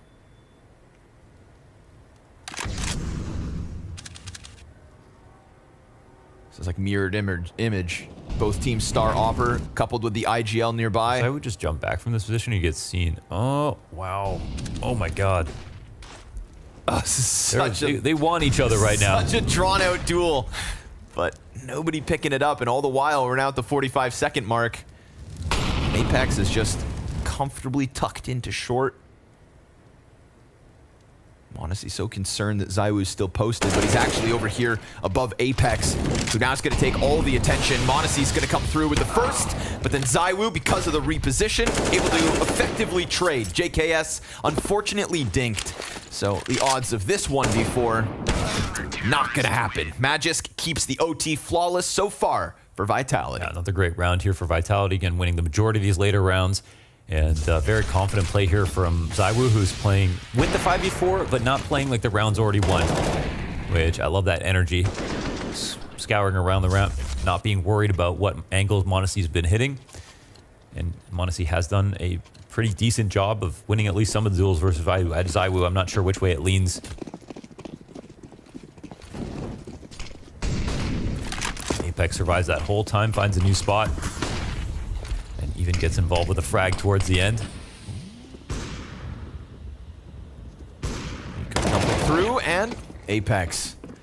Probably a sigh of relief as he gets one, but it's Magisk to have to trade that out. Looks he comes through, gets him, keeps things 4v3. We're gonna get the G2 walk back to the B site. This overtime not going well for them. Yeah, now they're just winning. It's Apex getting opening kills here.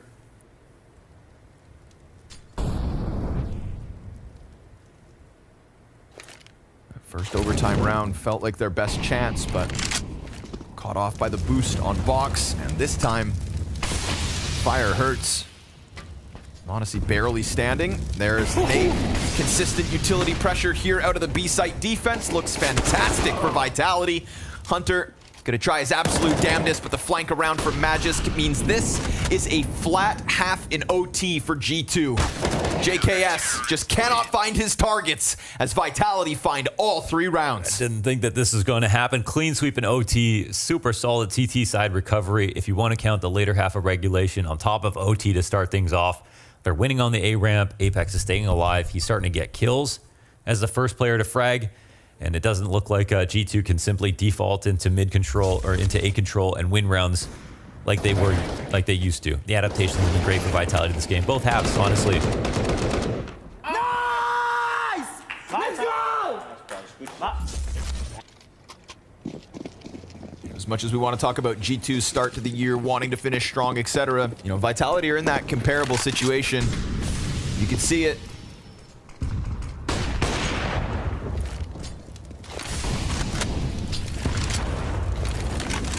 Wouldn't be the first team to lose Nuke versus G2 and bounce back in the series. Nico looking to tuck in along the wall.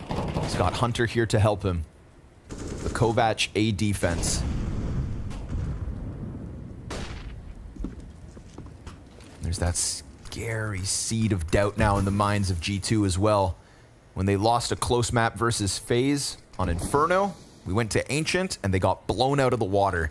They will have to prove their ability on Anubis unless they get to a second OT. JKS trying to hone in on Magisk here as he throws grenades, and sure enough, finds it. Nicely done. Can hear Magisk with hands busy, so he pounces at the perfect moment. Nico sliding back to short, will not get his kill. And Monacy, only the one. Apex right there to trade frag, gets things evened out. Hunter takes the place and finds his timing, dropping bomb with support nearby. An individual duel over on the opposite end of the map leaves ZywOo in a temporary 1v2. And Spinks is trying to come over quick. Nice shot from ZywOo to catch Hooksy. And they know that Hunter was here already, and his options in position are so limited that this should be near the top of the list. ZywOo waits for Spinks. Yeah, bomb in an interesting spot. With the amount of time left over, Hunter can watch it without exposing himself to sandbags or the ramp. But they should know, and they should think about this. Spinks is going to take to the top rope, and that top rope is exactly where he drops the elbow. G2, close but no cigar, and Anubis the proving grounds to try and keep this dream run going. It's a tough loss for G2, but it's also one more chance. A chance at semifinals.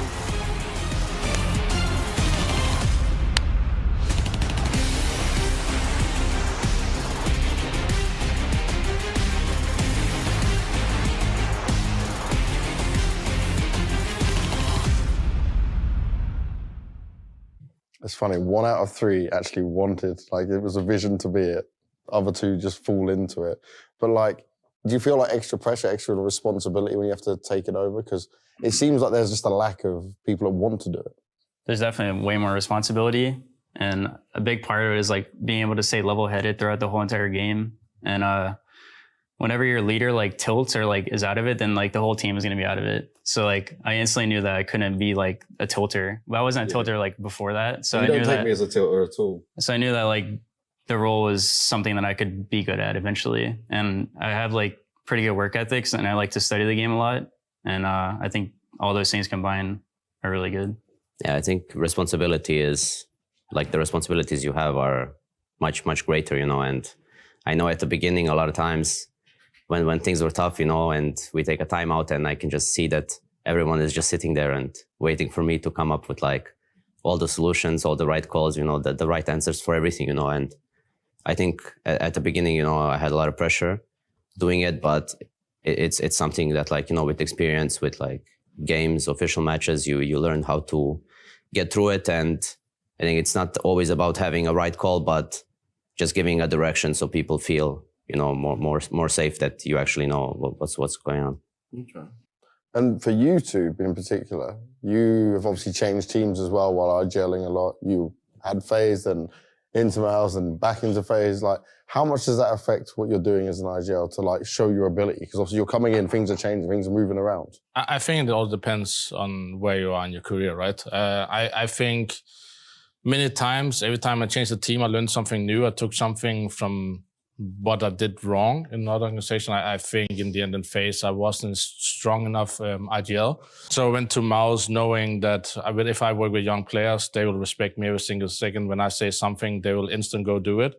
And by going from phase to, first of all, it was Envy. That was very awkward to play with one of the best players and then play with Envy in NA. But coming into Mouse, I knew what I had to work on, what I had to be strong at if I wanted to compete at the top again.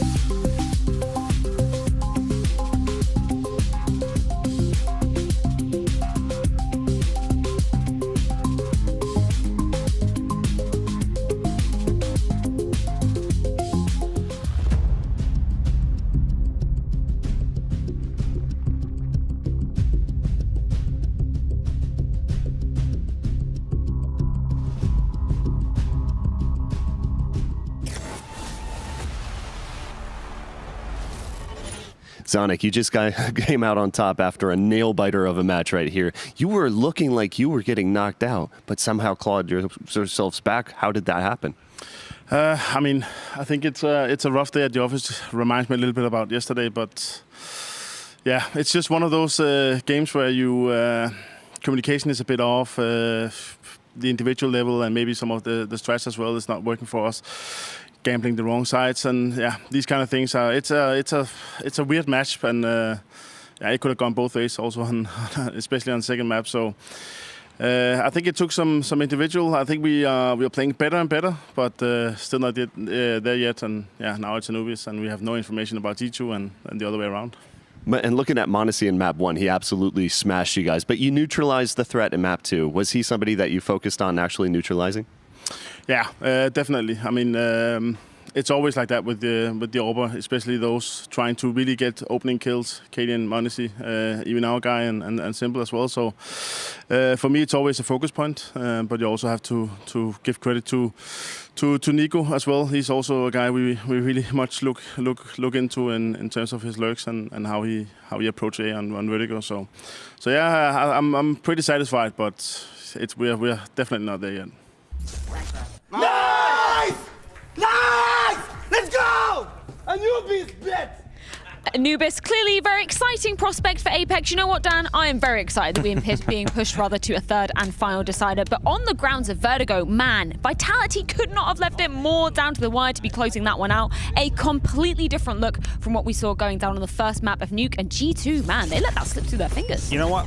Finally, some teeth from Vitality. Finally, some nerves. Finally, some rage into this game. You could see it. I think this is the first time here in Abu Dhabi that we see them approach that flow state, you know, when everyone is communicating on really high pace, high rhythm, they're making sure they're not making mistakes. I thought we were going to see Vitality on the way to the airport without having ever played Counter-Strike in here. I thought this was it, and it requires some heroics to have them coming back alive, and finally we have a game. It took them almost to be knocked out, though. That's the issue, right? It took them almost to be knocked out before they actually woke up. Because you're right, the first game we saw them at the tournament, we were all positive. Apex was talking to me and James saying that, yeah, it feels good. We had a month off. We didn't qualify for the finals. And we spent that month practicing, getting better. And we feel like we're ready for this tournament. We can win this tournament. You see the second game yesterday against OG, you think to yourself, okay, what happened? The first couple of maps here today, or I would argue the first 3 halves today, has been absolutely abysmal for Vitality until you come into Vertigo and you actually pull out that fire you're talking about. You actually fight your way back when your back's against the wall. And it was great to see some of the players that had a rough showing actually stepping up when they were down 15-12. Yeah, we were literally turning to each other, Matthew, and saying, man, Zaiwu's been uncharacteristically quiet. And then he pulls off a miraculous clutch that literally keeps him in the game. Yeah, there are so many layers to that Zaiwu clutch that we have to talk about. First of all, the scoreline. That's the obvious case. They are fighting against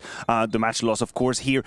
Basically, what Zaiwu did in here is manufacture or deduct the only solution possible to win the clutch. And it's not just about shooting. He had such a tiny window. There were limited courses of action he could follow to win this clutch. But the point that I want to make is that Zaiwu does that even though he's been having a quiet game. And this is true quality. Because had he been on 30 kills, I would have just said, feet on the desk, he's going to win this 1v2. But he was struggling. He was legitimately struggling, invisible in this game. And still, he pulls the perfect 1v2. And that is the truest quality. I think that's what's so crazy about, the characteristics of Zaiwu. Sure, he can be having a quiet game just in terms of that fragging power, but being able to pull off a moment like that, that is pure star quality. Of course, and we know it. We've seen it so many times before. You described it pretty well. If there was anyone you'd put in a situation like that, it'll be Zaiwu. I think he's the best clutcher in the world. He has this sixth sense for the game, as you described, right? There was only one way of winning that clutch, and he played it out to his own perfection and take nothing away from Hunter right here. He did nothing wrong. He played it also perfect on the other end. He's just up against a better opponent. Yeah, Zaiwu called the chosen one for a very good reason, indeed. But I do want to go from the end, way back to the beginning, though, in an eco play, because obviously we saw G2 managing to get the pistol, but Vitality stopped them from converting. Yeah, and they actually had a good first showing, Vitality, right? They were playing a great first half. Again, this force spy coming in with the Galils, it's very, very strong. Still in modern days Counter-Strike. The Galil armor, you can take the duels and you can win them against the M-Force even. It was a little bit of a flat feeling here for G2. Felt like they took too many heads-up duels. Didn't really utilize the fact that they could afford more utility. Didn't really play off the utility. Just taking fights left, right, and center. And it cost them what could have been a great start. Yes, and this also kind of forecasted the issues that G2 were to be having in this first half, which is JK has been found time and time again on the B side. Vitality had a very, very decent offense. I think they had done what was necessary. And this is what made the second portion of this game so mind-blowing. Like the fact that G2 was getting away with all these entry kills, that Vitality was out of solution. How can you not build on such a good first half as we have the round timeline here? Yeah, because we can take a look at a Dupree moment from that first half as well. Huge clutch coming out from him, which, kind of sealed, I guess, that momentum when we're looking at these round distributions for that T side. Of course, an impressive 1v3 from Dupree. We can see the scoreline is round number 10 in what is a very complicated situation to navigate with a whole lot of enemies to find, and also here playing it correctly. He knows that he is known that his position is definitely in the G2 rank. So what he does, he moves a lot, singles out the 1v1, and then here he's got a choice to make. You take the risk to white swing, the AWP could be against you. Some people would fake. He goes straight for the plan, and then it's just a matter of off angles, and he plays it absolutely cleanly. But that's my point. Dupree was good on the first half. He was one of the main reasons why Vitality went up, and still we end up absolutely butt-clenching towards the very end. Yeah, what happened in that second half then from your perspective, Jacob, that kind of maybe allowed G2 to get back into things? Was there anything, looking a bit tired, a bit sleepy for Vitality? I think G2 played brilliant Counter-Strike in that T-side. I think once again, Hooksy called a good T-side to begin with. They were easy at finding the pickups. They were easy at finding the entries, right? I think Apex 3 or 4 rounds in a row died in the exact same position to Nico. And obviously when you do that over and over again, it becomes easier for Hooksy. But it felt like G2 were in control for the vast majority of that second half. And I will argue again, once again, if you're Vitality, it took you to be down to wake up, We were asking for Zaiwu, we were asking for Dupree, we were asking for Spinks as well, who also showed up at that later stage of that game. Unfortunately, it feels like G2 and Vitality share the same symptoms, we never really know where we have them. It's always a question mark whenever you watch them play. It can be really, really good and it can be really, really bad. Yeah, no, I think you're totally right. The highest highs, but the lowest lows for both the teams coming into things. But now a huge question mark because we get to see both these squads taking to Anubis for the very first time here at the World Finals. I mean, I don't really know how to place, to be fair, any teams because it's still such a new ground for all the squads coming into them. I know, and I agree with you, Freya. It's very complicated to make, an educated guess as to what is about to happen. I think more than ever when you play a new map like this, momentum is extremely important. Like any team that kind of gets away with it with a couple of first few rounds and puts their individual in comfort zone might just run away with it. We know we have two very momentum-based teams right here. We know how G2 can look like when they catch on fire, and Vitality just pulled a great comeback out here. So keep an eye on the first 4 to 5 rounds, and let's just see who can rack up that confidence very early on. I had the same discussion with James, right? Because you're right, it's very hard to come with an educated guess. I will say when it comes to Anubis, for me, probably for the viewers at home and you too as well, let's just sit back and watch. Let's learn about this team. Let's see how they approach the game. Let's have some fun, yeah. If I could come with one argument that would support G2 perhaps having a bit of an edge, it would be they have more young players, more new players in terms of Hooksy, in terms of Monacy, and usually I would argue when a new map comes out, the creativity from these youngsters, their willingness to grind hard, play faceit, play matchmaking, etc., to learn a map like this is probably a little bit better than when you look towards Dupree, Magix, who's been around for such a long time. So that would be like one argument I would put in favor of So the Zoomers G2. are winning over the Boomers. I'm hearing you say that, Jacob. Which camp are you in, though? Which camp are you, Zoomer or Boomer Energy? I'm in between. Yeah, I think keep we young. kind of both are in this one. I mean, just in terms of Anubis as a map, if you're going to put one thing down at Amachi for the viewers to be looking out for in terms of the mechanics, in terms of how this map plays out, what is one of the most important things we should Look, I was just going to say, I haven't really seen any Alper really take over so far. At least in the very small sample size we've had, it's not like one player, either Simple or whoever has been able to take over. So I think the pressure might just be on the rifles this time around because, again, teams don't really have perfect executes quite yet. Multi-kills galore is going to happen. So, you know what? Let's see if Spinks can actually have back-to-back monster performance the way he did. I'm willing to bet you Monacy will take over the server now with the AWP. This youngster... What do you bet? Just to be sure, what do you bet? We're on broadcast. French fries. God damn. Well, I prefer mashed potato, me. But apparently the viewers at home, you guys preferred Anubis last time around the Blast Premier Show match back in Copenhagen, but that is out of the equation now. Make sure you head on over to Blast.tv to get your votes in because it's either Nuke or Overpass, our spectacular show match on Sunday, is going to be playing out on. But all of our energy right now fixated on the third and final deciding map of Anubis. Vitality taking on G2. Let's see how it goes down.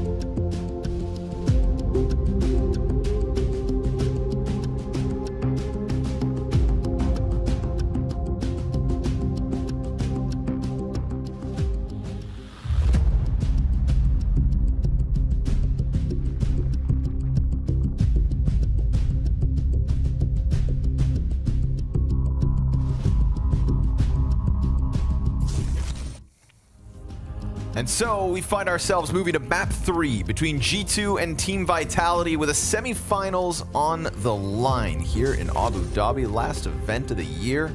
Means a lot to either of these teams, I think, to finish on a high note. The winner of this series, currently favored to be Vitality by Betway, will have to face FaZe in a semifinal.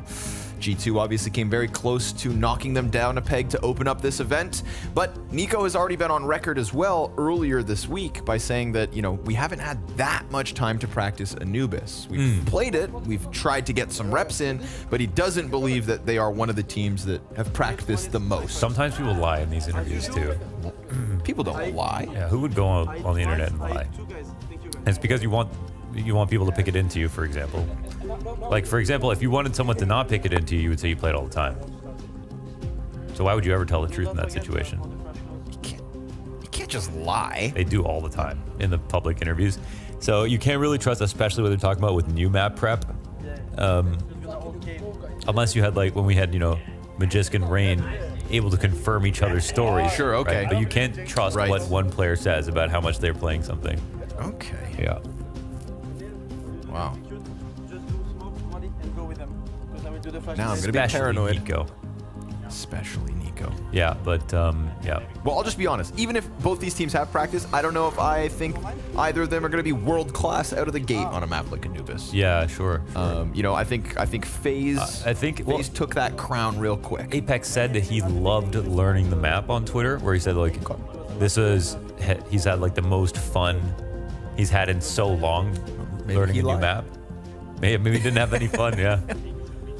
Maybe he hated learning a new map. Who can we trust? Monacy. We could trust Monacy. See, the thing is, I think Monacy and Zywoo are just going to be insane. I think the map is named Anubis, so Spinks has to be good on it. Surely. So there's that. So that's Zywoo and Spinks, who should be good. Apex, who's having fun. So I think once and then for G2, I think, besides Monacy, Nico hates new things. He always hates new things. First thing he said was, why Anubis? Yeah, but he did walk that back pretty quick. He did. And I respect him for that, because when the grenade change came out, he hated that too. Magisk also said in the interviews he likes Anubis. Okay. Thinks it's good. No one seems to hate it, that's for sure. Nico's the only one actually who said it at first. But he just said back, why. Right? Then he said right after, Anubis greater than Ancient and Vertigo. Oh, he said that? Wow, okay, good. Yeah. And then... almost like once you give it a chance. And then Hooksy is the other one. I wonder how good this guy can theorycraft a map. We saw what Kerrigan can do.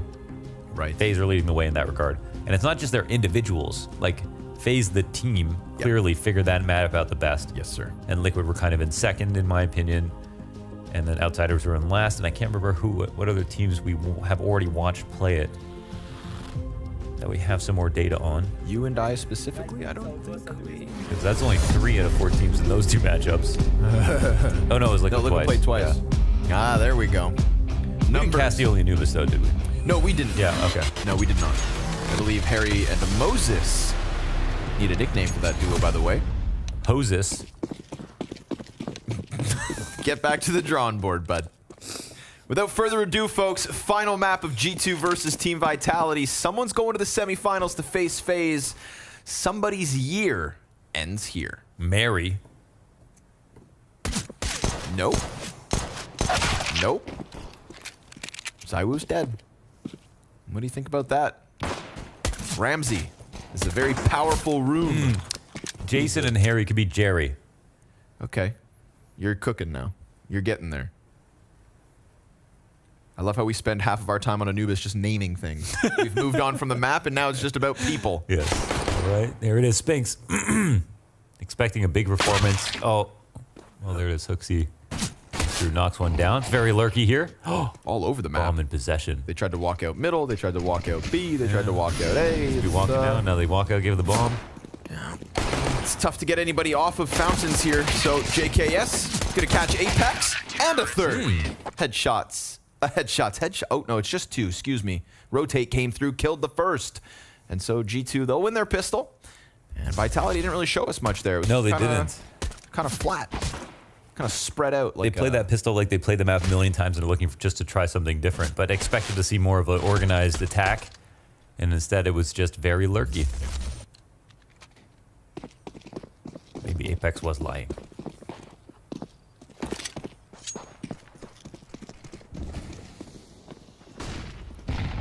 Wonder how many things we're going to learn about this map from Monacy.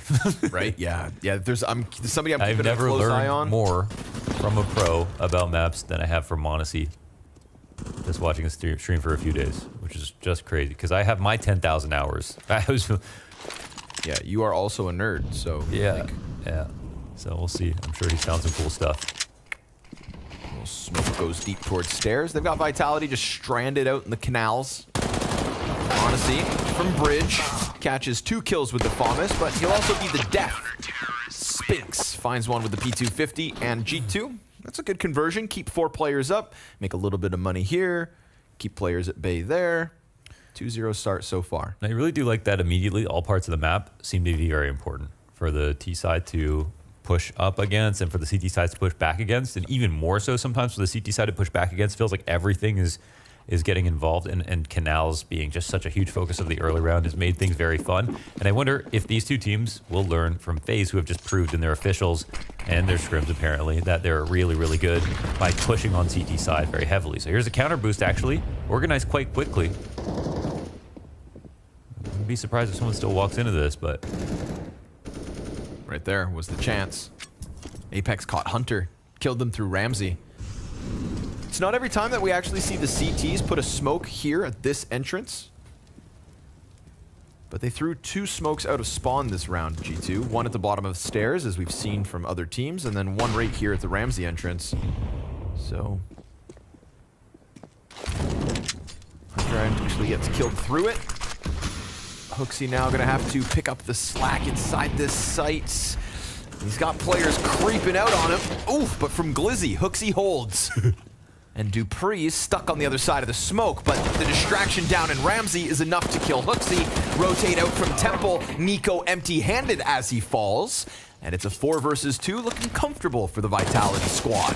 Damage versus Apex, Monacy, ton of impact here. With the kill onto Apex and the damage onto ZywOo, grenades to get the flash out. JKS pressing outwards, doesn't see anybody.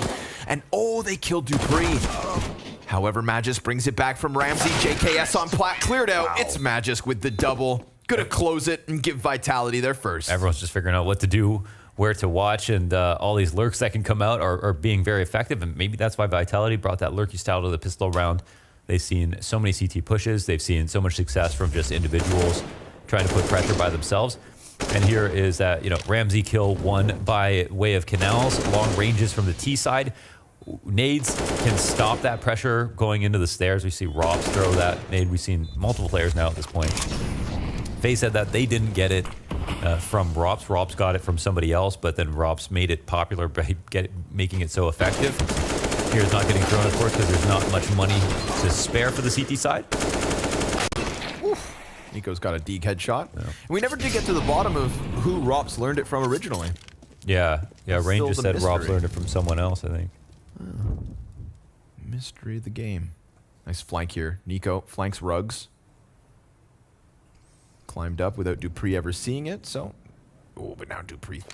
The AK just disappeared. Yeah, he saw the stock of the gun just vanish, and so he's on high alert to give Vitality a clean conversion. 2-2.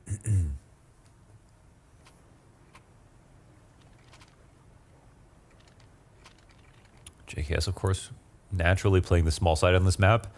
And one thing will be interesting. I think FaZe found a way to both double up on A, where people only want to play 1, and still have really aggressive control of the map on CT side. So it looks like right now they're just playing 3 towards B to begin things. And this early smoke again, it's just so huge. It can work both ways with the spams. People are playing directly in front of it on CT side. Inviting Nico for the walkout, but it's interesting. They were spamming from both sides, so... Oh, but there it is. Just found the space. 1 player here. Yeah, Monacy caught. Didn't expect that walkout. Nice timing from Magisk. Perfect, in fact. The gun round crumbling. I think immediately we see G2 need to play way more aggressively for their spots. They're getting smoked out of Ramsey beginning round, starting 3B, and then having one person basically watch the exit. There's one inside A, and they're taking the deep control smoke on their mid and letting it go to the T side. Everything is just going the way of the T's too early on. So this could become very ugly for G2 based on the small amount of data that we have. It feels like the phases style would solve a lot of problems right now. We'll see moving forward if they kind of get a bit more out there. It's tough to save over here for Hunter. It's tough to save anywhere, to be honest. Unless you can somehow get into the back lines of the T side. Feels like T's can just spread out and clear. And so Hunter swept away. Every single rifle from G2 hits the dirt. Vitality take the lead. Magisk fighting Monacy with a nade in hand. And then JKS can't do anything from behind Cake. That's right. Cake. Cake. Couldn't figure out Muffin. What was Muffin We Top? tried you Muffin called it? Top, yeah. Muffin Top was decent, but a bit of a mouthful. But it looks... Okay. Here all week. Back to pistols for G2. Careful now. Ooh. Blind as hell. At least finds Hunter. Apex drawn back. And he'll pad the first stat. Another chance. It's 2 for Apex. Bombs going down on the other end of the map. And G2, that's twice now. We've seen 2 rounds where they have pistols. They tried the same thing twice. I want diversity. Fool me twice, can't fool me again.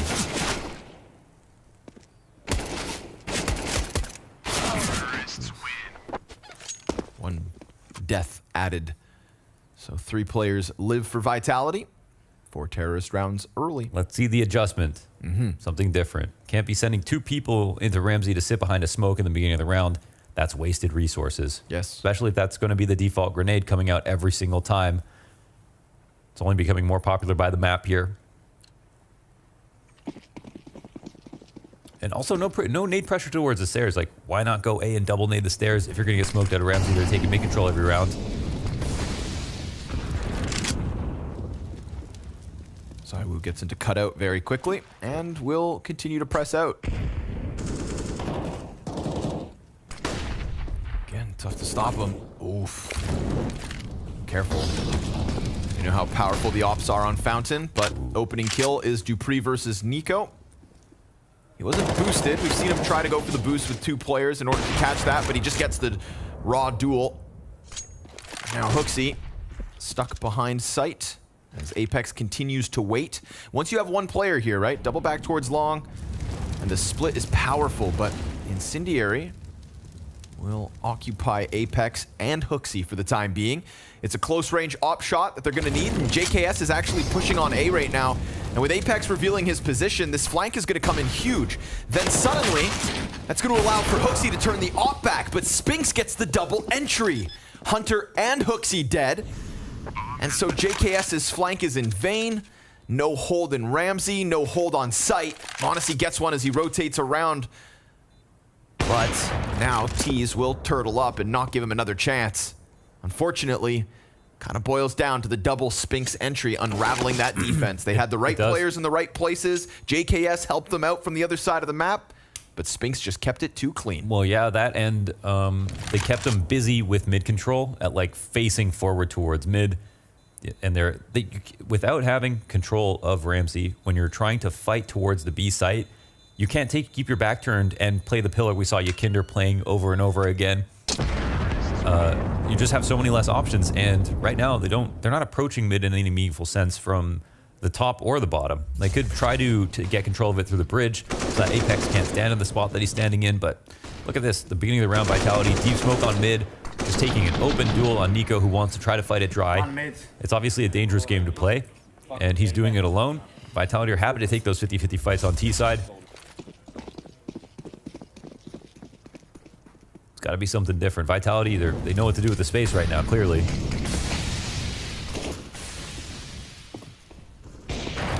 Oh, Zaiwu plucks him right before the smoke pops. Same exact thing. Hunter dead at the start of the round. Hooksy takes his place. I think the only thing stopping Magisk from simply walking out is literally not knowing where Monesi's op is right now. Right. But he's been really flagrant about it, getting a lot of value here. Punishing Platt as much as possible. He's doing a good job of the pressure. Nice bank nade out of Nico from top middle. That'll be Dupree softened up, but ZywOo's waiting for second servings.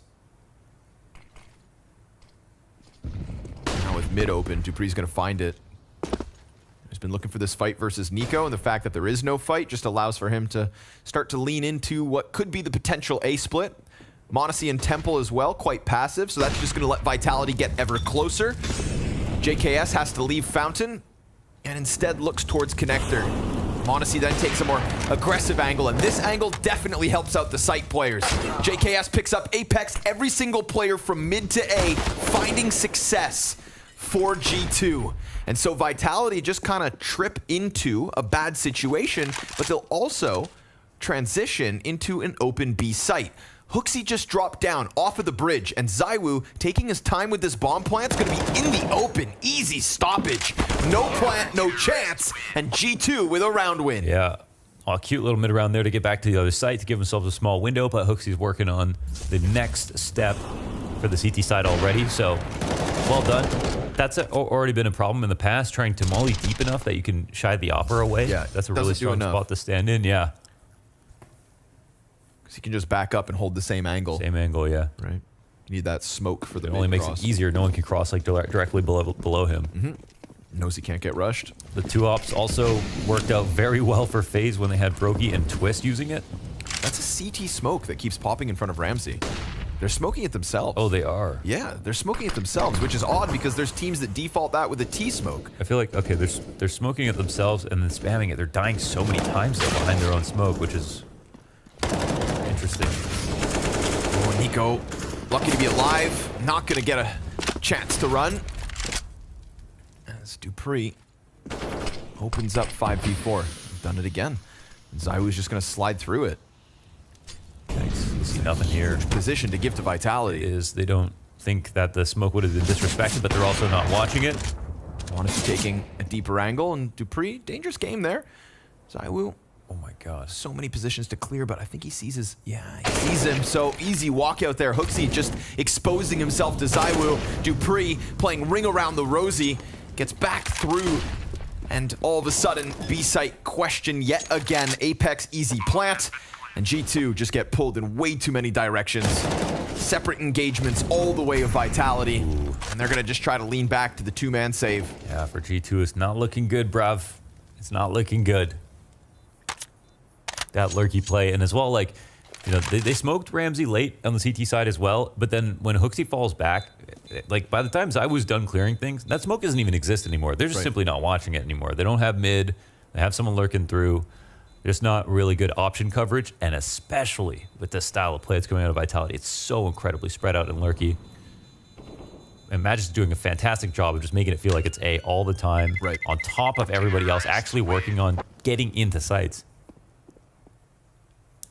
I think something that FaZe did better than what G2 are doing is if they want to smoke off front Ramsey to just, you know, whatever their purpose is, FaZe had a smoke that popped further, halfway in the canal, right? And that was allowing them to then push out Ramsey themselves, then take that deeper peek on like troll position down through the canal. But smoking yourself off at the entrance just gives so much space over to Vitality. You know, there's three essential smokes. It's the one in front of Ramsey, it's the one at the bottom of the stairs, and then the one in the middle. FaZe pulled that out. Rain and Twists love playing around it. And that's why they were able to push down out canal, get aggressive, unlike what G2's defense looks like here, which is just this passive insight setup. Yeah, but they can't give them all the space. And they can't let Magisk also be defaulting outside of A and just be like on their doorstep at all times. Right. They have to deal with him. And we saw like OC, for example, get the op deeper and deeper on long aim that actually worked a little bit. We saw Brokey take a more passive position back on Platt, just smoke the molly, play off to Platt. I think the way the Magic is playing it would put a lot of pressure on him and would make it a little bit harder, but they just simply can't let one person have all that control. And like when Robs played it as well, he was pushing a lot on the CT side, on A site, and almost all the time when he played in the site, he gave up the site. He ended up dying, losing, kind of proving or self-prophesizing that the angles aren't great in there. But I would argue, I feel like they're pretty good from the outside, or pushed up. Trade a bunch of damage, nearly come out even.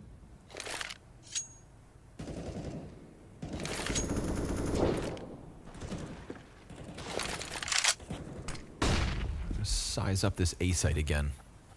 Nico, because he's low HP, has to just come play support, and Monacy picks up the gap in mid. It's a dangerous angle. Bree, who has had a tendency to play through doors, can get real close.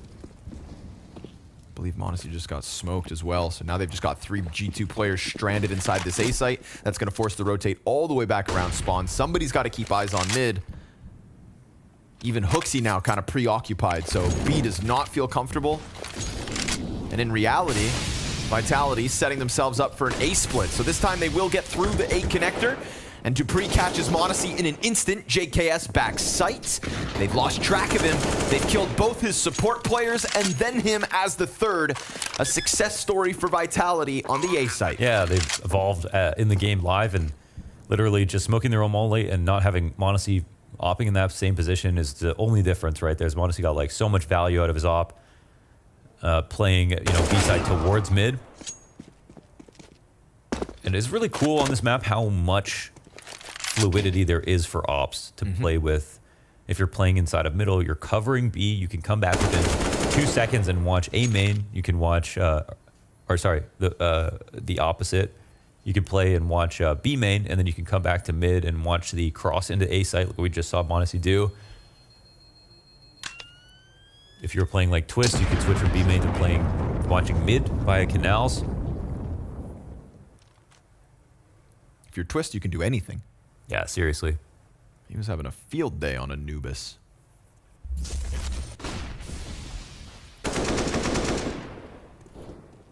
Also, it feels like when people try to one-way in the backside around Cake, it just feels like they just get hunted down eventually. Like it's going to be one guy running up one side or one guy running up the other side, and you just run out of space. And it might be a great one-way, but there's like almost no one straight in front of you. They're all just trying to wrap the perimeter over the side immediately. It feels just very easy to scale on A. See, here we go. This one's further out. Now, this is nice. This is CT smoke. Yeah, that's more interesting. The phase 1 was still further down the river, but at least Hunter has more room to work. And you see it. You know, it's more information. It's a chance at a kill if ZywOo wasn't tucked into cutout. And Hunter catches Apex there. So, keeps him at arm's reach. So they think. In reality, ZywOo is still closer. And that could be the invitation to just walk up into this B site. Maybe Spinks does it on his own? No, sir. Deagle headshot out of Hooksy. And there's a chance at the refrag. ZywOo comes out, kills Hunter. Hooksy on his own, but still fighting, and doing so successfully. And if he has all of Long B to himself, well, then Sight feels very safe. This bomb can actually be recovered. Still working on getting that gun back safely, but Hooksy is just a couple of meters away from it. Oh no, he's got his AK, sorry. There's a chance Mad just finds him just floating back and forth. And it looks like he might catch a timing. We'll see. Yeah, that's one kill down. 2v3 now. Nico, Deagle on the site. Sometimes good enough. Sometimes. First shot's out. Oh, there it is. ZywOo, head popped. A nade meant for Nico, but between Nico and Monacy, the Deagles deliver. And that's G2 with a robbery of a round to give themselves a fourth. Yeah, and we have to see what happens when G2 switch over. And if, let's say, Nico's being totally truthful about just the amount of time that he had to play, then, you know, maybe he spent all that time talking about the T side. Maybe they just feel like they could phone in on CT, play their usual spots, and individually practice. Usually T side takes more work to get off the ground, obviously.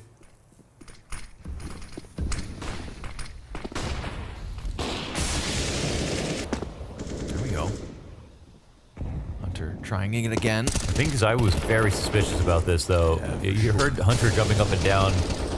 But the smoke is just perfect, isn't it? Yeah, Apex died to it twice. ZywOo trying to give chase. Playing this one a little bit quicker than the last time around. Fire forcing him in. He's got a smoke to keep himself alive, but barely. 20 HP. Nico rotates through Temple. Nade could have killed ZywOo, but he evacuated back to the canals, and Vitality all starting to lean towards A, where G2 get aggressive. JKS and Monacy. Active round out of the A defense. Look at the reward. Yes, nicely done. JKS clean couple of shots, and man advantage back G2. But he doesn't leave. He sticks around with a nade out. Gonna be Dupree to try and chase it down. Delivers a bomb to JKS's doorstep. And he knows that ZywOo's right on the other end. Both ZywOo and Spinks barely alive at this point, and walking into the scope of Monacy. Thought maybe JKS didn't have that support. In reality, G2 with number 5 queued up. Yeah, there it is. Deep control of A main working out very well. On top of this, the smoke that's developing. The situation is developing inside the canals. It's getting a little deeper. Hunter's getting away with that kill a number of times now. And also staying alive. And while ZywOo is suspicious, wasn't willing to try to shoot back, even though Hunter's been specifically jumping over the left side from his perspective of the smoke. I feel like ZywOo takes a swig and then knows this next round, if it comes through, he's going to go for the spam. Right, yeah. And trust it. And hopefully for his sake, Apex doesn't get caught.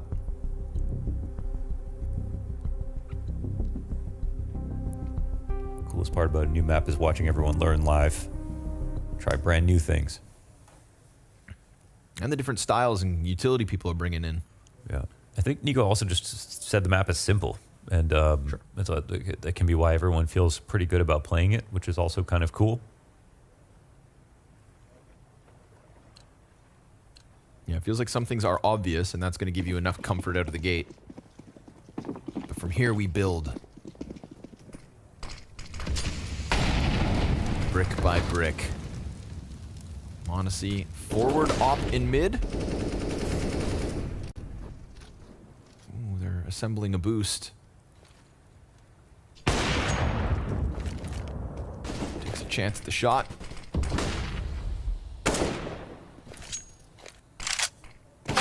Oh, there it is. Contact. It's dangerous, right? Sometimes you just get caught on that contact. Monacy then, because Dupree loves to go towards doors, that's 2 players here from G2, just caught on the walkouts from Vitality. And Dupree's still looking for maybe another. Nico getting closer. Dupree's gonna sleep out, but Nico, nicely done. Keeps it clean, keeps himself alive, keeps the dream alive for G2's 6th round win. Hunter has to take his time here. They've got to get Nico off this angle. But there's only one smoke left, and it belongs to Apex. They try to cross it dry, and that's going to deliver Nico a chance. Apex, clean trade. Hunter not going to be able to peek off of the bricks. Tries to burn out the Tut plant, and so Apex goes default instead. Smoke in Heaven going to keep things cooled. Hooksy. Long flank in position, so I think this one transitions to a save. Yeah, it's a scenic route. It's a little slow. You get try to punish. Poor JKS, just magic coming at him. Yeah, and that one I wonder, why he picked that exact. I think he picked that timing because his teammate died, and that's why he was pushing out. But maybe he should try starting there a little bit more often, or like smoking the entrance to A main.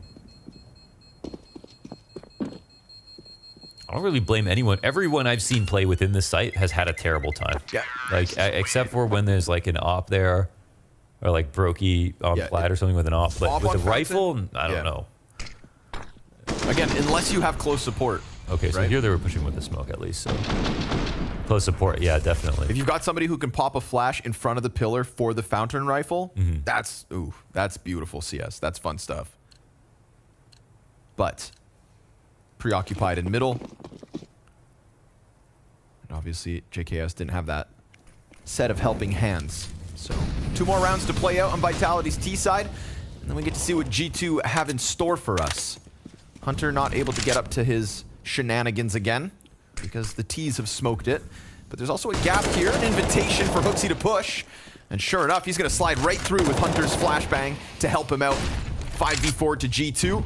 And Hooksy's been doing a great job, I think, of controlling Long B. A second kill versus Dupree looks good on him.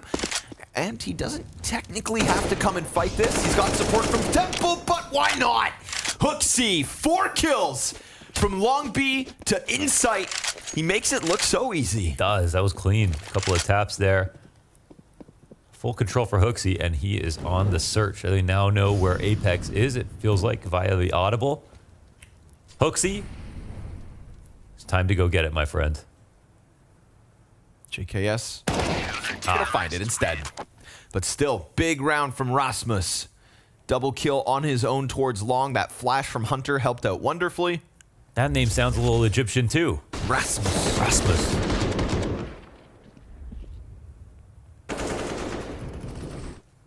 Top fragging Hooksy here. And they give him that one. Guys. Guys, calm down. Guys are getting too excited every round. Ooh, Hunter wanted to go for it. But T-Smoke keeps it weird. Zywoo on a deagle. AK's for 3. Apex just gonna try. Better keep eyes on long. JKS is feeling frisky. Monacy rotates over, so we get that early 3-player B lean out of G2.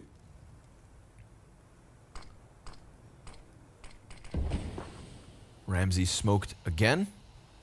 So Zywoo's just gonna have to chill out. Hunter's gonna play inside it. Hooksy looking like he wants to go for that pop, but it's not just a player alone this time. We got multiple bodies. Oh! Dupree was playing counter flash to try and save Spinks from exactly that. But a double headshot out of Hooksy. Man advantage G2. Bomb tries to leave, but Apex gets clipped before that rotation can ever happen.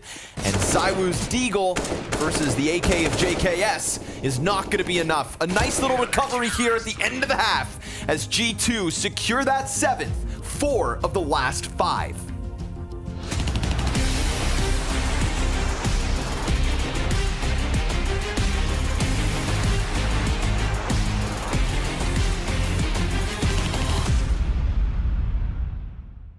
I mean, once you're in there, you could go anywhere. You can split both sides, but hold on! The fans have voted, and this next round will have limited gravity, but I believe they're still deadly accurate in the air. So jumping is, you're gonna have a laser sight up there. You can jump and look at this. Oh no, he's so quick in there, trying to look over the map. Oh, look at it, they're all airborne, but they should be able to shoot. There we go. Dupree. He doesn't know he's getting shot from at all. Yikinder dropped. He thinks he's safe down there, but he's airborne above him. Dupree here to shut it down. It's so close. He missed a couple of shots, and now it's just S-Tag left. He's coming in with a ridiculous flank. Is he really going to try and throw? This flashbang is going to go to the moon. That's not even, it's too much. He's at the obelisk, getting one wall. They're trying to knife him. It's just so good. And there's the stab. Mid-air, he cut his parachute. And it will be the dream team to pick up a second round. And of course, it's simple with the knife at the end of the day. We know he loves a good knifing. so absurd. The P90 is quite the weapon to have for that as well. Yeah, with laser sights on it. Yep. Infinite bullets. It's all fun and games. Not bad. Not at all bad. But Team Denmark definitely need to do a little bit more. And that feature is one of the features you can vote on at Blast.tv. So make sure you get, I think we have like 6 or 7 more different features that we can throw into the game whenever we feel like it. So make sure you're in there voting. Nice shooting from S-Tag. Ooh. Yeah, he's not asking for any votes. He's just taking all the kills. Double for him, both of them headshots. The sucker is going to be going down. That's unfortunate. Simple there on the other side. Welcome to playing against the best. Yep, probably a very different experience, one that you're not easily going to be able to have. They're still fighting him here. R8 comes out. Look at the damage. Oh, he's done some work. Look at this. He's half winding it up to reduce the amount of time that it takes to fire it. He's an expert. Ruben is now on his own. Again, the other fan player that we have on the stage playing for the Dream Team. So now he's got some of the best players in the world watching him saying, wonder if this guy's going to be able to actually do this retake. 1 versus 2. Dupree and Kirby on the other side. Players, no doubt, that he's been watching and just looking up to for a long time.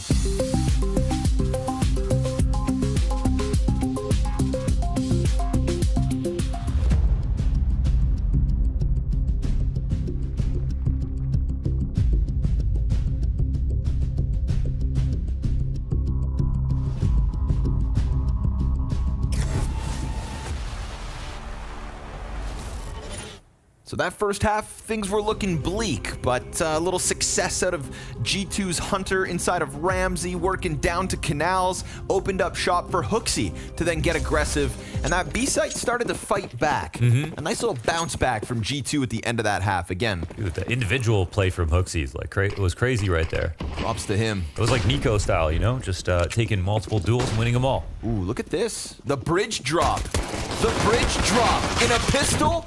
Who could have thought of that? Nobody other than Hooksy. Big brain play to the B bomb site, gets them a plant, but ZywOo's gonna take away that long support, and JKS caught on the fallback. Oh, there's one more Glizzy Gladiator though, and he goes down. The last is Hunter. It's a wraparound from Temple. It's a slow crawl and a long journey with the bomb not planted for him. ZywOo's already keeping eyes on top, and Apex gonna get killed, so now how do they deal with this? Of course, no kit, 10-second stick. Hunter trying to fight, and Magus doubles back, so we've got Vitality to a round win out the gate. Yes, lots of pressure now in G2 to show us what they got on T side. They were clearly behind. I don't want to say the meta because we have no idea if, you know, FaZe's style is going to be the prevalent one or how things are going to develop. Some statements make it feel like, you know, they really have figured out how the map will be played for a while or something. I just don't. It's just too early. So we'll have to see what kind of ideas G2 bring here. And if Vitality have similar problems, maybe they look like geniuses on T side just because G2 weren't responding, but then they equally can't figure it out on their CT side. Let's find out. Double push already here from Vitality out towards long A. The danger of smoking this is the boost that comes with it. Hunter over top. Freya's got a good fallback, and there's no pressure through Ramsey. Nade finds its home as they soften up the sea of Galils that are going to try to push from long. Successfully so! JKS double kill! Wow. And with 3 players stacked inside that bomb site, they kill them all. Nico passive up on the rugs. Knows exactly where Magisk is at, and G2 popped through by killing 3 inside the B site. JKS is starting to find those like FaZe Clan stand-in entries. You know, when he got shoved in as the entry fragger, I was like, that's not going to work. And then that was a Kato, I think it was. One Kato. You know, that was really cool. But yeah, now he's been doing really great on the T-side entries at this event so far, I want to say. If the stats reflect it. Definitely feels like it in the server. Second time out called, 1-round game. And you got to tell yourself, I mean, no matter how potentially unprepared you are for the map, if you come across the right idea in a match this early into a map, there's no reason to lose hope. You could win 15 rounds in a row. You know, if you have that one, yeah, the meta will advance so rapidly, there's always a chance that you can figure it out. So just keep thinking.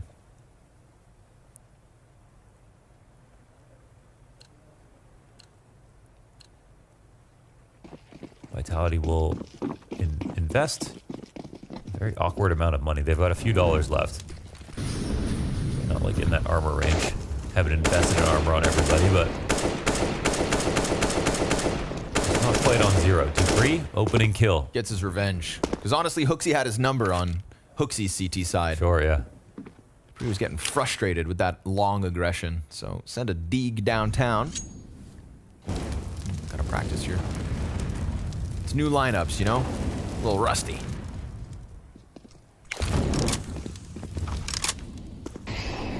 Don't lose to pistols, G2. Don't do it. Actually, this goes hand in hand. In the past, this G2 been a little different. I like this. This is Nico's utility set. First he burns the fountain platform, and then he puts that smoke down for himself. Yeah, you like that? You like that? Yeah. I thought maybe he'd be able to... Oh, JKS. See, JKS is making the better of it. That's true. The better of it, the best of it. Boisterous. Could be better before best. Hunter. Yeah. Galil doesn't get away from him. Oh, but Magus from behind Cake. Damn. He's caked up right now. Ooh, double deagle out of the A-hold. An extra slice. 15 and 9 from Magus now. 3 kills with the deek. He's getting a little amped. Mm-hmm. Listen, man, they want this. These are two teams that are fighting for a success story to end the year. Oh, seriously, yeah. And obviously, you know, we kind of paint G2 as needing it more, but Vitality in the... No, they both, yeah. These two teams are very expensive for being ranked 9th and 13th in the world. I think it's just, you know, like G2 didn't even get to go to the major. That extra chip on their shoulder. So, 4 spies back and forth. Vitality used this against G2. And ZywOo gets caught by it, but he's still alive and kicking. 22 health. Magisk takes a little glance out long. A gander. But dangerous game here for ZywOo to stick around. And he goes for the repeat because he thought with the smoke there things would go well, but it's a player ahead of it. Apex just caught throwing down utility. Ooh. You know, you'd think ZywOo's lesson would have been translated to Apex, but maybe he doesn't speak French.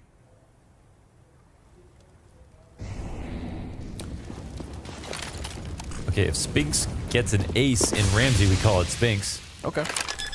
That would be, like, there has to be a call for Spinks on this map. I mean... We'll find one. Like, it's Anubis. Something has to be Spinks. But he's 7 and 14, so...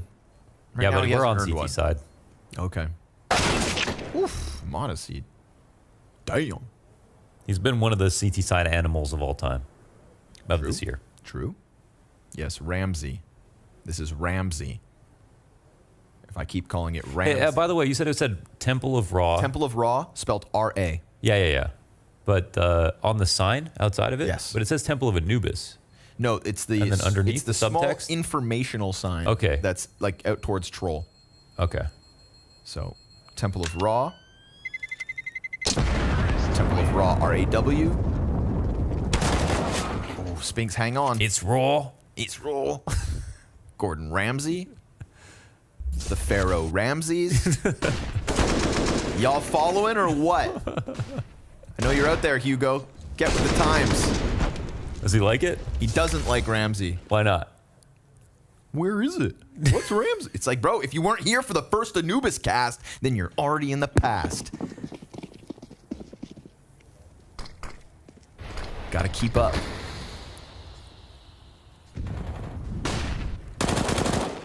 And we called him ZywOo for months, so try us. Out of respect. Oh! Monacy, nice headshot. Takes down one of the limited rifles of Vitality. So all of a sudden, that lead has disappeared. Force Wars kind of delays the full-fledged gun rounds of Vitality, so this is a good chance for G2 to get a momentum rolling early. Probably a chance to also... I mean, this is a great time for them to get a chance to just breathe at the start of a T-side, right? New map, first official, elimination on the line, or semifinal. And you know that for the first 5 or 6 rounds, your opponent's economy is whack as hell. Wow. But Magisk do be whacking. Hell, even grabs the M4. Free. We've seen what those Deagles can do, and he's got Hooksy pinned on jail. Tough. Nade's coming out now, though. Gonna be hard to get these Deagles involved. Now looking to smoke this out, and this just gives Spinks open lines. But JKS returns the favor. Yeah. Now it's up to Dupree. Necessary double! Oh, AK grabbed JKS off of the plant. Left or right? Ooh. Left or right? Ooh. Good night, JKS connects. He's very good at smoothing angles when he does that in the 1v1s. He did that to ZywOo on Vertigo just now. Couple of clutches as well for Justin. Mr. Savage. Oh, wow, that was his third. Oof. And a snap. It's so instant. Temple of the Temple of Ra. Okay. During the first Egyptian dynasty era. I was reading that. Pretend you During the first Egyptian dynasty. No, okay, we're not going to do this. Thank you for the chance. I appreciate your belief. G2 are kind of frying right now. They're kind of nuts, man. Again, you know, map to map, you got the aim. Yeah, and CT sides, I get clearly, it can be hard here for Vitality as well. Maybe they figured a little bit of stuff on G2's T side tearing them up. Yeah. May I add, right? 4 out of the 7 rounds that G2 had on the defense were in the last 5 rounds of that half. So of the last 11 rounds, they've been winning. G2 have 8. That's most. You know we don't have on the CT side right now. Lifeline. What is an Opper's favorite shisha flavor? Double apple. Double apple. That's what we need. That's what's been working for FaZe. That's what worked for even Liquid. Yeah. Even had the Hooksy on the second op. It's true. Hell, man, FaZe had 3 ops.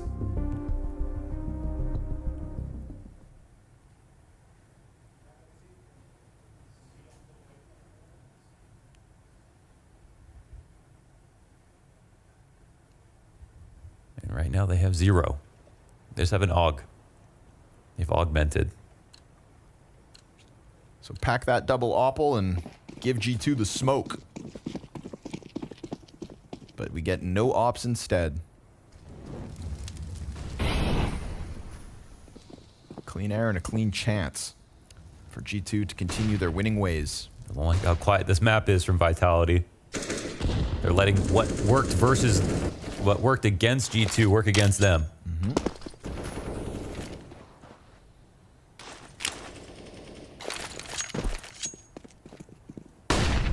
So we're looking for the mid fight. He's gonna stick around. Nice flash. And Apex assists ZywOo, who was kind of scrambling for a second. Fire at his feet, didn't know if there's multiple bodies chasing him down, but he gets a 1v1, and therefore Vitality man advantage. Now, this is that deep angle, right? This could be a great AUG angle, actually. It could be, but you're actually very exposed. Like, it looks like a narrow angle, 80% of your body's sticking out. Right, so from their, all right.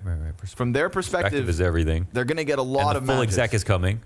But, yes, with an AUG, let's see if that can give him an added benefit. It will catch the first off guard. 2. Oh, okay. I'll shut my mouth because Magisk delivers with the AUG. Maybe that scope makes a difference. Maybe G2 are just not expecting it. Next time, someone's coming around that corner prepared. Well, it's like maybe a nice balance between if you opt it, you wouldn't be able to fall off after your shot.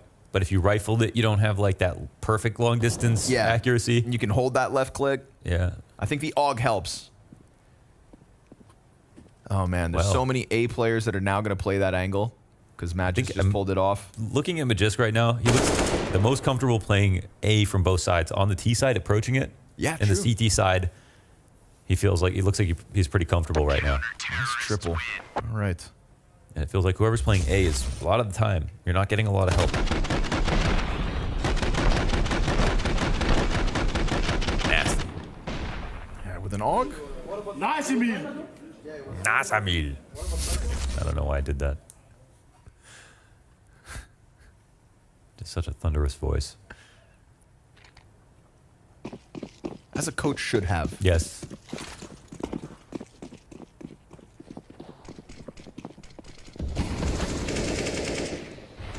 Couple of smokes.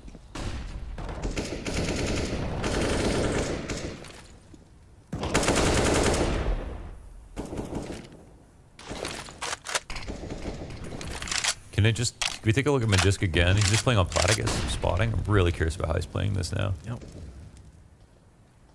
See, yeah, smoothing off this angle I think is a really good idea. It's just a strong fight. It's a strong fight.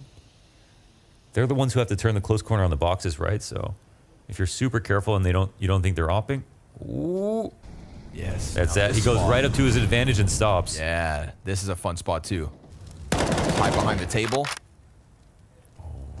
But how much further do you press your luck, right? Because once you hit this point, okay. Oh, it was timing. It's a matter of whether or not JKS is keeping eyes on him. But JKS has no help. We've got 2 players top middle. m0NESY also there. So make it 3. He's going to peel away. Try to come and help Hooksy. They're looking for that B split, or maybe Hunter can crack open middle. Nico doesn't get any contact. We're down to the critical 30-second mark. And because Hunter's close enough on mid, maybe they try to transition into this A split. Magisk opening up a bunch of angles with the AUG. Hunter versus Apex in middle is going to be crucial. Surely Magisk can't do it all again. CT Incendiary down just as he unscopes, and double pickup plus Apex is dead. ZywOo rotates into his death, and G2 sprint to an A site. Magisk just let off the scope. Wow. And we know that that is the death of an AUG player. Yeah, that's tough. I wonder, you know, but why though? Yeah, did he have a good reason essentially? Because like he had teammates, he didn't really have to rotate. They still were 2 on B. That was 5. They had 5 alive still. So maybe he should have just been patient there. We don't exactly know what happened. Maybe there's something that elicited his reaction. But look at this play from Hunter, finally getting into the spot in mid that he's been trying to over and over again. But he got countered a couple of times. Oh, 3v2, tough. 3v2, get good spots.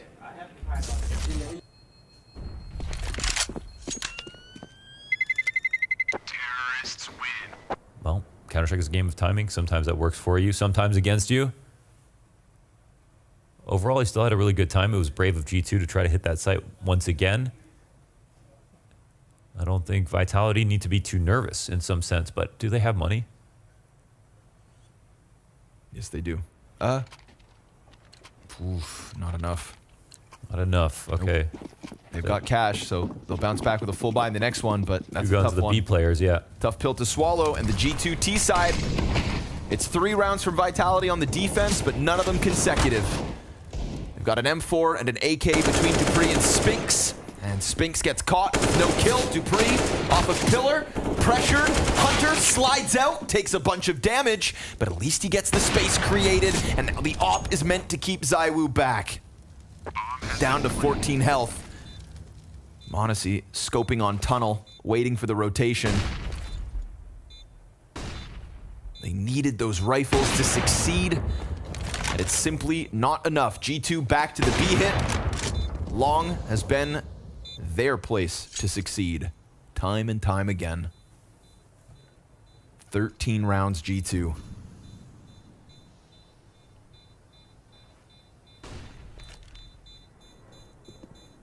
You're talking about Shades of FaZe after losing the very close Inferno game where they were close to a 2-0, which didn't seem like it would necessarily matter in the scope of the tournament because it was an elimination, and it would have just been a great result for a G2, but they go on to lose in map 3, and now Vitality, they claw their way back into the second map. They open up Anubis. They look really good in the first half. It's their best start so far in the series. Right. In the desk, they talked about how Vitality had kind of 3 bad halves in a row until that second half of Vertigo plus overtime. And now on Anubis, an opportunity presents itself. G2 that haven't fully figured things out, but are clearly getting a little bit better. There are such apparent strengths and weaknesses to both these teams in the second half. It's not lopsided at all. But right now, G2 winning the vast majority of T rounds. Economic problems have played against Vitality for a long portion of this half. The last gun round looked great. They had all the positions. Magisk scoped in, Apex on mid. ZywOo rotates and dies to Hunter. I think this is a great approach from G2 because Magisk has been taking the space by himself. Even though he has an AUG and powerful angles here, the op is always going to be better. It just depends on the approach. But it's hard to kind of bait the shot and bait the swing at the same time. Especially since Magisk doesn't have to commit to anything. He has an AUG. Does Apex have a flash out? But they could molly and try to catch him falling off, or just force that smoke out early first. Okay, front pillar flash. This makes the AUG powerful, but he has the flash out. Is insane. He peeks before the flash. He peeks before the flash, but he peeks to know when they should flash, and that's the op punish. Apex tries to slide underneath. Nothing from him. ZywOo, though, trying to be the savior again. And of course, he gets the double. Drops bomb, but there's a player down beneath him. And Hunter just killed Spinks. Caught him on the mid push towards Palm. We've got Hooksy flanking through B. JKS's deep position. That's going to catch off Dupree if he's not careful. Sure enough, ZywOo, however, can he do it all? 3 frags, 20 seconds left. knows that Hunter should be coming from long, and that internal clock is ticking. Where the hell is Hooksy? The 5th piece of G2 about to arrive with 100 health, and ZywOo turns, but Hooksy gets the 1v1, and with it, G2 14. Yeah, they steal it. That's a big play. I mean, it forces ZywOo to respond, and there's a perfect person in position to punish ZywOo for his last rotation spot, and they make sure to look at the weird spots, but maybe in the back of the site with the guy who's likely to die. Full HP player comes out to trade, but ZywOo just had so much on his shoulders, having to get every single kill in this position. How could you expect that to take place? Nice! G2 go ahead and grab 14. And one thing I'll say about the flash setup is they don't want to call for a flash, they don't have information, right? Yeah, so but peeking without it, man, they've got nowhere else to look. Well, he shoulders it, and m0NESY's not looking at him, right? So he starts fighting. Then m0NESY hits this insane shot, actually. I think Magis saw that and would have hid behind the pillar and asked for the flash if m0NESY was looking at him or missed or something like that. But I think that shot was faster than it looked. Ooh, nice double. Man, this is all falling apart for match point. Yeah, this is 15 secured, no doubt. With those mid picks, every time they get them, G2 just lean into the A play, and so they'll be able to dodge ZywOo by the looks of it. And this is the perfect way to use Hunter as well as the aggressive lurk inside of middle. It's the kind of position he'll, really take to. Saw Liege doing it really well. Can't remember who on FaZe on T side was doing it. Hooksy, even with such little health, just catches dupreeh looking the wrong way. Honestly, ZywOo got to keep this M4 for the next round. Money is questionable. There's no way he wins it, and they need this gun. 15 for G2. I was nervous, man, because we go back to the start of this event. That close game versus FaZe on Inferno. We go to Ancient, they get blown out of the water, like mentally looking defeated, like they didn't have a chance. And then with how good Vitality started on Anubis, I thought we were going to get a near mirrored image. But they adapted. Hey, there's still time to lose. That's fair. It is G2. Okay. They never let you down. Only themselves. But Hunter gets just enough. It makes you think, like, if they don't try to press an adaptation towards the end of that CT half, then they only finish the half with, say, 3 rounds. I like the T side. And I've been obsessing about this whole A setup from the CT side because I think it's been really cool and like seen a lot of good things out of it. And in these last couple of rounds, of course, some problems exposed. But on the rest of the map, I mean, there's really not that much impressive stuff happening from the CT side for Vitality. So no, sir. It's really lopsided in that regard.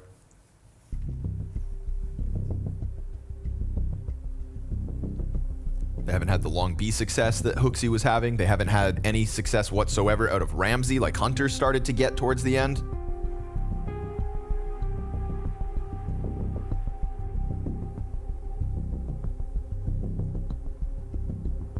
Even the mid plays have kind of been muted.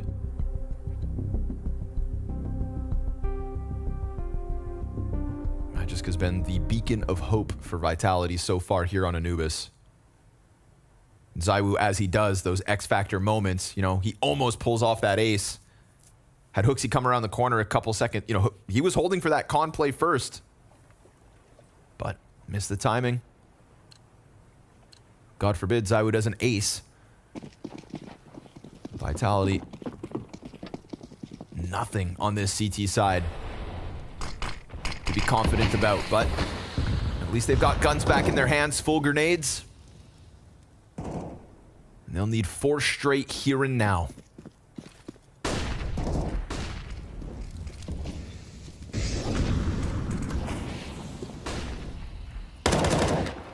Spinks smokes it himself, but that's just an invitation. Nico's going to get closer. JKS is going to join him. And with already 2 players on long, yeah. Don't be surprised when they just use this chance to transition into an instant 5-player B split. And so we need something out of dupreeh. We need something out of Spinks. Bottom of the scoreboard from Spinks. Lays down the incendiary, looks away, dies at the hands of Nico. Now dupreeh, also dead. And G2, believe your eyes. After disappointment throughout this year, they are 3 kills away from the semifinals. A chance to enact revenge versus FaZe. where they've already shown us greatness, and Hunter will not let this chance slide through their fingertips. Vitality thought they would have this, but a CT side that has fallen flat. ZywOo 15 health, and Modesty ready to put the nail in the coffin. They lean back, and with that AWP, they'll collect their kills, their 16th round, and their second map in this series. G2 versus FaZe for the second time in Abu Dhabi.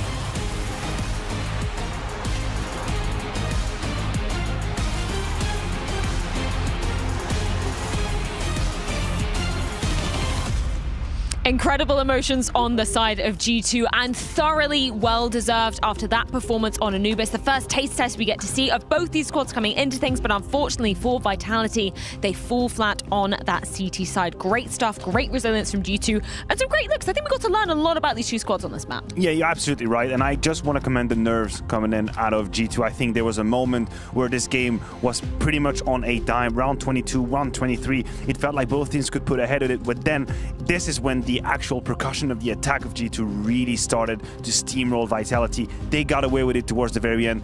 Good eye-jailing as well from HooXi. Yeah. A very, very strong performance coming out of G2 and a very strong performance coming out of HooXi. We mentioned it a couple of times in this series alone. The T-sides from G2 have been absolutely fantastic. We saw it again here in Anubis.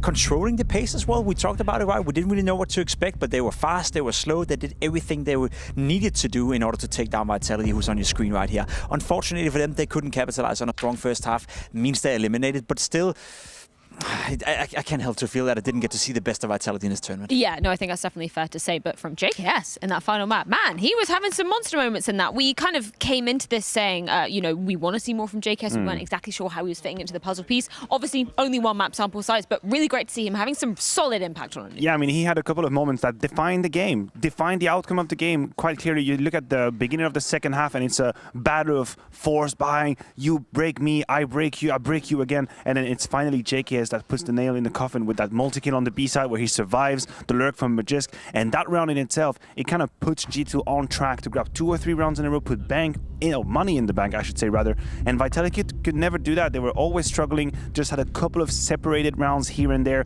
and they was pretty much drowning the whole way. I really do truly believe that this was one of the best T-sides and one of the best calling matches I've seen from HooXi throughout his entire time in G2. Of course, he got help from Maniac, got help from Nico, got help from JKS. Once you have the pieces actually putting up the frags, it makes it easier to call. But we've been praising HooXi and G2's T-sides on every single map so far, and pretty much throughout the entire tournament. Think about it. The only teams they've lost to so far was FaZe in a very close game where you could argue they also should have won on that second map. So overall, I've been very impressed with what I've seen from G2 so far. Yeah, very solid show from G2 indeed. Of course, they will be going into that rematch versus FaZe as we move on into the semi-finals. But let's check in with one of the puzzle pieces that HooXi has been using very well throughout this duration of this tournament. It's Maniac with Mats.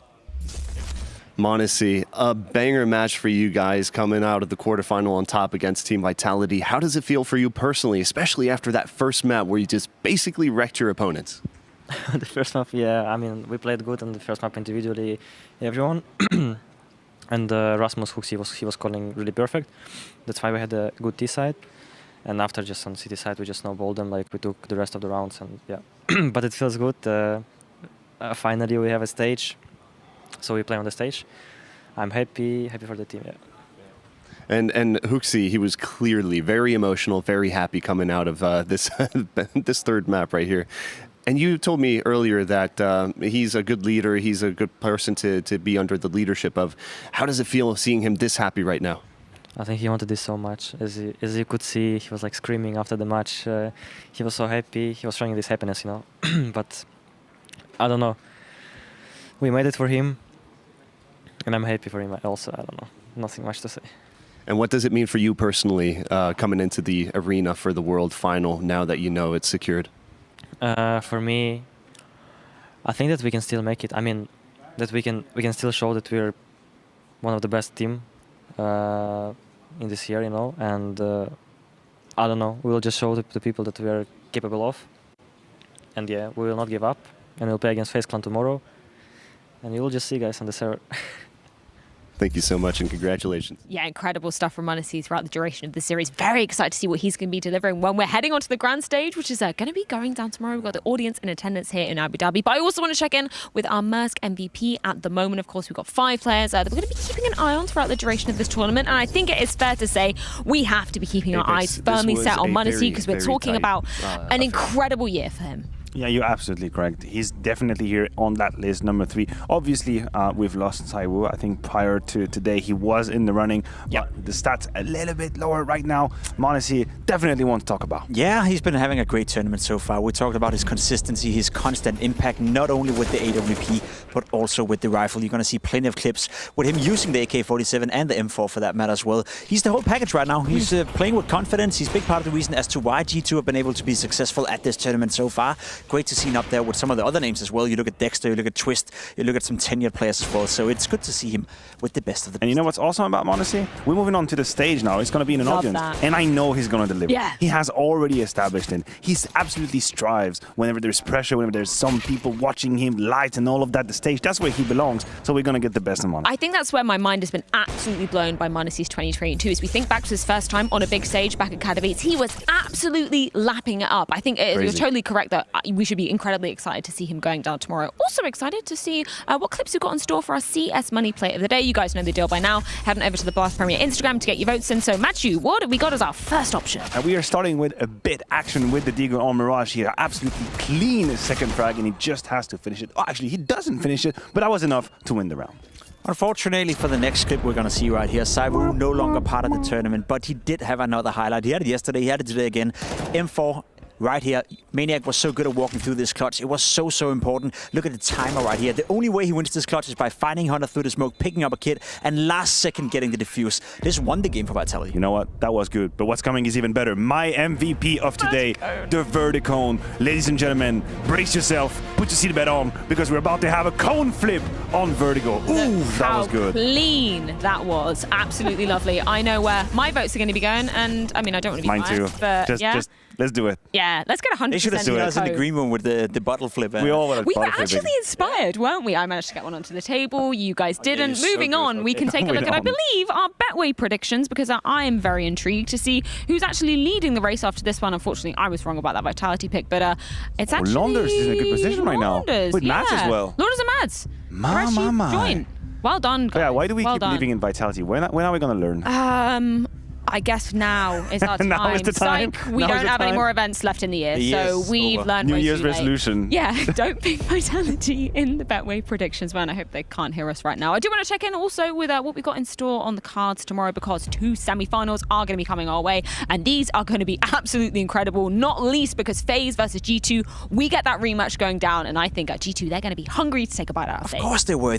I would argue they should have won that game against FaZe the first time around. So there's a bit of a grudge match going on right there. And then the other semi-final match, a bit surprising to see both Team Liquid and OG in that one. EG would have been a massive surprise. But OG so far, they've actually looked like a very solid team was for Liquid. I said it yesterday, they're trending upwards. Look, if you're Liquid, you cannot just underestimate OG. Hell I know no. it might look on paper like you're getting away with the easiest semi-final, but plenty of teams have done that mistake in the past of thinking, that's it, we got an easy run, let's move on to the grand final, and that's the worst thing you can do. So you have to focus, and I agree with you. G2 FaZe, that's about to deliver some real counters. Yeah, it's going to be absolutely incredible to see that going down tomorrow, of course. As we said, Team Liquid versus OG going to be the first game on the cards. That's going to be going down at 3:30 if you're here with us in Abu Dhabi time. But make sure you join us back for the action. We'll be live with our pre-show at 3 p.m. local time as well. Thank you, gentlemen, very much for joining me. Very excited to see how it's going to be going down in the stage tomorrow.